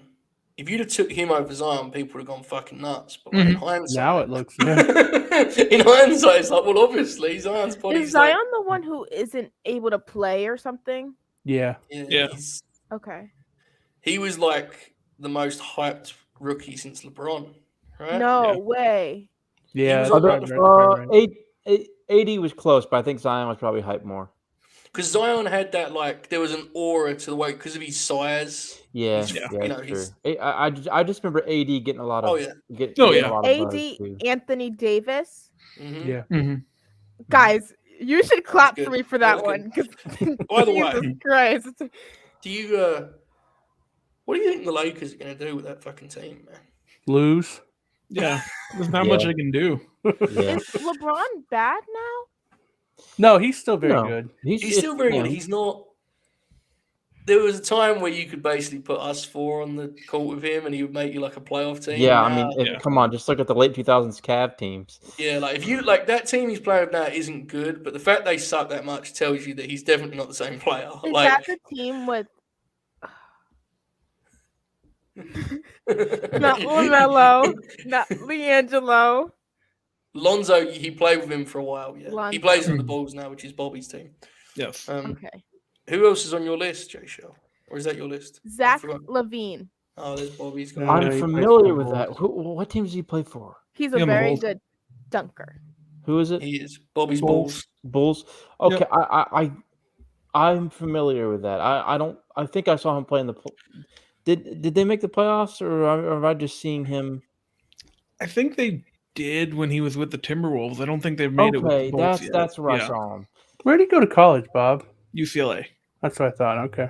I don't know if he did make it because wasn't the thing with the Timberwolves they did the Butler trade and then they made it, and that was their big thing. I'm pretty excited because 6 weeks away. It's far away, but 6 weeks is playoffs. Do you guys know the song called UCLA? Right. It's a party song. No. Well, you know the answer. It's old though. Like it's like old? Probably like 7 years or so. I'm fucking Wait a minute. Wait, hold on. Old 7 is old. Yeah, let me see when it came out. Okay, that's even slightly insulting to me. I mean, she was like 10 then. That's true. That's true. You get what you get, I suppose. Yeah. I am very much. Speaking wrong. of 10, do you think 10's good, H.O.? Preston Vance, 10 from the Dark Order. Do you think he's good? He's okay. Okay. Next one, funny enough, was Anthony Davis. So there you go. There's that. Here's what's gonna happen, guys. The Bulls are gonna trade 3 first-round picks for Anthony Davis in the summer. Bobby's gonna log on and say we have won the NBA title in 2023. Anthony Davis is gonna immediately get hurt, and Bobby's gonna tweet, "Why the fuck did we trade for Anthony Davis?" Yeah, that's the problem. In all seriousness, I genuinely think there's a chance they shop him. Like the Lakers are fucking insane, man. They traded for Westbrook. Yeah, I don't know why they did that. We talked about it when it happened. Because LeBron wanted them to. There's a famous game from years ago, like 10 years ago, when Russ and Katie were still young and on the Thunder, and they played. It was a playoff game. I remember watching it live. And they went in the triple overtime. I think it might have been with the Grizzlies. Yeah, I think it's Spurs with the Grizzlies. I think it might have been the Grizzlies. And Russ had the ball at the buzzer every time and took some of the worst 3-point shots you'll ever see. I swear. Yeah. There are people on TV that get paid a lot of money and are like, I thought this Lakers team was going to be great. Like, it's how, and like Bob can vouch, and Bob was the same. This is not hindsight. That team was a lock to be bad, and I thought at most they would win regular season games and then get bounced in the playoffs because, fuck, like Russ is, there's no shooting on the floor. Yeah. And if Russ hasn't got the ball in his hands, he's useless. But you don't want the ball in his hands when you got LeBron. So what's the point? And look, He's this is totally fair. out of it's bizarre because he'll go off, and then there are times where it's like, I mean, the last thing you want is for him to have the ball. Yeah. Because by God, he'll just turn it over. Especially late in game. Wait, Look, why is this team bad? They all look good. they suck. This is fair, but more than what you give up, it's the cap thing, and like now he's not going to get traded. So then you've got another year. You basically give a year up, right? He's going to be there next year. They could have given the same for DeRozan, who wanted to go there and probably was a better fit. Yeah, and I even think that fit had its issues because DeRozan's a mid-range shooter, and I think there would have been problems with that too. But I don't know. Yeah, the Ben's got the correct answer, Jay. Show that basketball's a big fit thing. It's about the right pieces. Makes sense. It'll never not be funny that they had Durant, Harden, Westbrook, and Ibaka. Oh yeah, and didn't win anything. I know. Wild, man. I am told that I like Ben Simmons. Yeah, he's a good basketball player. Joe's a big fan. I ain't gonna hate on Ben, man. I enjoy watching him play very much. I hope he actually gets on the court at some point. He's very fun to watch when he's rolling. We have news via a donation. John says, breaking news, Samoa Joe is co-hosting Busted Open tomorrow. Seems bad. No comment. Owned. While he's doing that, I'll share my last one. Okay. Obi Toppin. That's a hilarious name. Yeah. So he can dunk. Who won the dunk contest? Yeah, he can really dunk. I don't know how good he was in the contest. He hasn't been that great, has he? No, not really. I think he's just a lob for it. I don't think he's like...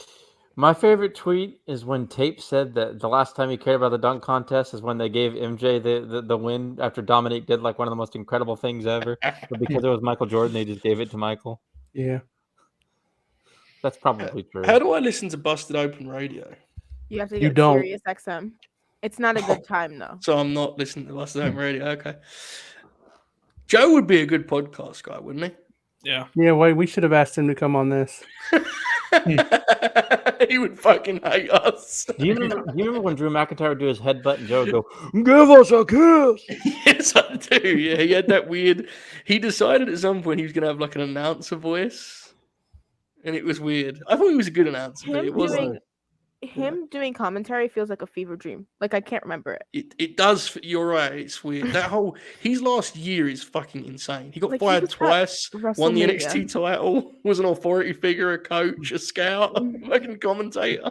He was wearing a poncho in the ring at WrestleMania. Yeah. That's his WrestleMania moment, Jay Shell. It should have been him winning the WWE Championship.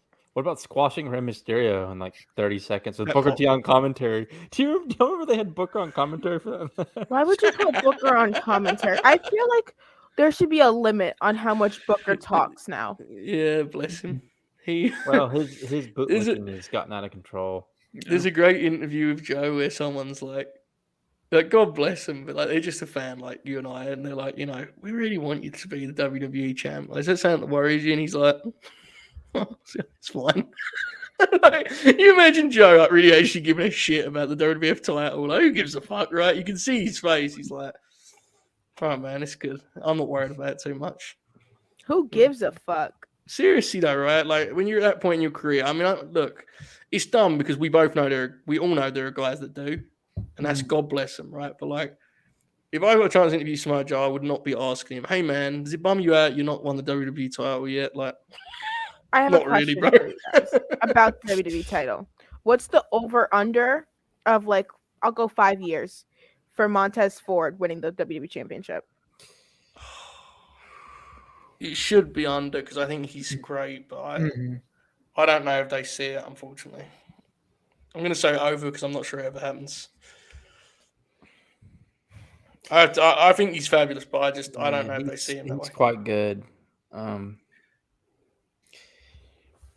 not qualified to answer the question. I don't have a confidence in that at all. It's a shame. Yeah, I mean, like I thought they were gonna kind of go towards it. Like, he had the match against Roman, which is very good. And then they just kind of put him right back in the tag stuff. And just when you're a tag guy, you're a tag guy there. He's proven to be a really good in-ring worker, man. Like he's really, really good. And that's like him and his wife. Yep. Oh, honestly, you don't have to tell me, okay? Bianca Belair, like I think they should both hold titles at the same time. I will lose my black mind crazy out the window. I know that it's hard with like relationships because they kind of get scared, but like they would be so good doing like media together, wouldn't they? Mm-hmm. They do. But like as top, if he was the top guy, like like they did the GQ or whatever it was. I agree with Oracle that he's actually a very good in-ring performer, but like honestly, that's like the least exciting part of his whole thing, which makes him even charisma's promo work. Yeah, his look, right? Like, I will say he needs good-looking guy too. I mean, really good-looking guy too, right? I mean, he was not that good-looking before he went to and met Bianca, my dude. Dude, I wish. Look up Montez before NXT. Hair grown out. Are you saying they taught him at the PC? I'm saying Bianca fixed him. That rules. The one thing I'll say is whenever I see him out of the ring, he looks fucking incredible. I think he needs to find some ring gear that's as cool as the way he usually looks. His ring gear is just kind of a guy, Bianca. Let's get him some cool shit to wear. Let's go. Yeah. There you go. Bianca has some of the best ring gear. For sure. She makes his gear sometimes too. So, what I think I'm gonna do for Halloween is I'm gonna do the ponytail thing. I'm gonna be Bianca for Halloween this year. Is that easily done? I don't know. What's the market for very long ponytails? That's easy for me. I mean, I do my hair myself, so I mean, do you get to whip Bob with it like Sasha at WrestleMania? It's one of the great spots in WrestleMania history, folks. Yes, I'm telling you. Joe, you had a question? Oh, I forget. I've been doing this for 6 hours now. I don't know what's going on. Hey, Bob, are you excited about TikTok raising their limit to 10 minutes for videos? Are you, Bob? Especially YouTube. I don't have a TikTok. I'm too old. Bob, I think we should make you a TikTok. No. What is this? What are we going to call it? I don't think we should do that. I don't even use my Instagram. TikTok's Bob Show. Yeah, Instagram's weird. You could do like those dance duet things, Bob. Yeah. I mean, we could. Dancing? Maybe. I'm a very good dancer. Fair. I make lots of TikToks. Bob's a good dancer. Yeah. Paige has tweeted, "Yo, at WWE Games, where the fuck am I?" Oh. Owned. I feel like I've Diamond Dallas Page? Braid like that before. Yeah, exactly. Eric Bischoff has said the following about Claudio Castagnoli joining AEW. I mean, great, you signed for big money and you're going to be the new shiny object in AEW for a night. And then after you make your debut, what happens? Christian, what happens? Jay Lethal, what happens? Well, Jay Lethal's Jay Lethal. I mean, Christian doesn't really feel like a fair one. Remember when Eric Bischoff signed Bret Hart? Yeah. That piece of shit. Eric Bischoff, I mean, not Bret Hart. Oh my God. I find out if I get into a school on Saturday. Great. Oh sorry. Good Lord. I'm gonna die. Hopefully you do better than I did. Now I got a 4-year degree and look what I'm doing now. Wait, did Oracle just drop a look what I'm doing now? Yeah. Speaking of such, we're almost at the 6-hour mark here. We're almost halfway. How do you feel, Joe? I actually feel okay. The Samoa Joe busted open news has rocked me somewhat, I must admit. Last thing I need is him fucking talking to Bubba Ray Dudley about what went on Dynamite and going viral. God forbid. It was bad enough when he had that comment about, what was that thing he said about loans? Remember the Forbidden Door thing he said about, like, you don't loan your best players somewhere else? And my whole timeline was filled with just fucking eviscerating him. Yeah. Yeah, I'd rather that not be the case every week the way it is with Busted Open guys, personally. Why does Sean Ross Sapp get to do a taco vlog with Thunder Rosa? Wait, really? Yes, they're shooting one at Revolution. So now my goal when I go to All Out is to do a taco vlog with Thunder Rosa. Whoa. Is this a shoot? I'm really sure if this is real, then this is very exciting news. Yeah, that'll be fun. Ed Kingston talking about the business with future Booker of the Year, Freddie Prinze Jr. Do you actually think he's making a promotion? Yeah, absolutely. It's going to be a couple of years where they said. I'm not been on Thunder Rosa's show about tacos yet. I haven't either, but I she taped has one last week. my favorite people on there. This is a very good point. Did you guys notice when Punk added Joe on that? You know, that night when Mox was his partner and he was like, Did you notice that Joe replied to him about 12 hours later? Must have woke up like, what the fuck is this? I didn't see Joe responded to him. It was like legitimately, it was like 12 hours later. I'm looking it up. All right, folks, I'm going to go watch Elevation. Have fun. I'll be back at some point. When my food gets here, I will be leaving. Yes, Bruce Beats. I've seen that. I've seen all of those. There's like 3 with him on them. I think there's 4 actually. There's one with Bryce. There's one with I was gonna watch those. I got those recommended to me recently. Yeah, they're good. I mean, there's some stuff in there that I imagine hasn't aged well, but this will age badly. Watched any of the like free kayfabe commentary stuff they've put up on YouTube. Yeah. It's good too. I've watched a lot of that stuff like before. Yeah, I'd probably like it. Like, there's a lot of stuff I'd probably like if I just subscribe to it, because like all the timelines, even if it's stuff I don't care about, like they're pretty interesting. I have to say, Sean Oliver's really interesting because he's kind of, and he doesn't say it personally. I think him and Comrade are kind of friendly, but he's kind of said that like Comrade's pods kind of killed his business. That makes sense. And like, there's definitely something to that because there was a time where his format allowed a level of detail that wasn't, and like now, I mean, fuck, you and I listen to Jeff go through his account every fucking week, Yeah, I catch up. I'm a couple behind. Yeah, I'm a few behind too. It's a shame. I know they did another world class one, which those are actually really interesting. Yes, they are. Absolutely, they are. Let me try and find this Freddie Prinze Jr. By the way, pal JJ of Observer fame sent me a DM. Gabe Sapolsky tweeted today, NFTs. Well, I like Jacob Fott too. Oh, he's incredible. Juicy for Now is really good as well. He did a match with Mads Kruger on MLW last week, and they beat it was a shitty match, but they did like 3 dives over the top rope. Fucking popped me huge. Jacob could be a star. Oh yeah, he could be a top guy. Hey, Oracle. Mm-hmm. There's this big fucker in MLW called Mads Kruger. I think he's Logan Creed. I think is his non-gimmick name. Yeah. I know of Logan Creed. I've seen Logan Creed live many times. Would you like me to read to you how he's described on this show? Yeah. Because I think this will pop you. Hang on, I'm just scrolling through my texts about Swerve spelling his name. Whoa.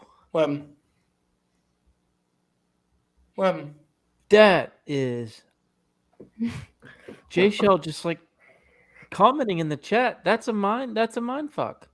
I did it on my phone. Oh, that's incredible. What an incredible reaction. Oracle Pop's really thick for that. That was great. He was genuinely confused. Right, I'm trying to find this fucking. I'm scrolling through all these texts about Swerve's name. I don't know. J Shell, feel dead air while I find this.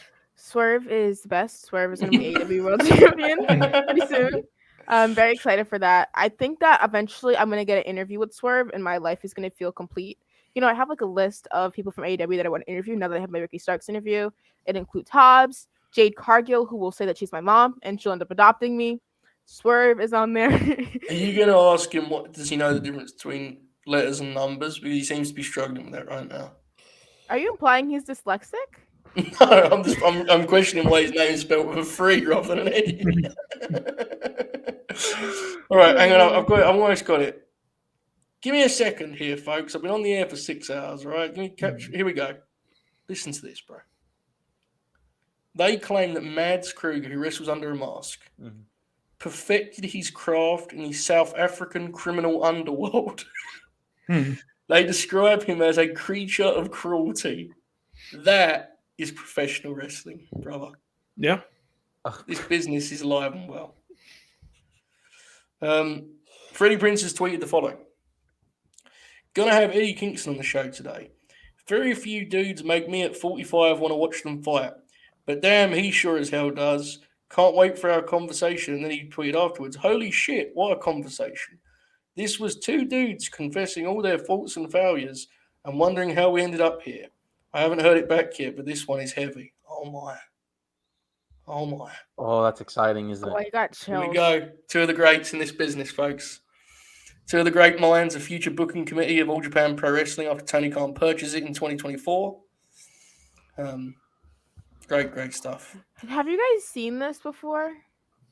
A phone? Mobile? Yes. No, I have different icons for my Twitter. Wait, how do I make it focus? Okay, first of all, I don't know why that's the case. You're asking people. It's your generation that's supposed to know how to do all this stuff. I have no clue. Do you guys have Twitter Blue? No, I don't know why you have different colors of Twitter. Twitter Blue. But why? What does that mean, though? Basically, I can like undo tweets after like you can set it from like 10 seconds to 60 seconds and like all that stuff, so I don't have any mistakes when I type. Bob, have you heard about this? I've heard of it, yes. I don't have it. I just leave my mistakes in there. There's ad-free articles and stuff, and you can change the colors. That's when my messages are like green. I don't understand. It's $2.99. Yes, monthly. We have some donations. KK Schwartz says, at what point of this dream is when Joe kills 3 hours trying to explain cricket to Americans? And another donation, he also says, determined to watch all 12 hours within the week. Got the chance to see Blake Christian live at the local indie show Love Blake Christian. He's on my power rankings. Incredible how the Fed had him and a cruiserweight time didn't connect those points. He's killing it right now, man. I don't know what his business is, but it feels like he's made a point, a very refreshing point of I'm going to actually get booked and be active, even if I don't charge a big Fed price like some of these dudes do that wrestle once a month. And he is working multiple times every weekend. So God bless him. He's getting buzz. Go ahead. He was very good at that Hammerstein show. Yes, absolutely. Him and Leo, they had a very good match. The crowd hates Leo, though. What happened with Leo? What's happened? He's black. Oh. They didn't actually hate him at that show, right? Didn't they? That crowd was dull for him. He didn't get a pop or anything. If he would have showed up anywhere else. That crowd was really disappointing, wasn't it? I know some people that were there, but yeah, I think the whole show was disappointing. I think that some stuff went down before the show. Cannot not confirm that it seemed like the booker was pressured into not booking the babyface victories. Like JFF, JRR, JRR, baby. Oh my god. And Ali Ketch as well. NOJOB. Ricardo says, book an 8-week program between Swerve and Sammy Guevara. I know Jay Show's booking this one. Swerve beats the ever-loving shit out of him for 8 straight weeks. Just grab him by his hair. Drop him. Oh my god. My god, that was terrifying. You exploded your microphone. What was the first show at Hammerstein? Was it the ECW TV tapings before they left TNN? I'm not sure, pal. I can check real quick. Yeah.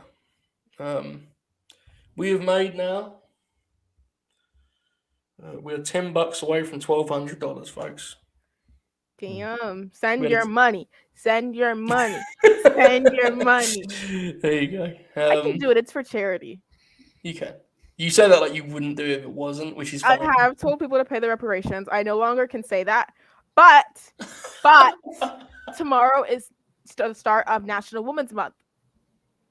Damn. Give your money. You're on a hot streak with this stuff. Would you guys? You like cricket, right, guys? Yeah, I've never really followed it, but baseball's dead, so maybe this is the year. Cricket wireless. There's a version of cricket that would pop you huge, where it's like all big hits and shit, and it would pop you. But there's another version of cricket the last 5 days that would honestly cricket. What are you talking about? Moving on. Nate, Oh, yeah, that that one of actually those good sports that you GCW show. that you third worlders over there do whatever. Watch this past weekend show, Nate.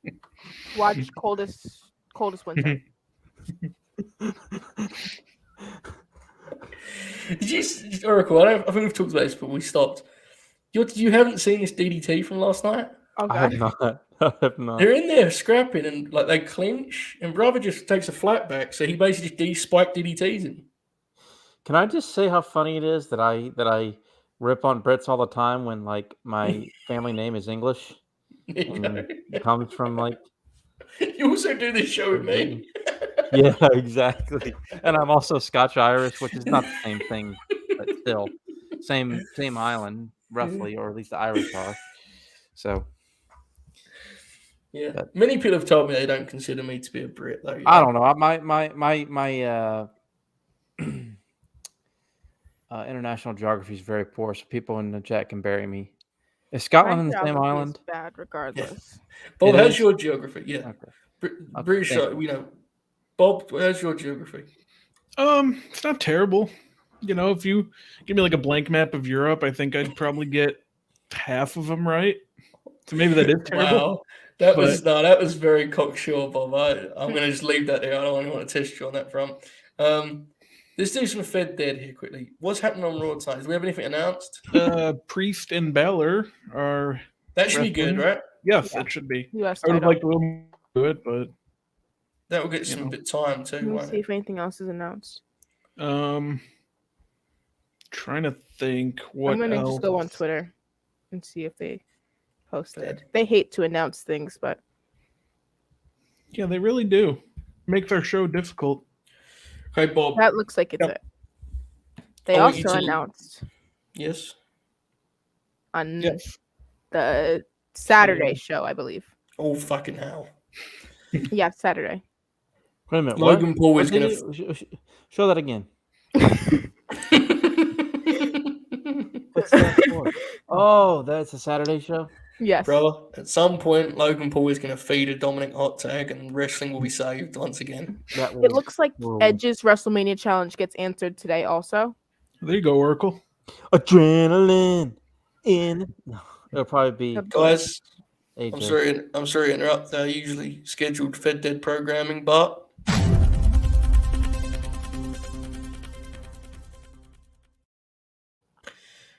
this is live and direct from the confirmed shoot, who says, and I quote, following is all in capital letters. They changed Red Velvet's music. Fuck this company. To her new entrance, right? Like her Who We Are. It's the Who We Are entrance, and that's by Will. We like Will. It's the Who We Are entrance. I'm gonna cope with that because I will do the steer it up dance with her. I didn't know that. No, I feel bad. I can't do it. I can't do it. Good Lord, Oracle. That was a real. You were putting a lot of. That's what. There you go. There we go. Before you were sort of fucking wheeling. You was like turning a car around there before. Do you think you can do the split that she does? Listen. I really don't want to go to the hospital with a torn groin. So, they made a post. AEW made a post. They were like, "Tag your dream partner," and I tagged Red Velvet, and she didn't respond. Lee Moriarty responded to everybody who tagged him, though, so I feel like I should have tagged him.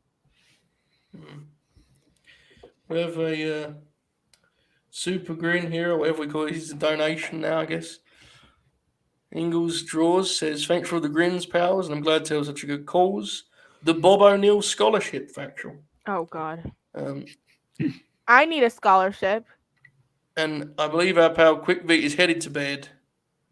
So he sent a wonderful donation to conclude his night. We appreciate it, pal. I believe you're the league leader for Thank donations you, Vic. tonight. Oh, that rules. That puts us at 1,300. Thank you. He was here about all 6 hours too. Yeah, it puts us at $1,300. I'd say this has gone well. Big money, big money. Yeah. So at this point, I'm going to announce here at the halfway mark that Bob has decided he will not only match but double anything that is raised by you in the chat. Good Lord. Bob, we appreciate that, pal. Really, thank you, mate. You got it, man. So, can you lay out this angle that they're shooting tonight? Me? Yeah, the big angle they're shooting. Yeah, Rhea's going to be in the ring, and then talking about he's done with Nikki. Who's next? Yeah. It's Bill Goldberg. Yeah. Will they do the bit where like Rhea like does her stomp and you know how she like looks down the camera kind of like menacingly and like smiles? Yes. Yeah. And then all of a sudden Alexa will come out. Mm-hmm. It's gonna happen. How's Columbus going to react to Alexa? Can you give me an impression of people in the crowd? Red hot, just losing their minds. Do you actually like Alexa, Bob? They say red hot. Yeah. Road Warriors of the 1980s, man. I said, do an impression of the crowd, and Bob said, red hot, big Bob. Be going crazy, high-fiving the people next to him. Hugging them. Yeah, throwing their popcorn in the air. When you start hugging random people, that's like Sting Uncensored 97, Rock getting back into the Mania main event level stuff right there, man. And when you start hugging your neighbor, That's what it's all about. All right, here's what's going to happen, Bob. You ready? Yep. Receives correct, right? Liv Morgan is going to wrestle Zelina or Carmella on TV. Mm-hmm. She's going to win. The Hills are going to put the boots to Liv Morgan, and then they're going to play Alexa Bliss's old theme. And she's going to do a run-in save, and then there'll be a tag team at WrestleMania. I mean, it wouldn't be like the worst thing, but that's what they'll do. You know. And Rhea will wrestle Beth Phoenix at WrestleMania. That'd be fine. That is a scoop. I'm reporting that. Aggregators run that story. That's the thing that's going to happen tonight. Bob, when's your birthday? December 25th. Would you like a Lily doll? No, I have the Jack in the Box. I should have brought it in here. Did you just no sell that Bob's birthday's Christmas? Yeah. I mean, I prefer when people do that. Bob didn't really sell it much either. He was like, December 25th. Vaguely significant. You know how annoying that gets after you hear it for 20 years or whatever? Bob, you're a Sagittarius? Yeah, I guess so. That makes a lot of sense. Joe, do you know what your zodiac sign is? Fuck no. When's your birthday? September 5th. You're probably a Libra. Let me see. Do you like know like, what that means though? Are you one of those people that actually knows what it means? Because oh, you're a Virgo. I was close. what does that mean? Give me like a rundown of the pros and cons. Well, a Virgo basically, how do I describe it? Normally, you guys are like aggressive, funny enough, and the opposite of people pleasers. Well, they've been fucking home because I'm sitting here at 6 hours, 16 minutes raising money for charity. So take that. Well, take that, that's folks. based on your sun sign. Your sun sign isn't your full chart. You have a full birth chart, and normally your big three will be what matters. Big three: Wade, Bosch, and LeBron. Good fucking Lord. I froze then. I didn't see if you guys popped for my joke. See, the first big three I remember was Ray Allen, Kevin Garnett, and Paul Pierce. Yeah, perfectionist is a perfect. That is actually the first big three. Oracle, when's your birthday? December 1st. You're a Sagittarius too. Sagittarius. No? I believe. I'm a Leo. Yeah, you are a Sagittarius. If anybody knows what a Leo is in the chat, I think I'm the living, breathing definition of a Leo. Bob, answer this question from Ben, please. Which Australian animal will Rhea's doll be based on for the Alexa feud? Not a kangaroo. That's too tame. A jackal. Do they have alligators? I think they have crocs there. Yeah, I think alligators are kind of. Yeah. I knew it was one of big. Yeah. Things. Yeah.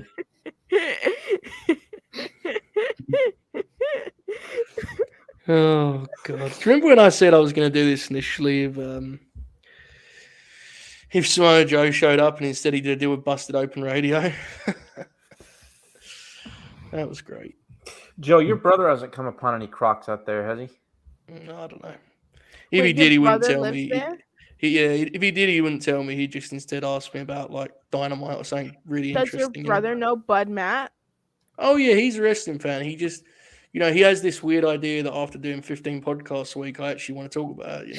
Great story. Okay, great story. So, I may have said this. I may have said this on the show. So when my brother Dylan was a kid, Cactus was on WCW TV, and he was billed from Consequences, New Mexico. So my dad grew up in Albuquerque, and my uncle was living with us at the time, my dad's brother, and they would tell Dylan, "Oh yeah, we knew Cactus Jack. We went to school with him and everything." And they were like, "Oh yeah, we knew Cactus." And he was just a little kid, and he knew they were BSing, but at the same time he was still young enough to be not totally sure.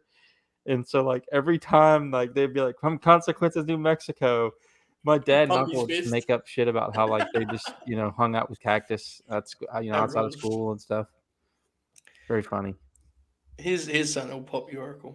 I think. Jay Shell, how many Mick Foley matches have you seen? 5. It's not bad. I thought you'd be lower. Which ones have you seen? Hell in a Cell, Triple H. The Edge match. Which Triple H? Street Fight? Is that the one that's at Royal Rumble? Yeah. Then that one. Yeah. Okay, so bleeding. Undertaker, Hell in a Cell, Triple H, Street. Have you seen the Edge match with the fire? Yep, I saw the Rock and Sock one at Mania. Okay, a Mania 20 against Evolution. Yeah, and there's one more. I feel like I'm missing. It was a TV match, so I don't really remember it. That's his famous WWE. It's not his, our Oracle will send you a death match after this. But in terms of fame, I guess me and death matches are not really friends unless I'm forced to watch them because they're live and I want to watch the matches that come after. Like on GCW. Mixed deathmatch stuff is good, but I think the craziest stuff is him and Paul Orndorff, or him and Orndorff. He just lets Orndorff sling him around wildly over guardrails and stuff, and Mick just doesn't protect his head at all. He's so awesome. I think one Mick Foley TNA match, JJ. Actually, the Kevin Nash match is good too. My God, is it? Yes, it's a total bloodbath. They just bleed and stuff. It's awesome. You would like GCW then. You would like GCW then, Oracle. Moving on. There's layers to that. Okay, Mick Foley and TNA. I'll DM you. Do you guys know that I read his book about that match in TNA? It's called Countdown to Lockdown, Mick Foley. And in the promos, he keeps talking about this one risk he has left. I've got one more in me, because he told them to get an old school WWF big blue cage so he could stand, because the bars, right, he could stand on those and dive off. And they were like, yeah, that's fine, we're going to do that. And so he cut all these promos about this big dive he was going to do. And then he got to the building and they just hadn't changed their cage at all. Instead, just had the normal cage so he couldn't stand or dive or do anything. So they just had a really shitty cage match. Fucking awesome. Do you remember when we watched TNA shows, Bob? Yeah, we shouldn't have done that. We shouldn't. I actually think we both left that as lesser men, to be honest with you. I really do. DMD and Stir It Up says, have Bob do DMD and Stir It Up, Bob. Just the motion, not the singing or anything. No. I've done that one before too, but yeah, there you go. JJ, it's the match with Abyss, the no DQ, I think. Okay. Jason says, is Veer coming tonight? Bob? Stay tuned. Oh, shit. Bob just scooped us. Coming soon. It's going to rule so much when I get that Alexa Lib thing right. It's going to be fucking awesome. I'm going to clip it immediately. It's not the worst thing for them to do. It's the sort of thing they would do, let's be honest. I predicted that they would have a match. So. Yeah, it should be good for Liv, man. Liv could get a program at Mania. Go Liv. Go Liv. I like Liv. Yeah. Go Liv. Bob, do you like Liv? I do. I think she's very good. I think the series with Becky, she got progressively better. Yeah, I want them to find Kayla Sparks. Fair. Sorry. Yeah, Ricardo says, what is Sparks? Did you see? Well, you don't watch SmackDown. One. She was on the Rampage, and she was Serena Deeb's opponent, but she was also on SmackDown, and she got the double kisses from Angel Garza and Humberto Carrillo. Oh, okay. And she just had a match. I watch SmackDown. I just don't. I don't live tweet wrestling much anymore. Fair. People be bitches out of it when I live tweet sometimes. So. Oh my God. Oh my god. Okay. You guys feel dead air because good brother at Ingles Draws, he said that he said he was gonna send me something in the DMs that would pop us all, which I didn't want to announce because sometimes that is not the case, and I didn't want to, set him up to. I have now seen it. I'm going to be bringing this on the screen here. You guys feel dead air because I have a pop ahead. Okay. This is Fed Dead, right?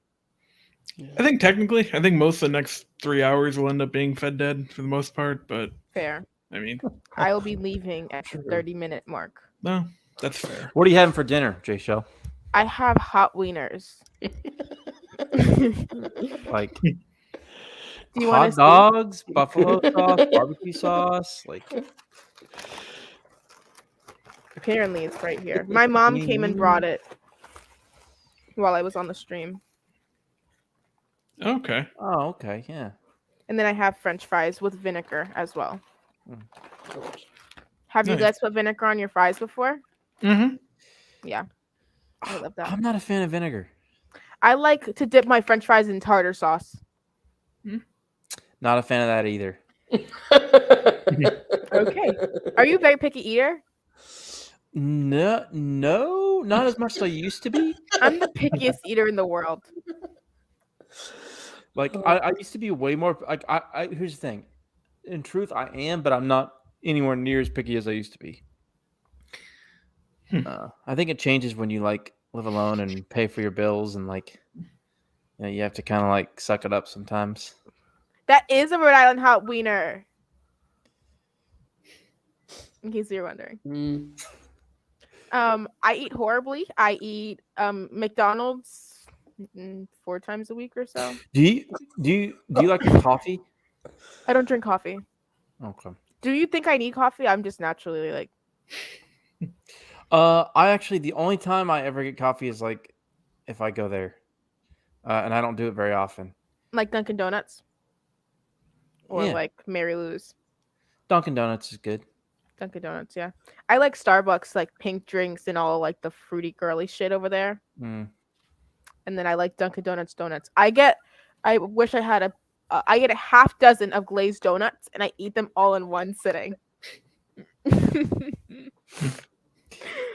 Yeah, and I want to go to wrestling school. Oh my God. So a couple days ago, or maybe weeks, I don't know, we were talking about trading cards. And our guy at Ingles Draws has produced the first 2 of the series. I'm going to put this on the screen now.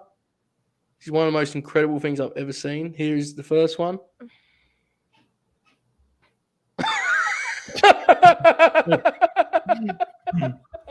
Sportsmanship 43. Wait a minute. How was your overall grin of 98 when the other rest of your 80 rating suck? Intangibles, brother. How do you get rated on a promo? I don't know, but I believe it looks like we have some Samoa Joe tribute here, right? With the towel that pops over. Here we go. Here's the main event. Good Lord. Bob, your promo is a 69. How do you feel about that? Nice.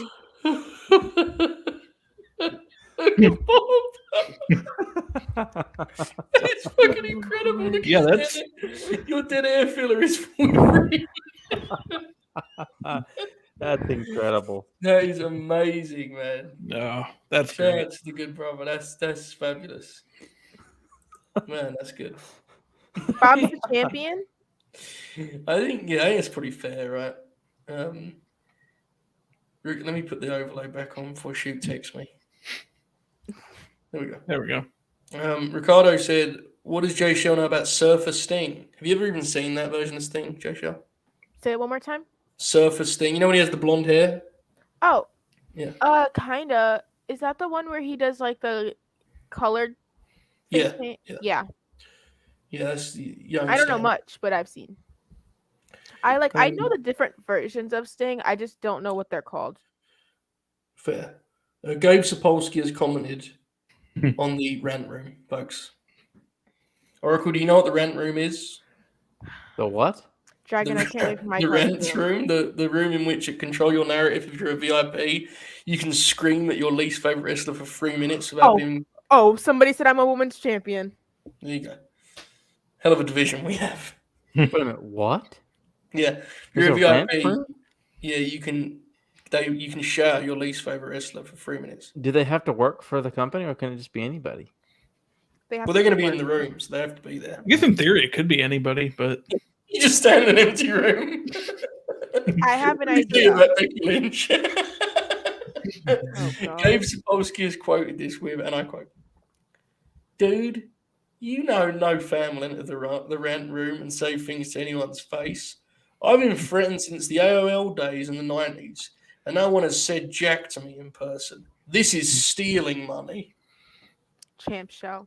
I don't even know what side he's on. That fucking rules. yeah, because that's the thing. Like, I don't think he's wrong, but also, like, if they're sanctioning it, no one's gonna do anything back to you if you go in and yell at them. So, oh god, someone has replied. First of all, what is Gabe talking about? He worked at ECW in the '90s. Fans were getting in people's face all the time. Is he? Where was he when? If ROH had a rant room, someone replied, if ROH had a rant room, I would totally have whined to you about not being able to bring a good digital camera to shows, Gabe. And Gabe replied, maybe try whining to the owner, not the scrub who was fired. Self-dunk. Oh my god. The rare self-dunk. The scrub who was Before I fired. leave, I would like to pose a challenge to the audience.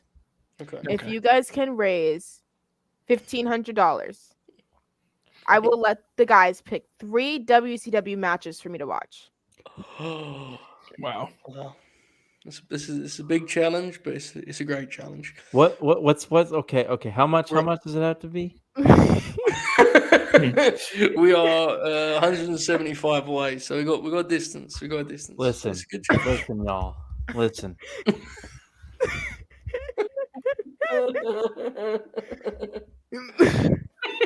I hope people choose Moose, Chris, by the way. Look at the wheels spinning for Oracle as he puts this playlist together. No, how should we do this? Should everybody get to pick 1 match? I think that's fair. Yeah, that's pretty fair. fair. We'll do 4. Shoot, we'll get to pick a match too. We'll do 4. Here's and I'll what watch them, this is and fair. I'll report. This is fair. If you donate and you suggest a match, we'll try our best to work it in there too. That's fair, right? Mm-hmm. That'll work, yeah. Okay. Oracle, how do you feel about this? Nothing racist. Let me say that. Nothing racist. Fair. Okay, then we're definitely not watching JYD Ric Flair from 1991. No, we're not. I can't handle racism. I can't do that. So let's see. Well, that was Ole Anderson for you. I've seen a couple Goldberg matches, so you probably don't want to include his matches. Oh, that's one of Bob's picks out the door. So I'm thinking along the lines of like Cactus and Sting at Beach Blast. Yeah. Or Cactus and Orndorff, because I love that match. Here's a good one. Cactus and I'm thinking of certain wrestlers and then kind of going through their best stuff. I'm thinking, let's see, Cactus and Max Payne. No, Cactus and Sullivan versus the Nasty Boys with Dave Schultz as the ref. Wait, you not thinking Cactus and Vader though? I'm very concerned. Cactus and Vader. Keep in mind, one of my favorite wrestlers of all time is Ricky Starks. Yeah, that's fair. Yeah. So we'll see how well this goes. I don't want to get hate if I say I don't like a match, and I don't want to get hate if I just. Oh my God, Layla Hirsch versus Will Nightingale's on. I need to go watch that. I'm gonna get so mad when. Eddie and Ray from Havoc is the easy one. Have you seen that, Joshua? I've heard about it. Okay. I've been recommended to watch it multiple times, and I haven't. But that's this one. Look behind that won't count. That won't count. I'll watch that regardless. It has Eddie. Eddie doesn't count. Yeah. Let's see. I'm trying to think. I think you got to do a War Games, right? Yeah, it's 91 or 92. 90 or 94. Aren't those matches forever? No, they're not that long. Nowadays they're long. They're not that long then. They're only like 25 minutes. Yeah. Nowadays they're 50 minutes long. They're only like 25 minutes. Yeah, I think 92, but you're 94, right? Yeah, both are must see in my opinion. 91 fucking rules. You know what? She might like Sting Luger versus Astonish from Super Bowl. Oh, that. I think I like Steiner. I like his kid. I haven't Yeah, seen any of there his you go. matches. Rick's kid. So Yeah, you'll like that. That's a good one. That's like a Clash of the Titans match. That's good. Let me think. no, What just destroyed? happened? Jason just destroyed our mic screen about Jericho. The mic somebody like said exploded. Jericho in the comments, and I almost It happens moved like it. once a show. It's really quite. What You need to get used- about you need to get used to that for the historical Oracle what divas. about Oh my god! Don't, Brian. I'm gonna watch that match later because Willow Nightingale is gonna train me how to wrestle, and that will forever be my biggest accomplishment. So, Is this? So she was at Dynamite last week when Eddie Kingston name dropped her. Is that what happened? yeah. Yeah. All right. Unfortunately, we're struggling to meet our target here anyway. So man, we should probably stop thinking of matches. Yeah, I gotta stop. But there's lots of options. Yeah. Well, it thanks doesn't have to be while I'm here. You guys got like 6 hours left, 5.5 hours left. So you Thanks guys for can hit it. reminding me. Fair.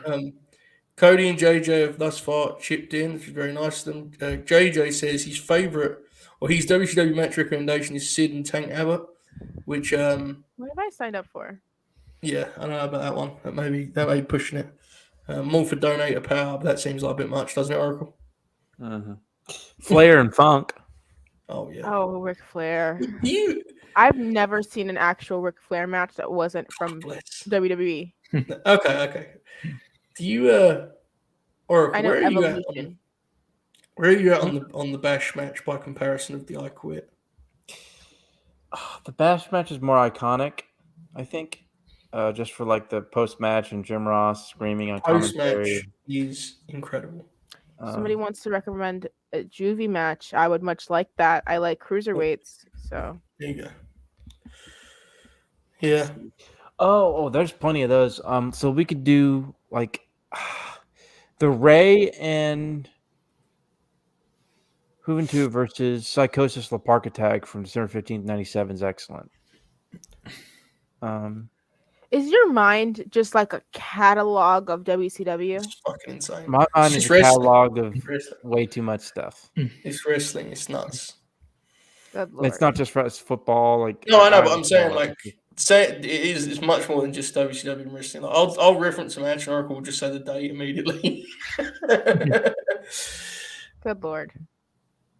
Dude's seen a lot. People don't realize when Oracle goes on the grin and criticizes their favorite wrestler, they don't realize just how much fucking wrestling that dude's seen. They do not realize it's different. It's different level. I'm just being honest. When I was in college, J Shell, we used to have these on the Death Valley driver board. There used to be there used to be the 80 sets that we'd all put together and then like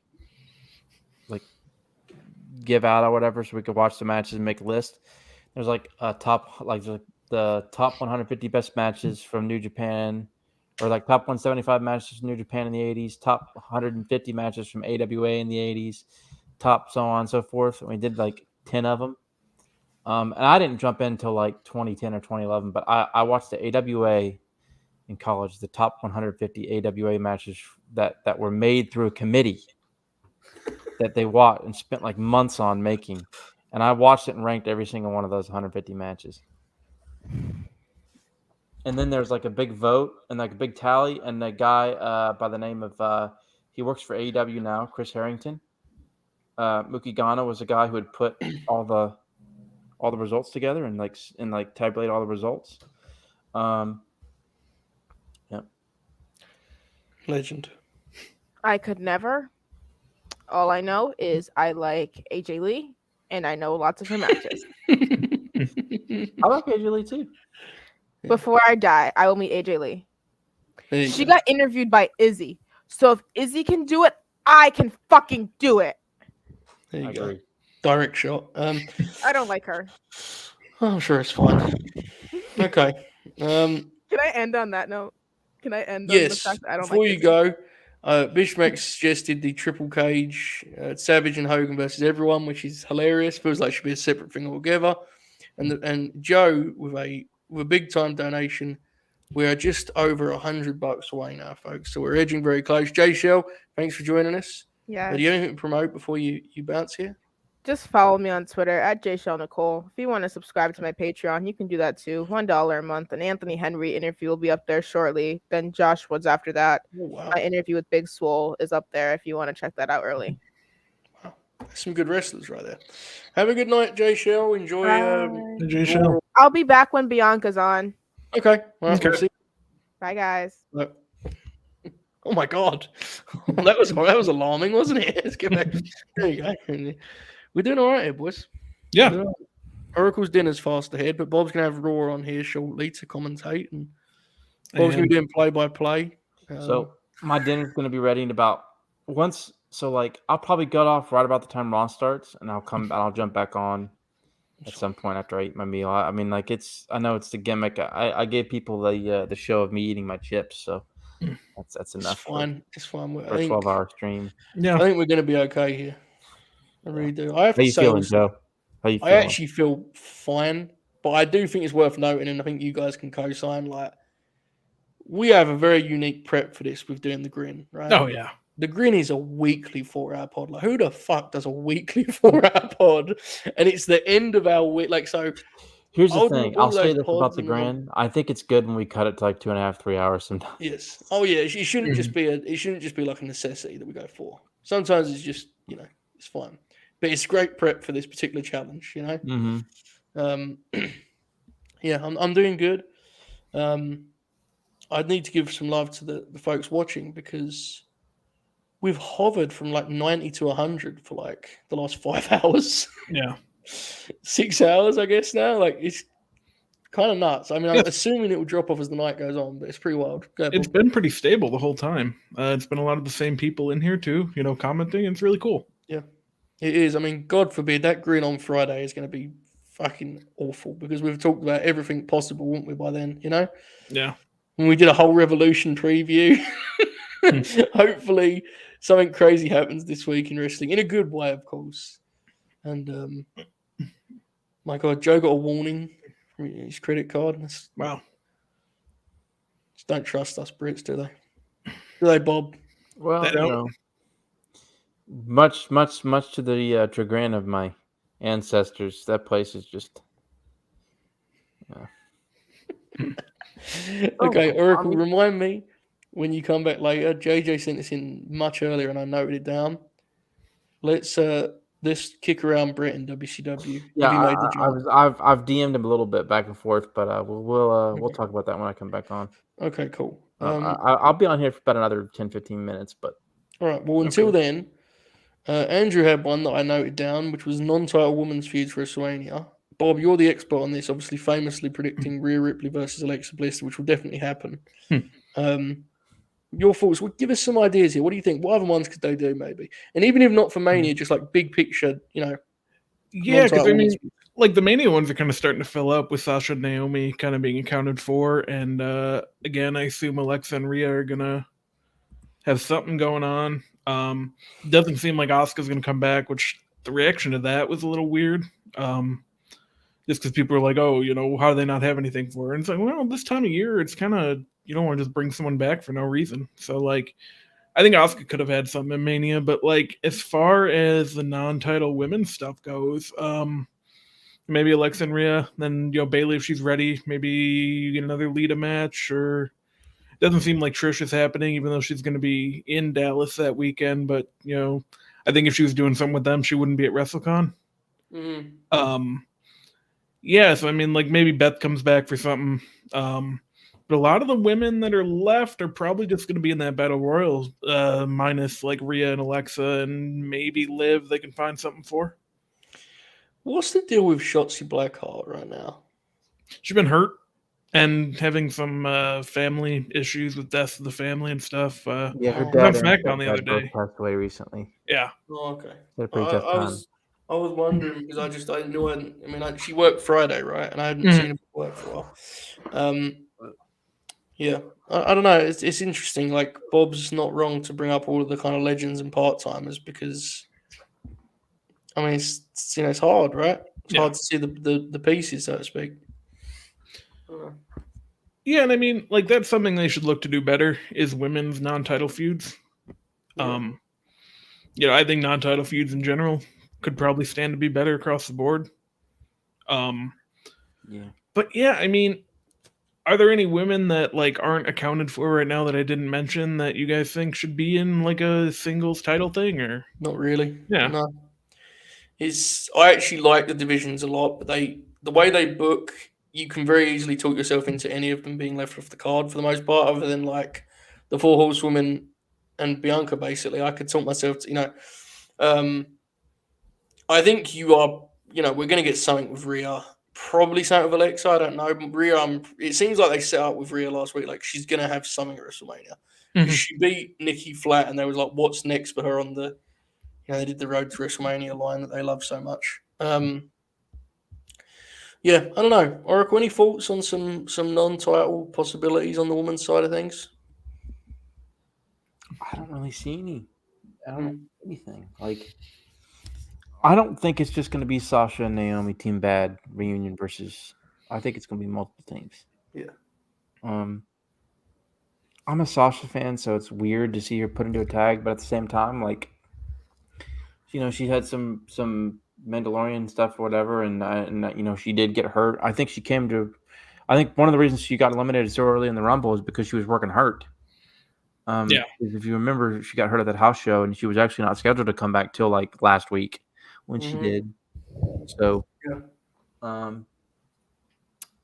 It's tough to say. I mean, Rhea Ripley's great, but I just don't see any scenario where she gets. Yeah.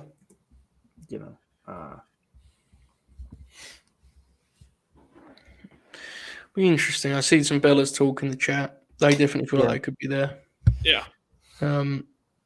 Jason with a donation, he says something for Jay Show's WCW College Fund, which is nice. Appreciate the donation, pal. I think the only worry about the Bellas, and it's not even really worry, I just don't think they're coming back to lose. It kind of feels like they're going to hold those belts at some point. I think the women's tag titles will be Mellas and Zelina versus Bella Twins versus Team Bad versus Elektra and Liv. That's my prediction. It's fair. Rhea Ripley left out in the cold. God bless her. I think she's going to work Beth. I actually think this is going to be the thing they do with her. Really?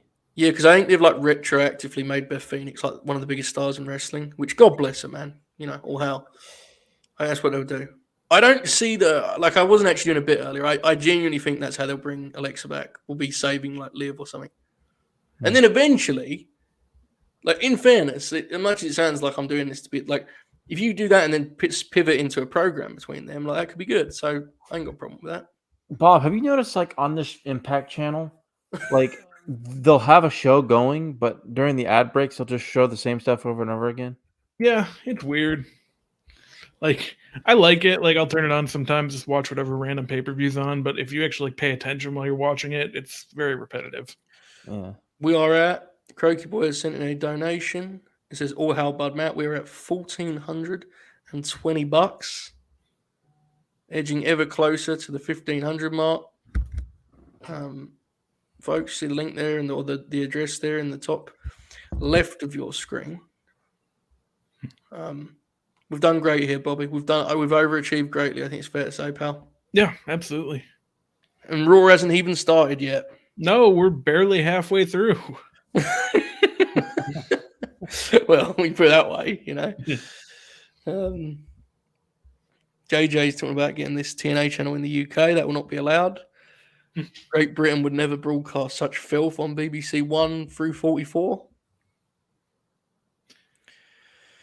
Do you remember when you said you get what you get, I suppose? I do. About Impact Plus? Mm-hmm. I think I've bought it and gotten rid of it like 2 or 3 more times since then, too. So,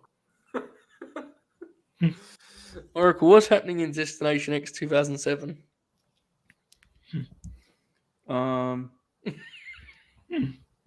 So right now we've got Chris Sabin and Jerry Lynn for the, I think it's the X Division title match.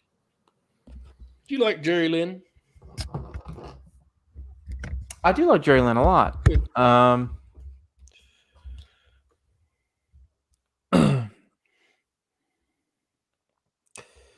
I think he's somebody who doesn't get enough credit for particularly a series of matches that he had with 3 gentlemen over the course of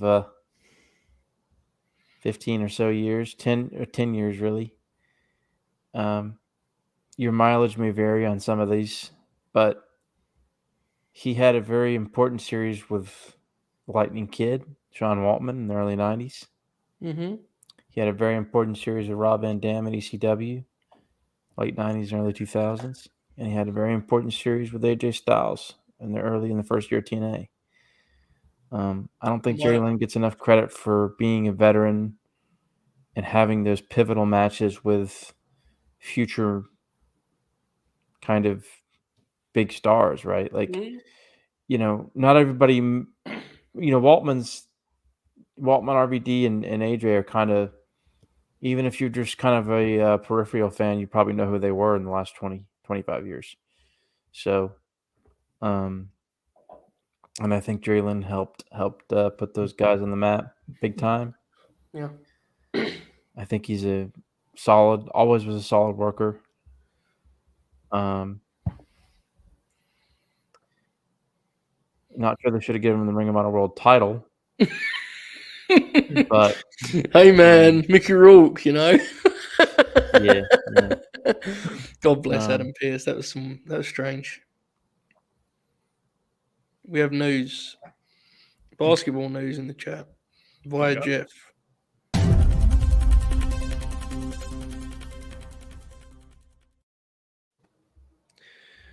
He says, Joe, I would like to post some breaking news. The 76ers are planning to sign DeAndre Jordan after he clears waivers. So, here's the deal with that. We need a backup 5. We go at Drummond in the deal for Harden, which was obviously worth it, to be clear. But yeah, we need a body to fill that role. I really don't know if DeAndre should still be in the league, to be quite honest with you. I've seen enough from this year to think that he shouldn't. But, maybe I'm wrong. That's the fun part about buyouts, though. Like, they both got Tristan Thompson. It's like, all right, just be better than Tony Bradley. And he has been so far, so. Did Tony Bradley suck for you guys? Oh, he's bad. He was kind of fun in Philly, man. The thing with guys like is they just need, those players lack consistency, right? So they need rhythm. I'm excited for the spring when we all get to talk about the NBA playoffs for an hour and a half during the Grand every Friday. Just drive people off in drones. When you guys get to that Rampage and you and I listen, are you talking? We need to talk about that. We need to talk about that foul that Chris Paul argued with the ref for 10 minutes on. I love Chris Paul, man. He's a great player, man. He's an animal too. He's somebody that I hope gets a ring. He's me too. Guys. Mm-hmm. He's a great example of why the ring culture. Oh my god, it's the confirmed shoot. Chris Paul is a great example of why the ring culture stuff is so silly because he is a winner. I don't care how many. I don't care the fact he has not one title. Look at his team. Same thing with Barkley. Yeah, the idea that he gets treated like a guy that never made the playoffs when he's consistent, he makes teams contend. I mean that Thunder team that he made the 6th seed a couple of years ago. Oh my god, that team sucked. He's fucking great. I'll be back in a minute. Okay, pal. Hello, confirmed shoot. Hello, Joe Holbert. How are you? Good. I watched the Elevation. I'm back now. I ate some pizza. How was Elevation? It was pretty good. Mark Henry yelled bullshit at one point and got censored. You know that text you sent me about Red Velvet's fame? Uh-huh. I read it on the air. Nice. Jay Show immediately informed me that it was Will Washington's work, and I never felt worse in my life. Okay. I haven't even heard the theme, so I wasn't. But it just felt mean. I have no. I don't know what the right word is. Anyway, I really like the Stir It Up theme. Nothing against Will Washington. I like when it says "Stir It Up" over and over again. Hang on, though. Does the new one say Red Velvet? No. Fuck. Not that I noticed. It's not an upgrade then. So they didn't put the on-screen graphic for the album, so I have a feeling this is just her music now. What about your message to me the other night when you said the Kings of the Black Throne theme is just guys singing that over? Yeah, it's just them singing Kings of the Black Throne over and over again. I can't believe you didn't notice. I did. We're so fucking dumb with that shit, man. It pops us tremendously. So, Fuego versus Lance. Fucking ruled. 4 1/4. I pumped my fist multiple times. This ruled. Willow did a cartwheel and Layla just drop kicked her in the back. That sounds great. Yeah. It was not pineapple pizza. I don't do pineapple pizza. Shoot. I have something to show you. Remember we were talking about trading cards? Mm-hmm. Our guy at Ingles Drawers has created the first 2. Would you like to see them? Yeah. Oh my god, that fucking rules. Look at the stats. Dude, this is awesome. Wait, this next one's much funnier.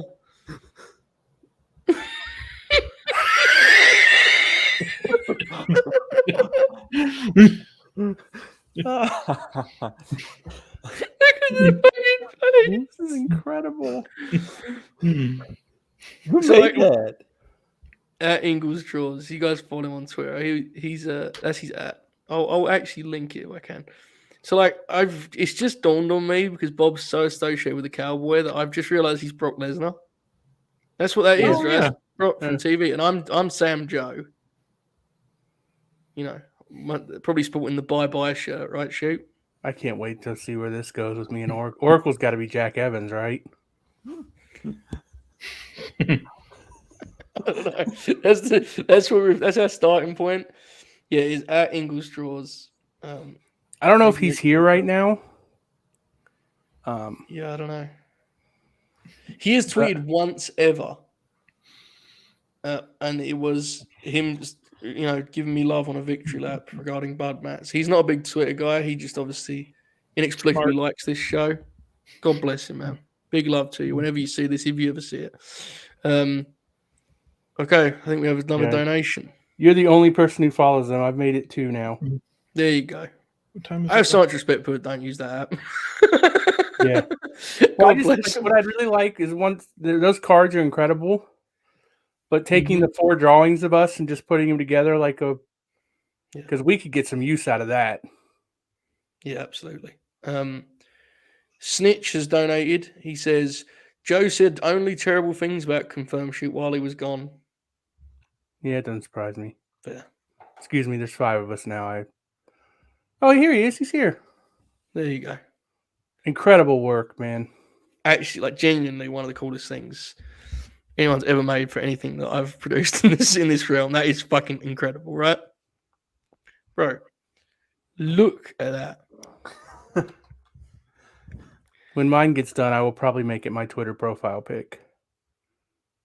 Shit, that's a good point. Yeah, I need to do that actually. I've stuck to the Heathcliff Ham one for probably the all-time longest. I've kept the same profile picture in the history of Twitter. I've started to identify you with that one now, so yeah. Isn't that weird the way you do? Tape, our pal Tape Machines. He's just Gorilla Monsoon to me. Yeah. Even though I know he looks nothing like Gorilla, I don't care. That's who he is to me, man. I read his tweets like Gorilla Monsoon's on the timeline. That's the way it works. He fucking rules, by the way. God bless him. Incredible character. Where's Bob? Rules about to start. It's probably where he had to go get some snacks, get prepared. I actually need to go get some snacks. I'm gonna wait until Bob comes back. So in about a minute, right when Raw starts, I'm gonna go get my food ready and let it play out, pal. Enjoy it. I'll be back on. Folks, we are at 6 hours and 57. We're doing good, man. If we raise $1,500 tonight, JSO will watch a WCW match from all of us. Yes. We are currently at $1,423. Oh, well, okay. Nice. I'm gonna pick the worst, stupidest match I can think of. Also, Jeff informed us that the Sixers are trying to sign DeAndre Jordan. Yeah, sure, it's fine. I should pick World War III, the 3 rings. This is how much NXT fucked up War Games shoot. I said we need to do a War Games, and Jay Show was like, "Don't they go on forever?" And it's like, Poor Oracle and I were so upset. We were like, no, that's not how it's supposed to work. 25-minute matches. The match beyond goes like 4 minutes. It's the finish. The fucking idiots nowadays think that's when the match starts. This stall for 25 minutes, and then the match beyond will do have 30 minutes of sequences and bumps and stunts and tables and chairs and ladders and trash cans. Bullshit, man. It's a shame because Rod Strong had some great performances in those matches, but they was always ruined by the filth. All right, well, you want to go eat my dinner? I'm gonna pick like a Kevin Von Erich match and just say it was from WCW when it wasn't. Close enough. I'm Folks, sure it's fine. I will return. Speak soon, pal. Yeah, pal. Bye. Joe, the Bulls are down 24-11. Not a great start. Are they playing the Heat? Yeah. Oh, The dear. Raptors have played twice since the All-Star break and gotten the absolute shit kicked out of them both times. Doesn't seem good. Okay, I'm gonna go get myself a snack. Shoot, please make sure Bob doesn't get too excited when Raw starts, please. Okay. I'm gonna like walk around a little bit because Yeah, go ahead, pal. it was We're like fine. 7. You sure, Bob? Yeah. Bob, did you know right. Kevin Von Erich wrestled a match at MSG for the WWF in 1980? I didn't. Who did he face? He defeated Johnny Rodz. Okay. Bob, I better Yep. not miss the big Alexa rear angle. Yeah, I hope not, man. I don't think they're going to lead off the show with it. But You we'll see. don't? Yeah. Oh, fucking cowards. Jesus, he was just going to linger forever, man. Like, I get it, though. Like, he's back again. What is this filth? Can you let me leave on my own accord, please? No, go take your break, man. You're stalling. that ruled. So that Joe Holbert, what a piece of shit, right? Oh, yeah, he sucks. Doing a 12-hour stream just to feed his ego. Oh, if anyone else is actually watching Raw, I'm usually like 30 seconds behind, so. I'm not watching Raw. No, I know you're not, but like, you know. Bob, look, this is a CM Punk Funko. Oh, that's cool. Yes, I'm over the Bengals loss now. Thank you for asking. Truly appreciate that. I get over that about the Friday after. Officially over it. Yeah, this is exactly what it was. He's like, Joe's just terrified to let someone else get over. It does seem bad that we immediately lost 20 viewers when he left, but Oh, yeah, that's not great. It's not ideal. Damn. Christian got dunked on pretty bad right there. That's rough. Wait, what did I miss? He said no one's watching Raw, and then like 3 people said they have Raw on. Oh, well. Yeah, you know. I have it on mute. I have 2 screens behind me. One has the Bulls and one has Raw. See which one is worse. Cody, I've given up on the Michigan Panthers already. I'm either going to be a New Jersey Generals fan because of Mike Weber, but I'm leaning heavily towards my original Alliance of American Football gimmick where I just didn't have a team. And I'm going to let it play out and see what happens. I ordered a blue USFL hat. Nice. So I've got the hat like Rob Lowe had the NFL logo hat. So I can do that joke. Yeah, that's gonna be fun. I'm looking forward to that. Do you see like they might not have cleared all the trademarks and stuff from the guy that originally owned all of them from when the league saw the first is time? that a news story? Because it was originally like it turned out to be nonsense. Yeah, I think it came out today. Like even if it gets to be a lawsuit, they're just gonna pay for him. I mean, Interesting. you know. Kevin Owens is out here in a cowboy hat. I don't have volume, so probably gonna talk about Texas. Jeff Fisher coaches the Michigan Panthers. Jeff. Yes. I'm interested to see what this supplemental draft looks like. Same. I have a feeling there may be a few bigger names than what we got here. Could be wrong, though. Could turn out to be the same thing. I think this one's like positionless, too, so they can pick whoever they want this time. I mean, I know there's like injury risk, but if you're going to be a backup at a Power 5 school, why wouldn't you go play there for, 2 months or whatever? Yeah, make money. I just Googled USFL and I don't see anything about. Oh, it might have been old. I Oh, just here saw it is.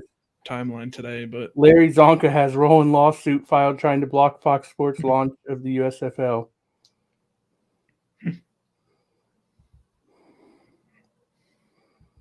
Interesting.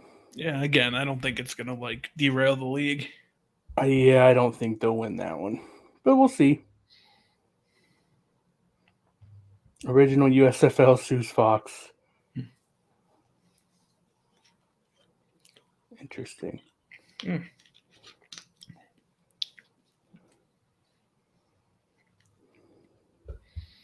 All right, let's see what else we got here. They're going to try to get a preliminary injunction preventing the league from launching in April. Yeah, good luck. They'll just change. I mean, yeah, worst case scenario, they'll change the name of the league. Mm-hmm. So, how's Raw? It appears that they're doing some sort of big tag match with the women. It's going to be Rhea, Bianca, Liv against Nikki, Becky, and Doudrop. So, it should be No fun. Alexa Bliss? No, she's probably going to come out after. Okay. Or she'll replace someone. We really have lost like 15 viewers since Joe. No, that's not good. We got to bring it back, man. It could be because of Raw, though. Yeah, it's also like, 1 a.m. in England now? 2 a.m.? Like, people might just be going to bed, too. We have people in England that watch. And Yeah, I think it's 1 a.m. This is a great question because you got to consider the source. But did you see Meltzer's story a couple weeks ago about the XFL? Yes, I did. That Vince had already given up on it because he he went back to the networks and was like, "You got to give me money for rights fees," and they were like, "Well, we just signed a contract. We're not going to do that." And Vince was just like, "Well, fuck this." Yeah, I don't know. It's weird because it like felt like it was working, but yeah, I mean, it could go either way. They could have used the pandemic to get out of there. It's hard to know for sure. Dave could just be wrong, but it doesn't sound that unlike Vince. No. To do that. So, put together 3 good weeks of ratings and be like, all right, tear the contracts up and give me some money.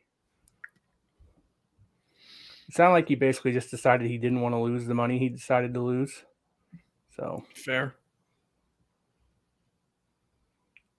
Double J says he's staying the entire show. As he should. I've been here the entire show. I mean, significantly earlier for me, but Yeah, I saw this report. If it's true, it's absolutely hilarious. It's what they did last time, though, too, because Brock won against Rock, and then Bischoff brought out the big gold belt, like the Raw after. Yeah. So it's going to be Cody with the big gold belt this time, though. I hope so. It'd be great. Yeah, I actually agree. Like, of course, if anyone's followed me on Twitter at all, you know that I agree with this. But I think there's a market for spring football, especially in the current TV environment where you don't have to do quite as big of numbers. If they do 800,000, they're going to be just fine.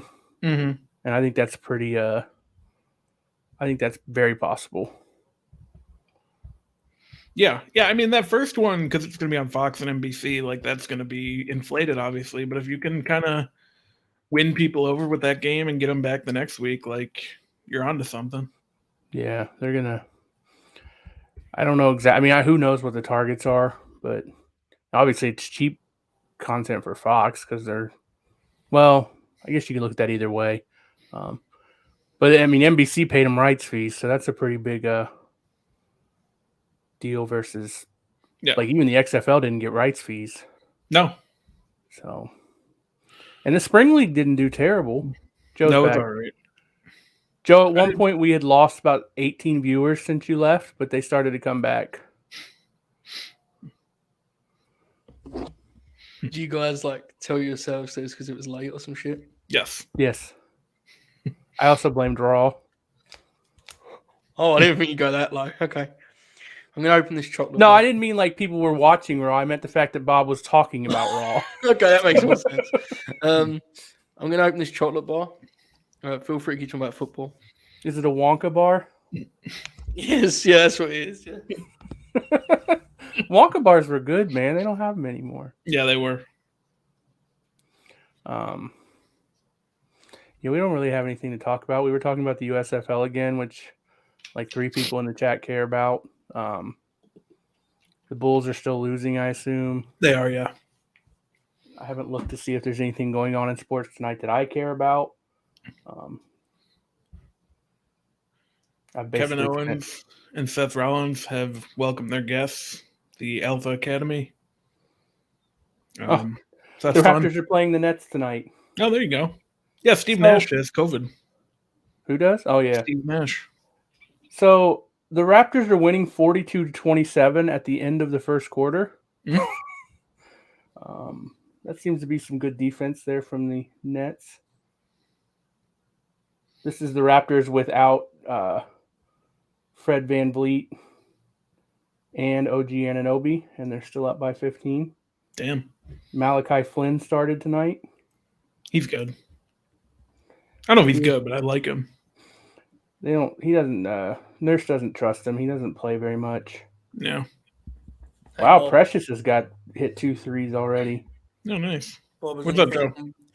Has anything happened with Rhea Ripley or Alexa Bliss yet? No, Rhea's in a tag match. Yeah, she's in a 6-woman tag match with Bianca and Liv against Becky and Doudrop and Nikki. That removes my Alexa's not in it. No. That's my pitch done already in 5 minutes. That's a shame. You more confident or less? About the same. Which is what? Very confident? Yeah. I'm going to quote tweet your tweet from last week live on the air while you watch me do it, if it doesn't happen. Yeah. Joe, a 14-year-old player signed with Major League Soccer today. He's the youngest player in the history of MLS. Really?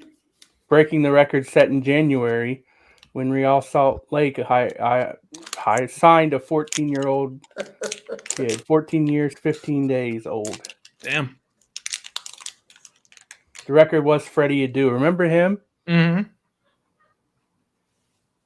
Interesting. This is the second 14-year-old that New York City FC has signed to a first-team contract in recent months, joining Christian McFarland, who signed in September. Freddie Adu was supposed to be good, and then he just kind of wasn't. Yeah. I mean, he was fine, but there's a lot of hype though too. Is the US team good now? Maybe. I think that's probably the best answer is maybe. Yeah. They're very young. It feels like every time they look good, they come out and look bad the next game. Yeah. Apparently Canada's better now, which is hilarious because I absolutely said Canada was terrible at soccer at some point in the history of the Late Night Grin, and got dunked on immediately by the chat and thought they were just joking, and then they're like leading the table in the World Cup qualifying. Yeah, they seem like they're on the road to being good. Yeah. Like they're very young and their development system seems to be working better. But I don't know that it's going to be this wave of young kids that are going to be the good team. They kind of feel like they may be the foundation of what will. But it's getting better. I don't know that we're going to win a World Cup anytime soon, but no, it feels like they won't miss it again though. So that would be the hope is they don't miss it again. There's no excuse for them to miss the World Cup. Yeah, that seems fair. There was something we were supposed to. I know Aspen Oracle's here. Never mind. Do we have any other questions that we ignored? I should check my notes. I'm very prepared for this show. I was going to say, Bob and I wouldn't know that. Yeah. Gable apparently just called Ohio State a community college. Owned. Crowd is angry, according to Meech. That's very funny. Yeah. They still have fans at those shows? Yeah, there's a good amount of people there, it looks like. From what you can see. Here we go. It's tarped off, but... Holy shit. I missed a lot. Joe, the chat wants to know if it's coming home. No. A gentleman who is anonymous, simply called, lists himself as the donor, with a 3-figure donation, folks. Wow. Whoever you are, all fucking hell. He now is the highest in terms of how much, which is wild. They didn't even want to get read out. I think it's almost certainly Buddy Matthews. What if it's Kevin Koo? Well, I think that's unlikely for an obvious reason. The aforementioned Mad King that is not Eddie Kingston says, question for the Grin. Any blind spots in modern wrestling that you want to explore more? No. Donating to see Jay Shell's reaction to a Jerry Flynn squash match. Oh, hell. The Joshi scene for me. Yeah, that's probably fair. I can agree with that. I probably won't do it, but it does interest me. I think that's the obvious one. I would say I want to try and watch Pro Wrestling Noah, but they do seem to do a lot of weird shit. So maybe not. Other than that, man, I mean, I'm pretty much... I mean, I watch MLW Fusion, man. I'm an animal, you know what I'm saying? I actually quite like it too sometimes. I'm very Oracle's talked about this, and I think we both like it's got to be so accessible for me. Yeah. Mm-hmm. And like I know it's not that hard to sign up for those streaming services, but I'm very lazy. So it's probably just not going to happen. Like Impact's the closest thing on my radar right now just because I get the channel now. If I was going to add something else, it would probably be that. But now that Bud Matt's come to AEW, that's probably not going to happen either because that was kind of the tipping point. Yeah. I still can't believe that actually happened, you know? I know. What a time, man. Mm-hmm. Ring of Honor could happen too, depending on Oh, fucking hell. Bob, how everything plays out. What's up? Were you going to say something, Bob? No, I think, like Stardom I've heard is very good. I'd like to get into that. Ring of Honor I'll check out when it comes back. I know it's not modern, but I've never seen like most of the like really good WWF TV run, like 2000, early 2001. I'd like to watch that at some point. A lot of WCW I've talked about on here, which I'd like to go back to at some point. Yeah. Fair. Hey, Bob. Yeah. I just busted right inside him, and he can't extend on me anymore, and he seems a little overwhelmed by my girth and tonnage. Fair. Joe, Brandy Rhodes has tweeted, "Don't believe everything you think." Don't believe everything you think? Yeah. What does that mean? I don't know. I guess it means like stuff you think of, you're supposed to not believe it. Owned. Yeah. I don't know, man. It seems like there's some weirdness with that Codeman stuff, doesn't it? So like when Bob tweets the Bulls are going to win the East. Fair. She says, "Stop it, Bob." Could you imagine her doing that? You think Brandy's going to control her narrative? No, absolutely not. She's smarter than that, brother. The chat disagrees with you. No way. When Oracle returns, guys, especially after Raw, we'll watch stuff. Maybe, but until Oracle returns, because then when he gets back, we have to sync it. You know what I'm saying? It's a whole ordeal. We haven't watched any rule when Alex shows up and it's just like the chat gets very aggressively angry at his takes. That's what I'm looking forward to the most at this point. Well, it is for charity, right? Yeah. We haven't watched any Buddy Matthews matches yet. It's true. Joe, we're in our first match on Raw here. What is it? Rollins and Owens are facing the Alpha Academy, which is 2/3 of next week's big tag title match. So probably didn't have to do that, but you know. Who's the other third?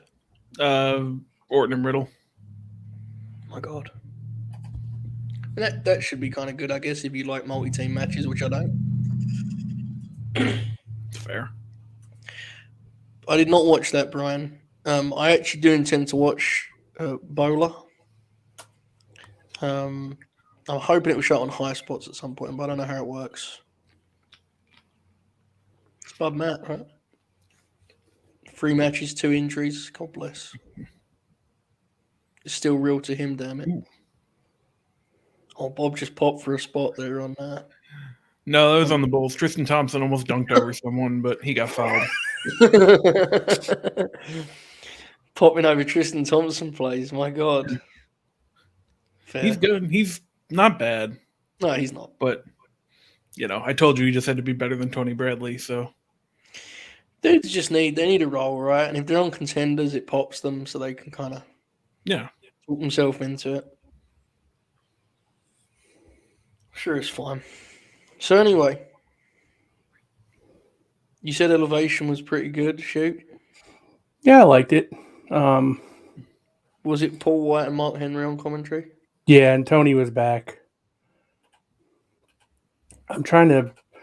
Like, they had more matches between contracted talent than normal. Mm-hmm.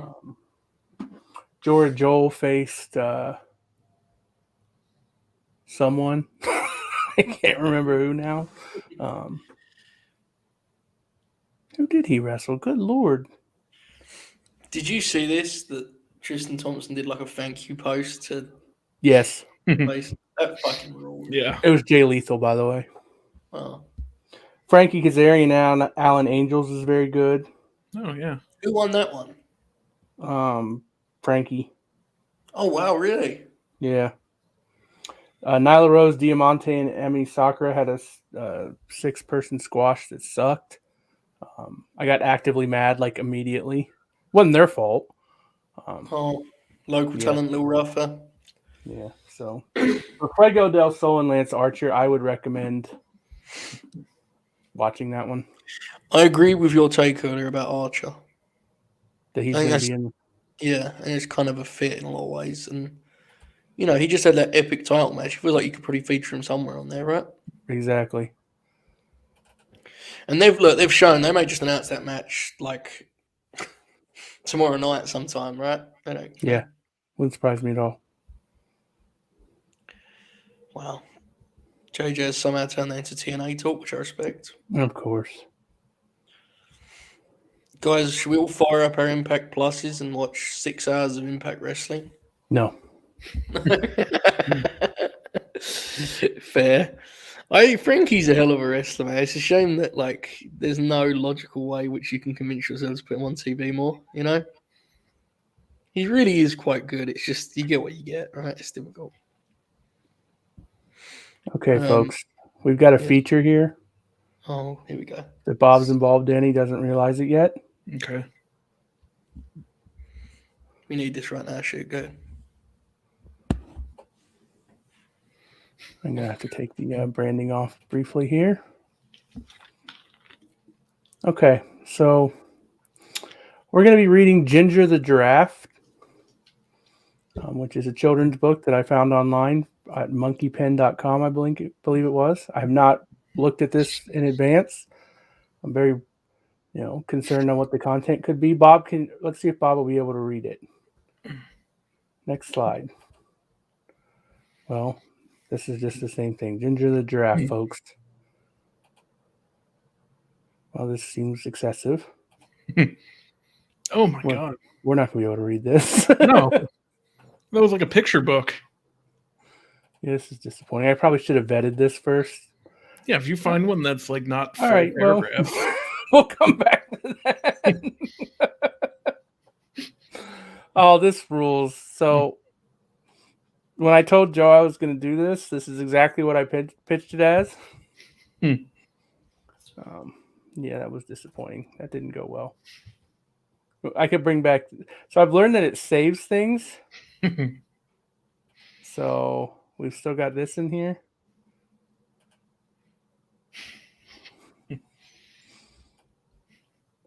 It's odd that he hasn't asked about being on this, isn't it? He's a piece of shit. He hates charity. Yeah. Bob saying I thought it was a picture book popped me so fucking much. Well, I did too, to be honest like with full you. paragraphs on there. Come on. Yeah. But you said before that you intended to have Bob read it. Well, yeah, but we thought it was going to be like one sentence a page. Oh, yeah. Okay. Oh my God! Please be what. If this works, this will be a good one. Just from the title alone. Oh God. Bob in the hat. Oh, yep. Here we go. Okay. All right. This will take me a moment to get everything ready here. Okay, why don't you do that? Awesome donation from Bob O'Neill. Bob O'Neill's hat. Who says you need a GCW and weird shit correspondent? That's Jay Shell, brother. Tomorrow night, GCW show. First show on the free platform that I'm not on. Oh, really? Mm. That's cool. Yep. Jay Shell's got a team together. The girls do the Demo Divas show over on Fightful Overbooked. What time is that airing? I believe it is 4 p.m. Eastern time, I believe. I think that's all we're doing tomorrow. Because you can't do dark, can you? Yeah, probably not. So are we just going to cancel it? I think so, yeah. Okay. And then I'm going to do TW on Thursday. So tomorrow's going to be it's fair right after this. It's a recovery day. Yeah. I'll actually be helping my parents move, so it's going to be the total opposite of a recovery day for me, but there you go. Owned. Very much so. Very much so. Bob, what's happening on Raw? It's commercial right now. Appears to still be the tag match. Yep. They show it in picture. No, they don't, which I'm glad, because picture sucks. Okay, folks. It's time for story time with Confirmed Shoot and Bob O'Neill.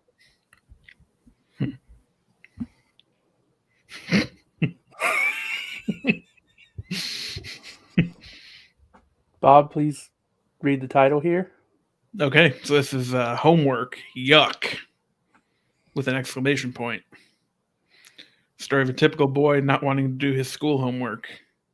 It seems like it has a really good message. This will be good. I'll read this. His reasons, not excuses, address the 5 major causes of children not wanting to do homework. Not because they are lazy or don't understand the assignments, but because they are children. Their needs must be considered and a compromise made between the educators and the students.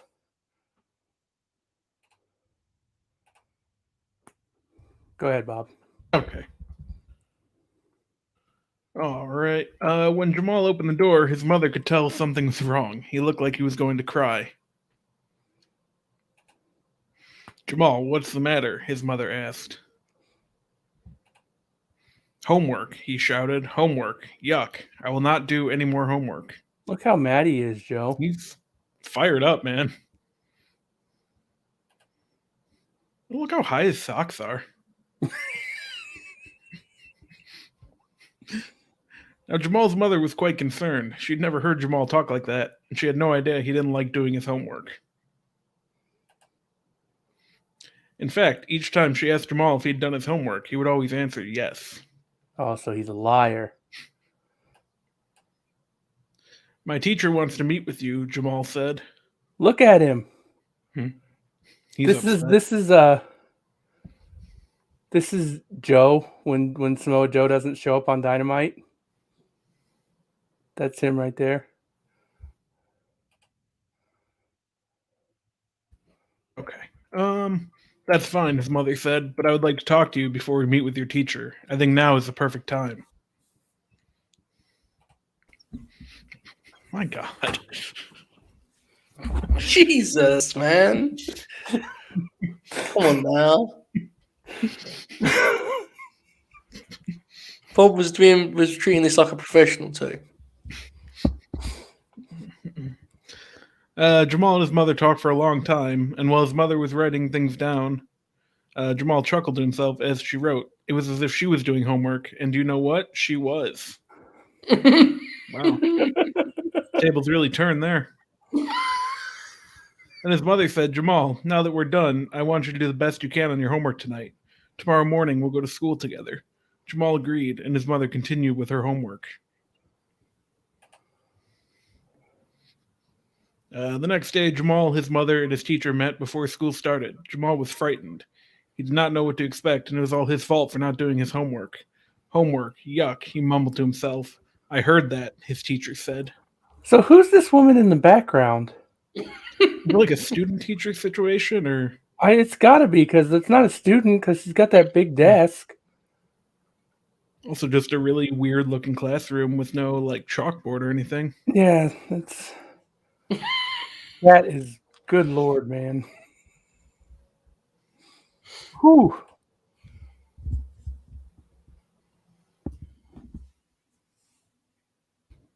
All right. Then his mother spoke.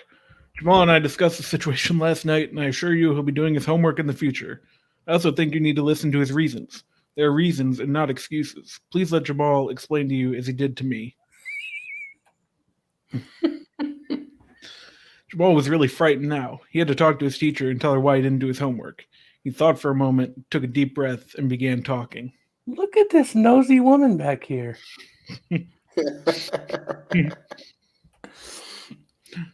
I need time to have some fun. I spend all day in school, and my teachers want me to spend the rest of the day doing homework.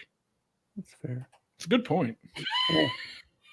I like to spend time with my mother, brother, and sister. I also have to do my chores and help my mom since my dad doesn't live with us. Well, that got heavy. Yeah.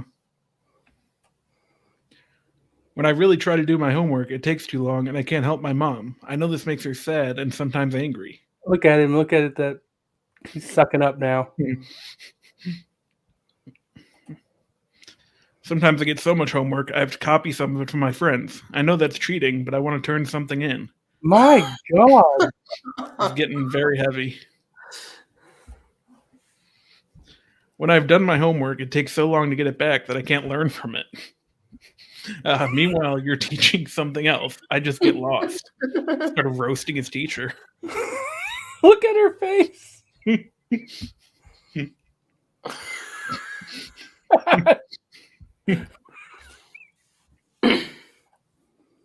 Oh.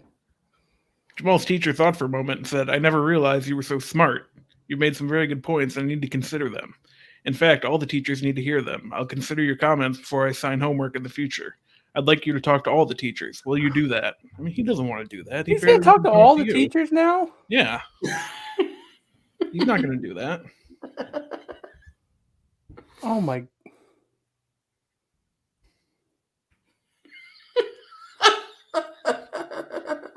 God. Jamal agreed, and he spoke to all the teachers, parents, and students at the school's next open house. He was frightened, but they made excellent points. In fact, the school changed the way they assigned homework. It was easier on the students, and they were able to complete it and learn. They also had some time to play and spend time with their families. That's good.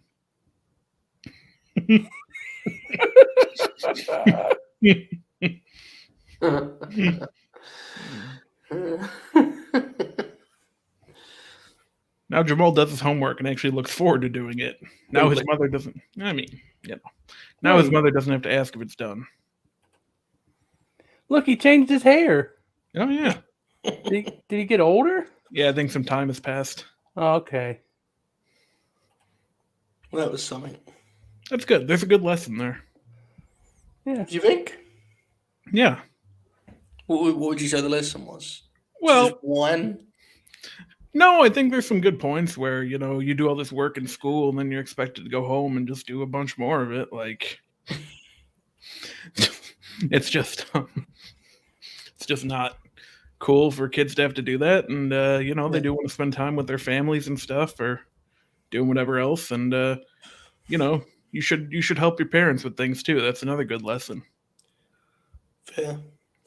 How was the opening match of Raw, Bob? It was good. Good. We lost almost 20 people on that during that. It was worth it. I agree. I mean, it gave me a chance to just, eat do my you think chocolate. maybe it hit a little too close to home for some of them? Yeah, probably. Got a little bit heavy. Yeah. Bob's him saying my dad doesn't live with us out of nowhere was.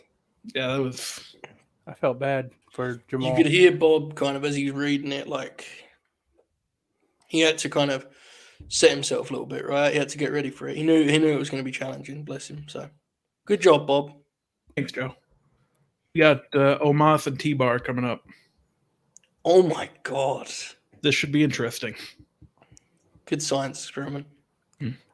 Very good. Hey guys.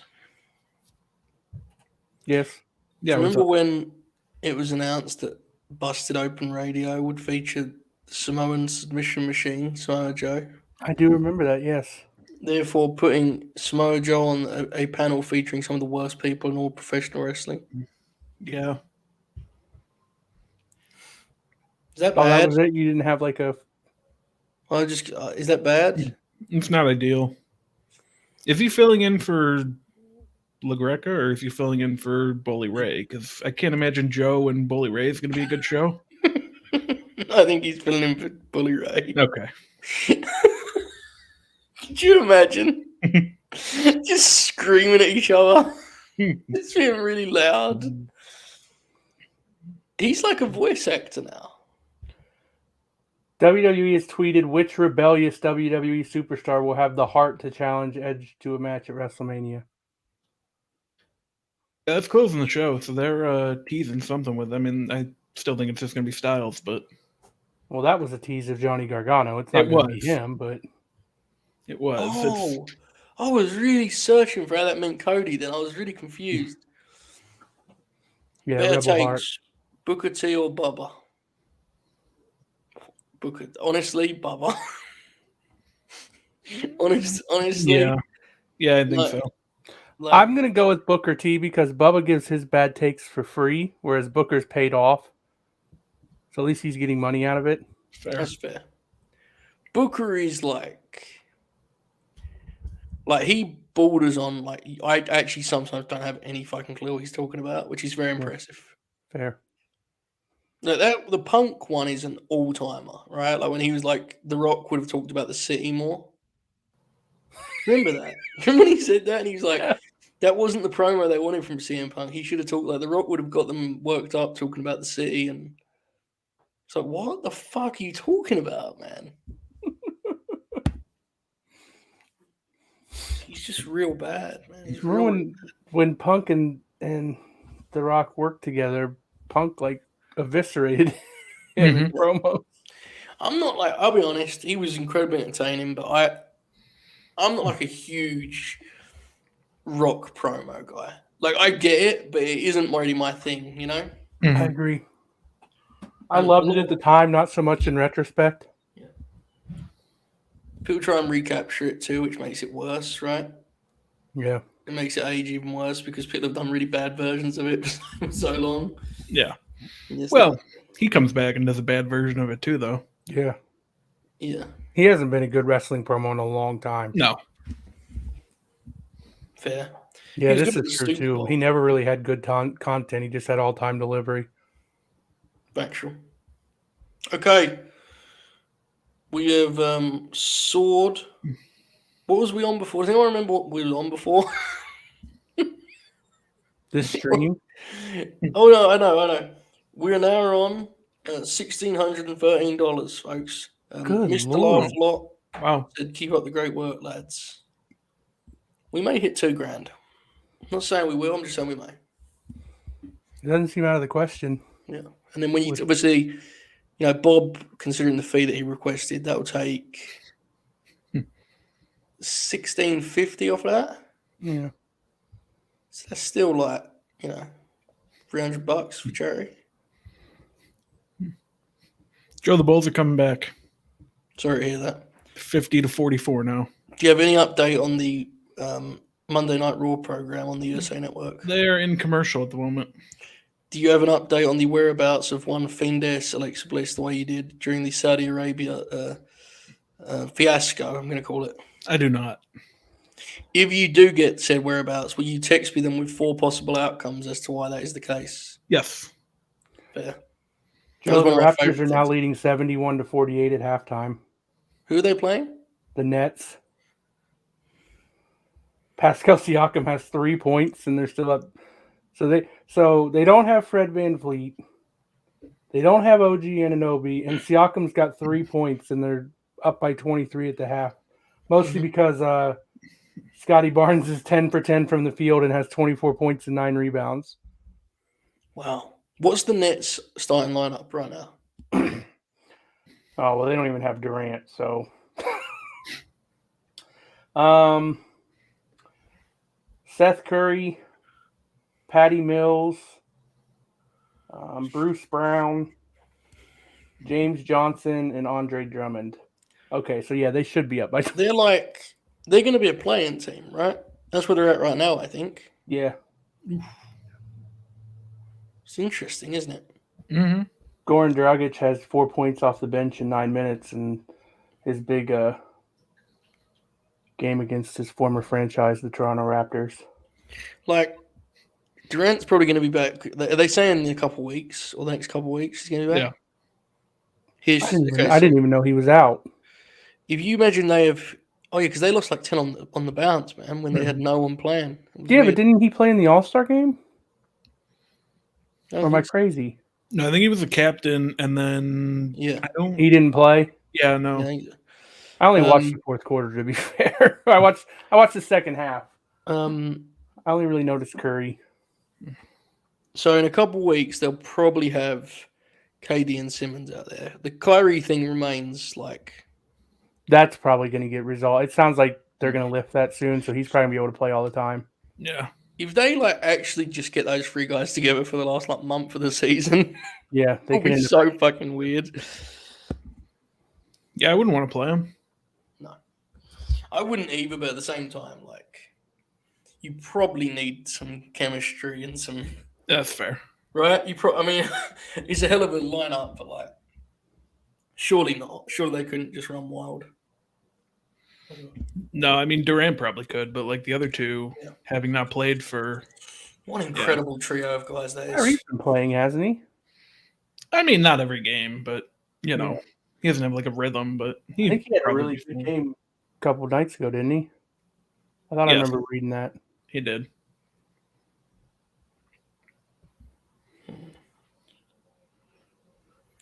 Well, Double J, that sounds like it's on you expecting 15-minute almost match. Yeah, why would you expect that? I don't even watch the product, and I would know that's not going to happen. Was the match a disaster, Paul? It was fine. Omos kind of dominated. Fair. I watched Elevation. Nobody else did. Yeah. I left and ate pizza and watched Elevation with my wife. I felt it was good to spend a little bit of time with her today. Bob? What's up? Do you think T-Bar is going to eventually get a big push under that great name of T-Bar? Should you keep letting it play out? Doesn't seem like it, man. No? Maybe, but, I'm sure it's fine. Yeah, it's all right. Gonna watch some wrestling here when what will happen? I forgot about wife pervert. Yeah. T-Bar has a jacket that says the Tyrant. He does. Bob used to have one of those. Imagine Bob coming on a podcast. Yeah. Sure, it's fine. When did Lay It Play Out start? It's been a long time. Yeah. Bob, you're probably an expert on that now. No, I don't really remember. It's got to be 17 or 18 at least. Yeah. Kirby has got an update on the matter of Alexa Bliss. He says, he may be making this up, but I'm not going to open my phone to check. He says, Alexa Bliss tweeted, hashtag where's Alexa? Well, that fucking rules. She actually did, yeah. She actually did? It's a quote tweet of somebody said, where you at, Alexa Bliss? And she quote tweeted with the shrug emoji and where's Alexa? Oh, that might be bad. She may not be there, honestly. It was their bachelorette party this weekend. Yeah. Oh, okay, I didn't know that. But then why would she quote tweet it? I don't know. Yeah, to be fair, that doesn't really explain. It's not really a good line of attack in that regard, is it? I don't know, Bob. It looks like they're starting the 6-woman tag match right now, so we'll see. I don't know, Bob. Could you guys hear that? Yes. Bob, I don't know. This is kind of alarming, right? It's not alarming to me, brother. I've been ahead of the curve on this one. Just the way he said that feels kind of threatening. Oh, right, yeah. Yeah, very much. No offense, Kirby. Like he'd be sure that she was there? Yeah, like he's stalking her. Well, that's a bit of a heavy investigation. That's a bit of a heavy allegation there, shoot. So's this, so... Yeah. But, you know, the chat has they have a certain kind of limits. Their limitations are far lesser than ours, right? Fair.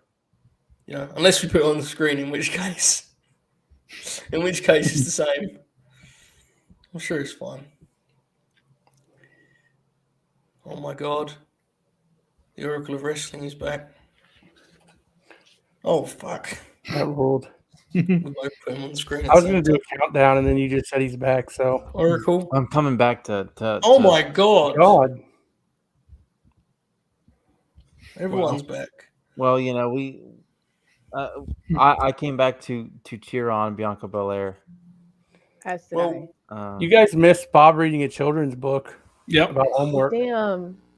Actual. That would be fun. There's been a major breakthrough in Bob's ongoing investigation as to the whereabouts of the fiendess Alexa Bliss. And by that I mean she has tweeted. Hold on. 1 second. Oh. Okay. Am I feeling dead air here?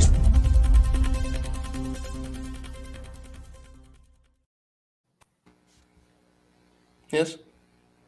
Oh, no, that was for you. Oh! The chat was saying we haven't played enough of our gimmicks, so... Okay. Bob he remains on the case. He says we should wait, see what happens with this 6-woman's tag. Let it play out. However, much to Bobby's chagrin in terms of his fame prediction here tonight, it appears that the fiendess Alexa Bliss is subtweeting the World Wrestling Federation here on February 28th, 2022. Bob is on the case. On the show. He's typing furiously, as you can see. Many reporters are in his DMs right now as he is the expert on this matter. We'll keep everyone updated. Bob, are you hearing anything there, Bob? No, not yet. We're just going to wait and see here. Okay. Who are you texting right there? I can't tell you that. Okay. Oh, wow. Right. That's the right answer. I have a question for Rob. Okay. How do you live tweet without using any of the hashtags? No, when you say how... I don't use them either. I don't want anyone that doesn't follow me to read them. Yeah. Thanks, shoot. I was trying to figure out a way to say that. I used to use them all the time, and then I got too many people that were randoms. Yeah. Perverts. Yeah. I used to do it all the time, like 2016, 2017, when I live tweeted like all the time. But then it was like a lot of people were just didn't like my hot takes. I would like to say one thing because I am very, very excited. For the culture, the hit makers, which is basically Top Dollar, Brianna Brandy, B-Fab, and Ashanti the Adonis, they're taking on Shane Taylor and Big Bad Kaiju, O'Shea Edwards, and I'm gonna cry. I'm very excited for that. Mania weekend? Yes. We didn't announce the ratings earlier. Oh God.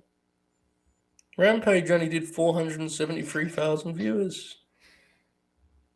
Bob? Good. Damn, should move it back earlier. There you go. This is what I live for. Wow. Bob predicted that would do 750 too. Oh, I love Becky's gear. Maybe they should put entrances back on TV and they'll get their ratings back up. Pieces of shit. Oh, Lord. That rules. They should air it at 7 Eastern. I think Liv and Rhea are flirting right now. That's what this looks like. Yes, JJ has speculated something similar here. You know, yes, that's Josh Woods versus Garcia. It's on Dark tomorrow. Did you know that Josh Woods lost to the chairman Sean Spears in about 95 seconds? In the last Dark taping that he was on? Yeah. Yeah. Sean Spears was the linear ROH pure champion there for a while. In fact, he still might be because... No, why would you say Josh Woods is controlling his narrative? What do you know about Josh Woods? I don't know about Josh Woods. Don't start. Don't do that. He is on those shows, unfortunately. No, he's not. Oh, he is. No, he's not. He actually is. Yes, he is. Oh my god! I thought you was aware of that. Oh, he's wrestling. Oh my god! I'll tell you, he has a big match on one of those shows. No, Josh. You can join Bob for the review. Listen, the guy needs to get booked. Okay, here's what it is. You get what you get. Where's the graphic, Josh? What did you do, Josh? He is wrestling Austin Aries. No, he's not. Yes, he is. Wait, where do you see that? Why is this happening to me? He's wrestling Austin Aries. Where do you see that? Who I believe is going by the moniker of the outspoken Austin Aries. Where do you see that? Where are you guys seeing this? EC3's Instagram, Jay Shell. I don't have Instagram for EC3. Fine. Liv Morgan's dancing and clapping, and I'm having a mental breakdown. Jay Show, can you reach out to Josh Woods and ask if he has any thoughts on big seasoning?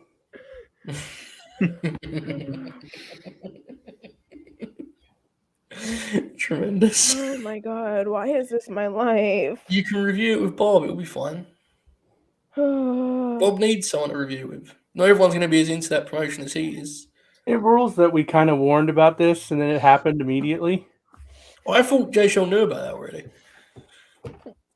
It's been out there for a couple of days, I'm pretty sure. Spud's not in control of your narrative because he's back in the World Wrestling Federation, or he probably would be. Spud was like, Bianca's here. That. Bianca saved my day. Spud said, fuck that noise, man. I'm going to write some angles from Monday Night Raw, baby. Bianca is my savior. Well, how do you think you'd do as a member of the creative team on Raw or SmackDown? Not great, because I'm not very creative and I don't want to work 80 hours a week. Oracle and I are very... Could you imagine Bob and Vince in the same room, like in a writing room? No, there you go. Yeah. I hate this so much. It's all over. I told you wrestling with Brett at the end. There you go, Austin Aries. We had a big conversation, Oracle and I did after the show the other night, the Historical Oracle, I think it was, and we was like, genuinely both of us were completely befuddled as to what the members of the creative team do at WWE. But they say they work like all day, and it's like, what doing what? They sit there and tell Vince that he has good ideas. But like, what are they like? What ideas? There's no ideas on the TV show. They just sort of Bianca losing in 26 seconds. That was probably decided like the day of, you know. Yeah, that's an idea that they had in the creative room. They sat there for 24 hours and they go. But like when they book like the TV, there's no like ideas on the TV. They just sort of fill time with shit. There's no like, what do they do all week? I just don't. They don't work. It's so weird. So strange. Like I guess they could be coming out of stuff that's pitched and doesn't get through. But like, how much Morgan is getting in the ring? Okay. This Nikki Cross gimmick is just Oracle. How do you feel about Lexi? Wow, Liv. Sorry. Liv? I was getting ahead of myself. That's very problematic. Confusing the white blonde girls. Very problematic. Oh, they'll go over it. She's okay. She's gotten better. Somebody told me that, like, maybe it might have been you, and I'm having a fever dream. Tell me if this was your take or not. That she doesn't do moves like the lockups and stuff. She just strings moves together. No, that wasn't me. That was somebody else. Okay. Oh, Sounds like somebody him said though. that. right. I couldn't imagine him saying that, like that she doesn't have technical skills and she just locks up. I mean, she just doesn't lock up. She bumps very well. Not safely, but that doesn't matter. That just pops me. Bianca has flowers on her gear, I think. There we go. Do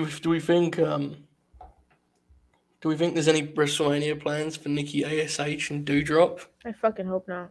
No. Maybe for Doudrop. I like her. I was a little aggressive, man. I mean, they're both good. It's not their fault, right? Well, this is Nikki's gimmick, so. Okay, it's their fault, fair. Yeah, but you have to, you know who you're pitching to, right? Like, it's... Yeah. Wow. What is your opinion, Jay Shell, on Becky Lynch? I don't like her. Have you ever liked Becky? No, I didn't think she was meant to be a star when I first saw her. Look at that. Kylie just texted me. I sent her the Josh Woods in Control Your Narrative thing. She said, this whole Control Your Narrative thing feels like a meme, like a social experiment. It does. It feels like it's all performance art and they're gonna be like, got ya.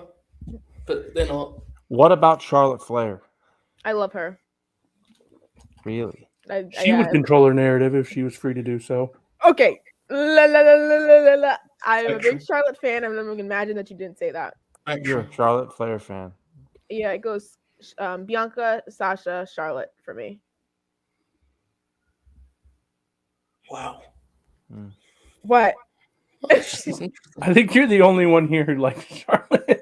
I liked her since I can't do Charlotte Flair. That was why. Like, she was one of my favorites when I was little. So it's just like, wow. I forget you're that young. That Charlotte. I almost spit my soda out at that. Yeah, I used to love Team Bad. That was my shit. God. Yeah. So wait, that was 2015. So you was like 11. Good lord. How do I end up feeling so old on this fucking? Yeah, probably program? 6, but not 6. 6 years ago, you mean? Yeah. Right? Is that how math works? I don't know. You just said 6, and I was very confused.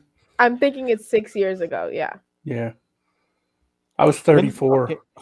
I was older than you all are now. When did you start watching wrestling, Jay Shell? 2014. 2014? Right after WrestleMania 30. Night after. Right after WrestleMania 30? Yep. Man, so you started watching when wrestling died. Okay. It peaked then. Yeah. The first thing I saw was Seth Rollins hit Roman with the chair, or Dean with the chair. And then after, it was Paige and AJ, and that's when I knew I loved AJ Lee. Okay. I've been informed that Bob O'Neill has been dunked on Twitter.com. Good lord. Yeah, because I said the Thunderdome was bad. Oh. Fucking owned. We're doing this again. We're doing this again. To be fair, was there a reason you tweeted that in February of 2022? Yeah, someone has a sign that says "Forever the Thunderdome" right on the hard camera. Oh, fair. What? Yeah. And Which they is don't stupid. take that sign away? No. I'm forever disappointed in Josh Woods, dude. Wait, when did Flip Gordon get announced as an AEW signing? Oh, God. From what I saw, he was on BTE, and everyone kind of took it to mean that Yeah, he was on BT, which he was sorry to hear signing that, there. but- Which seems like a leap that you shouldn't make, but Yeah, you know. whatever. He'll be on Dark. He's signed? I don't think so, but Good lord. he's probably just there visiting his friends. We'll see. All right, let's see what Bianca can The Young Bucks announcement on BT was that they're going to do Rampage in Ontario, California. I don't like this. I don't like that. What just happened? I just started watching the clip of Flip Gordon and BT, and I immediately went, I don't like this. Yeah. Oh, okay. BT Fair. sucks. Yeah, no, the match is going fine. They did a. Why are you making Becky and Bianca touch? You don't. No. No. This is the World Wrestling Federation. They don't. This is the World Wrestling Federation. They all wrestle each other 37 times for the match, anyways. You know, that's how they work. Play-by-play on this. I really don't like that Becky is touching Bianca's hair. That feels anti-black.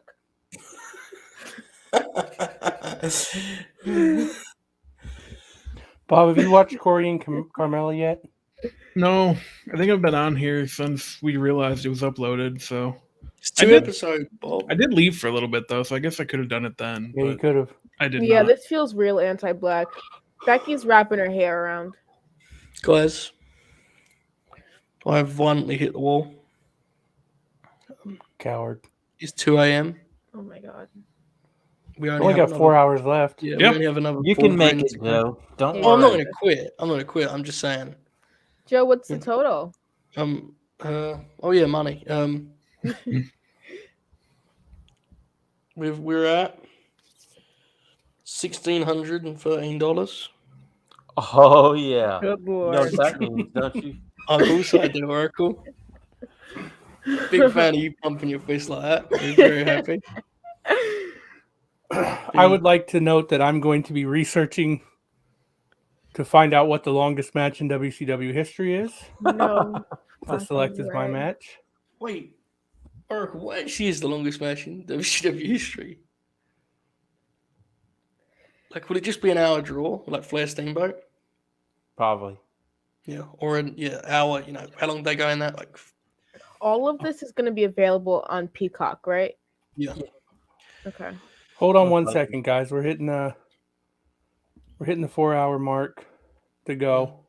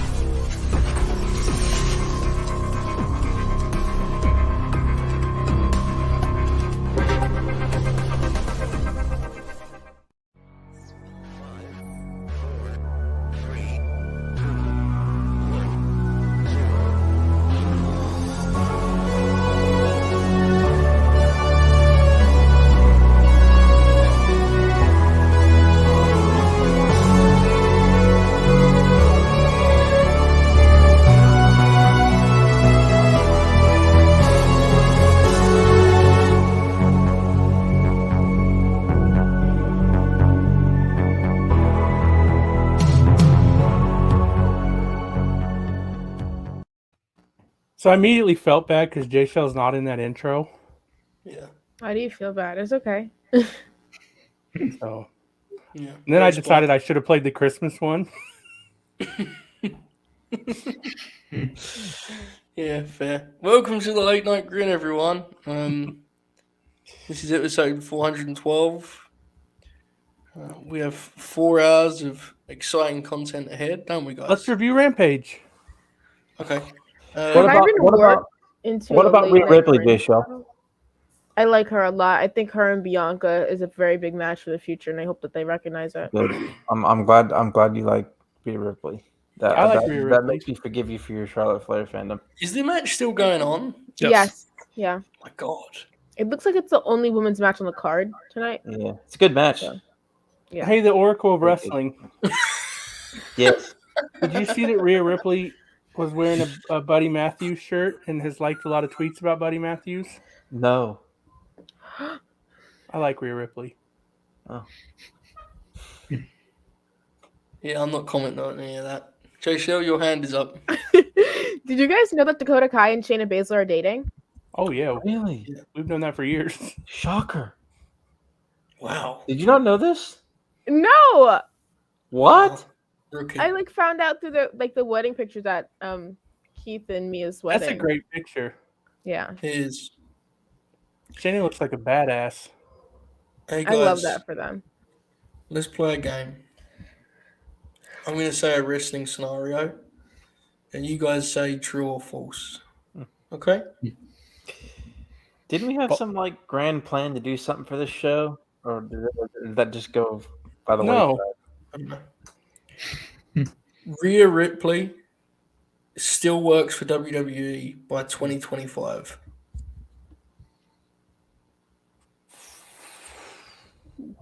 True. Yeah, I think that's true. I don't know about all this, Jay Shell. They're blowing all these spots that they could do in their match. I told you, dude. Why is she whipping her with the hair? Yeah, see now I'm starting to agree with you now. That's disappointing. Actually, that looks like she got her. She got her pretty good there. Oh, I like that. That makes me feel good. Is the match already over? I'm gonna say true, Joe. Okay. Jay Shell, true. Wait. Oh my God, Bianca just almost got pinned. But yes, true. I don't know why I actually got nervous. It felt like Nikki was gonna beat Bianca. 3 of the 4 horsewomen are retired. Wow. By 2026. False. True. True. You think 3 of them will be retired by 2026? Yeah. You mean like not full time anymore? Oh, you mean retired?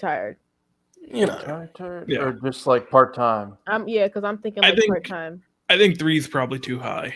That's only 4 years from now. I think they'll all still be wrestling.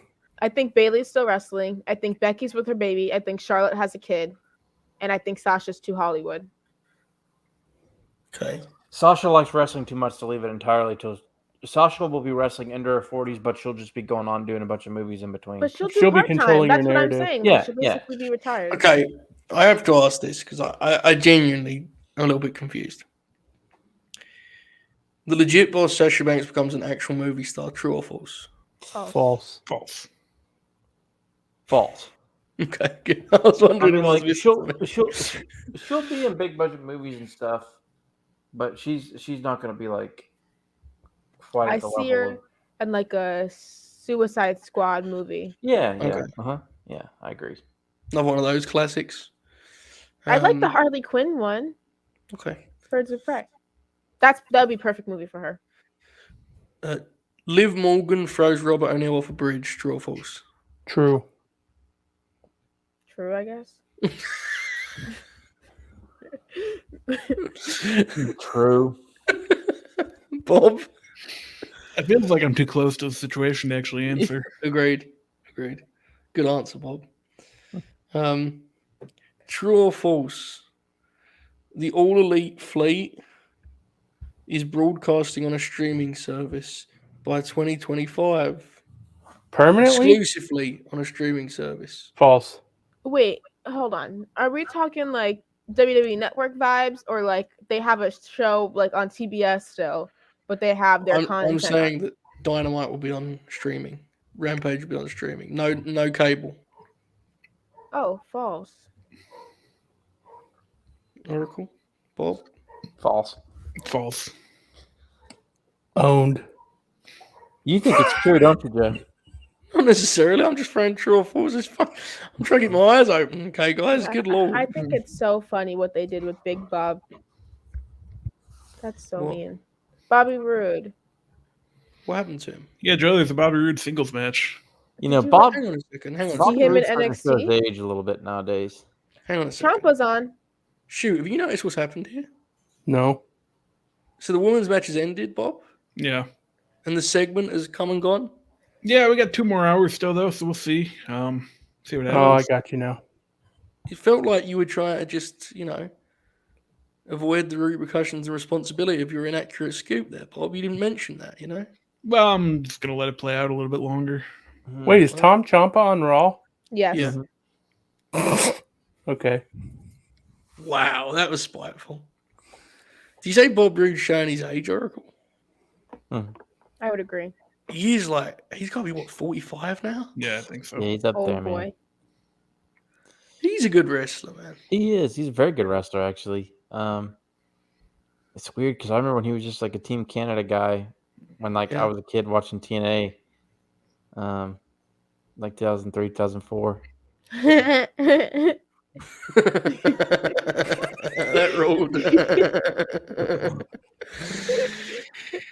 He was like, they wanted him to be like the Arn Anderson of the group, didn't they? Yeah, they Which is did. They awesome. did. I remember like I remember the World Cups they did. Like Yeah. my uncle used to order those. We'd like watch the World Cups. You know what rules about that like Arn Anderson thing they always say is like, who was Flair, Tully, Ole, Wyndham, Luger? Who was the other guys? Was Eric Young Ric Flair? Who were the other guys, right? Do you remember World Elite? Yes. That's got to be the worst group they ever. That's got to be one of the worst. No, they've done worse than that. It's They fucking TNA. they're worse, but it was the weirdest thing they ever did there. Like, That's like peak Russo. Like, oh, this guy's a nice guy. He doesn't give me shit when I pitch dumb stuff. Let's push Eric Young as the top heel of the promotion. Like, peak Russo. That's like him making, Ernest Cat Miller the top authority figure. whenever I think of like all of the main stars and groups and stuff like that and angles of the time, I just hear everything in Mike Tenay voice, and it's very funny. Yeah, he used to read out the formats, didn't he? Supposedly. Yeah. Bless his heart. He used to stand up in front of everyone, have to read out the whole everything that Russo wrote. He'd have to read it to them. Fucking awesome. Amazing stuff. Yeah. Oh my God! Look at who was actually in this group. Yeah. So that's Davari, right? Sheik Abdul-Bashir. Yeah. Doug Williams, Kiyoshi, Homicide, and Eric Young. Kiyoshi. I don't recall. Dude, I'll never forget when they did the gosh, WWE, man. Even though it wasn't even like it was just like it was bad timing. I was in South Carolina visiting my brother. And not to bring up harsh memories, Joe, but the London bombings occurred same week as they did Undertaker and Muhammad Hassan angle. Do you know what I'm talking about? I can't believe Bob left. You broke Joe. Bob, did you really turn your camera off because you were laughing? I'm trying to keep the guy awake. Fair. Did you really just say, and then the London bombings occurred? What the fuck? He said not to bring up harsh memories. Forget that part. We're 8 hours into a charity stream, man. Holy shit. I mean, I know where you're going. I know it's a wrestling story, but Jesus, Well, my point is like every time I think of those guys, I think of that angle they did where they took Taker out. Oh yeah, and it was very controversial. That's a shame. Remember Davari's music when he first debuted in TNA? Enough. Good Lord. You don't? No. Oh God, away. Bob, do you want to explain it to him? I don't think I remember Davari when he first got to TNA. I mean, I know what like his character name was. I can imagine the music wasn't, well, they don't actually know in good taste, but it's more the opening effect they would utilize, really. Yeah. God, I sound like the guy who was at Oh, so I did like no. Fuck it, I don't care, dude. You know me, I don't give a shit. It sounded like a guy. I was in like a group. I guess it was like a college youth church group or something or whatever. And we were in like we're in New York City, and we had a guy that was like asking everybody. He was like where were you on that fateful day? Referring to 9/11. He's asking random people. So Davari's music started with Plain Sounds. Yeah. No, it didn't. You got to be kidding. I swear it did. You can look it up on YouTube. That is reprehensible. Okay, back to Bob Roode. God, that was incredible. This is kind of dumb shit that I shouldn't be bringing up on the show, Jay Shell. She's no selling now. Fair. I'm confused. Hey, the Oracle of Wrestling. Yes. Check the group chat. The group chat? Vanessa Bourne and Marina Shafir's airing tomorrow night on Dark Joe.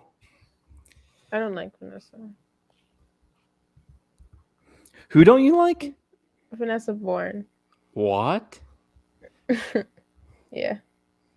I don't have any patience for those fucking cowards. I forgot I did that. I'm waiting for Oracle's reaction to this. I can't wait for him to play it. Bob's reacting right now, I think. My God. Not even like subtle about it.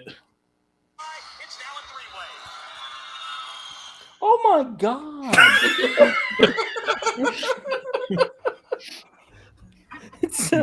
It literally sounds like when you like stand there by like on the tarmac.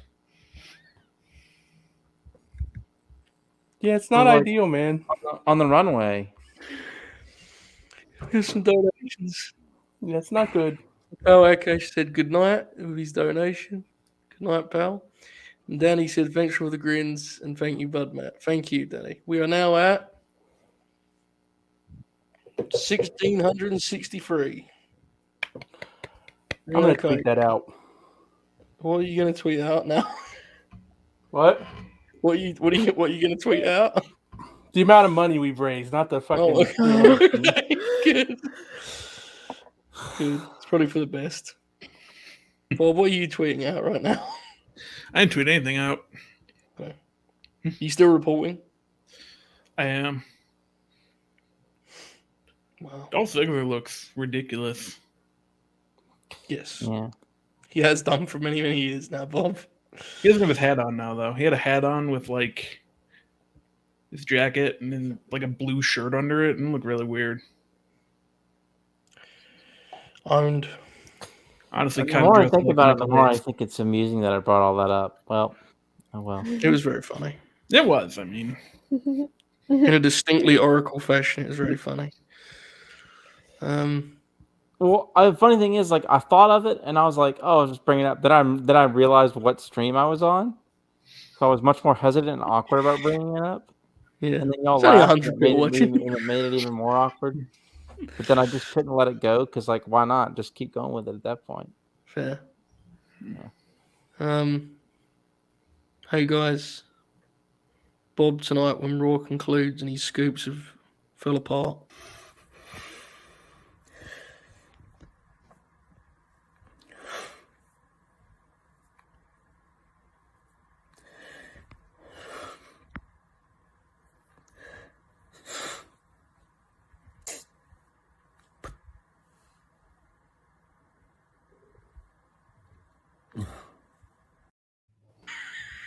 Great show. Yeah. Bottom 3 women's wrestlers in WWE. Right now? Yeah. Your 3 least favorite women's wrestlers. Zelina Vega. Not a fan? Not really. Okay. Alexa Bliss. Sorry. She said Alexa Bliss, Joe. Huh? What's happening? Oracle asked her 3 least favorite WWE women's wrestlers right now. And she said Zelina Vega and Alexa Bliss so far. I like both of those. And then who's the other one? Mandy Rose. Mandy Rose. Wow. I mean, 2 of those women are like 2 Oh of the my only good God! You've got to be kidding me! Holy! That Jack Sack lookalike pops me every time. Yeah, every time, right? Yeah. Incredible. Wait, hang on a second. Tamina's not in your bottom 3? I don't consider her on the roster. I didn't even think about her. Natalia, brother. Natalia, not my team bad. I wasn't thinking about her either. She don't matter. I like Dana Brooke a lot though. I think Natty's pretty funny. Oh no. I didn't say I like her wrestling. I think she's pretty, and I love that she's always happy now. Good for her. Okay, what's your issues with Mandy Rose? Oh dear. Oh no, I just want to know. Do you want me to start with her blackfishing or her wrestling? Her what?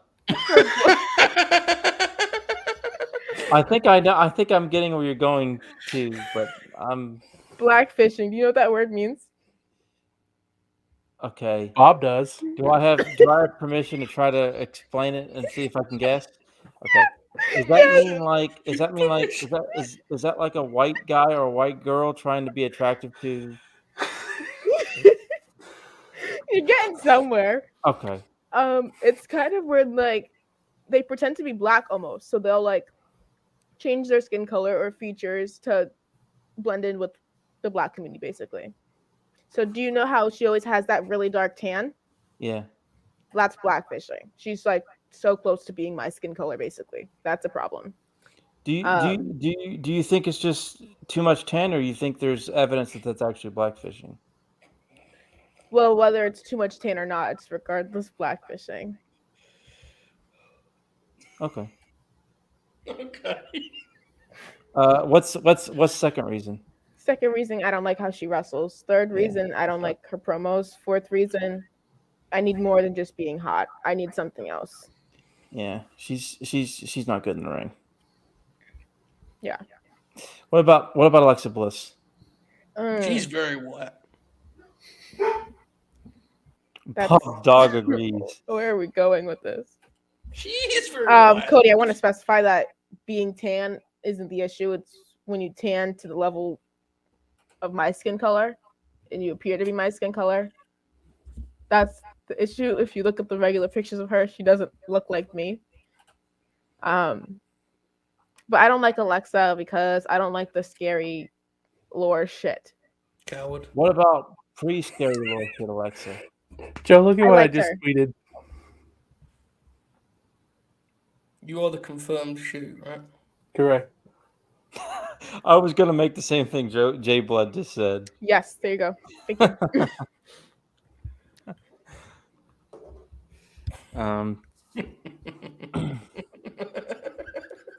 What was the other one you said? Zelina Vega? Why not her? I just don't. It's the wrestling isn't for me. I don't know. I feel like genuinely like Zelina Vega a lot. it doesn't work for me. It doesn't click for me. What about as a manager? That's better, I guess. I don't know. I just feel like she's not for me. I feel like I might just have a personal hatred towards her because of somebody I used to work with. Okay. Why you do that, Joe?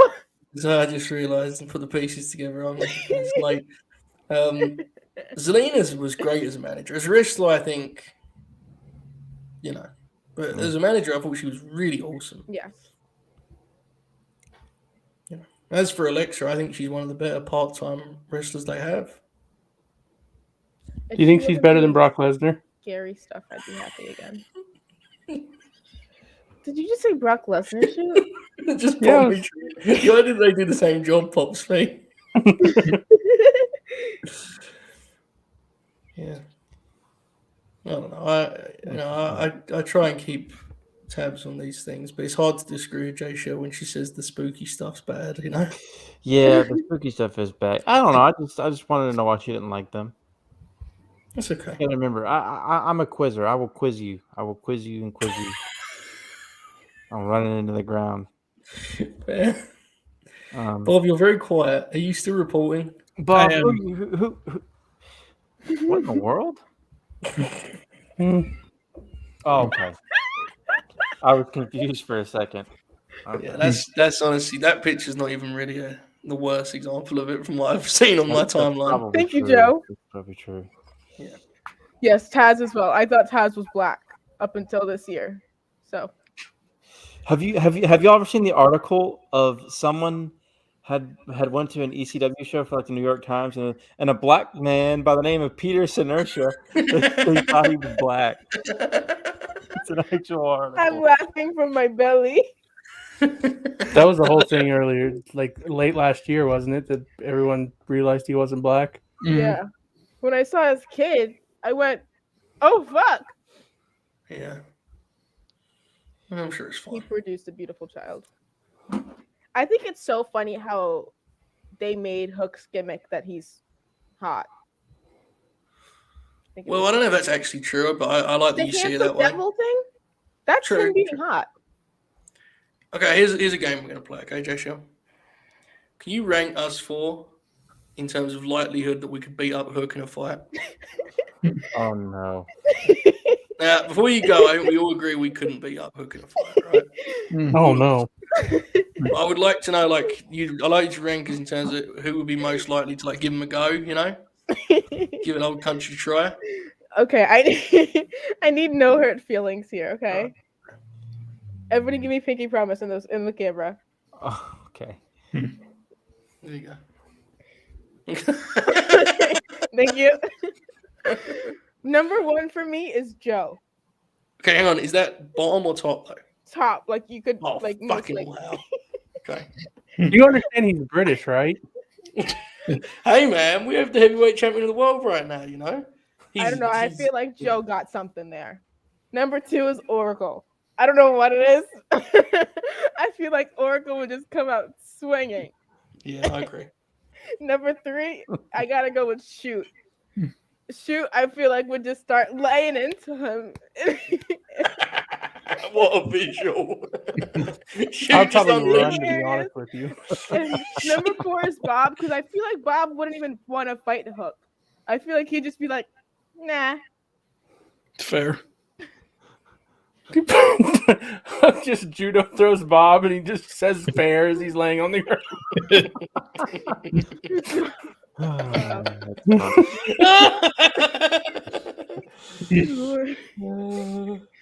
Oh man. So how do you feel about you being ranked number 1? I mean, I completely agree. It shows There's you have no good way Joe can fight. Hold I on, would I kick want to the acknowledge that I didn't say that I feel like No, that she they didn't could say kick their ass. Yep. I think they would try, and I think the one who would have the best try is Joe. I would beat the shit out of Joe.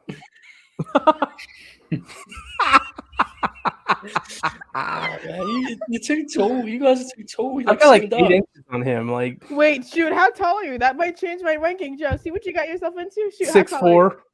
Oh, Joe's good 5'8". What the fuck would that come from? Y'all remember, I'm only like 5'9.5". I'm very short. Wait, so Jay Shell picked the shortest guys to do the best? Yeah, Bob's taller than I am. Bob's like Bob, 12 how foot tall tall. are you? Like 6'6". That's like a Machine Gun Kelly. Have you never seen when Bob and I tweet the picture of the natural disasters? I definitely it was typhoon, earthquake, and Jimmy Hart, and I said that was me, Bob, and Joe. Good Lord. Who would I be? Harvey Whippleman? What's that? I said, who would I be? Harvey Whippleman? Yeah, that's fair. Lord. Meanwhile, I'm in the height of Alexa Bliss. Crosby's tall too, right? What's that? Jack Crosby's tall too, right? Oh yeah, because that was one of the first episodes we did. Is Joe got really exasperated and was like, "Why are you all so tall?" How tall are you, Joe? I'm like 5'11". Okay. So you got about an inch and a half. Tamina's on kissing Akira Tozawa. JK Shaw's giving us a donation. He says this is strictly to encourage Bob O'Neill to power through these last 3.5 hours. Obviously for a great cause. Yeah, there's a lot of concern about you, Bobby. Yeah, I was watching the Bulls, and that's not going well. And, you know. How's Raw? What's up? How's Raw? It's been okay, you know. Joe, did you hear about Tamina and Tozawa kissing? Yes, I did. Yeah, that's not great. Joe, I think you should pull up Ben's comment. Ben Dixon. Absolutely not. I'm not taking any allegations about my height. Especially because the one person in the chat that knows me in real life said I'm 5'4", which is not necessary whatsoever. Oh God. I have no one that will verify this for me, so I'm just going to not talk about it anymore. Or I'm just going to say soccer and football. Well, So did I. Soccer and football. I wrestled in 6th grade. We had leather helmets in football. Do you want to know what my wrestling record was in 6th grade? Sure. 5 wins, 5 losses. Oh Wow, God. you were consistent. What was your cage match rating? Do you remember we were doing that cage match bit we did? Yeah. That was good. That's what that was a callback to, Joe. Was that tonight? Yes. What's Adam Cole's cage? Oh, we did that. Remember when Trish Stratus had like an 8.98? I do. Fucking ruled. I think she's a 10 personally. Pervert. Bob, are you okay? The dog's barking. I just had it on mute. Okay. Bro, we still have 3.5 hours to go. Your dog wants to be a part of the show, doesn't he, Bob? Is it a she or he? Why did Bob just act like a dog himself? Yeah, he's fired up. I don't know about what, but we got here. Joe, Rey Mysterio, and Dominic Mysterio are coming out. And Of all the people to not say it right, you didn't address it's Rey Mysterio and his what, Bob? He is a dipshit, man. He sucks. Bob, did you see who was nominated for Sports Key? Are you a Dominic Mysterio fan, Jay Show? Why would I do that to myself? Well, Bob, Yeah. you see who was nominated for Tag Team of the Year with Sports Keeda? No. The Impact Tag Team Champions. What do you call them? I call them the Bad Brothers. Every time he says it, he goes, like he doesn't know. Oh, they're facing Cedric and Shelton. That might actually The be Good Brothers? No, Ray Holy and shit. Yeah. Bob, should they insert Shelton into the title unification match? Yes. Good Lord. Do you remember when Bob Fish went to the Fleet and had like 3 matches on TV and Bob came on the grid and was like, why can't this happen to Shelton Benjamin? And we were like, should, man. He'd be great there. He would tower over everyone though, man. It would be brutal. Yeah. He'd be like 4 inches taller than Wardlow. I love Shelton. Shelton, I'll tell you what, 2000, like mid 2000s, Shelton Benjamin, he was like my favorite. He's probably like one of my 3 or 4 favorites. Yeah, he was up there for me then. When he worked Triple Paul. Mm-hmm. Yeah, remember when he beat Triple Paul? Dude, I lost my mind when he beat him. I was went nowhere. Crazy. Yeah, I know. He was kind of a thing for a while. It's just that then, eventually they lost their way and they did the mama shit, right? Yeah. Shelton's like 6'6", isn't he? Yeah, Shelton's a big dude. He's also like 46 years of age, which is incredible. Yeah. And he hasn't aged at all. I mean, he's like best as ever. Like, what? Look at the names on our fucking screen, Oracle. Look at this. Oh, yeah. Look at Shelton this. is 6'2". No way. That means all the other guys are a lot shorter than they say they are because he looks fucking huge on their Just TV. like you? Yes, just like me. JCL said her name herself, to be fair. I didn't do that. The rest of them I did. Oh, yeah, I did it myself. The quizzer. I did like Oracle's little monologue about how he quizzes people. It was like a WWF 1980s like vignette. Well, it's true because I want to be able to understand. Yeah. You know I have to get a promo on you still, Joe?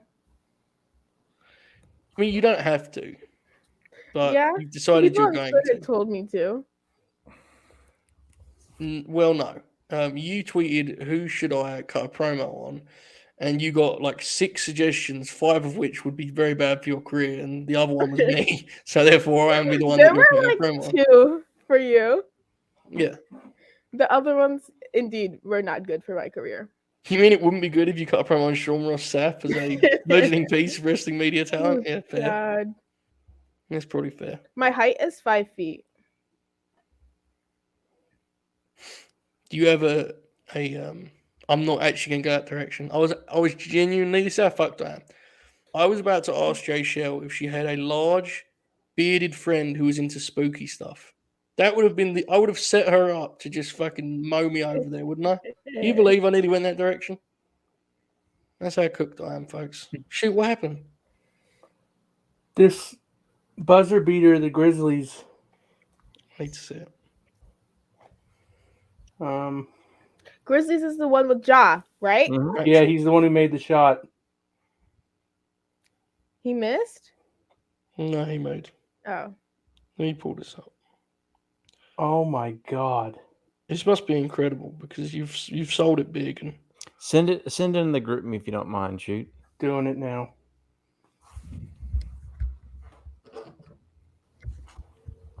My toes are... what the fuck? That is fucking ridiculous. It's one of the most incredible things I've seen. How the incredible pass too. All of that is ridiculous. Oh, come on. No way. Oh, wow. You got that off in time. Damn. Dude, he never even goes back. He catches it in the air and shoots it before he hits the ground. Insane. He's absurd, man. That's impressive. What?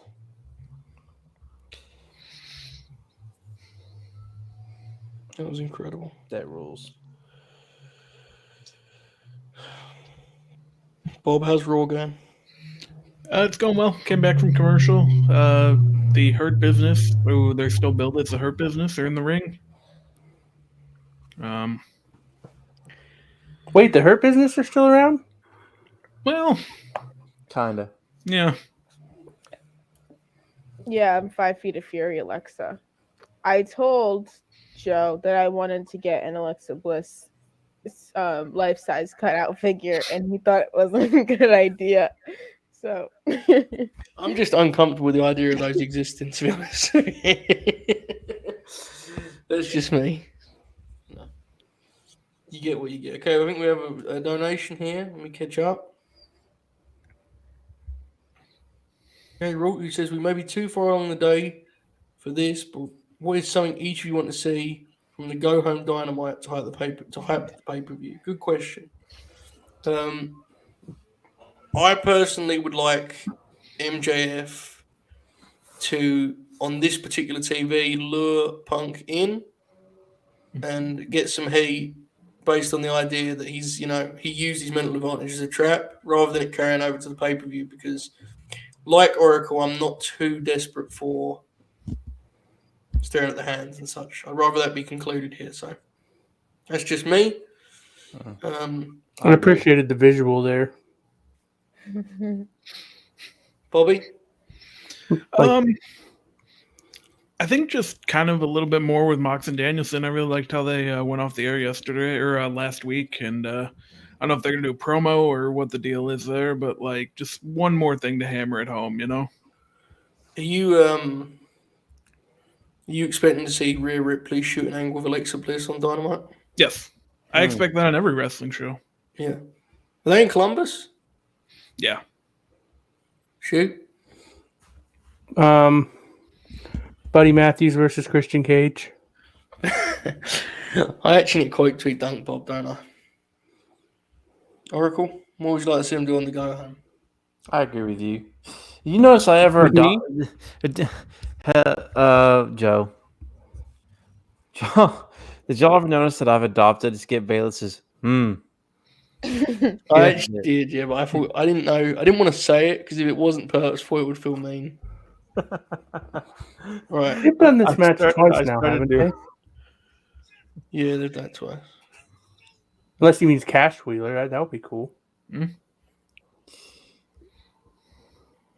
Yeah, I'm sure it's fine. I'm gonna quote tweet Dunk Bob with a Stephen A clip. I want Thunder Rosa to talk. There you go. That's a good one. It's not allowed. She can only stand and watch Britt Baker cut 12-minute promo. Oh, fuck off. So this is true. And he ordered a salad that consisted of like 70% cold cut lunch meat. It was the funniest salad I've ever seen in my life. You know, I saw on TikTok that people like cook lunch meat, like they cook it in a pan. Why? I don't know. They just do it, I guess.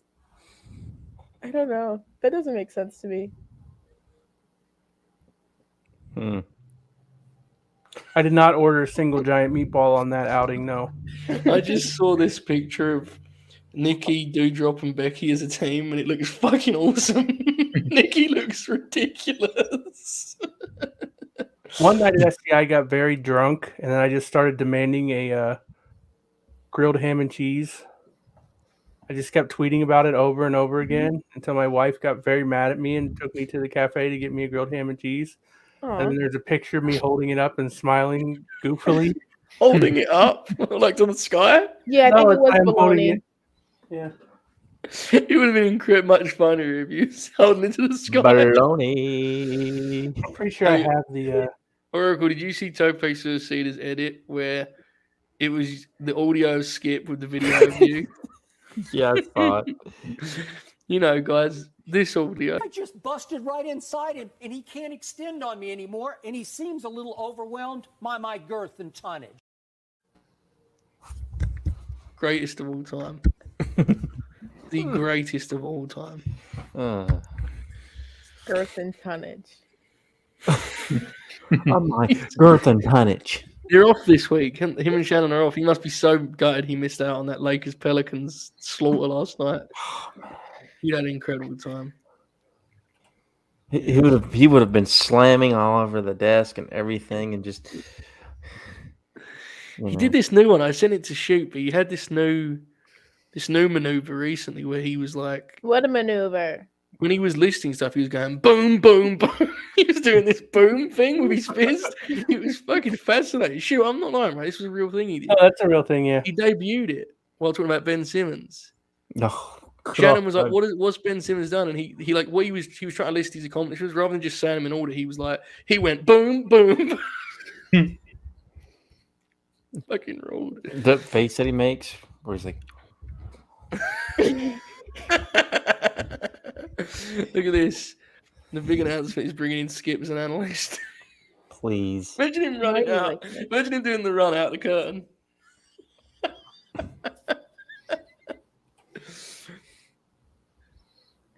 Apparently Big Vooch just got put on a poster, Bob. Is that true? But apparently Big Vooch got put on a poster. Oh, yeah, that sounds right. I turned it off. Turn it off? Is it done? Yeah, they're down by like 25. Fuck. It's not Okay, here's the payoff to my story. Sorry to hear. Oh, there's a payoff? Oh, there it is. Look how red my face is. I'm very drunk there. I remember this picture.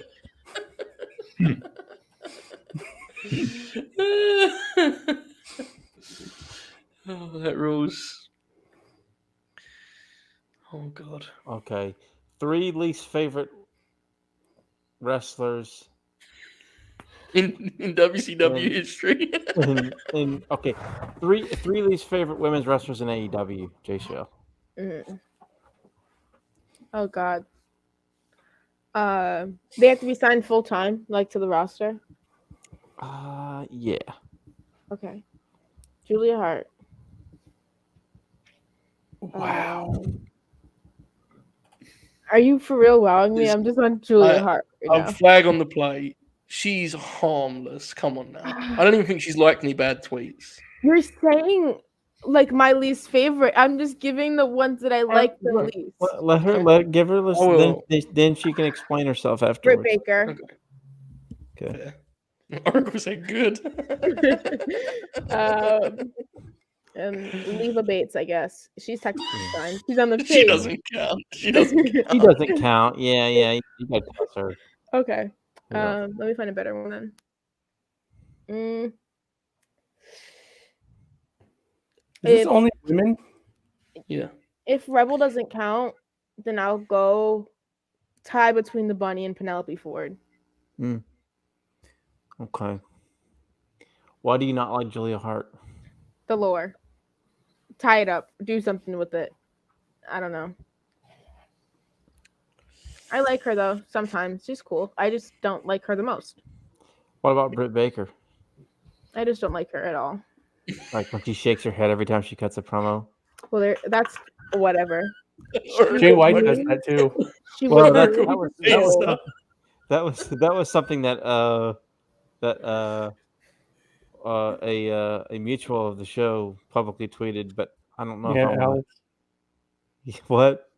That was Alex. Yeah, it was. What did he tweet? He said that Britt Baker bobs her head when she talks. It's very hard not to notice it once someone points it Jay out to you. White does. I Does like this. Abaddon. I He think does the she's a hands decent shit, doesn't he, wrestler. Jay White? Okay, Big so hands guy. Britt just kind of Yeah, he is his hands. makes you annoyed. Old business, new business. Yeah, makes sense. I'm with you. I also don't What was like the her last one? wrestling. I think she's way too over for what she actually is. But that's probably because she was the only woman that they would push. Mm-hmm. True. What? What was the third one? It was The a tie between. between Bunny and Penelope Okay, Ford. why not? Why neither one of those? They're just the least interesting to me. Like, it was them and maybe like Nyla for me. But I like Nyla a lot anyway. So Yeah. it's not that I don't like any of these wrestlers though. Besides Britt, I don't like her. But I like the other ones. I'm really mad right now Why? because your least favorite women's wrestler list just appears to be a list of people I like. So, in order to up the mood, because apparently we are only 45 minutes into the last grin of the day, which is one of the most terrifying things I've ever heard myself say, we're going to play an old classic. Here we go. Hey, Rob, Kevin Nash. Yeah, I'm upset too, man. Braun was one of my favorite guys to watch on TV also. Plus, he's a buddy of mine. I don't know what the hell's going on there. But if you can get rid of the monster, I guess that nobody's safe, right? Or maybe that's the whole reason they got rid of him. I don't know. Anyway, just a pep talk, man. You know, just gotta. I'm rooting for Orton now. Orton's my new guy. So I guess that's all I can say. And I'll see you through the week. I'll see you through the window. My grandfather used to say that. See ya, cracker. Peace.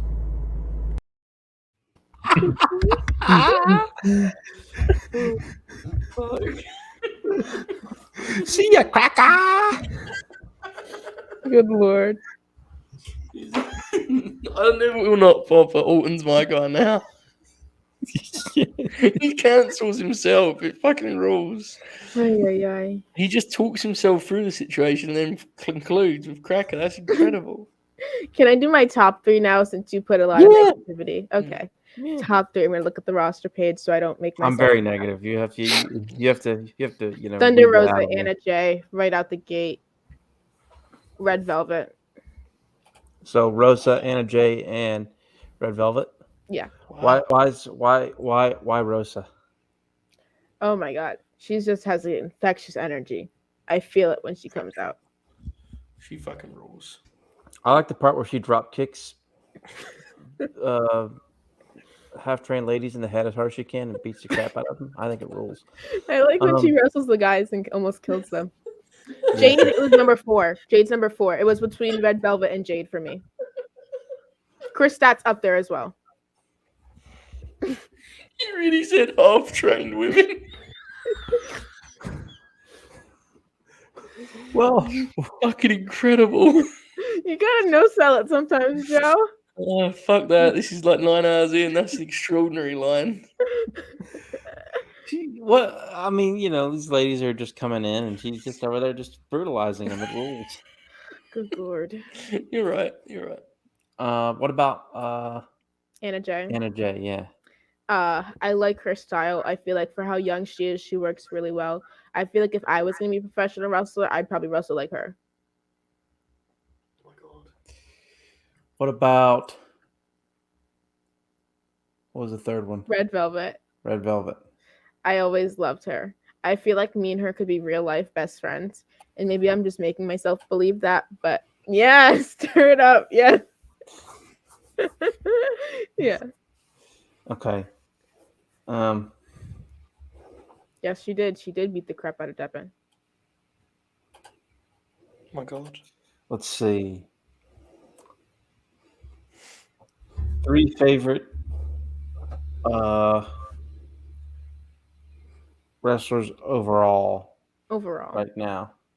Right now? Okay. I'm not going to go all time then, since you're saying right now. Carmelo Hayes. Ricky Starks, but that's because I'd interviewed him, so now my bias is all the way up for him. And I'm being honest, at least. People could learn from that. Oh God, Bianca. Notice how all of them are black. That's Damn. a good list. Good Lord. It's a good list. Like I only like wrestlers that are over 40. So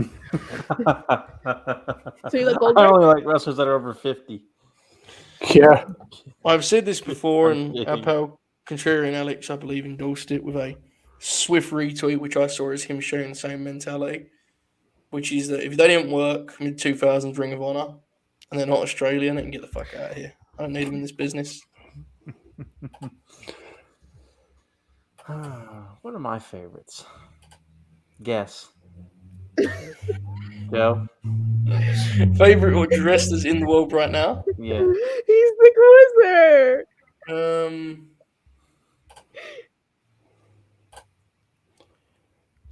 I think we share Eddie Kingston. Yeah.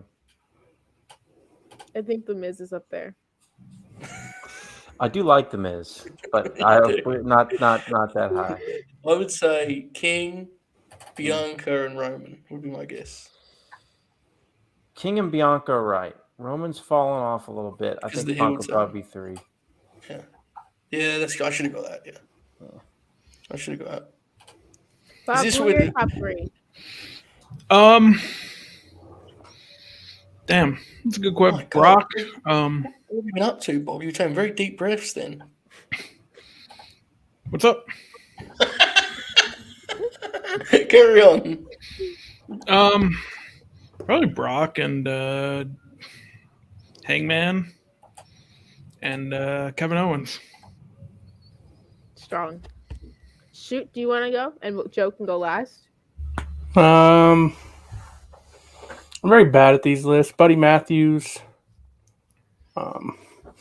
My issue is that it'll change every week. Hey, Shoot, do you know that he signed for AEW? I did. I heard that. He's going to wrestle Eddie Kingston this week on Rampage. Can't wait for that. So yeah, Buddy Matthews, probably Ty Conti and CM Punk. Strong. Joe? I don't like wrestlers anymore, but don't lie. Ed Kingston, Rod Strong, and obviously my natural pick I don't think counts because he is inactive. So I will go with Athena as my third pick, who I paid $20 to watch wrestle an independent show, which was a choice I very seldom make in my life. That you can go sign. I did the same. You did, but guys, yes. I went into my archives here and I found a scouting report on Bob that I had asked to have done. And I forgot to upload it a while back, so I want to go ahead and play this clip now. So this is a scouting report on Bob. Vernon just, it was something that I told everybody at the very beginning of the week. I will not tolerate players that think it's about them when it's about the team. And we cannot make decisions that cost the team and then come off the sideline and it's nonchalant. No. You know what? This is how I believe, okay? I'm from the old school. I believe this. I would rather play with 10 people and just get penalized all the way until we got to do something else, rather than play with 11 when I know that right now that person is not sold out to be a part of this team. It is more about them than it is about the team. I cannot play with them, cannot win with them, cannot coach with them, can't do it. The great Mike Singletary. Can't do it. In context, when he famously sent Vernon Davis to the locker room.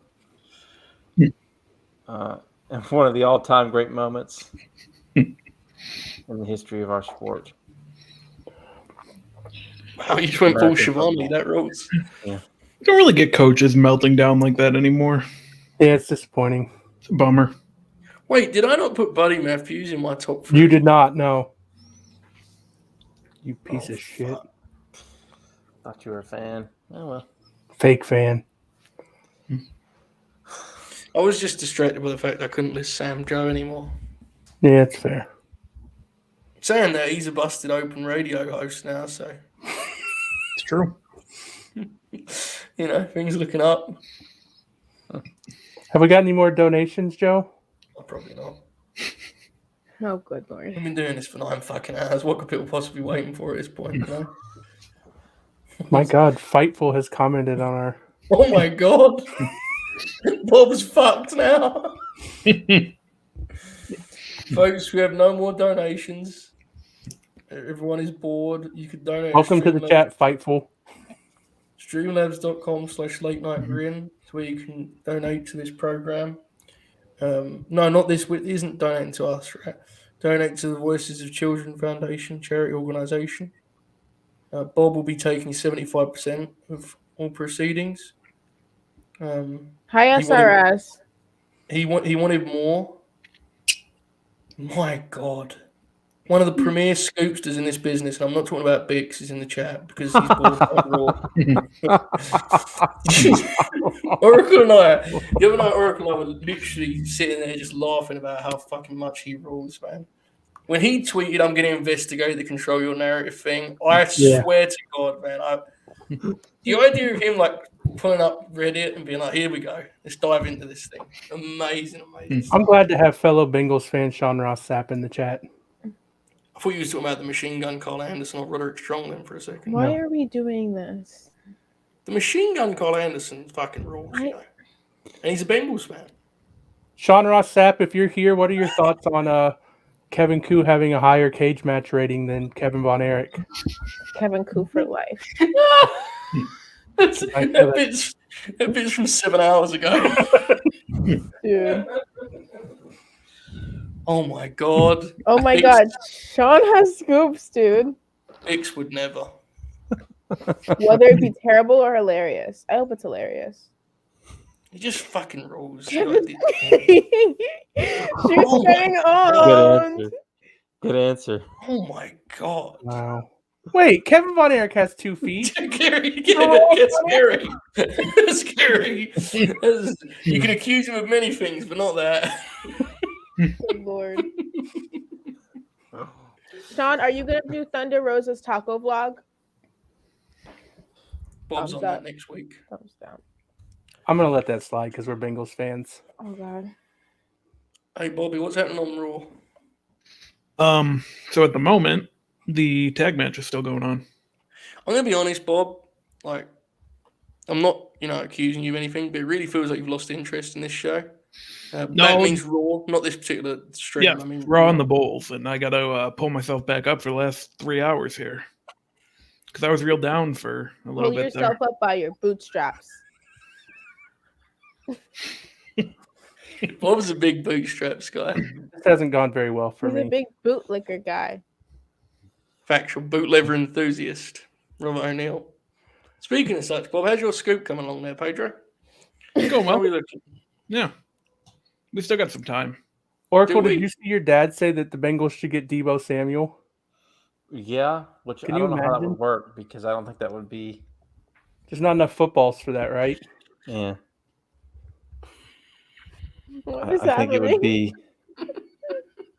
It's not really. I don't think the offense is made for. I mean, I know he was just joking, but I don't think the offense is made for that. I think they need offensive line. We doing football talk now? That's exactly what they need. Hey guys, with all due respect, like we're all friends here, and there's still 90 people watching this apparently. I mean this with all love and all sincerity. How the fuck have we not even done an hour since we did the intro to the late night grin? Listen. You're working yourself into a shoot. You need to calm down. I'm doing a confirmed shoot. He's not me actually. He's confirmed shoot, right? Shoot. Right. Right now, big seasoning. Yeah, big seasoning. Yeah. I just can't believe it hasn't been an hour. Okay, Jay Shell, Your 5 favorite WCW wrestlers of all time. No. Top Eddie 5. Guerrero, Rey Mysterio, Eddie Guerrero. Here's what we're gonna do. Okay. This is a good one because we all love this topic. Top 5 British wrestlers ever. Please avoid those that have been arrested or detained in some form or fashion. Good luck. Yeah, Jimmy Breaks is a no-go then. I don't know if they're British. I'm just gonna count if they wrestled in England. just every wrestler then, basically. Clive Myers, I always liked him. I'm gonna go Walter and Ilya Dragunov. Owned. Okay, fair. So I respect that approach.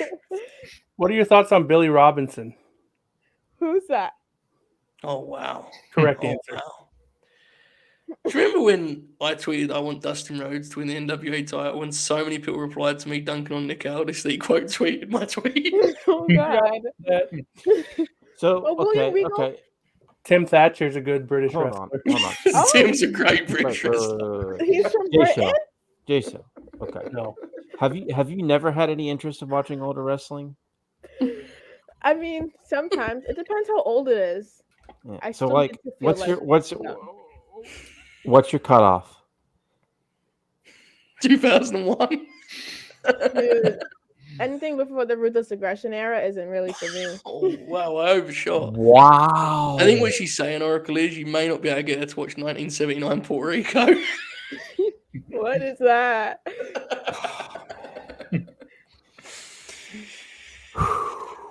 Yes, factual. All right, Stoke. Okay.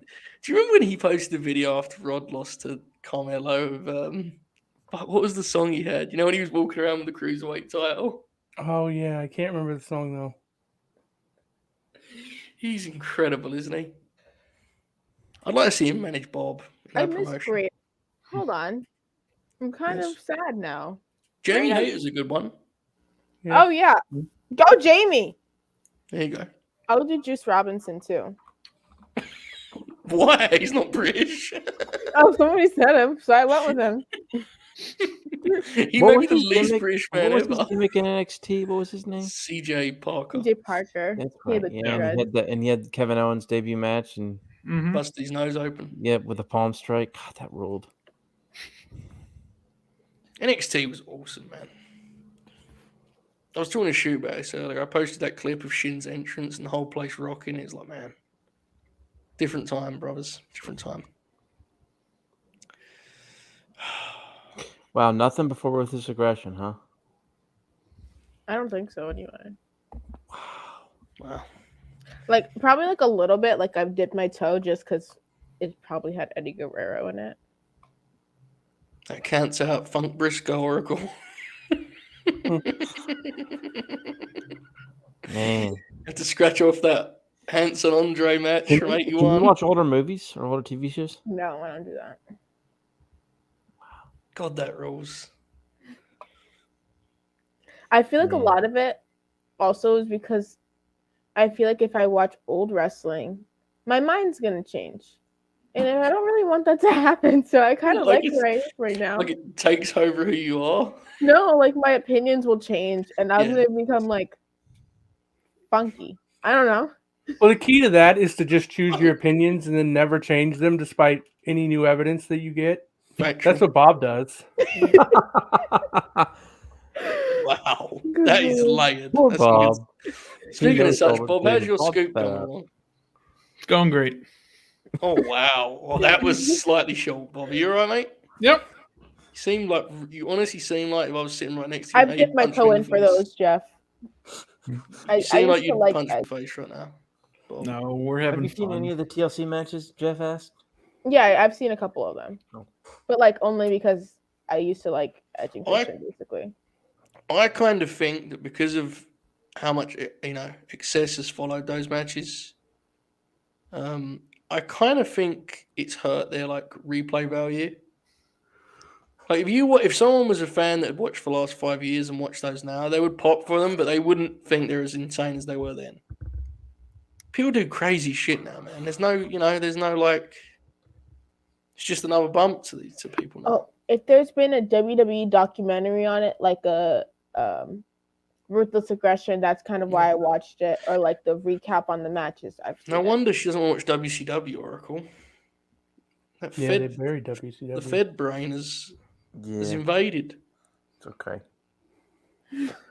Well, at least fix some of that with our 4 matches we'll throw at her that I'm sure she'll enjoy greatly. I'm gonna hate it so much. I'm gonna be so miserable. That's okay. Well, I think there's a good balance with like old wrestling pops me tremendously, and there was a while where I really truly was like I prefer it to watching the new stuff. But in hindsight, I think that was just a case of me finding the new stuff to be fucking boring. So, Yeah. That's now why. that AEW's around. Oh my God, Riddle just did a really cool move on Montez. Whoa, that was cool. He was gonna drop him for like a crossbody, like Angela was gonna drop him, and then Riddle caught him in like a triangle with his legs. My God, does anything happen on Raw? No, not really. Like, they just had matches.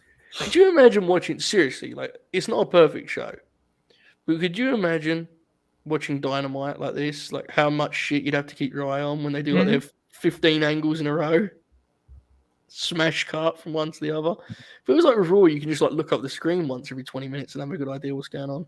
Yeah, it's a shame, but as long as Bob gets his angle, gotta work him. Dark side of the ring, Bob O'Neill.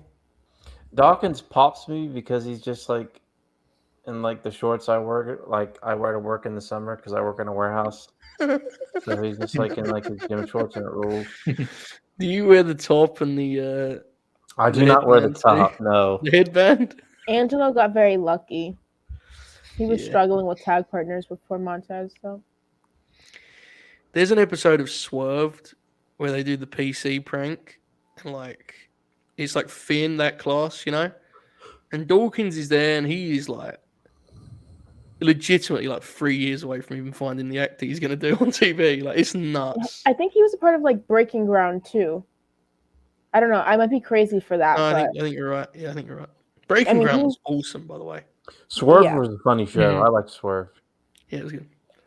Obviously, there was some that sucked, right? But Aaliyah. Remember when Aaliyah was on that show? No. Oh yes, and Regal. Oh my God, do you remember when Regal just fucking cooked her? Do you remember that? Yeah. That's exactly why I remember it. Yeah. Oracle, do you remember this? What's that? Do you remember when Regal made like Aaliyah find a character for herself and just buried it? Talked about how boring she was. Was that for Breaking Ground? Mm-hmm. Yeah. I never watched that show. Oh, you would like it's good.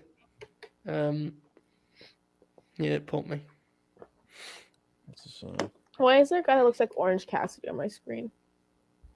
Every wrestling show should have a guy that looks like Orange Cassidy. They have Wendy Chu in NXT. I mean, I don't know if she looks like Orange, but I understand what you're going for, yeah. It was a Geico commercial. Hello, confirmed shoot. Hello, Joe. I had to get a drink and some chocolate. Yeah. What kind of chocolate did you get? Got miniature Reese cups. My God. That are left over from Valentine's. My God. So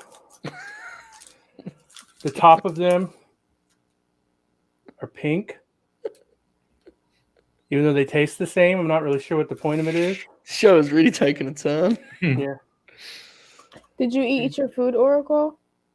I did. Mm-hmm. It was good. It was delicious. Sometimes that Stouffer's macaroni can be hit or miss, but it was hit right on the money tonight. Good. I'm happy for you. Thank you. The pal Drew Nicholas sends in a wonderful donation. He says, I've been in and out all day. The distraction thing popped me tremendously, and I pumped my fist in the air. LNG has and always will be escapism for me. Love you all, and thank you for doing this. Thank you, Drew. We appreciate the support, pal. That was very nice. I like Oracle Drew. even gave him a fist pump. There you go. You've done a lot of those tonight, Oracle. I have. Special occasion, I get His it. haircut has him in a good mood. Yeah. Actual. Mm-hmm. It was time, wasn't it? I mean, goodness. It's like a bird's nest on my head. Yeah. My hair's Oh, terrible man. right now, but I just wear a hat when I'm... One of the California shows doesn't have Britt's face on it. It has Thunder Rosa, but it doesn't have Britt. This is a very fair question. Which was sent in 8 hours ago. Oh yeah. Oracle of Wrestling. Mm-hmm. Confirmed shoot Robert O'Neill and Jay Show if somehow you would like to talk about WCW. Let's get Jay Shell's opinion first. Okay.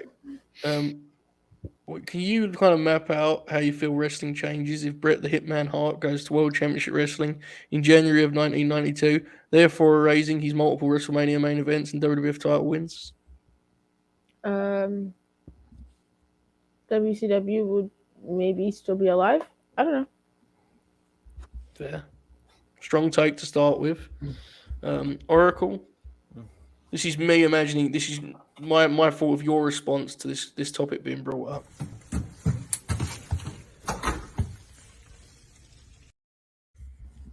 What do you think? I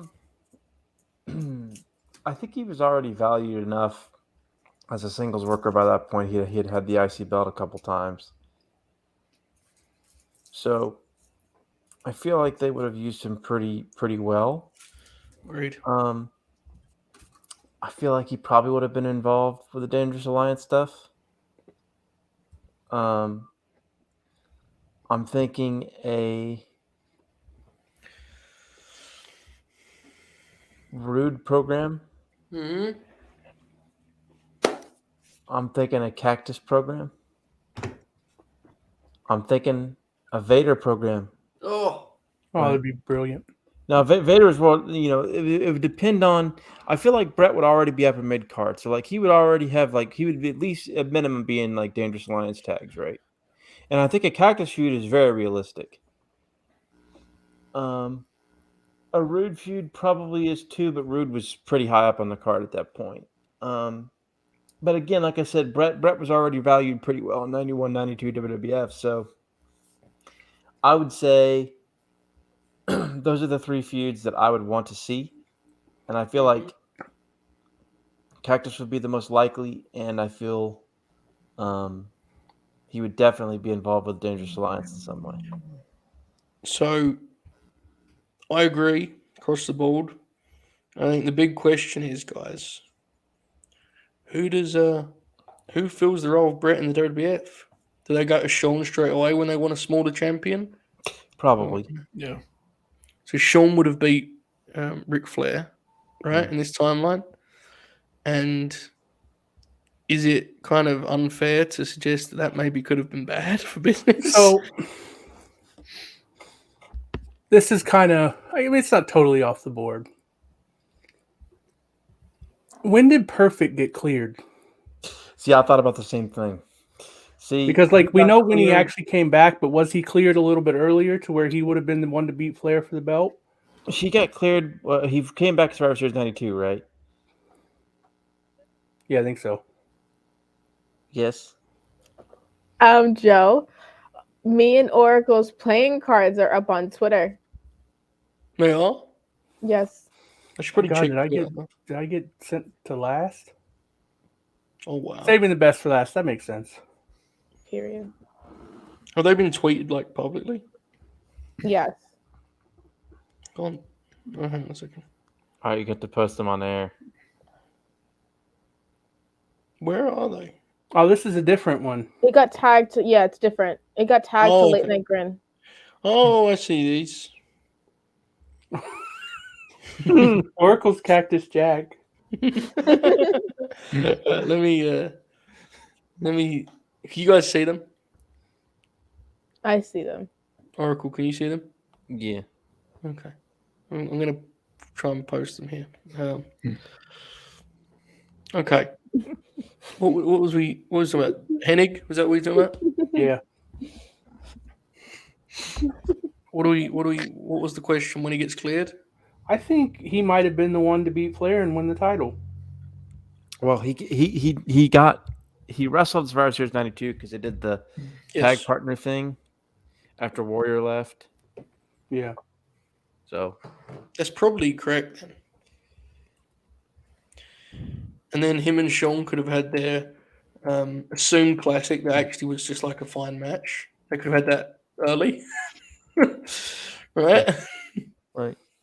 He made his return to singles competition on January 2nd, 1993 episode of Superstars where he defeated the Berserker. Yeah. What kind of name is the Berserker? The Berserker John Nord. Great worker. Yeah, he was good. Incredible.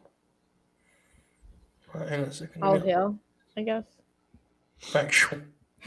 I know that you've seen this show, but for the people at home, there you go.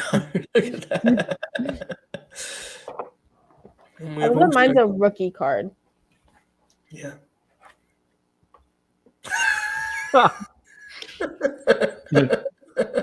That rules that Bud Ryan, I believe. It's tremendous. Yeah. If you could take 3 wrestlers from the past and put in the present, who are they? That's a good one. Nick Bockwinkel. How far in the past is the past? As far as you would like. Yeah. Just try to avoid people that are still like kind of around, you know? Oracle, could you imagine Luthez on WWE Raw? Oh, God. Could you imagine how mad he would get at like Seth Rollins and stuff? He would beat the shit out of him. It would rule. Big Mistake has a donation. A good question. Where is Grinny? Oracle do the bang bang. Where is? Okay. Remember the golden? Look at this. Remember that? That was amazing. Great work, shoot. Remember this? Remember that? Yeah, we. I have mine. Let's hear it. Caitlyn. I'm not gonna go AJ Lee because I feel like there's a chance she'll return one day. Gail Kim and Jazz. Gail Kim is actually a good one because era kind of, you know, it limited her, right? Yes. Mm-hmm. Yeah, we haven't played music. That's correct. What is happening right now? I don't know. We're like 9 hours into a stream. I guess we'll watch that match at some point after Raw. I don't want to distract I'm going Bob. to bed in 15 minutes because I gotta go to school in the morning. We're gonna watch loads of old wrestling anyway, so it's probably for the best. Nick Bockwinkel, Bull Nakano. Oh yeah, that question. Hold on. Wait a second. Vader. What is the WWE on Fox tweet everyone is talking about? Let me see. Yeah, I don't know because I didn't see anything when I. Wait, Jay Shell. So, what time do you have to get up to go to school? I normally wake up around 6 o'clock, but I don't start getting ready until like 8. Okay. Is it in person right now, or is it like in person? In person. What tweet am I looking for here? When I was in high school, I would stay up till like 1 a.m. I don't do that to my body anymore. I used to do that, but now I realize that I have a really bad sleeping schedule already. So why did they tweet this? What happened? I feel like I missed something. Is this about the Fox tweet? Yeah, let me send it. I'll send it. Okay, yeah, because apparently they deleted it. I'll send it to you, Joshua. Okay. Apparently it's been deleted. Oh, good Lord. Jesus. That's a choice they made. Oh, no. Oh, it's not deleted. Yeah, it doesn't look like it's been deleted. It's not deleted. Oh, my God. That's not good. Oh, my fuck. How many quote tweets it got? 188. 98. 98 now. Yeah, shit. That rules. Yeah, Vader's one of my wrestlers from the past. When I was going into my junior year of high school, I was doing the WCW Smarks Choice poll. Mm-hmm. Top 100 WCW matches of all time. And this was like during like the Wild Wild West of like YouTube and Daily Motion. It's like all that stuff was on there without getting taken down. And a lot of it's back on there now, but like I'm talking like all the nitro, everything, because like like a lot of the nitros and stuff like that are off there now.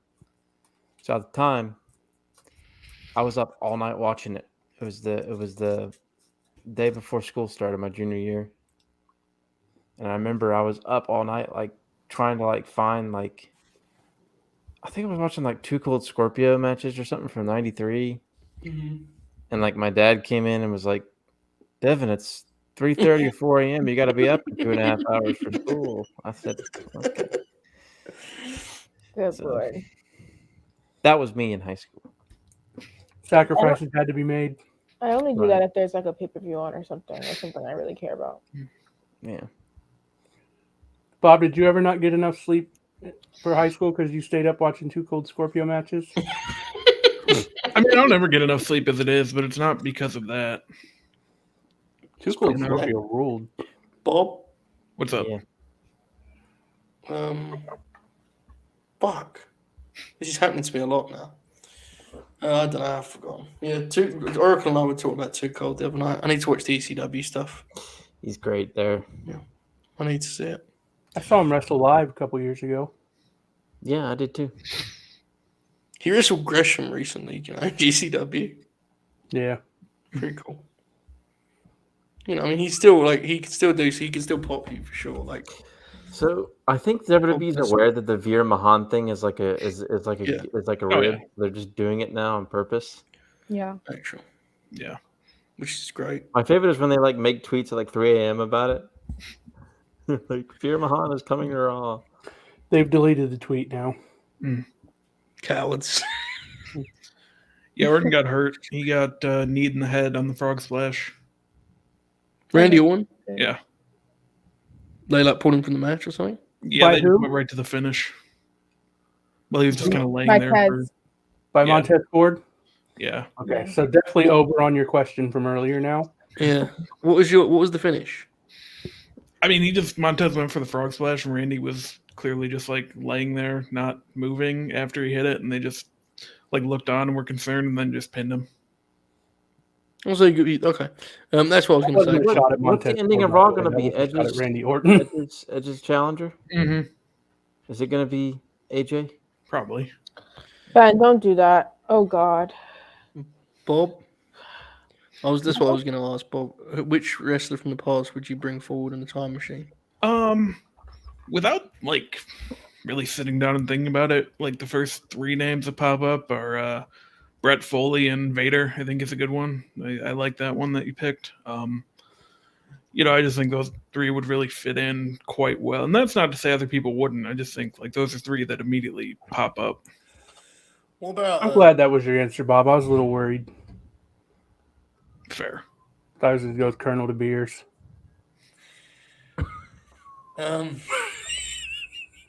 It would be a good one, especially with the angle they've got up there of the tribal chief and such. In the same vein as Vader, a different monster, much more recent. Umaga would be a good one, wouldn't he? Yes. He fucking rules. He's great. Yeah, he ruled. A couple years there, man, where he was. I'm with Contrarian Alex in that segment where he beat the shit out of Steve-O, and yeah, that's one of the all-time great. Like Jeff Eddie was my number 1, but he went without saying for me. Eddie would have ruled for sure. Who's like the biggest star that if you time machine imported them into today would be the most doomed? Is it Hulk Hogan? Yeah, is it that simple? Chris Benoit. Not even true, which is the funniest part of that. He would actually be like better off now than I'm assuming being you're an idiot. I'm being an idiot. You might be right about that, Jay Shell. Undertaker's gimmick might not. I don't know. I mean, like the Fiend and stuff. I mean, like they have their fans. A lot of it is based on fucking the Fiend, and stuff. So I don't know. Fucking Fiend. Also, Taker's not a good wrestler, so there's that too. Fucking Fiend. Fuck. But when I started the Distraction podcast, that dude was so popular online that I didn't think I could talk about his segments without being like attacked. Yeah. Fucking sucked. You know how quickly Bruiser Brody would get fired in this era? He sucked. Yeah. Yeah, that wasn't my point. Oh, Damian Priest is coming out. He would get fired for having a half-a-star matches.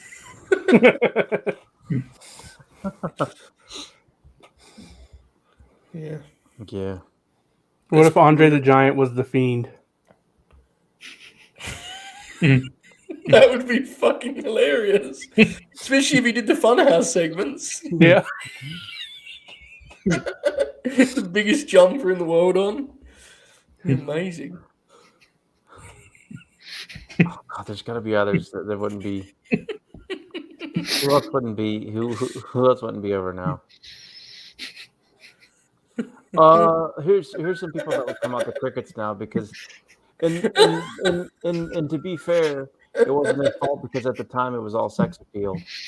But something like a Sable or a Sunny, I don't think will be that over now. Sunny could still be a valet, I think.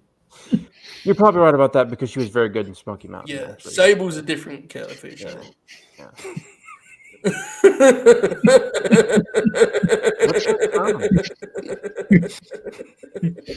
I don't get the joke. Ultimate Warrior is a good one. No. Do you get it? I don't get it. Does anybody want a peanut? We're going on the road that Andre's the Fiend, guys.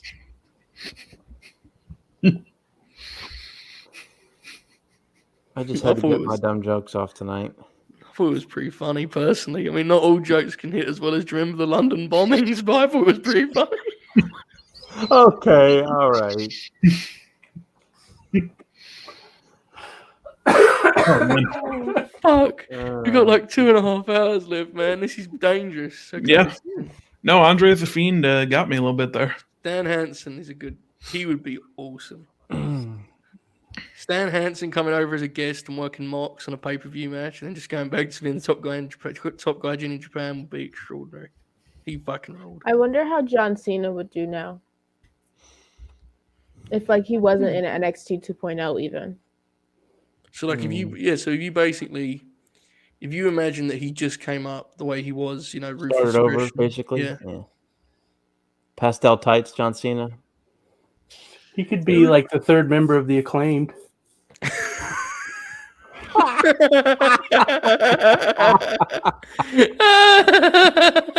There is still an hour and a half left in Black History Month shoot. Yeah. That's fair. Good Lord. Yeah, that's not shoot. It's not Shoot's fault the Acclaim exists. To be fair, that's. I would probably got to pay for that. I think that's like Max Caster's fault. Yeah, not a big fan.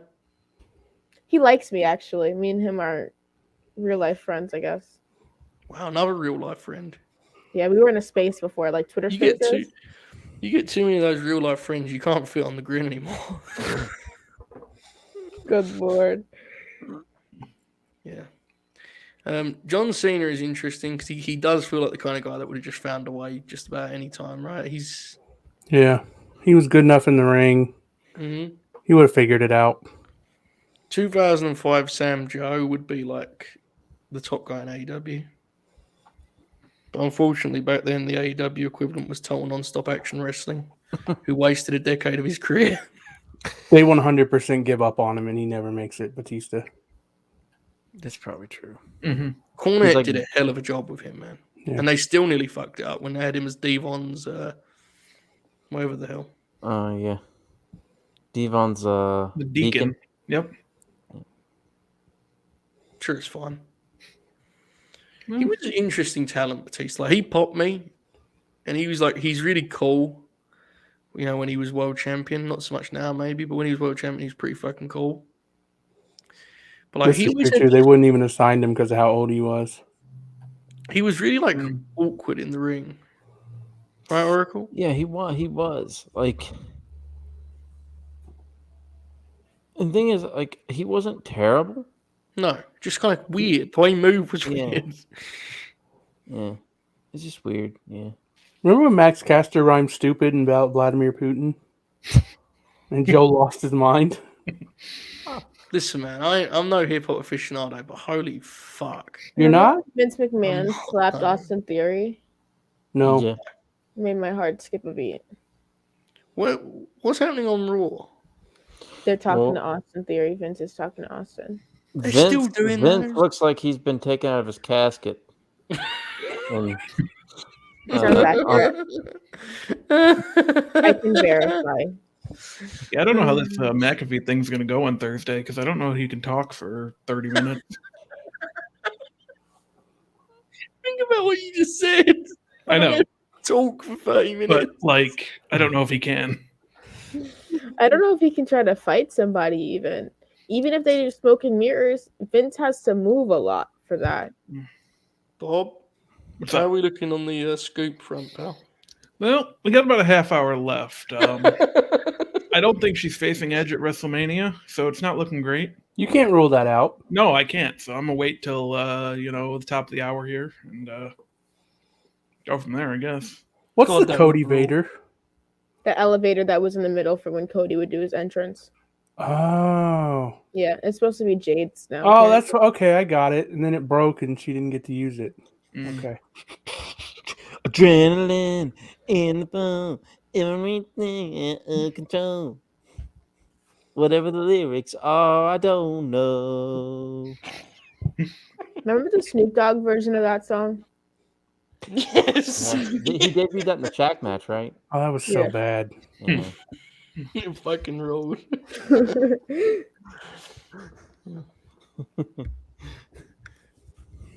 Wrestling has more than one royal family. Factual. That is true, yeah. Mm-hmm. There's also, Charlotte and Andrade. Andrade calls Ric Flair sir, which I think Roderick is Strong, hilarious. Marina Shafir. Devon Eriks. Oh god. Chelsea Imagine and Matt Kevin going out Cardona. to that thing. The Gagnes. Good lord, Bianca and Montez. The Gun Club. Bianca, Becky and Seth, I guess. Wow. For Bob, what? who's your favorite wrestling couple? Yeah. Favorite wrestling couple? Yeah. Bobby?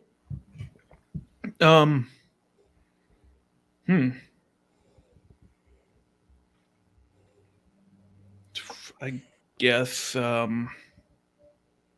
Montez and Bianca. Smart answer. Shoot, you have an answer? Anna Jay and Jungle Boy. That's As they what post I think. one picture every 3 months and otherwise shut the fuck up about it. Yeah. Good factual. lord. Which means they have a chance to survive as a Do you want relationship. some tea on that later? What's that? I'm going to utilize the private chat. Okay. Oh no. Someone's about to get buried. Oracle, favorite wrestling couple? Quite frankly, Quite frankly. I don't care what people do with their lives. I knew that was going to be But- his answer.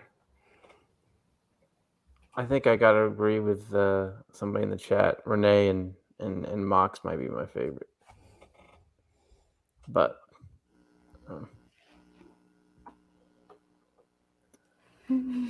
for a second, I thought Joe was frozen. I was concerned. I think he is.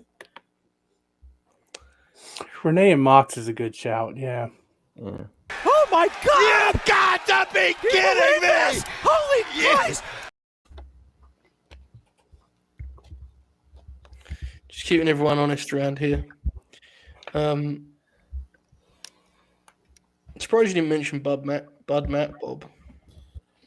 Oh yeah, that's a good one. Who's I love Bud when we Matt? do jokes. We do jokes for three of us on a show where 100 people are watching. It's good, Yeah. right? I'm so confused. You should be. I'm confused too. Is Steamboat a top guy right now, or just another good? I think he's a top guy. Too good of a babyface. Yeah, Promos would have been. Who's his current comparison? You think? And there's not going to be Eddie- a perfect one, but like Eddie Kingston, Roderick Strong, and Buddy Matthews. fair. I think Buddy Matthews is a good one. Yeah. Yeah. Famed babyface, Buddy Matthews. The Australian Nightmare, Buddy Matthews, the modern day Ricky Steamboat. They have a fucking good match, man. Oh yeah, Yeah, hell of a match. Buddy would do one of those heat segments on the back where he like punches guys in the fucking kidneys and shit. that match would fucking rule. Yeah, factual. What are we gonna call this GCW show, J Shell?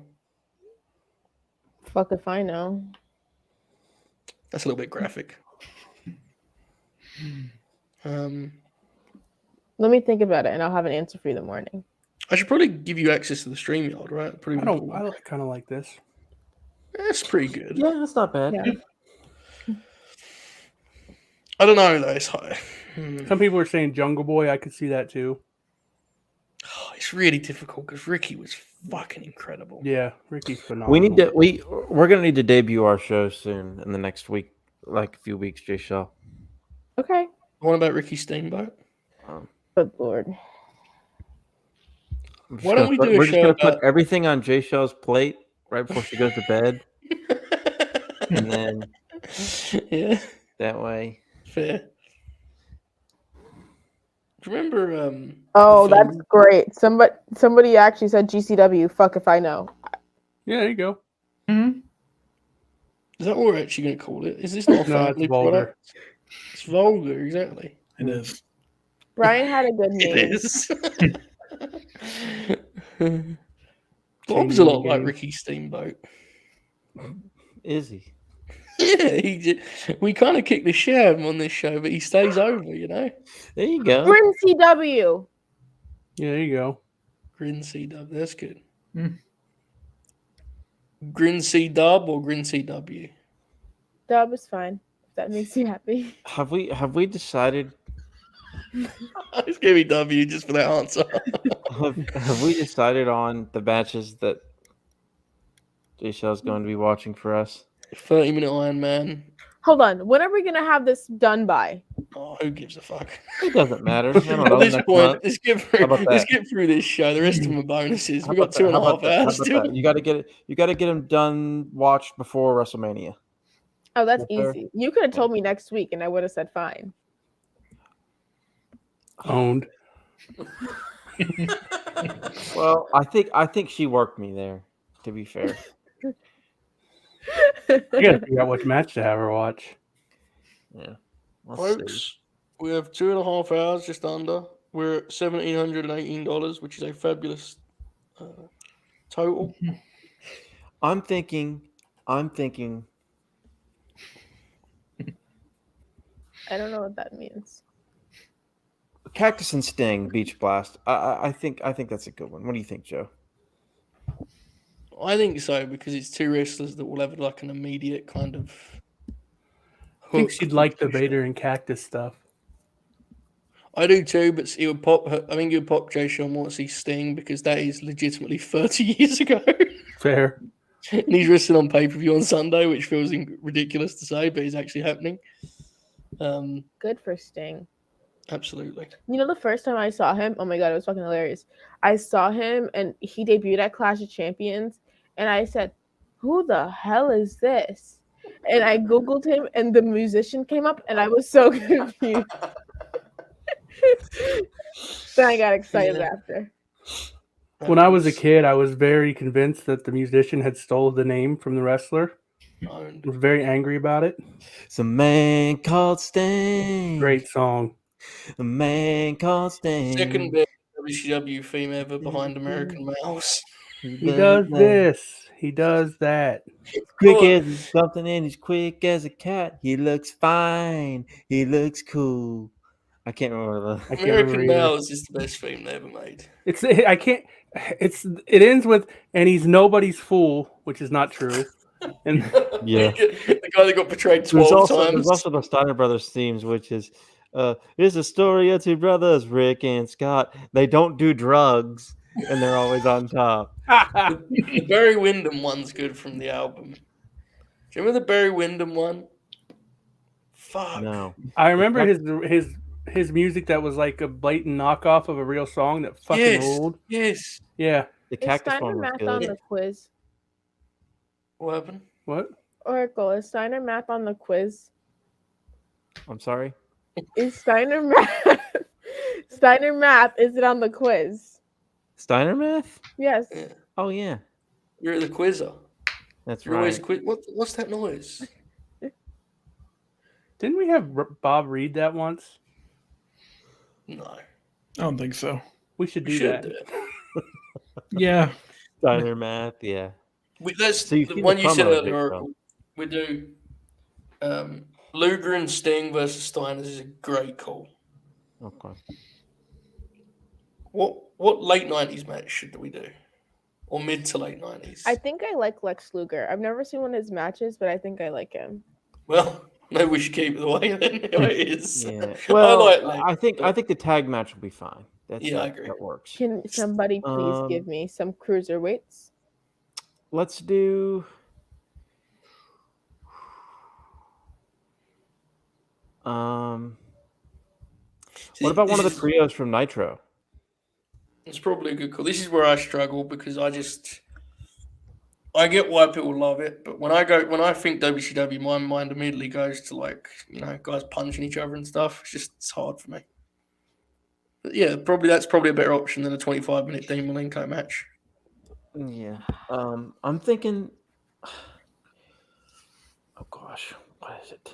This is a good point. Memorial Day '97, the Memorial Day '97 6-man with Hector Garza's debut. That's really good. Bob still hasn't sung. So here's the thing about that, right? You tell me every week you're going to make a poll. We're going to pick, 4 songs and let everyone decide. And you ever made the poll? My God. Shots fired. Feels like that's a massive deflection because you had a song that you were supposed to sing and you refused to record it. Oh yeah, no, it's absolutely a massive deflection, but It's Mr. Bang Bang. Remember that the Hack Attack song? I don't remember that one. Joe, wasn't your scoop that Liv Morgan was going to be in a match and she was going to team up with Alexa or something? Yes, it was. But my scoop was merely based on the reporting of Rob O'Neill, who told me for a fact that she was in Columbus, Ohio, for tonight's episode of Monday Night Raw. Bobby's never missed when it comes to the whereabouts of one Alexa Bliss. So, well, she could be there and just be backstage. What about all the girls go crazy? They don't know what to do. He hated that, apparently. You know that? Really, Rick Rude? Apparently, he hated that theme. That theme fucking rules. What theme is that? The one with the ravishing. He's the okay. the female vocal. I don't doubt for a second that he hated that. Yeah, I think it sounds weird because you can buy that and give that to Buddy Matthews. Stop yourself quick on that Murph bomb there. Yeah, yeah, it's rough. It's rough sometimes. Speaking of, anyway, Bob, how's that scoop doing? We're still got some time. Edge has his thing coming up, so maybe she's facing Edge. Maybe her and Rhea are facing Edge. Did you know that outside of Paul Heyman, Edge is the best promo in professional wrestling right now? I don't know about that one. Who is that from? Oh my God, Oracle just did. I don't even remember who that's from. It's just a tweet I saw that got dunked on mercilessly. Yeah, it was very bad. Okay. Well, I'm going to go to sleep so I can go to school in the morning. Okay. Good luck, guys. Bye. Bye. Bye. Get all your assignments.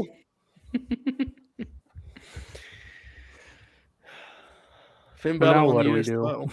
He did. It's cool. Well, I'm gonna go make me a bowl of ice cream. Okay. I kind of want to see who Edge has.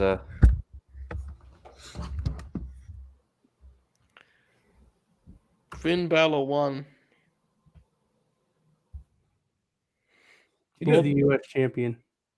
Has Alexa Bliss challenged Finn Balor yet? Not yet. That's a very prestigious title to hold. Factual. The World Wrestling Federation United States Championship. It could be if they cared a little bit more, but that's kind of the story of to be the fair, whole thing.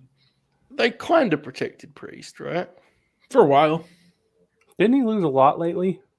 Yeah, he didn't lose for a long time. Then he lost 2 out of 3 weeks. Then tonight, so it's better than. Yeah. Well, was he the demon? No, he's just regular. You know what the thing is, though, and I'm not saying they even care about this, but when Lashley had it and he was just running through guys, everyone got pissed about that too. So I remember that. I remember you getting really mad about them getting mad at Ruled. Yeah. And then Lashley became champion and, built him up. That was wild. You saw that too. Yeah. Yeah.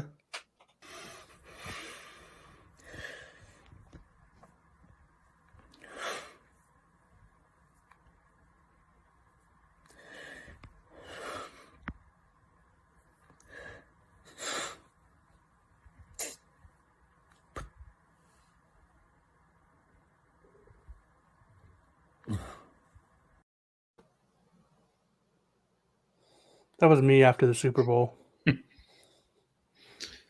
was going to forget how long that clip is because it gets like halfway through and you're like, Yeah, it's way too long. I'll never forget. How's Raw? The in-ring stuff is good. Yeah. Liar. No, I haven't really been paying that much attention to it. Yeah, we could tell Bob. Let everyone down that was here for play-by-play analysis. Yeah, there was like an hour of this show where I was kind of out of it. So is that based on the inaccuracy of your scoop? Yes, I was very upset about that. You gonna tweet about it? I am. Actually, I think I did already when she wasn't in the 6-woman tag stuff. I'm like, I don't know why you'd bring her back and have her lose. You should tweet? You should tweet the exact tweet you sent last week, but just change the city name and just do it every week. That's a good bit. I mean, technically, Rhea still doesn't have anything set up. Unless she's teaming with Liv and Alexa just does nothing. She just came back for Elimination Chamber and then isn't back till the summer. Yeah, it would make sense if it was a show that is run by certain people that request certain wrestlers, Then it would make sense, right? Speaking of requesting star power for certain programs, we have another guest here, a friend of the show. Alex, how you doing, pal? Evening, gentlemen. How's it going? It's going fucking terrible, man. So you missed This is brutal, man. We've got like 2 hours more to go. I don't know how we're going to do this. I don't know. I was just going to recap all 10 hours for him, just like bullet point by bullet point. So a few minutes ago, we were talking about Ricky Steamboat versus Buddy Matthews. Your thoughts? Man, Buddy would have taken those arm drags really well.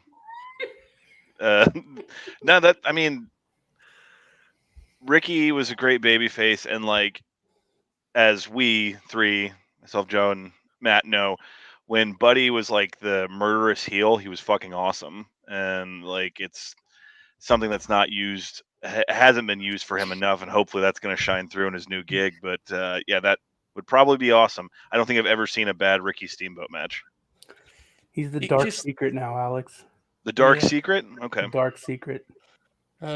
It can't be overstated how funny it is that you just took a 205 live shot at Bob after he's been on the air for 5 straight hours, just sitting there quietly. I did come representing too for the. Oh my God! There we go. Never forget, man. Never forget. They will make us. They'll try and make us, but we will never forget, brothers. I'm telling you, man. Some forum's going to discover that show in like 30 years and be like, "Holy shit! What happened here in 2018?" It's going to happen, man.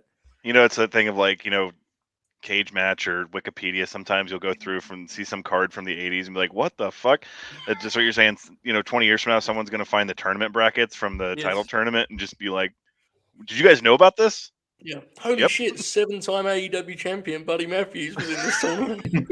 So, Alex, it's interesting that you just brought up Cage Match. Mm-hmm. Oh, no. Did you know that on Cage Match, Kevin Von Erich is rated 7.5 and Kevin Koo is rated 7.7? Well, I don't know where to go from here. The best part is I had already told him about this in the DMs. I guess Kevin Von Erich was just missing a bunch of shitty tattoos and whatnot. Oh, fuck. Wow. Okay.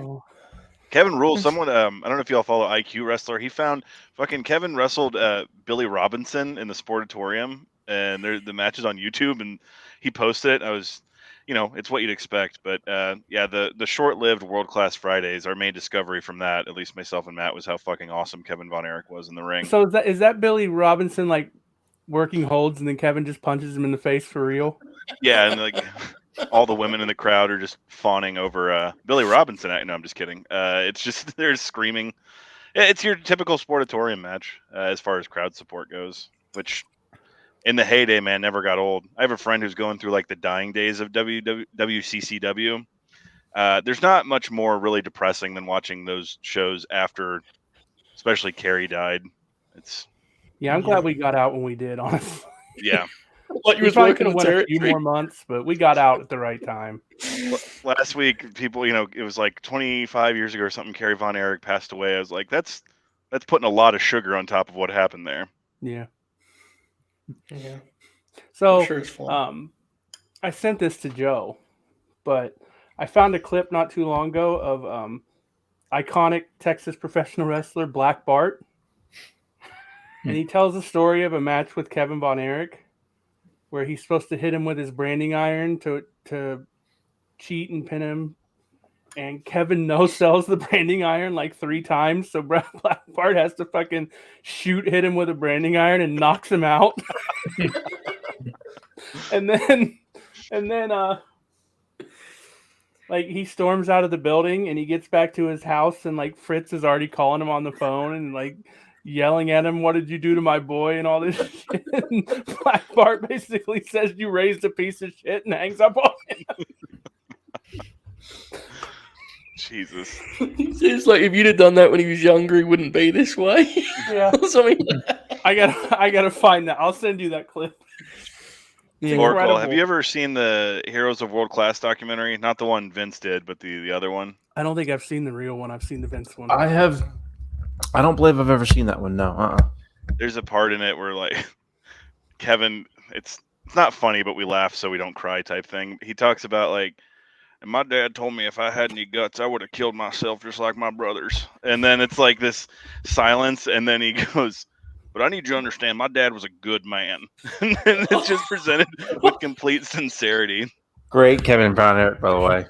Oh, thank you. I feel so bad laughing at that, but the Kevin Von Erich We need to be clear. Perfect. We need to be very clear. If you don't know how he talks, that isn't funny at all. We're not laughing at the content of that so much as, yeah. But God bless him. Yeah, they definitely. This was definitely a thing that Jarrett went out of his way to do to turn World Class into the heels. The USAWA was the conquering baby faces. I mean, that rules. You can only respect that, right? Yeah, pretty much.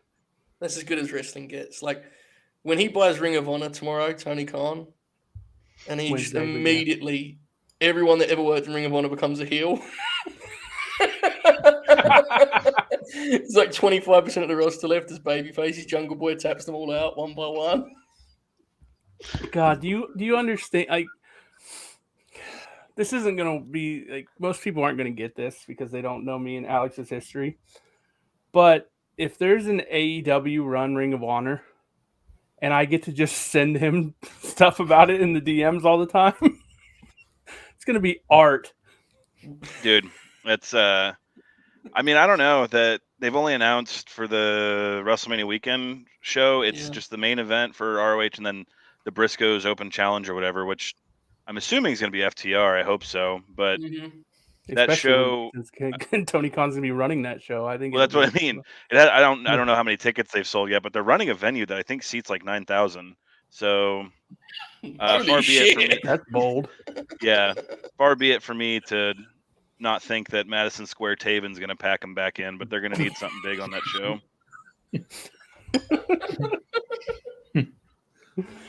He's an Impact now, man. He's an Impact. He's gone. We've lost the drawing power of Taven. Fuck. Oh God, that's right. I forgot about that because they got all that publicity for Mickie James being in the Rumble, and on the show that like would have conceivably been the one people watched. They debuted Matt Taven, just peak TNA right there.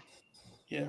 Yeah, that faction is something else, brother. Honor No More, it's like PCO, Taven. Well, God then bless you got to PCO remember for though, still they getting got a paycheck. Yeah. Who just turned and joined them? Eddie Edwards just turned. Eddie Edwards, that's right. Yeah. Oracle's favorite wrestler. Another running bit that's been going on is, Alex has known me since I was a weird WWF Mecha member, and so now I've moved on in my life, and so now he gets to see me put over wrestlers that I buried to him in his DMs for years.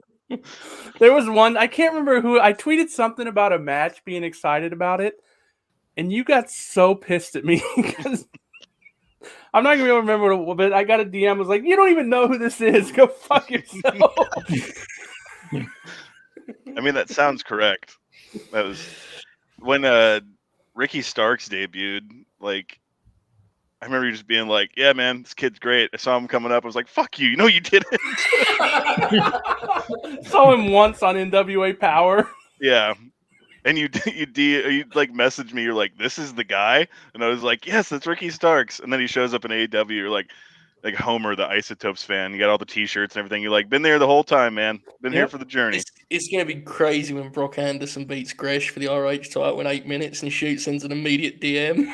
Ring of Honor Wrestling is back. The best is gonna be if they do like. They just immediately unify it with the AEW title, and then the Ring of Honor title is just never seen from again. Or Gresham, runs over it with his tractor and then mails it to Tony Khan. We don't. You'd have to run over it quite a bit, I think. Different, very different. We don't even know, like, the Ring of Honor card, as you said, there's nothing on it other than the main event, but we don't even know what's happening with the Hall of Fame thing. Like, they keep announcing stuff. We don't know what that is yet. There's no, show, there's no date book for a ceremony. There's no, They tack that on with the super card. That'll sell tickets. They're saying, "Hey, CM Punk and Brian and Joe will be here to talk." I mean, it's going to be an episode of Rampage. I don't know about y'all, but Gresham versus Bandito doesn't really do much for me. So it's too much like. This sounds dumb, but you know what I mean. Like, it's too much like the Ring of Honor we just had, right? It's like you need something with some zip. You need something that feels like new. It's just Bandito keeps losing on. It was the match you just had booked for Final Battle, man. Like, do that as your second main event. Do something crazy for the first one, but they don't have, they're not going to spend any money on this shit, let's be honest. It's a shame. Tony will. He wants the video library, and that's understandable. Yeah, we're very fascinated about what this is because he made it very clear that whatever he's doing is going to help the wrestlers, and the tape library doesn't do anything for the wrestlers, so it can't just be that. He just brought in Jay White, and that helps nobody, so he needs to do something to really pull this around. Hey, now, I've been on the air for 10 hours. No time for Jay White slander now, please. Let's do this when I'm fresh, at least. I ain't debating it right now. No way. Not now. Bob, has Alexa Bliss showed up on Raw yet? No, not yet. We got 5 minutes left. Fuck, man. You're on the clock here, pal. Better check your local airport listings. Peter Avalon winning the Ring of Honor title would pop me huge. Adam Copeland is doing really bad acting. That was very spiteful what Shoot just said. It's in the chat, man. I like Peter Avalon. That one's not even a bit. That's one guy I actually did watch before. You don't have to read everything in the chat. That was spiteful. Let's not talk about that. Peter Avalon. He's good. He is. He doesn't need to be the Ring of Honor World Champion. Well. The chat is suggesting that Edge just turned heel. Tyler Black was the Ring of Honor World Champion, so I think anybody can be. Rod Strong beat him, Did he? He did? Yeah, he did. Yeah. Mm-hmm. Here's the thing. I think Edge may have turned heel because, like I said, he's making these heel turn faces. That he does that all the time, though, doesn't he? Yeah, but it's like it's just his face, man. Yeah, it's his face. It's bad acting. Now he looks real concerned about what he's done. Yeah, he sucks. He pulls his hair. He loves the hair. That's his favorite, right? He's acting, man. Yeah. Hey, to AW in the chat, there's a Ricky Stark Shane Strickland match from his indie days that's free on YouTube. Watch that. That match fucking rules. There we go. He's I'm coming very to worried about AEW. him. Very worried about Shane Strickland. Swerve the Realist? We talked about this 9 hours ago. When guys when they fall in love with their own creativity and they name themselves Swerve the Realist with a 3 rather than an E, I get very concerned. When Malachi Black showed up with some of his stuff, I was just like, I'm glad someone appeared to ring in what was going on with that. I mean, and all jokes aside about AEW, I just love that the story was there was that one Dynamite that had that ending with the Dark Order and Tony Khan came in and said, all right, fuck off, I'm taking over this. Yep. And the end result to that was Cody leaving All Elite Wrestling. that's like not even. I mean that image with the dominoes that they that's there you go. That's it right there. The tiny one that leads to the big one. So who's Edge beating up and who's he concerned about? AJ Styles, I believe. Mm-hmm. Wait, is AJ Styles a babyface now? When did that happen? Yeah. He was the heel, and they realized no one wanted to cheer Omos, so they. I forgot about this. Yeah, the thing with the stupid camera cuts they did with Matt Hardy. Yeah, that sucked. They never did that again. That was like, I'm not saying it was a copy of, because everything's a copy of something, but it reminded me when Sting was feuding with Abyss and TNA, they did that same thing where the lights would go out and Sting would be in different parts of the impact zone. They were acting like it was in real time. It's like, fuck off. Yeah, that shit sucked. But they never did it again. Brilliant. It's like when Mick Foley. Someone tweeted this earlier, like last week. When Mick Foley talked about in his book about the halftime heat match with The Rock, and like he was watching at the airport with everybody. He said he turned it on and was watching, and everybody was like, go, cheer for Mick and everything. And then they like panned over to the camera angle with a forklift. So bad, yeah. Everybody was like, this is not believable at all. And Mick was like, they ruined it. That's one of the worst. Recently, and I forgot Vince was on commentary for that, which of course always makes everything better. Yeah. He ruled. Raw seems to be going well. Oh, has Raw ended yet? No, Edge is considering hitting AJ Styles with the chair. I've been sent a tweet, Bob. Have you been updated on this tweet? Yes, no? Which one? Well, it's the story you're covering, pal, so No, not yet. Still working on it. After allegations that the Fiend Ace Alexa Bliss was in fact in Las Vegas for Shoot's aforementioned bachelorette party, she has made it clear she was not doing that and was in fact in Columbus, Ohio for Monday Night Raw. It appears, Bob, and you know me, I don't jump the gun on this kind of thing. I've waited 10 hours to say this. It really appears that you have been fucking owned here. It's not great. So they flew her in from Vegas to her hometown, and then she did not appear on the show. So remember when I told you like 8 months ago that she was being actively ribbed on national television? Yeah. And people asked me how I came to that conclusion after she cried after a doll got ripped to pieces. Maybe I was right on that one. And you're not putting the entire blame on her. She didn't know that you have to bite down on an Alka-Seltzer to make it foam. She just like let it rest on her tongue and started screaming. That was a scene, wasn't it? Yeah. It's one of those things like I was watching and I was just like, you wonder how much lower some things can go. I like Alexa Bliss, but that was not a good segment at all. None of it's good. It's a rib. I'm telling you, it's been a rib for the longest. It has to be. Why Right? though? She's like, her and Corbin are the success stories of the PC, yet they consistently make them look like idiots. So I don't.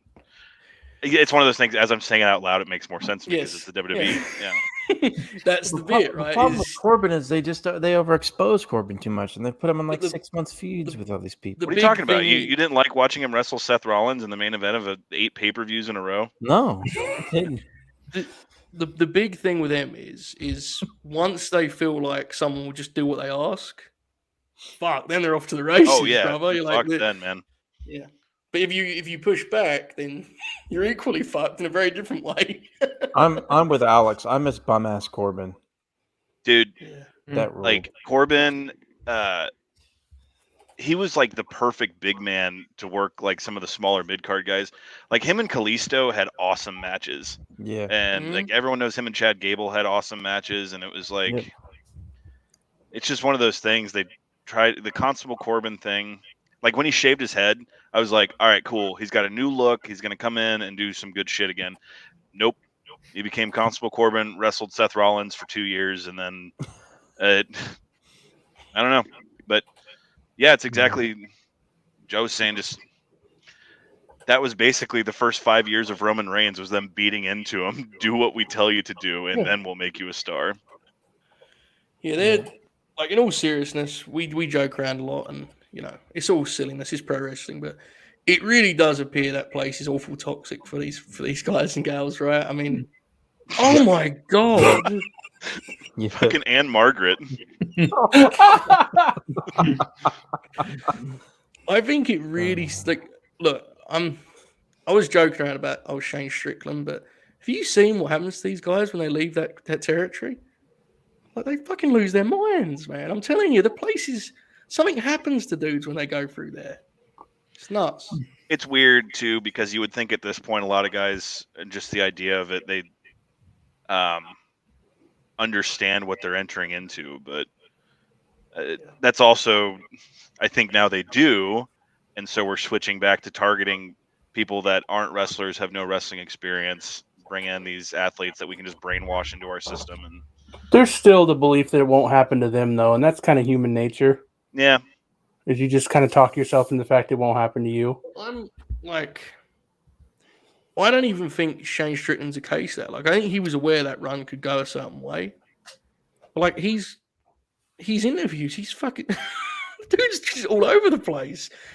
He's talking about, like, he's making comparisons between professional wrestling and the NBA, and talking about how he's trying to make people reconsider the value of in-ring performance. He had like a 6-paragraph answer about it. He's got a fucking 3 in his name. He's out of his mind. I'm telling you, these guys, they lose the plot over there. I don't know. It's one of those things too that that Esquire article came out today, and like I was a huge fan of Punk and really believed in that guy, and like the fact that there still seems to, I can't speak for him, but like what he went through with the company and stuff, I wish he probably is, but I wish he projected more how proud of was what he accomplished there, because no one could have foreseen the heights that he reached in that company.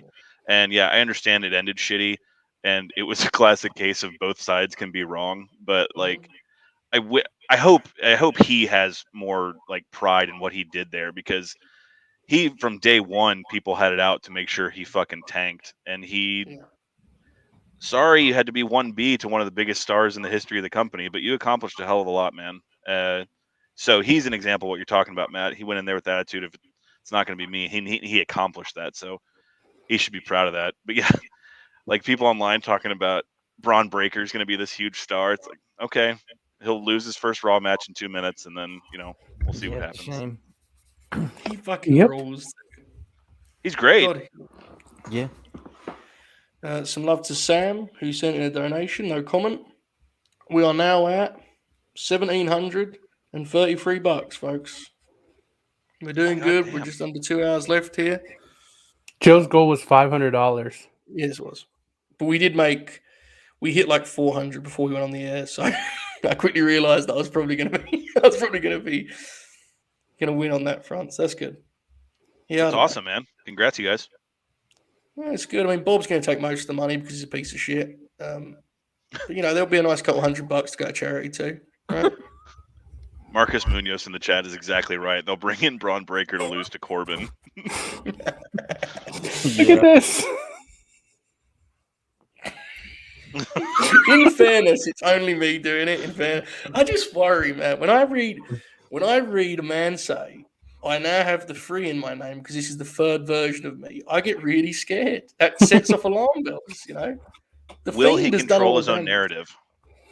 I don't think he's going to go quite that. I mean, that's we talked about that a lot tonight too, didn't we? Yeah, we have. That fucking rules. I mean, it appears like they're in on the bit, but they can't be. They're not. That's the bit. It's fucking awesome. Again, they're wrestlers to begin with, so they're not that smart of people. And then on top of that, Alex, they're going to take down Big Seasoning. the funniest thing I've ever said. Everything that comes out, like I feel, is like a rib directly targeted me for how much I talked up EC3 when he got to WWE. So Fair. Yeah, Joe did the same thing. Yeah, we got fucked on that front. I mean, look, I still stick by some of it. He never got a chance to talk on TV. No. You know? Well, and the problem was like his whole thing in TNA was he was exactly like you said, he was the promo guy, and then he would have like these 80s style matches, and then they Yes. bring him into NXT when it was the super work rate promotion, and they're like, all right, go have 5-star classics out there. Mhm. It's just not in his wheelhouse. Alex, do you want to share what your thoughts are on the rant room?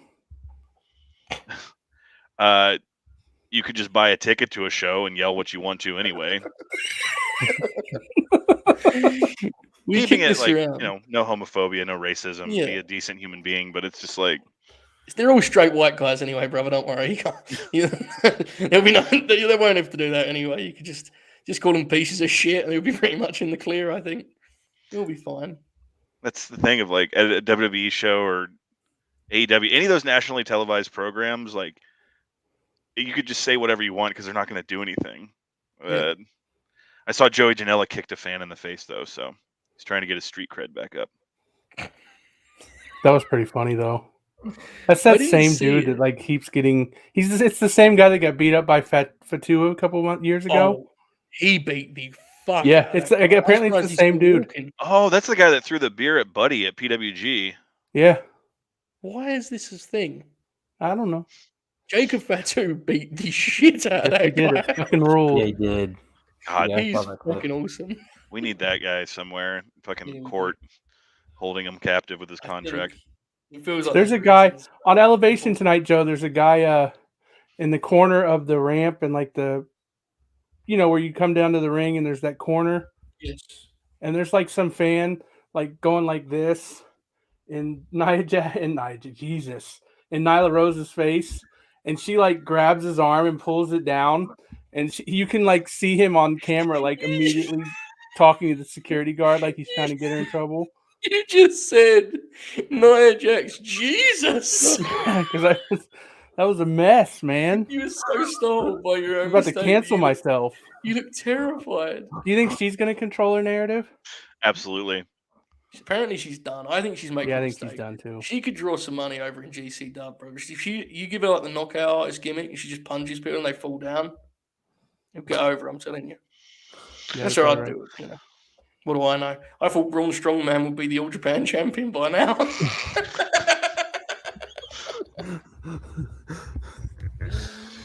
Hey, speaking of Braun Strowman, welcome back, Bob. Thanks, hey, pal. Bob. Was you talking to some of your sources then off the air? No, I was not. Don't even play along with the bit. Fuck it. Just say no. No, I might just tweet the same thing about next week. Like you said, that's a very good idea. Good tweet, yeah. You kept it up with the Brock thing, and that worked out hilariously well. Exactly. That was an incredible moment on Twitter when everyone was like, "Yay, Bob!" at Robert O'Neill. Wow! I was like, "What the fuck is going on? It's Brock Lesnar, man. Come on." So, not shoot, but the rest of y'all that might have seen it. When those Meltzer Awards came out, and like SummerSlam was runner-up for worst show of the year, was it really that bad? Because I enjoyed it watching it live. I don't think it wasn't that bad. I think people just rated it really low because of the Becky Bianca situation, which was dumb. Going back to what we're talking about, that's a situation where Bianca should have said, "That doesn't work for me, brother." But I'm sure they gave her the spiel of, what is it they say? You'll win more by losing this in the future. Yeah. That'll be your job to pitch that to people when Joe and I finally have a company to run. You send me in to tell fucking, I don't know, who's going to be like the Greg Valentine equivalent in 10 years? Tony Nese? Yeah, that's a good one. Yeah, that's fair. Yeah, earlier, Alex, we fantasy booked Andre the Giant as the Fiend. Okay. That's it. Let me in. Somebody in the chat put what was it? Alexa, do you want a peanut or something like that? And Oracle didn't get it. Look at him now. Fuck, that was incredible, wasn't it? The idea of him doing those funhouse segments. Yeah. Massive puppets all around him. Oh, fucking hell. What else is going on? We're 10 hours and 12 minutes in, folks. We only got an hour and 47 minutes. And How the fuck is this still going on? Well, I don't know. You're the one who said, let's do a 12-hour grin. Well, I was just trying to be an upstanding citizen and raise some money, you know. Now you know 2 hours of this. What it was like to be in attendance for WrestleMania 32. Bro, Hey, I was there at 34, so I took my own bullets on that front. That was a night. That was the one. Well, we joked about it when Bob went to the Rumble, how it was his 34, because that show, like, I always tell people that, like, throughout the show I was just doing more like rocking in my chair of like, all right, it's gonna be all right, it's gonna be all right. They're gonna pull this around. And then when Roman and Brock came out, I was like Bart and Cam Krusty. I was like, Krusty is coming. Roman's gonna win. It's gonna be all right. And then he lost. Yeah, my big one. I've said this before, but like, Nicholas was a big blow for me. But like, my mood, it was reliant on getting Bob Lashley or Sam Joe for that one. You know, because that was the room. Remember, everyone was like, they're gonna get to like a big monster team. Yeah. Like, people thought it was gonna be Joe, and that whole thing, like from the start, like. Guys, have you seen this Cain Velasquez thing? What's up? What's up? He's been involved in a shooting in San Jose. Oh my god! No one's saying yet whether he was. No one's saying how he's involved, but. Good lord. Well, this is like breaking now. Confirmed the shooting involves UFC and WWE star Cain Velasquez. Well, one man has been taken to a hospital with non-life-threatening injuries. Another has been arrested. It is unclear how Velasquez is involved. Good lord. Well, anyway. The important part is that Brock got his win back already, so we don't have to worry about it. Did the night Lashley debuted the night after, right? Yeah, the Raw the night after. Did Joe come back? Yep. What did he do? He came out and he like just cut a promo on Roman. It was like, oh fuck! And they set up that horrible match they had at Backlash. Do you remember that match? Yeah, where they tried to work like they were fucking. Do you know that Carl Gotch and fucking George Hackenschmidt? I'm fortunate enough to know some of the, but like the story to that is that was a Michael Hayes classic, and they were like that match. Yes, and they were desperate after WrestleMania to like Roman had to be cheered that night. Like, they had to react to his comeback favorably. So I'm assuming that Joe's solution was, I'm going to just fucking sit in a hole for 10 minutes. And let me tell you. That was the story I read a few years back about WrestleMania 32 of like why no one the crowd cheered for won that night is because the idea was if we have every fan favorite lose, they'll have no choice but to cheer for Roman when he wins. So that's why Sami Zayn and Kevin Owens won the Intercontinental title. Sasha didn't win. AJ Styles didn't win. New Day didn't win, right? New Day lost the League of Nations. Oh, I forgot about that. And God, that show still feels like a fucking fever dream. Do you know? I remember sitting there in that building, in the Rock's entrance, and then he got like. He had a flamethrower, and like at that point in the show, like delirium starting to set in. And you're just like, why does The Rock have a flamethrower? Yes. And it was a nightmare getting in. I don't know how it was for you, but it took us a while to get in. Yeah, the whole thing, and that's I'm going up to Dallas for Mania weekend, but I'm not going to Mania proper, and a huge part of that is just the nightmare it is getting in and out of that building. Yeah, it was bad. On top of that, the only match I really care about is Knoxville and Sami Zayn. Alex, did you know topically that they've announced that Zelina Vega and Carmella will be defending the tag team titles against Sasha and Naomi at WrestleMania? Does that change your plan? God damn, dude. No, it doesn't. Okay. I'm sure Sasha is absolutely thrilled about her place on the card. I did not remember people trying to beat the traffic, but that is fucking awesome.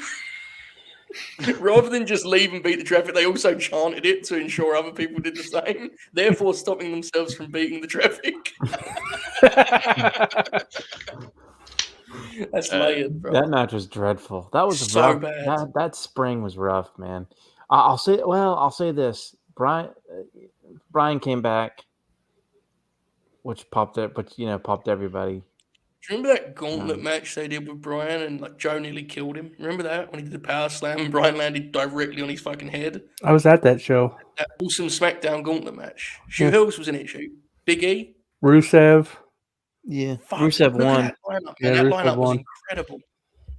That's another thing about 34 that like I was like they should just slap me in the face. The whole thing they did where it's Brian's comeback. He's back, baby. And they do the thing where they jump him and do the stretcher job so Shane can be the hero. That was bullshit. Yeah. Yeah. All people wanted was Brian to just get in and kick ass. That match could have been fucking 30 seconds long, and if they did it right, people would have gone nuts. And But yeah, the thing with Roman, I've talked to Armadillo Dave about this in the DMs. History is going to be interesting on that guy because really, is that guy like Roman. When you get him away from the bit, he'll open up a bit, but it's just like there's no metric to measure since they made him the guy that hasn't gone down really, except revenue, but that's just because all these deals they're making. And it's, they just figured because it worked every other time at least for the past 15 years, they assigned somebody and they're just like, yeah, people just have to accept it. And it never really worked. And then he turned heel and people are like, he's awesome. It's like, yeah, he's been a good wrestler the whole time. The problem's just been the presentation. I think it's hard to say, right? We don't know where things are going to go, but it does feel like through very little fault of his own because he's damn good. Mm-hmm. It sure feels like there's a chance that in history he's like circled as the guy that marked the big downturn in kind of fan approval. And like, look, we've all lived it. I think there's truth to that, right? Again, maybe not his fault, but like we were those manias when he wrestled to fucking silence or booze. Like it's been weird, man. I mean, the Triple H main event, the Rock main event we were just talking about, that was a strange vibe. People were just sitting there booing, throwing beatballs. The Taker one in Orlando was just fucking brutal. And we just listed 3 main events in a row, by the way. Like, that's right. It's kind of nuts, man. I don't miss any of it. Like having to rationalize this shit and then like convince myself it's fine and like, doing the things you have to do to continue to watch the show and try to enjoy yourself. I don't miss any of it, man. His first Mania main event was like one of the best matches of the past 10 years, so at least he has that under his belt. That match did rule, yeah. Yeah. Yeah, it's interesting. I don't know. I don't ever claim AEW is perfect, ever, but we certainly don't have to have conversations like this about it. No, yet. Yeah, that's fair. That is fair. I kid. No, you're not wrong though. But that's the one thing is like we don't have to like. They just lost the. I'm telling you, why are they fighting with their fans? People that still do that shit have just lost their minds. Yeah. I'm telling you, they've lost the fucking plot. I mean, I talked about it with the Cesaro thing, and it's like they're just explaining to me over and over again why Cesaro couldn't be a bigger deal. And it's like the people cheered him. Fuck, like figure it out. Like at some point when guys get over, don't just immediately try and prove they don't belong. It's just, but they don't get that because I'll never understand 2017, man. Braun was in. This isn't a Braun defense, but like that was the dream. A big guy that they had like under their homegrown system that got organically over and was like massively over, and then they just cut his legs off. You're not the plan, pal. And Ambrose in 2014, I remember being at the Hell in a Cell where he wrestled Seth, and like the people in the crowd, there was this vibe like we're here to see the coronation of the new guy. And that Ambrose is going to beat Rollins and move on to like the world title program. Bray Wyatt, that's what you get instead. I mean, we've talked about on the Grim before. The summer of 2017 is a fascinating case study in which the crowd was split between Braun Strowman and Samoa Joe. And they said, let's keep it on Brock and then give it to Roman next year. What the fuck? Like, it's strange. It really is strange. And like, look, we get it, right? There was limitations to Braun. There was limitations to that version of Joe. He was getting hurt a lot. Yeah. But like, at the same time, why not just try? Have some balls, right? Like, try it. Yeah, I'm not saying either of these guys are going to be the next Rock or Steve Austin, but it's like fucking try. You have something that's hot here, just give it a shot and see what happens. The Bryan thing, the only reason that happened is because their hand was forced. And in a different world, we're living in a timeline where they just put Bryan on the mid card of that WrestleMania where he was the hottest act in wrestling at the time. Punk wrestles Triple H. Would have been Probably good. loses. They'd have gone like 45 minutes. Paul's got to get his NWA title match main event in at every WrestleMania he works on. Go work the legs so you can hit a pedigree, brother. The plan for months would be that Punk was going to win clean, and then the day of the show, Vince would call Punk into his office and be like, well, we got to make some changes, pal. You're going to get your win back at SummerSlam, and then the match at SummerSlam just wouldn't happen. I think it goes under the radar how funny it is that like Triple H beat Brock. Yeah. Like as a hero, he got Brock. Did he do it twice? No, it was just at WrestleMania. Yeah. Yeah. Like he got the big one, right? At the end. Yeah. I love too, like when that god awful SummerSlam match he lost, and like he tried to do the thing where he stands up thinking they're gonna give him a standing ovation, and he's like, I'm sorry, and the crowd's just like, fuck off, we don't care. The Triple H part is that, like, the entire Punk story on the podcast that set everything in motion. Him talking about Triple H acting like it was going to be this huge honor for Punk to wrestle at him at WrestleMania is my favorite part of that entire story. Punk's just like, I don't give a fuck about wrestling. Right? But the thing is, and it's going to change now because things have changed for old Hunter. But for a while, they were convincing people that he was like that dude. Yeah.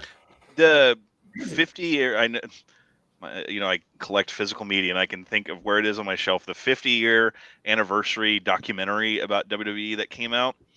There's a part in it where they say Triple H, The Rock, and Steve Austin were the three guys that drove the Attitude Era, and it's like Triple H was on par with those guys in terms of like drawing ability, and exactly what you said. Part of their brainwashing system now is convincing people that he was up there with, Hogan. He's not even Triple H isn't even up there with fucking Shawn and Brett or maybe Nash. But Foley was ahead of him. Foley was way more important. Way more. Yeah. That's actually a really interesting thing, whether they're going to continue to do that now. It's all over, brother. Taker, maybe. It's all over. He'll be running the NWA in 18 months. He's fucked. It's over. I hope so, man. Brother, I know what I said sounds like hyperbole and dumb, but seriously, they just fucking fired everyone that he hired. Yeah. That is fucking insane. They fired Regal just to rib him. That's nuts. Dude, he brought in his best friend to help him run NXT, and now his best friend's running NXT. But the week of those releases, Sean did an interview about he's being the head of the brand, and he said, a quote, but it's still the guys Triple H trusted, myself, and he named all the guys that got fired that week. It was a full-on hit. It's a political hit. It's nuts. Look, we've talked about this so many times. I'm gonna run it into the ground. To a nicer guy, it couldn't have happened. Yeah, right. But if he quit and actually bought the NWA or what, I would respect that so much. If he just fucking quit, he's not going to, but. He would probably be kind of good too, which is the funniest part of all this. JJ just brought up that great McMahon DVD. I do have that. That's in the. I have that as well. Wow. I also like the Horseman DVD. They don't put that out anymore because Benoit's on it. But Paul Roma is a legendary in that Horseman DVD because he talks about how he was a better worker than Ric Flair. Yeah. Tully Blanchard's good on that too, where every time it cuts to him, he explains that the Horsemen suck without him and just brings it up over and over and over again. That fucking rules. The thing, the incest thing that's brought up, there's two things in that McMahon DVD that surpassed that. One is a shot of Vince water skiing, and it's just seeing Vince in a Speedo water skiing, and it's an incredible visual. And then two, it's talking about what he thinks is funny in wrestling. And he says, and this is almost verbatim because me and my friends have quoted it so many times, he says, if I'm making fun of someone with a disability, be it mental or physical, that's just good comedy. It's just what a psychopath, dude. And this is, of course, 06, so he's fucking jacked in his suit that's about to rip off of him with his hair piled high. And yeah, Stephanie comparing the steroid trial to 9/11's all-timer.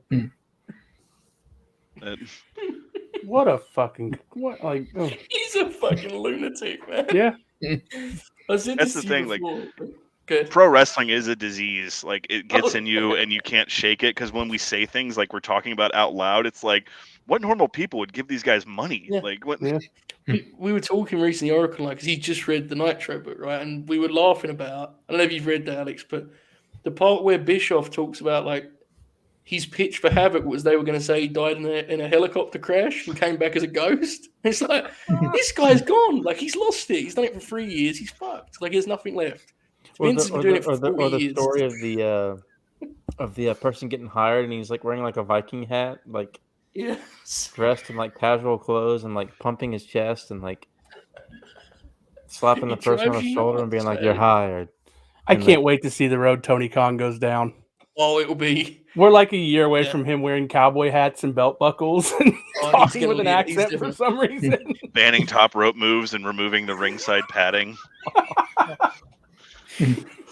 He's gonna there's gonna be in the 50 years down the line, someone's gonna write a book about their time in AEW, and one of the scenes they describe is gonna be that scene in Boogie Nights where Alpha Merlin is just coked out of his mind, and like it's gonna be Tony Khan recounting some storyline he has for, I don't know, the bunny or some shit.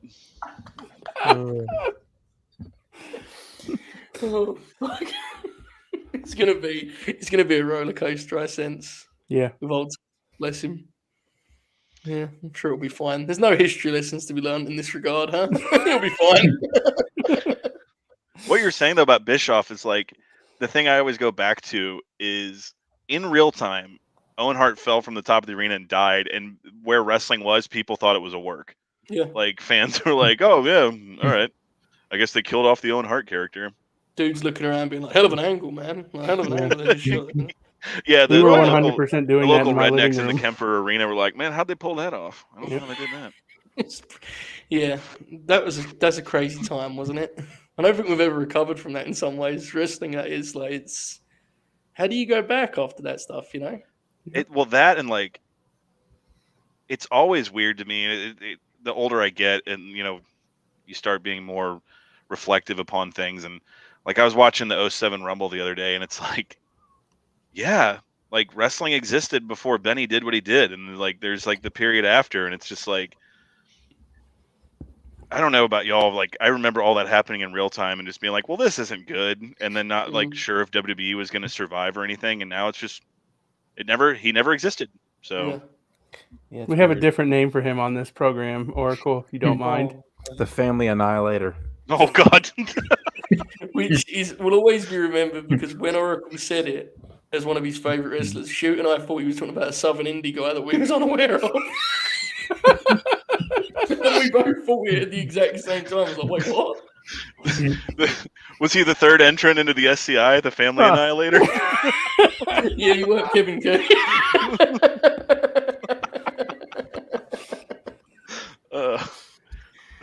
He worked Big Beef at Futures. Caught him at the City Cafe at 3 a.m. Good guy. Well, it was actually Kevin Sullivan, so. This isn't even paywalled, man. What the fuck? Saying that, if they make it 10.5 hours, they deserve to get any footage, right? That's fair, yeah. Right. Well, Hornswoggle thinks it was. Oh, well, in that case. Was it Apter thought it was like the mob? Yeah, like Apter had some theory about that, and then like, Honky Tonk Man had my favorite theory in like the darkest comedy realm. He's like, his theory was that he's like, I knew that Nancy Sullivan was into them whips and chains and shit. So I think things got out of hand, and Chris freaked out, didn't know what to do. Hey, the Oracle of Wrestling. What do you think Kevin Sullivan's cage match rating is? 5.88. 6.66. Bob? 6.3. Joe? 5.5. I don't know, man. 4.87. I'm still reeling at that honky shit. You ever seen Kevin Nash tell the story of Kevin Sullivan, Alex, about the night after WrestleMania 14? It's Was that the it's one in the where he's Nitro like, book too. They've hit the ice bag. We've Yeah. hit the ice bag. brother, the rats are leaving. Nash was just like, hey, is my check here? I don't give a shit. I I'm do currently appreciate that the searching, Young Bucks said they learned their like career from watching Kevin Nash in an indie show where it was he was there and the promoter's like, can you go out there and powerbomb our main heel? And he's like, yeah, for another $5,000. The guy's like, all right. The Young Bucks were like, Yeah, that's fucking incredible. I cannot think of any Kevin Sullivan matches that aren't with Benny or the fucking awesome tag he had with Cactus Jack against the Nasty Boys. Someone gave Kevin Sullivan a 10, and this review is incredible. Okay. Did he shovel their walk or something? Are they from Boston? Frankly, I'm surprised that Sullivan's overall rating is quite low. From the time he was wrestling as a mid-card babyface back in the 70s to his unhinged heel gimmicks in the 80s and onwards, Kevin Sullivan was totally hardcore long before hardcore was popular. Jesus. Whether he was the Boston Battler, the Prince of Darkness, the Games Master, or even the Taskmaster, Sully never failed to impress in the ring. He wrote this himself. Yeah, I was about to say. As a kid, I was totally sold by his devil gimmick. In fact, Sully managed to intimidate me way more with his performances than The Undertaker ever did with his Dead Man gimmick. Oh my god. He was gold throughout both his babyface days and during his unhinged heel gimmick days. He had memorable kayfabe feuds with Dusty Rhodes, Blackjack Mulligan, Cactus Jack, and the murderer who I will never acknowledge by name. I didn't even know that was coming. Hang on. Rey Mysterio? I love that he phrased it as kayfabe feuds. Yes. Not Not you to rate mention guys that on who Sully they was don't like. unhinged enough to take on Abdullah the Butcher in a bloody steel cage match or even take on Bruiser Brody on numerous occasions. Sully was truly the epitome of old school wrestling, and that was totally hardcore.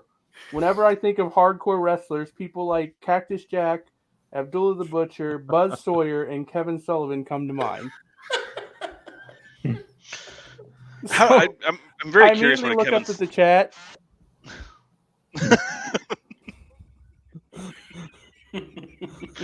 Okay. Kevin Sullivan was like might be a half new the gimmick size for of us. Bruiser Brody. Like, how did that work out? I'd imagine it was real shitty as well. Well, That's so what I'd was- assume so based was on all Invader we know. 1, so. Touche, Oracle.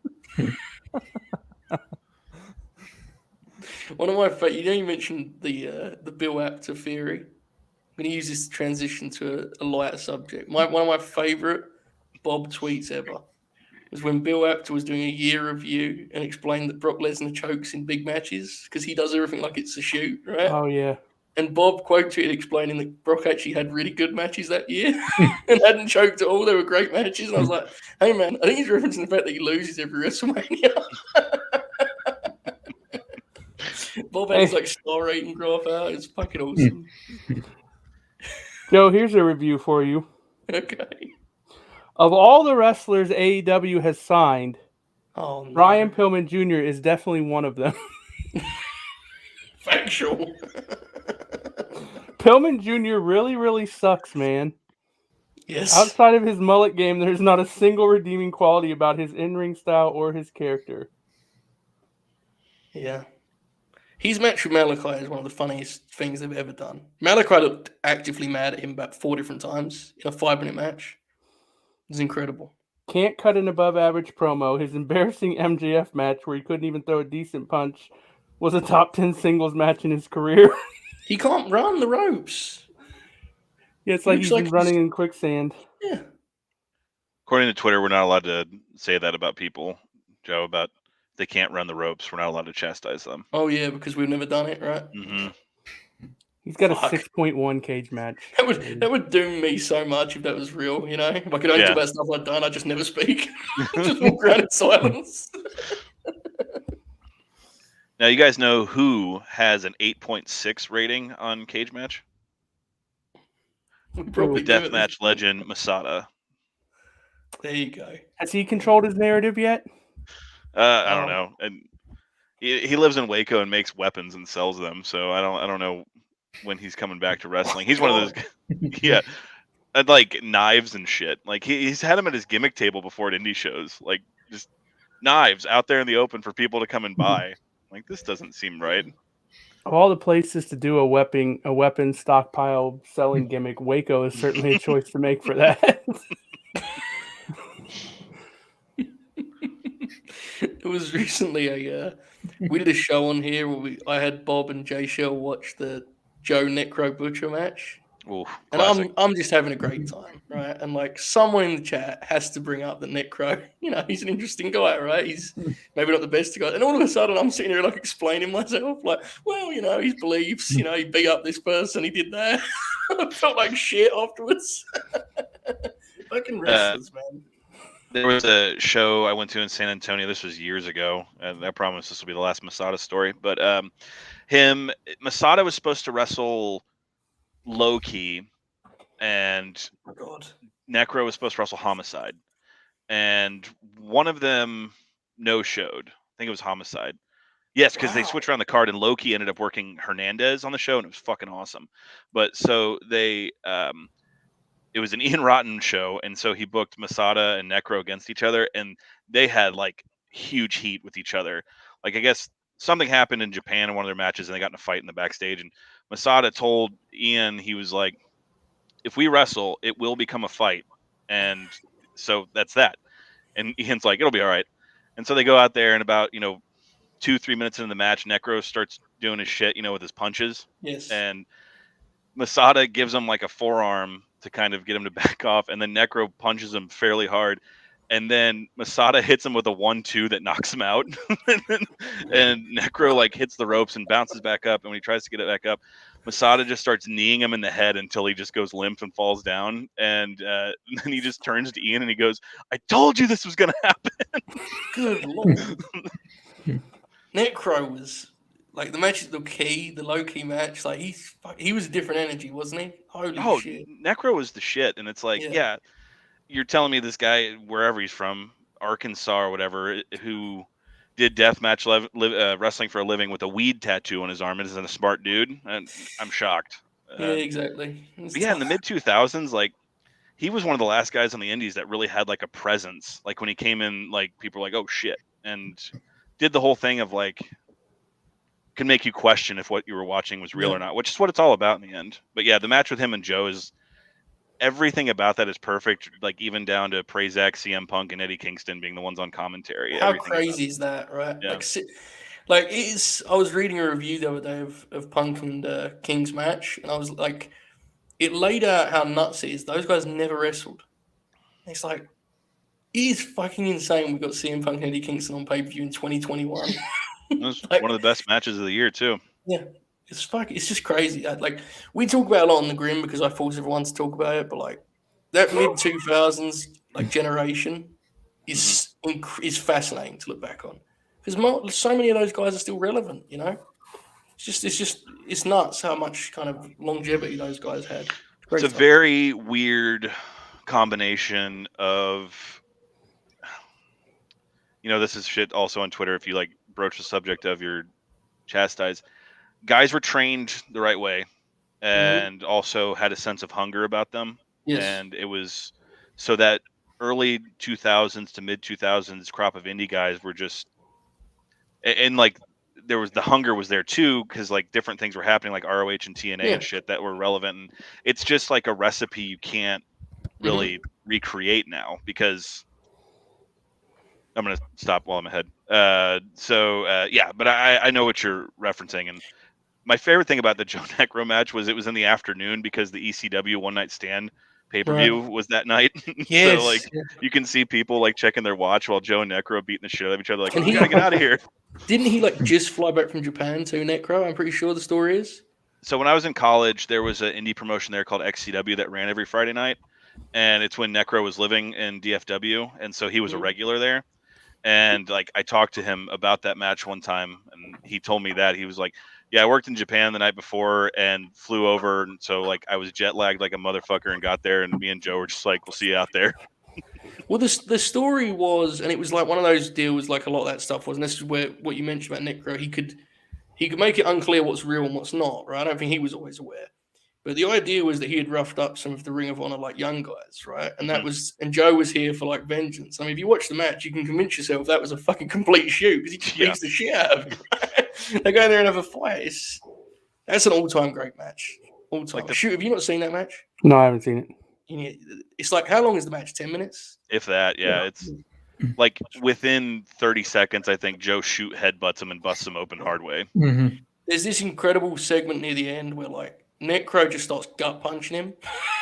Joe is not built to be punched in the gut, and Joe fucking beats the shit out of him in response, brother. It gets wild in there. He like starts palm striking him to the point where like the blood is misting off of Necro's head. It's and yeah, it was one of Ian Rotten's greatest accomplishments as a booker was that match. Absolutely. Bobby, how you doing, pal? I'm doing well. Have you got in contact with your sources yet? Raw was nearly 45 minutes ago it ended. No, they're clearing out of the building. Then I will. Really? Yeah. Okay, fair. All right. Bob, are you going to get the NWO for Life version of WWE 2K23 or whatever? Man, I thought about it because like some of the stuff looks cool, and I'm going to get the DLC anyway, so it's nice to just buy it all up front. But I don't know about that game. I need to see some reviews first. Wow. The roster has Bud Matt. Yeah, Bud Matt's in the game, Alex. I saw that. Like, aren't the Iconics in it too? Yeah. They're all in it, man. It's like 40 wrestlers that have been released now. Well, Kendrick's in it. Yeah, Brian Kendrick's in it. Is Dom Mysterio in it? That's all I really care about. Yes. No. He's got a higher rating than Buddy. To AW in the chat, I watched a Danhausen match back years ago when he was Donovan Danhausen. He had a shoot fighter gimmick, and I was underwhelmed at the time. And then before I knew it, he became what we know today. Yeah, I've seen a couple matches, and they were before he was became this a gimmick. disgrace to Conan O'Brien as he tries to claim that he's. This is a charity stream, Oracle. Well, you know. Yeah, I was trying to answer the question factually. I have seen his matches. Yes, you were. I respected the way you approached it. Yeah. Well, never mind. Alex, Timothy Thatcher's in the game. See, that was something that I saw that I was like, fuck, I'm gonna have to buy this just so I can play as Tim Thatcher in a video game. The greatest British wrestler of all time. God. Factual. What was that dude thinking with that? I don't know, but it fucking ruled. Shoot, I try to call you Shoot to keep up with this, but you're just mad to me. Do you know that whole thing about Tim Thatcher when he first? Yeah, people thought he acted British. Yeah. Yeah, he just spoke with a British accent because Tim Thatcher's known for his promos, and that was. He actually wasn't bad at them in NXT. Fascinating. Like he kind of found a way to do it, but then they changed the whole product. So. Loved Tim Thatcher, but the day he got signed, I was like, clock's ticking. I don't know what the fuck they're gonna do with this guy. Guys, you have never seen me be more vicious in the DMs. Oh, I can imagine. Than when Thatcher was on NXT and it was like the lowest rated segment. I mean, Alex was sending me like screenshots of like he was sending me the line charts of the ratings, and he's like, "Look at your boy." If you love Thatcher, though, you know the deal, right? Like, it's like, he ain't gonna pop the demo, is he? Bless his heart. He'd be a great guy for Ring of Honor to get involved here when they come back. He'd be perfect for that. So, think Tony will bring him in?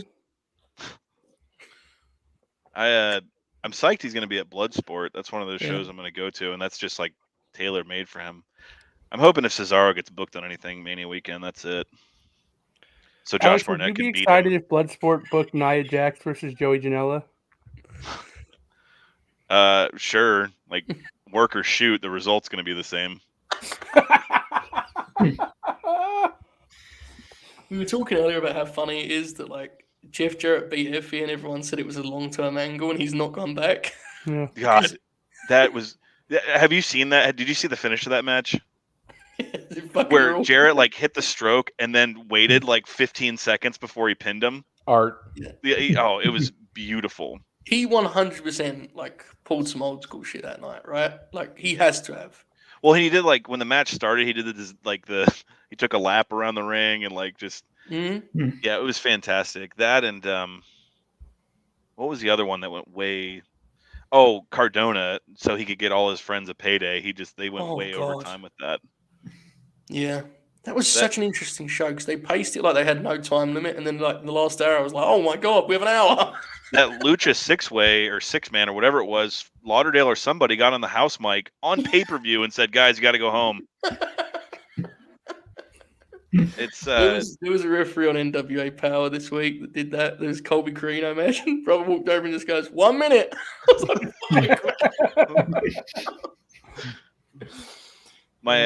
my favorite thing about the fallout of that GCW show was Meltzer's like horrendous review of it that reminded people that he's not their friend. Like everyone, just assumed he was a big ambassador of the indies too because of all the nice things he says about AEW, and then that review of that show came out and everyone's like, well, what does Dave Meltzer know anyway? Yep. That's the case. This is a big thing that people do, and the fact that Bischoff's doing it is not even surprising. So it's I haven't seen Eric's exact quote, but there's a thing that people do now where they create these other places that they think wrestlers should go instead of AEW. Places that they're never going to watch them wrestle there. They just won't outright say they don't want them to go to AEW. It's my favorite gimmick on Twitter now. Cesaro should go to Japan. You're not going to watch him in Japan. Look, I get it with some guys, but Cesaro just feels like such an obvious fit for AEW because it's like he can be a mid-carder there and just not get beat every week and have better matches, Like, I don't know. That's to me, that one's weird. Some guys, I actually get it, but... Yeah, there's somewhere it makes it. The Andrade to Ring of Honor one was the most blatant one of all time. That was incredible. He should go to Ring of Honor and do what? Yeah. Would have popped me. Who do you want to see him work in Ring of Honor? I do actually think like I'm not going to do it, but if Cesaro went to Impact and like wanted to be the very top guy, like that's something he could do. But why would you? If I'm in GCW or like if I'm any like prominent indie wrestler, I'm praying Cesaro doesn't come wrestle me because it'll expose how small I am compared to that guy. And how shitty they are.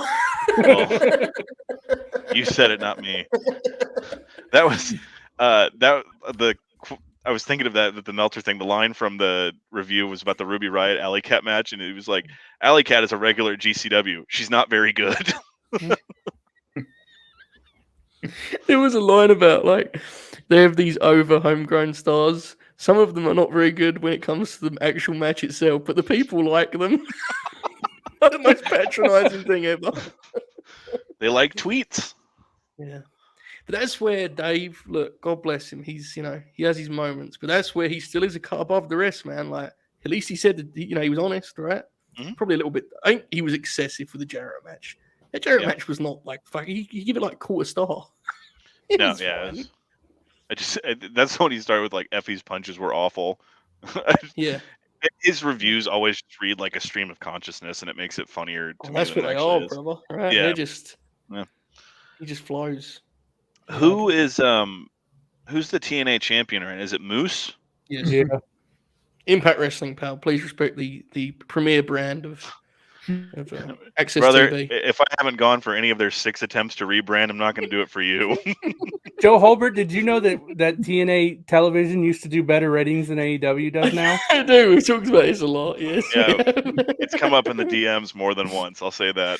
Yeah, it's often brought up on the show with the leaning of. I was talking to Alex about this, and he said to me, and then Shoot will just immediately. I just dunk on you by name with that topic all the time, which only pops me most of the time. Fuck it. Oh shit! Like 2 million people used to watch TNA, but the best pay-per-view buy rate was 60,000. I said this to you the other day. It's a good pay-per-view. The new thing that Jeff Jarrett does. Yeah, that shit's hilarious. He combines their 4 months worth of pay-per-views and compares it to AEW's one pay-per-view. Yeah. So he'll be like, if you add up those pay-per-views, we hit about 120,000. AEW just did 150. Like, what the fuck does that mean? That rules. It's awesome because eventually TNA went to 4 pay-per-views and they didn't sell any more pay-per-views. It doesn't, but God bless him. It's a different time. Meanwhile, AEW did 210,000 for All Out, which is more than TNA does on free television now. Fuck, that is actually crazy, isn't it? Yeah. TNA's top was 60,000, right, for Kurt and Joe. Yeah. Mm-hmm. And they of course they made some money off that and said, let's do this match again next month and the month after too. Well, not only that, they said to themselves, this Joe guy's been undefeated. Best thing to do is beat him with the WWE guy coming in. There's twice that like TNA I had me and lost me, and that was the first one. Like I was like die hard for them, and then when Joe lost, when Hogan came in, was that the second one? No. I can't remember what it was the second time. It was that whole summer. 2012. 2012. It was actually good that summer. I went to the Slammiversary pay-per-view that year. It was in Arlington, and that show was fucking amazing. And I was just that's the best pay-per-view they did as TNA, right? Has to be. That was a great show. Yeah, it was. Joe Aries, Angle and AJ against Bad Influence. Even like the main event was good. Gail Kim wrestled someone. It was good, and it was just like I remember like holy shit, they could be back. No. Yeah.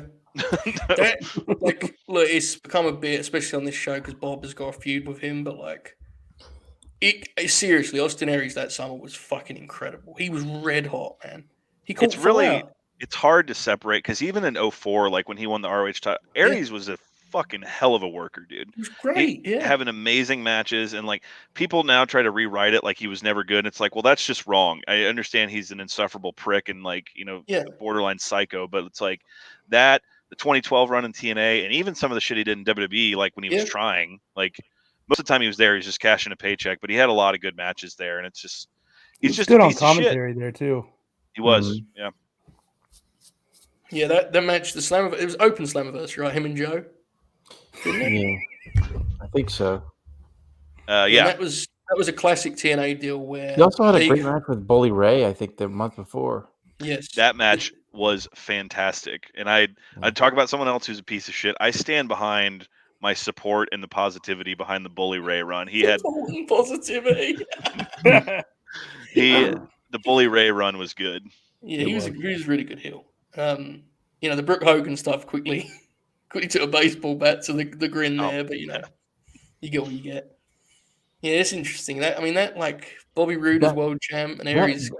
That whole summer was great, all the way up through when Aries won the belt. Like everything up to that point was great. Yeah. And then what was his name? Was he like Austin Starr or something like that? He was in his 07, yeah. 07 he was. Yeah. Okay, so when he came back, he was Austin Aries. I think 2011 he came back. If you analyze the timeline, I think it's pretty obvious, right? Like if they actually had a reveal to the aces and eights. Yeah, they actually may have got like relatively hot. Unfortunately, their reveal was Devon and Bubba Ray. Like if they had a big signing coming in, and you may have actually had something there for a second, right? Well, I remember like the weirdest thing at the time when I started watching the TV again was like the gut check segments. I was like, "What is this shit?" It was like Bruce Pritchard and like Al Snow and like it was very bizarre.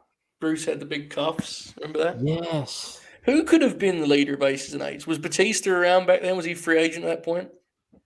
Imagine they had Dave as the head of the biker gang. That would have been fucking incredible, wouldn't it? I was at the show where they revealed Bully Ray as the leader. That was their biggest U.S. show ever. In 2013, TNA did 10,000 people.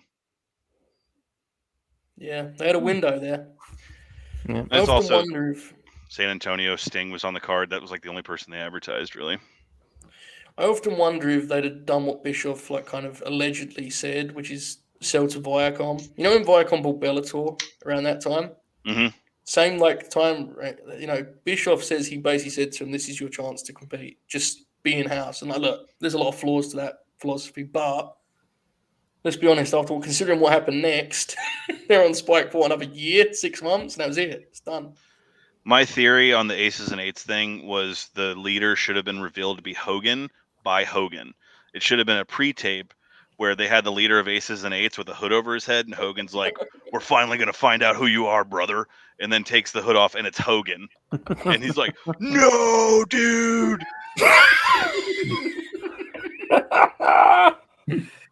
Who do you think the most nuts person they pitched for that was? Do you think like Russo's name came up? Russo...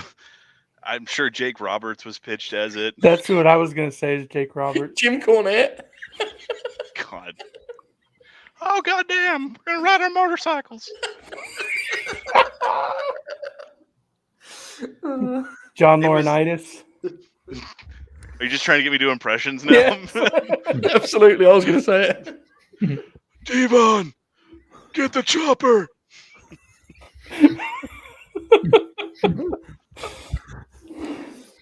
This was a big rumor, right?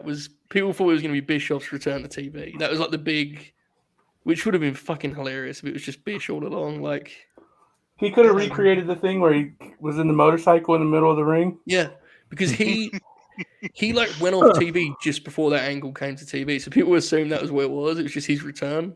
Imagine that would have fucking ruled, wouldn't it? That has to be like one of the worst stables ever. Yeah. It was the Dudleys, Mike Knox.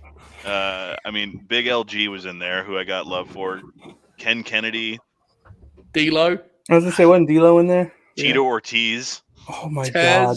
Taz was the announcer of the Aces and Eights. That was something. Oh That's my right, god, he was because he was doing like they're doing the Bully Ray Brooke Hogan wedding. Yes, and he turned. Yeah. And he revealed the sleeve. They did those segments, which actually popped me just because the balls of it was when they had Bully explain like every step of the plan. And he was like, yeah, they beat me up that one night, but I had to take some shots to make people believe, like it was a Scream movie. Oh, Jesus. Oh, God, yeah. The Incredible. Wes Briscoe and Garrett Bischoff. That's Wes Briscoe was the only person I've ever seen that Kurt Angle couldn't get a passable match out of. Yeah. Yep. What a shot. Who 2 years earlier got a 4-star match out of Ken Anderson. Yeah. And it was good. It was fucking awesome. Yeah, that match is nuts. You're talking about the cage match, right? Mm-hmm. When he did the moonsault off the top and it's one of the most headbutt. Yeah. He's married to Red Velvet now. Add that to your list of wrestling couples, Oracle. Who? Wes Briscoe and Red Velvet.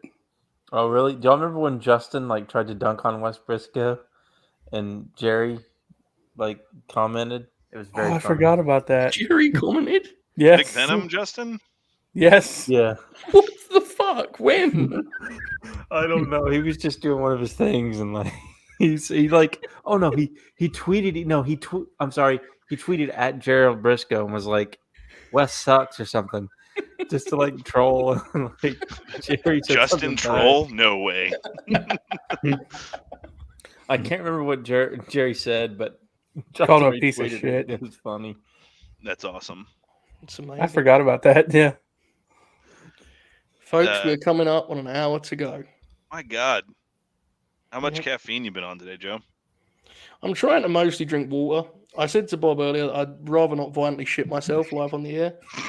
So I've mostly stuck to drinking water. I had a little bit of chocolate along the way just for some energy. But Coward. Have you eaten in the last 11 hours? Well, no, but I started it started 6 p.m. for me. Mm. So I had dinner and then I just cut a little bit of chocolate. I'm fine. I'll have some breakfast after this. It'll be 6 a.m. That's a fucking brutal shift, dude. 6 to 6. My God. look, man, it's it's for charity, right? If there's one thing I say, I love me some charity work. Don't I shoot? You know that. Oh yeah. This is definitely not nothing to do with my ego. It's purely to raise money for charity. He's just in it for the love of the game. Yeah, man, absolutely. I've definitely not already penciled one of these in for when Samoa Joe shows up on AEW Dynamite. That will be 24 hours instead. Oh, good Lord. Would you do a 24-hour stream? No, I actually don't. This has been more than long enough, right? I think this is good right enough. Here. Also, YouTube has 12 hours is as much as YouTube will upload. So doing more just feels like just kicking the shit out of ourselves for no reason, right? We don't get any views off of it. Does that mean that? So you've got to make sure you end before the 12-hour mark, 11. My 15? plan is we will wrap and I'll hit the outro at 12, so the people will see Bobby waving, but it won't be in the archive.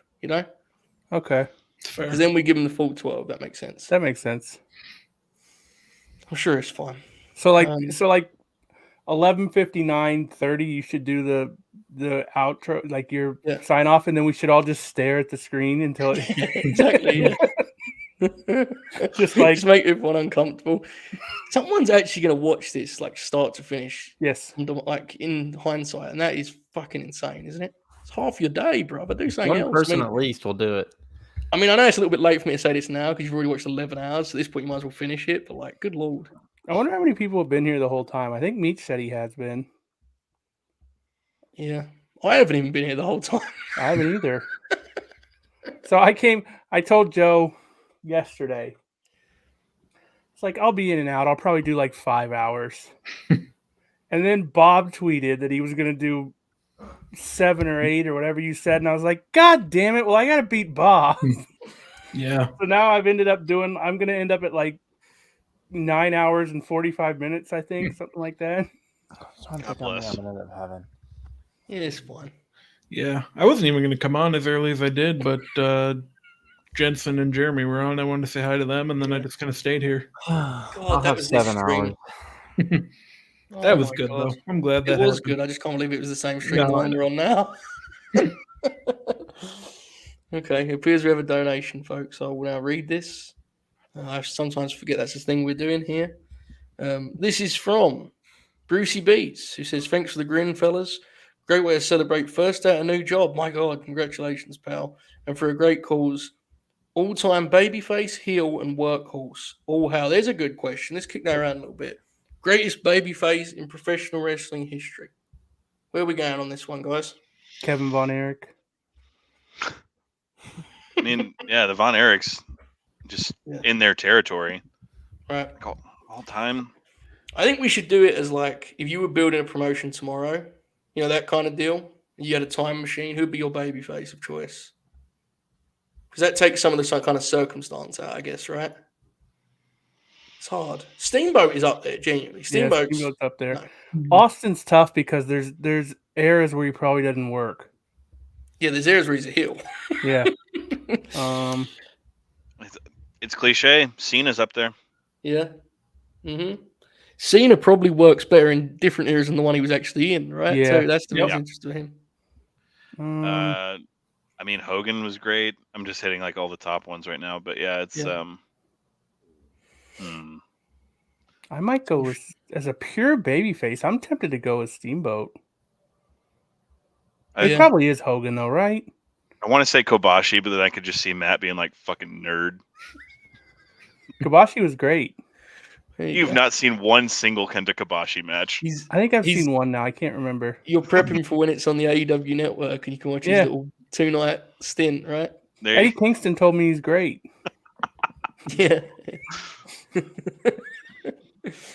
Fair. I've almost tweeted at Eddie Kingston whether he's seen certain matches, and I wonder if he'd reply. Did you see that thread he did about like Mid-South? Yes, I did. That was awesome. He's like live tweeting it. Yeah, just like he's him updating you on what's happening in the territory. Oh, this is a good one. Get that flying head scissors, baby. Hey, dude, the High Flyers are a good tag team. Yes, they were. For sure. Did Alex? I think I've told Alex because he got mad at me. So did I ever tell you when I tried to do a 2001 ECW revival in TW, and I built it around Misawa. Yes, you did. Yeah, it's fucking incredible. It's like doing. I think my first pay-per-view was Misawa versus the Sandman. Yo. Not taking any of that Emerald Flosion shit.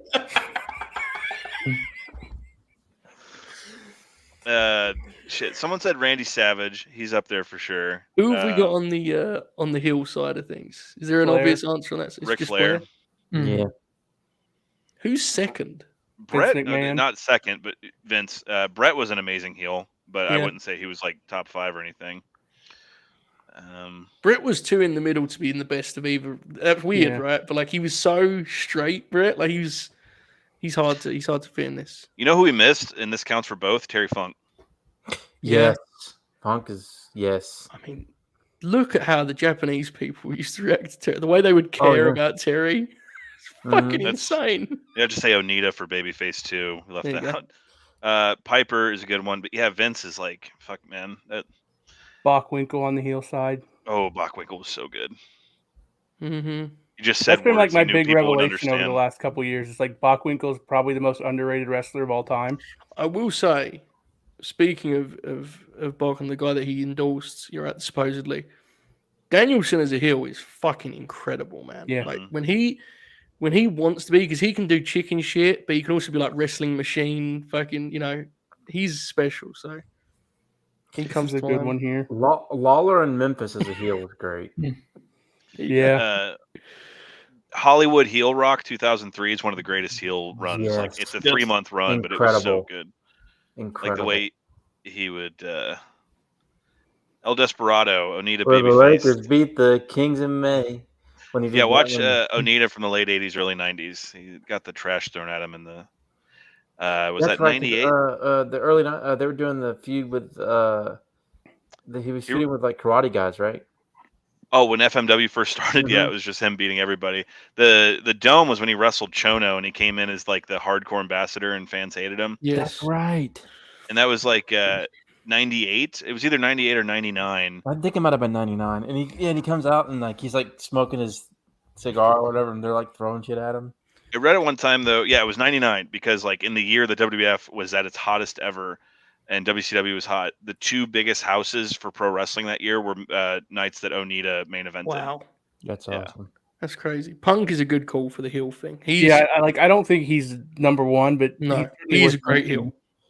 Yeah, dude, when he was doing the, I think is when when was he doing? He had like the Youth Hitler where he like slicked his hair back, and was that the Nexus run when he was the leader? Yeah, his promos were fucking phenomenal. Yeah. I mean, that Punk with a good promo is not. It does feel a little bit. It feels like the tippy top guys. It's like they almost feel wrong for this category because it feels like they can just be either side easily, right? That's what makes them who they are almost. It's I don't know. It's different. I feel it's weird. Punk. I'm not stupid enough to try to predict like boom periods anymore or anything dumb like that. But creatively, Punk turning heel in AEW could be a gold mine. I've been consistent on it, man. I think that's got to be the way. I think he has to be the next champ. I'm not naive enough to think their ratings are going to explode or they're going to start doing bigger houses or anything. But creatively, critically, it's probably going to be a hell of a run. Straight of Society Punk was always my favorite. Like the Jeff Hardy feud and then the Ray feud. I loved all that stuff. That's like peak heel work. He could team with Deeb again. Maybe she'd be interesting. Who? Yeah, Serena Deeb. Oh, I thought you said Eve. I was like, she's out the game, brother. Alex,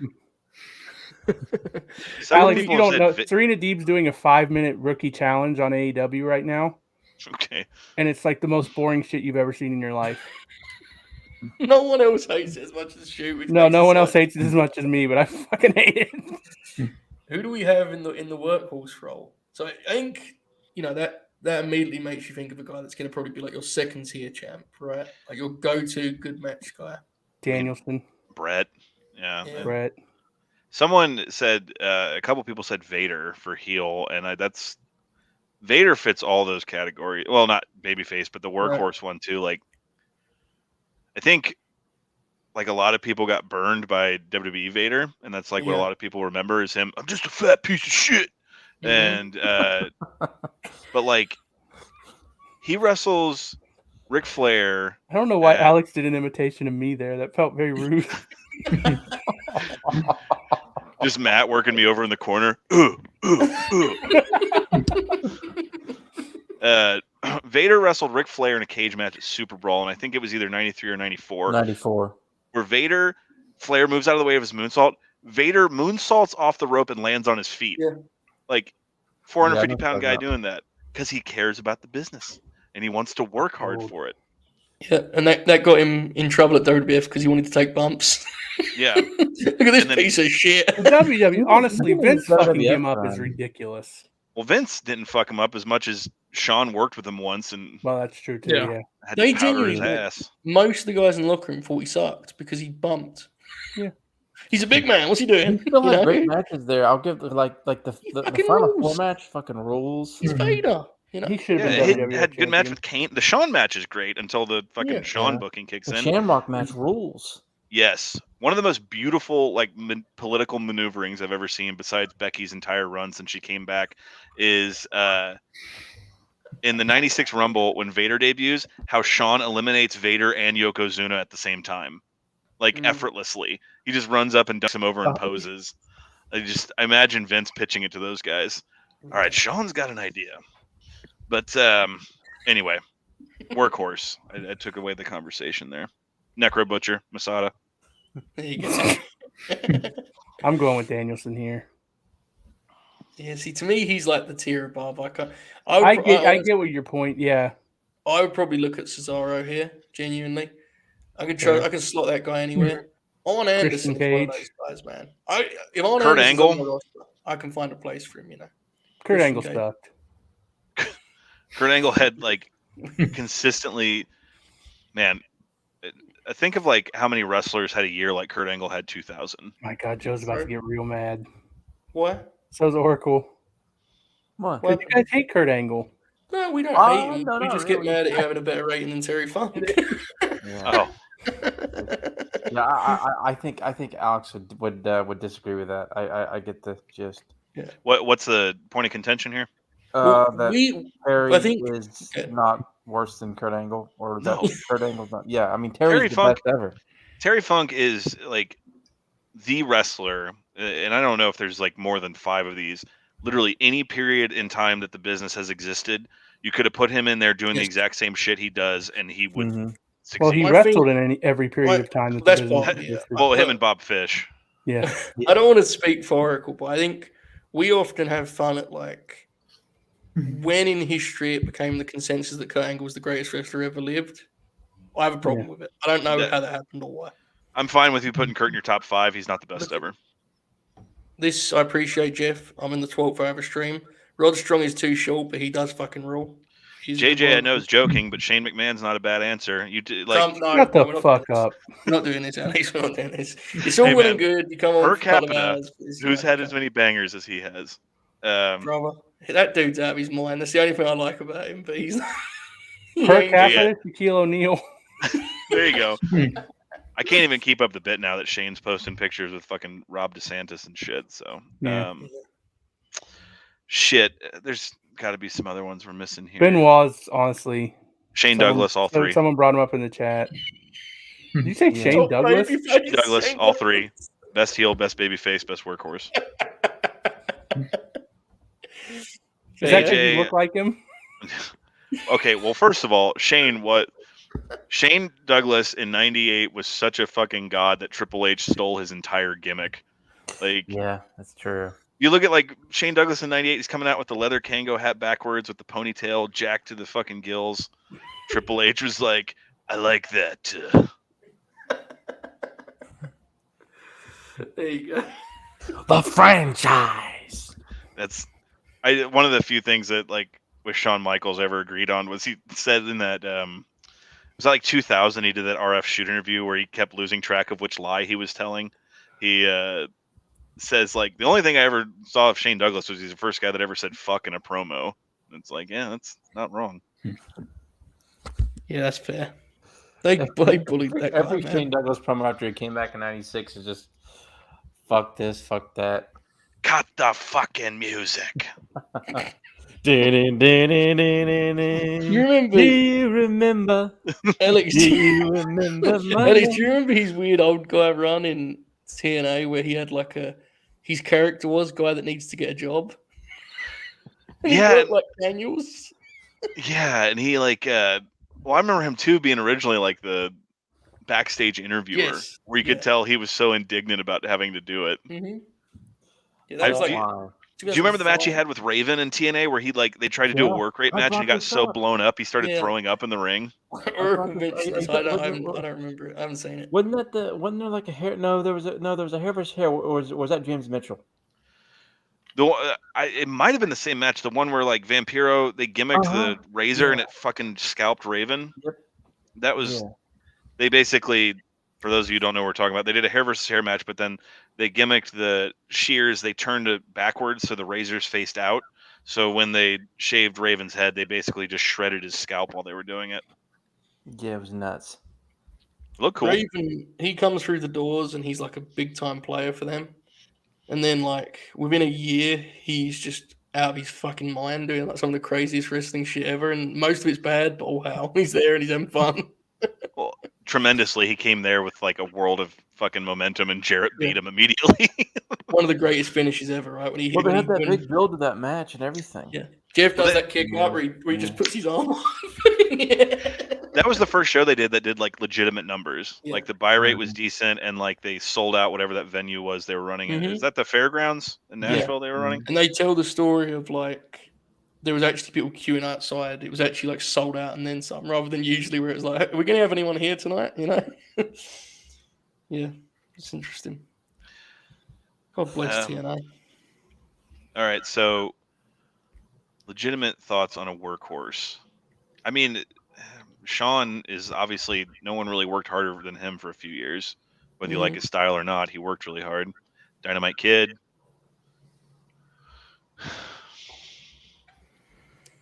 I feel like we're forgetting obvious ones, right? Mm-hmm. It's always the case in stuff like this. Yeah. Bob?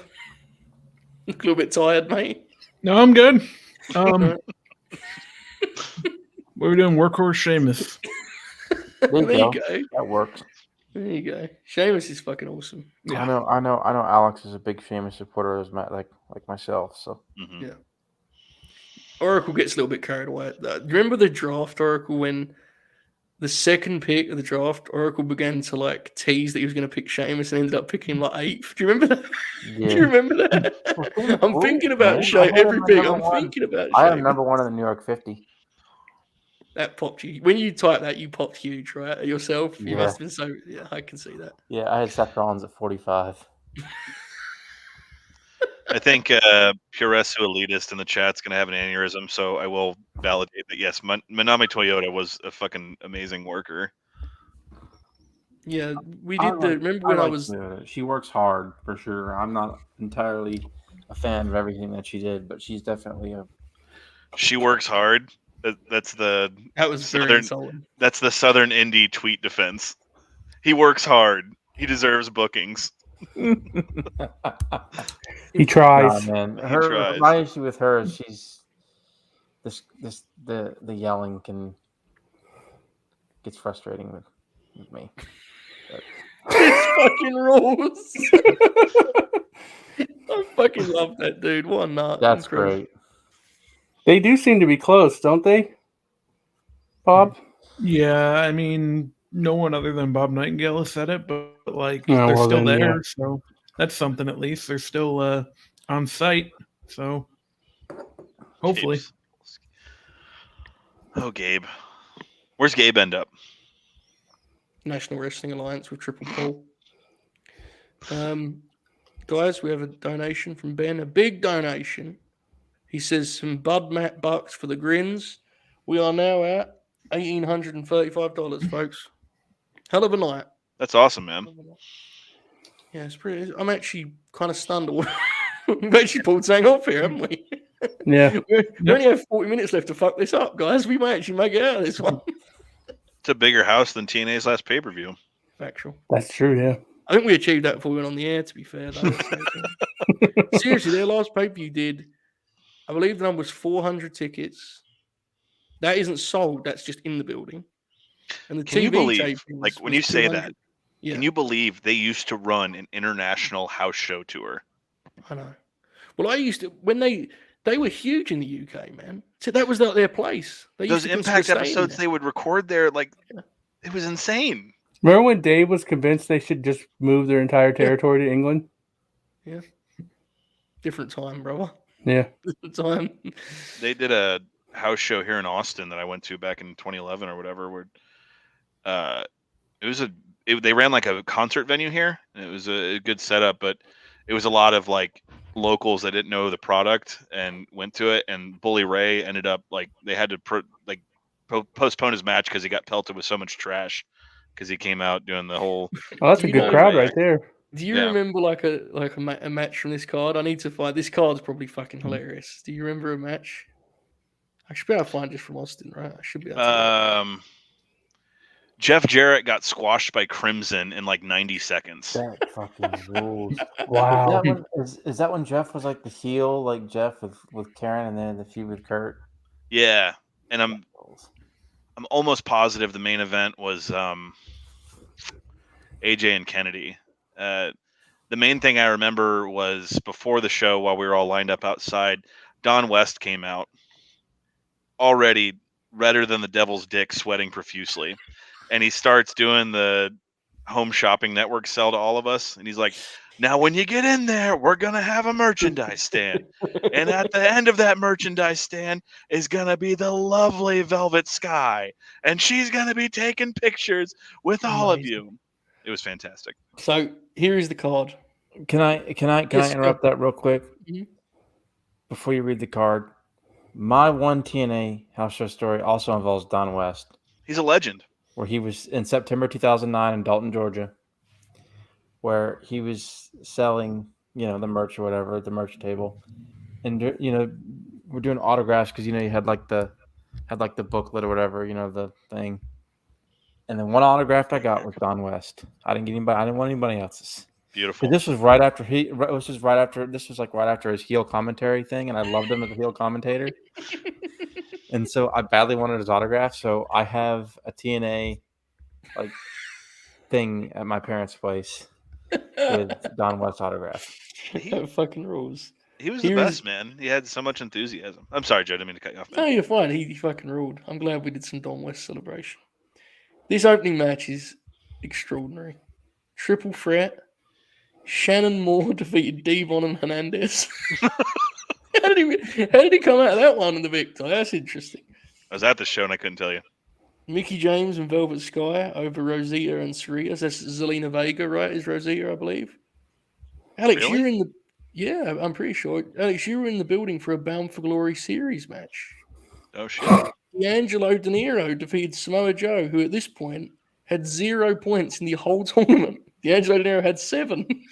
I do remember that because Joe looked like he wanted to be anywhere else in the world but in the ring that night. I think that happened a lot in TNA. Yeah. Well, across the board for the last 15 years, really, but especially in TNA. Beer Money over Bully Ray and Gunner. Yes, Beer Money was like the most overact on that whole show. They fucking ruled. Yeah. They need to come up more when we talk about great teams. Seriously, they were great. Crimson and Jeff Jarrett, as you mentioned, the main event, you were spot on. AJ Styles, Mr. Anderson. What a weird talent roster that was, like a good talent roster, but it's just, it don't feel right, does it? It never quite clicked when Hogan was there. It was weird. They were selling Jeff Jarrett acoustic guitars at that. I remember just seeing like tons of people walking around with them, spending fucking $150 on it. But that was the same venue that NXT in 2015 ran a house show at. That had they taped some of it. It was the Revival's big coming out. It's when they beat the Vaudevillains in the first Dusty tournament. That was like and then Samoa Joe and Tyler Breeze had a fucking incredible match that night that I hope is on tape somewhere. He kind of came back to life in NXT, Joe did, right? Like he kind of found he's like, Oracle and I, we debated this. Oracle doesn't like all that run, but I feel like he kind of found his feet again there. Because when he went back to Ring of Honor, that stuff was, it wasn't quite the guy they remembered. Yeah, and he wrestled like what? ACH, Kyle O'Reilly. And Briscoe. Elgin too. People really hated the Elgin match. Remember that was like a big deal? Yeah. Look, I know it sounds dumb now, but at the time people were like, holy shit, Elgin and Joe, right? But Elgin was like a product of people's expectations because that match with Davey got so much hype, and so people just assumed Elgin was this fucking great worker, which was not the case at all. But I liked the ACH match. The others were, Jay Briscoe and Samoa Joe 20 minutes is a slog, bro. He is what he is at that point in time, not 5-10 years earlier. It's also one of those things in wrestling that people have never really got. There's sometimes you just have a match that's so iconic you should never wrestle that person again. And after that cage match they had where Jay almost died, it's like, what's the point of them ever wrestling again? Yeah, he's at that point it's tough. I don't know. What we got here in the chat? I think we did this. I think it was like 9.2. Josh, I think it was pretty high if I remember right. Yeah, I think Joe, like the thing I always say when he comes up when people ask like about his legacy, the Necro match, the Kobashi match, and the triple threat with AJ and Daniels are like widely regarded as 3 of the best matches of their era, and he had all 3 of those matches within like a 6-month window. And he had that. Remember the singles match with AJ from like Turning Point 05? Dude, his 05 is, I would put that up with any wrestler's year ever in terms of match quality, because not only that, but like that year he had that match with Chris Sabin at No Surrender. That was fucking fantastic. His debut with Sanjay Dutt, like all the matches he was having, if they were like even squash matches and stuff, he was fucking pitching a no-hitter in TNA, man. The sad thing is, he was a good promo then, but he became such a better promo a decade later, and his body wasn't nearly the same. You know, it's just. Could you imagine if you had 2016 promo Samoa Joe with the 2005? I mean, that's not how it works. I get that. But Yeah. It's a shame it worked out that way. I remember being blown away by that, his promos. I He mean, was the best I will promo in the readily admit promotion that I for a didn't while. see a whole lot of Joe before he came to Yeah. WWE. But I knew, like, I was shocked that he was such a good promo guy because I knew that wasn't like the reputation. Yeah. I was blown away. It's like, this dude Mhm. fucking rules. He got The over last- huge in WWE, man. Yeah. The last guy I bought a ticket for a show because of a promo, like the Great Balls of Fire lead-in. I was just like, when they did that video package and you cut that promo about like He this should've is won all the I've ever title. wanted. Yeah, Hmm. that match was awesome, but it was like I was like, fuck it, I bought a ticket and drove 4 hours just to see that one match. It's just like, look, I get this. This is fair. Everyone knows I'm biased on this front. Okay, there's a lot of truth to this. If you compare him to like AJ, Bryan, his peers, they all aged better. But I still think, even as old man Joe, who was like knees were shot and all that stuff, he still had an aura that made him fucking special. And if you listen to WWE crowds and how they reacted to him, I think it proves it personally. That's I'd just me. also argue on top of that none of those guys had a year as good as his 2005. Yeah. And people don't realize how significant, because if you go before that, when did he drop the title? End of 2004? Final Battle 2004. Yeah. I mean, I don't know. That reign, people don't appreciate how important that was for Ring of Honor, man. That changed everything for them, you know? He was the guy. Like when I love his TNA DVD. He talks about when he got to the fucking Universal Studios for his debut in TNA. He's like, I was very much met with the so you're it, huh? You're what we've been hearing about. Mm-hmm. Let's see what you can do. He was. Yeah. I remember the first time I saw him after just reading about him for months, because this was before like even YouTube and shit, and just it was just a different thing, man. Different beast. Yeah, it's interesting. The boys are all really bored because they're like, oh fuck, Joe's got something to talk with Samoa Joe about, so I'll leave it here. But he's fucking great, man. Well, history will be very kind to that dude. He's been very good for some time. He's probably fucking washed now, but you get what you get, I suppose, right? Dude's old. You have any interest in seeing him being like a manager or a stable leader or anything, or would you just prefer to see him as a wrestler? I'm happy to just see him on TV. My big thing with Joe is like, and this is dumb because it's his choice. After NXT, I just want to be somewhere he's like treated as, with the respect and kind of pedigree that he probably deserves at this point, which is where AEW would win in that regard. As a wrestler, it's difficult for me because I kind of get why people don't want to wrestle anymore. I understand it. Do I think you can have a 10-minute match with Eddie Kingston on pay-per-view that would fucking rule? I do. I think that's possible. So I'm torn. I mean, him being like a Team Taz kind of guy, or the Danielson Dojo's mouthpiece, I'm good with any of that stuff. He's fucking Joe, man. Like whoever gets him on TV will pop me. He can be. He can have a backstage role in Tony's Ring of Honor and be the color commentator / voice. He can be the new Ring of Honor commissioner. There you go. I really think there's a chance that's what happens. I seriously do.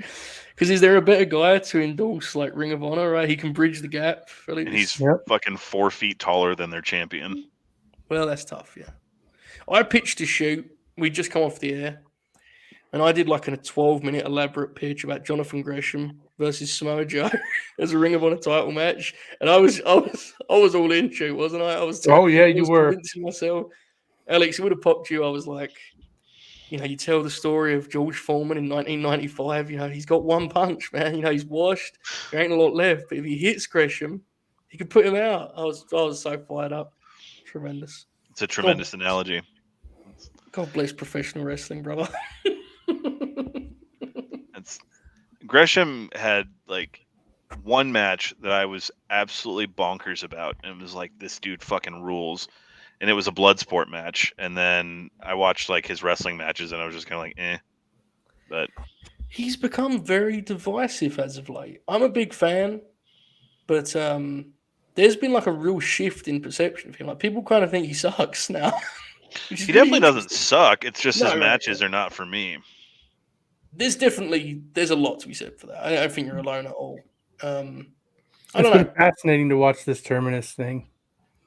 Yeah, I mean everyone was real fired up about it because it was like his deal, and like everyone's kind of turning on it. Yeah. After 2 shows. Listen, man, that role ain't for everyone, brother. Yeah. Alex, do you like Fujiwara? Like the armbar? No, I'm talking about the wrestler. Yeah, I'm just messing with you. Yeah. I had him wrestle Nick Bockwinkel in my 1987 AWA save in TEW. They went like 30 minutes. It got really high grade. That rules. That was like my whole gimmick with Bockwinkel is I just kept bringing in people from outside AWA to wrestle him because I was like doing a Larry Zbyszko program, but I was stretching it out for months. So I just kept bringing in all these other challengers while Larry got more and more mad that he didn't get his title match. Beautiful. I did Bruiser Brody. He got real mad when I had him lose Nick Bockwinkel. He refused to ever work with me again. I like all those UWF guys though. Him, Maeda, Takada. Well, not so much Takada.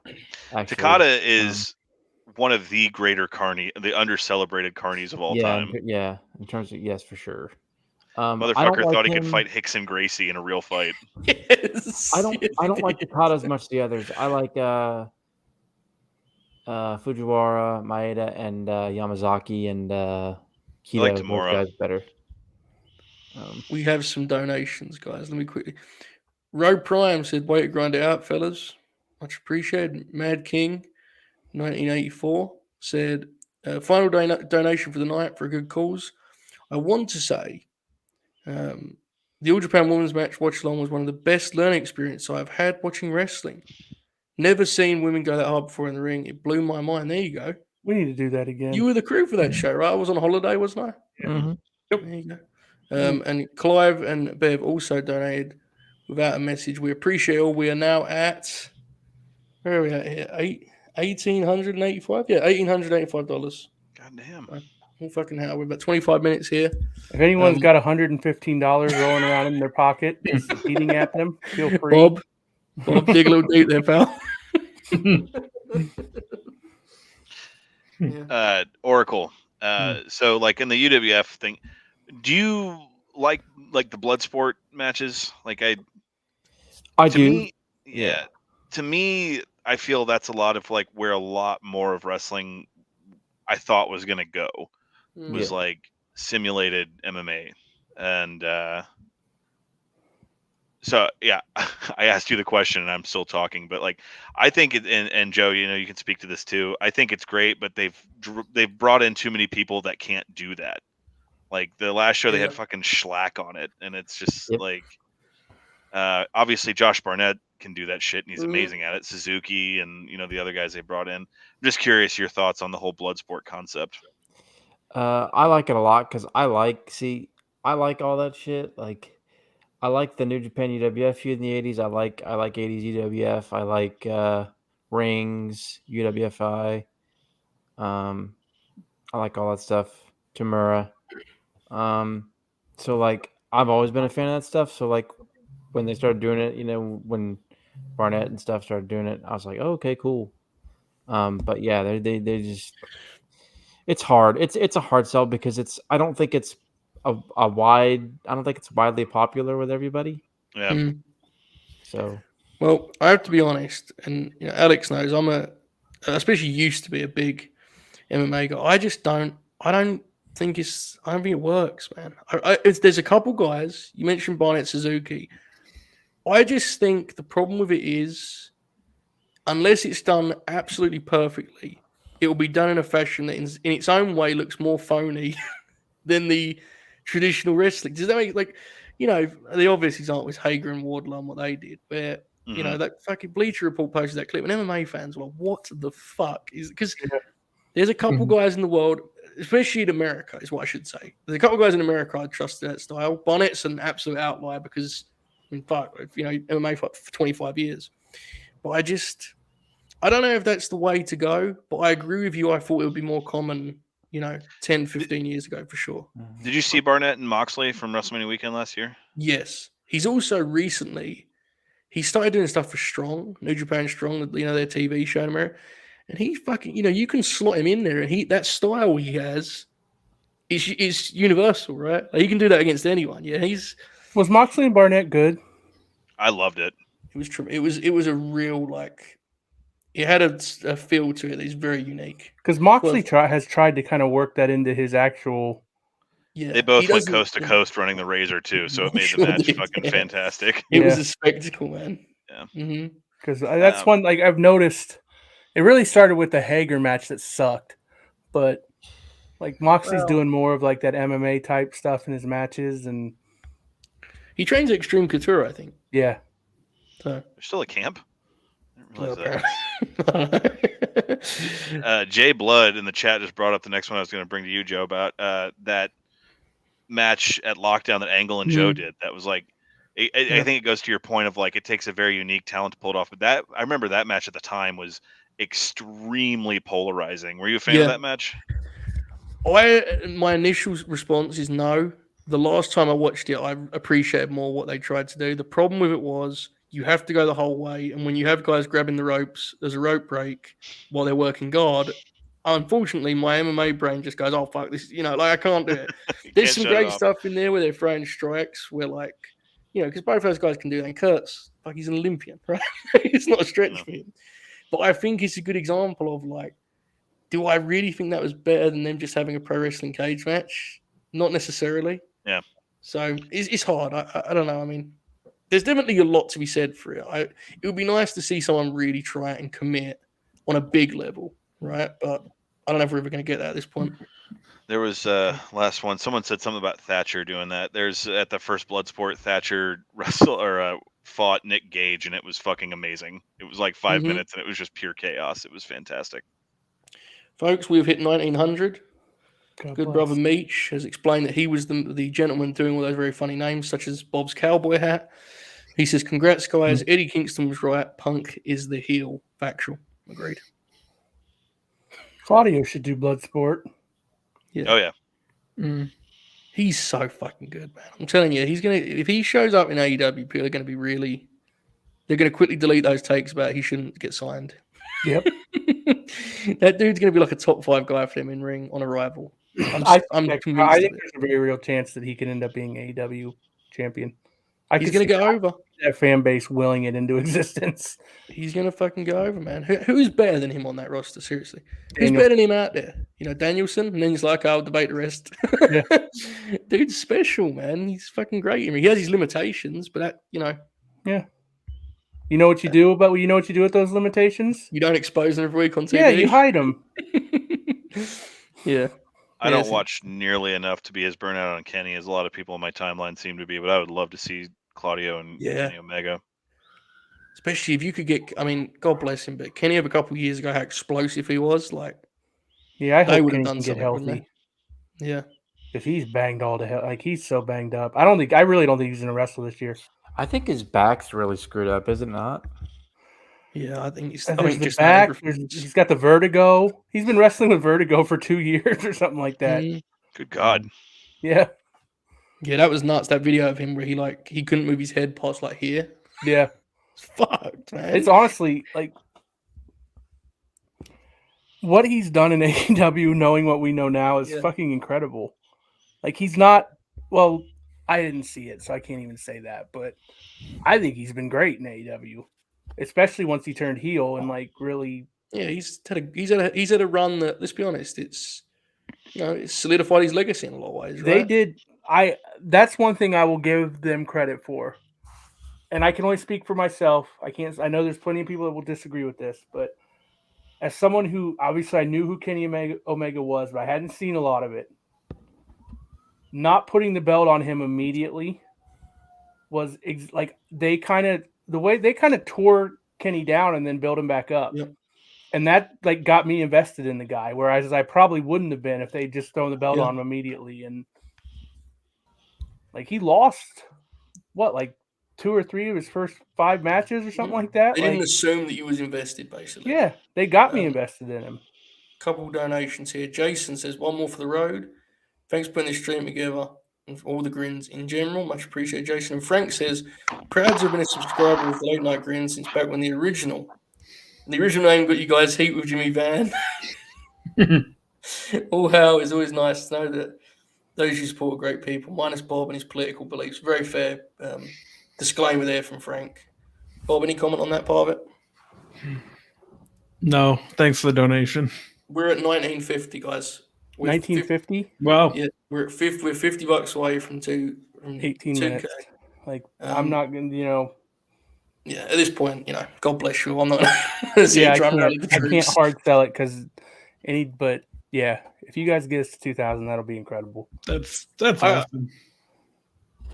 I can't believe this has actually gone as well as it has, honestly. Yeah. This has been a blast. I wouldn't want to do it again tomorrow, no. But it's been a blast. I definitely 7 to 8 range hit the wall. Might not see me till Friday. God bless the great contrarian Alex. He's been a great help here. Give us a shot in the arm. Do it, yeah. Yes. Had someone to talk about Samoa Joe with. Made me very happy. For what it's worth, I enjoyed that Joe Angle cage match. Yeah. Is that your favorite of their matches together, or did you like so. Yeah, I think it is. Because they had weird matches. Like the first one is really good, but it's like 10 minutes, 12 minutes long, and it feels like it shouldn't be, Yeah, and then like the finish is just deflating. So Jeff Jarrett claims that they went home early because Joe got blown up in that match, which is fascinating in many ways. Because that would tell you how much of an animal Kurt is, because Joe wrestled 60 minutes with Punk like 2 years earlier. Yeah. Yeah, that's wild. Man, that's so weird. I remember my dad ordered Bound for Glory 2006. And that was the last pay-per-view that I watched that I felt like an actual change was coming in wrestling. Yeah. And no, that's not to like offend or try to downplay anything AEW's done, but I remember watching that show and being like, this shit is different. Mm-hmm. Yeah. That's literally and not different in something that I'd never seen before. But that's the exact feeling I had when I saw Cody versus Dustin. That match ruled. Yeah, it did. I was like, holy shit. Like, I haven't seen anything like this in years. Mm-hmm. That was proof that stylistically AEW could actually have stuff for everyone. Yeah. It was a big moment. That's the story. I've told the story a million times, but Adrian and I both had moments that night, and they were totally different ones. Mine was Cody Dustin, and hers was Moxley walking down those stairs. She had gone to bed, and I was like, you need to come out here. She lost her mind. Shout out to Austin. Has donations. He says, thanks for all the content you've produced. The early grins helped me get through a rough patch in my life. Thanks to Bob for having me say, sorry to hear that. And you get what you get, I suppose. And my very corporate job. That's fucking awesome, man. Yeah, that's awesome, man. Like, that's awesome. Y'all are influencers, man. Apparently so, brother. Someone's got to do it in this fucking game, haven't they? The rest of them are too busy licking boots. Anyway, enough of that, Bob. Here, guys. I like when Bob no sells it, either because he's really tired, really annoyed, or just doing something entirely. Alex, here's something you'll appreciate that not everyone appreciated, which is fair. At one point, this has been maybe 4 hours ago. Yeah. I had Bob read a children's book that I put up on the screen. Oh, that's what wonderful. Was it? Homework? Homework yuck. Homework it feels yuck, like years ago. Yeah. That was fun. People like that. We lost like 20 viewers.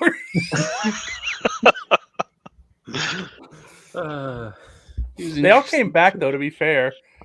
It's like they clicked on it again and checked to make sure we weren't doing it anymore.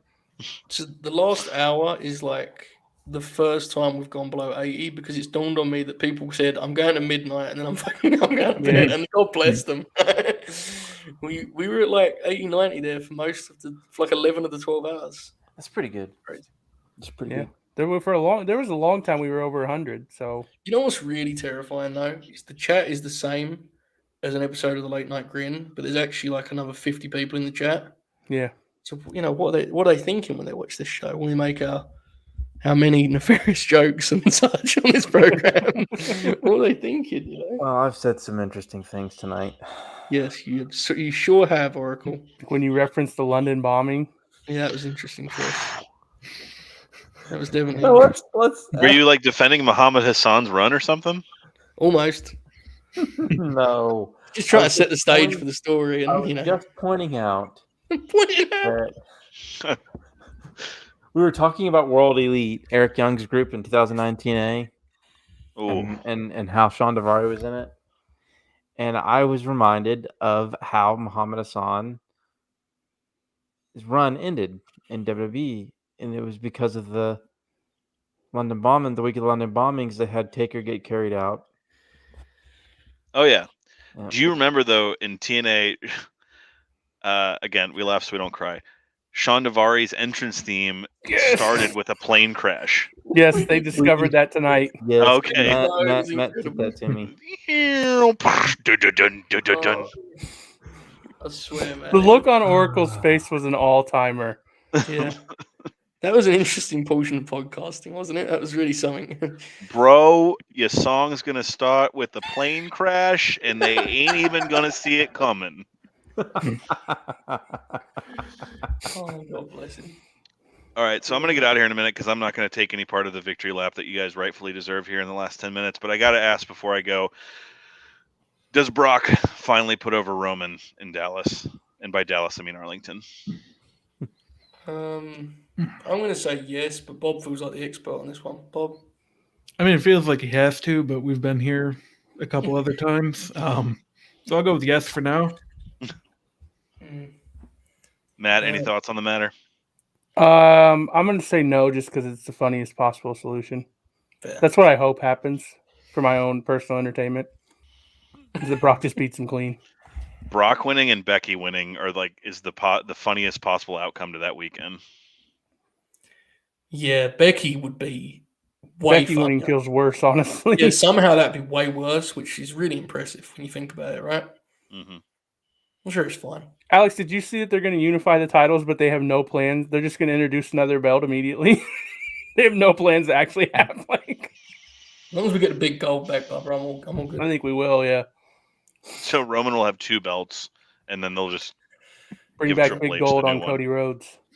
Yeah, well, see. Oracle, does Brock finally actually put over Roman Reigns? Yes, but I'll believe it when I see it. Very fair. Yeah, he put over Lashley, and I was like, this is even more interesting because, he took a pin from this guy. But yes. Yeah.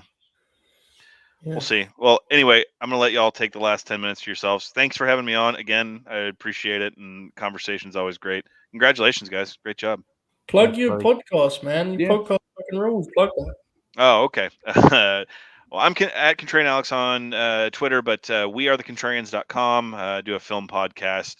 It rarely has much to do about wrestling, but currently on our Patreon, we're doing a 10-year anniversary retrospective on The Rock and John Cena at WrestleMania 28.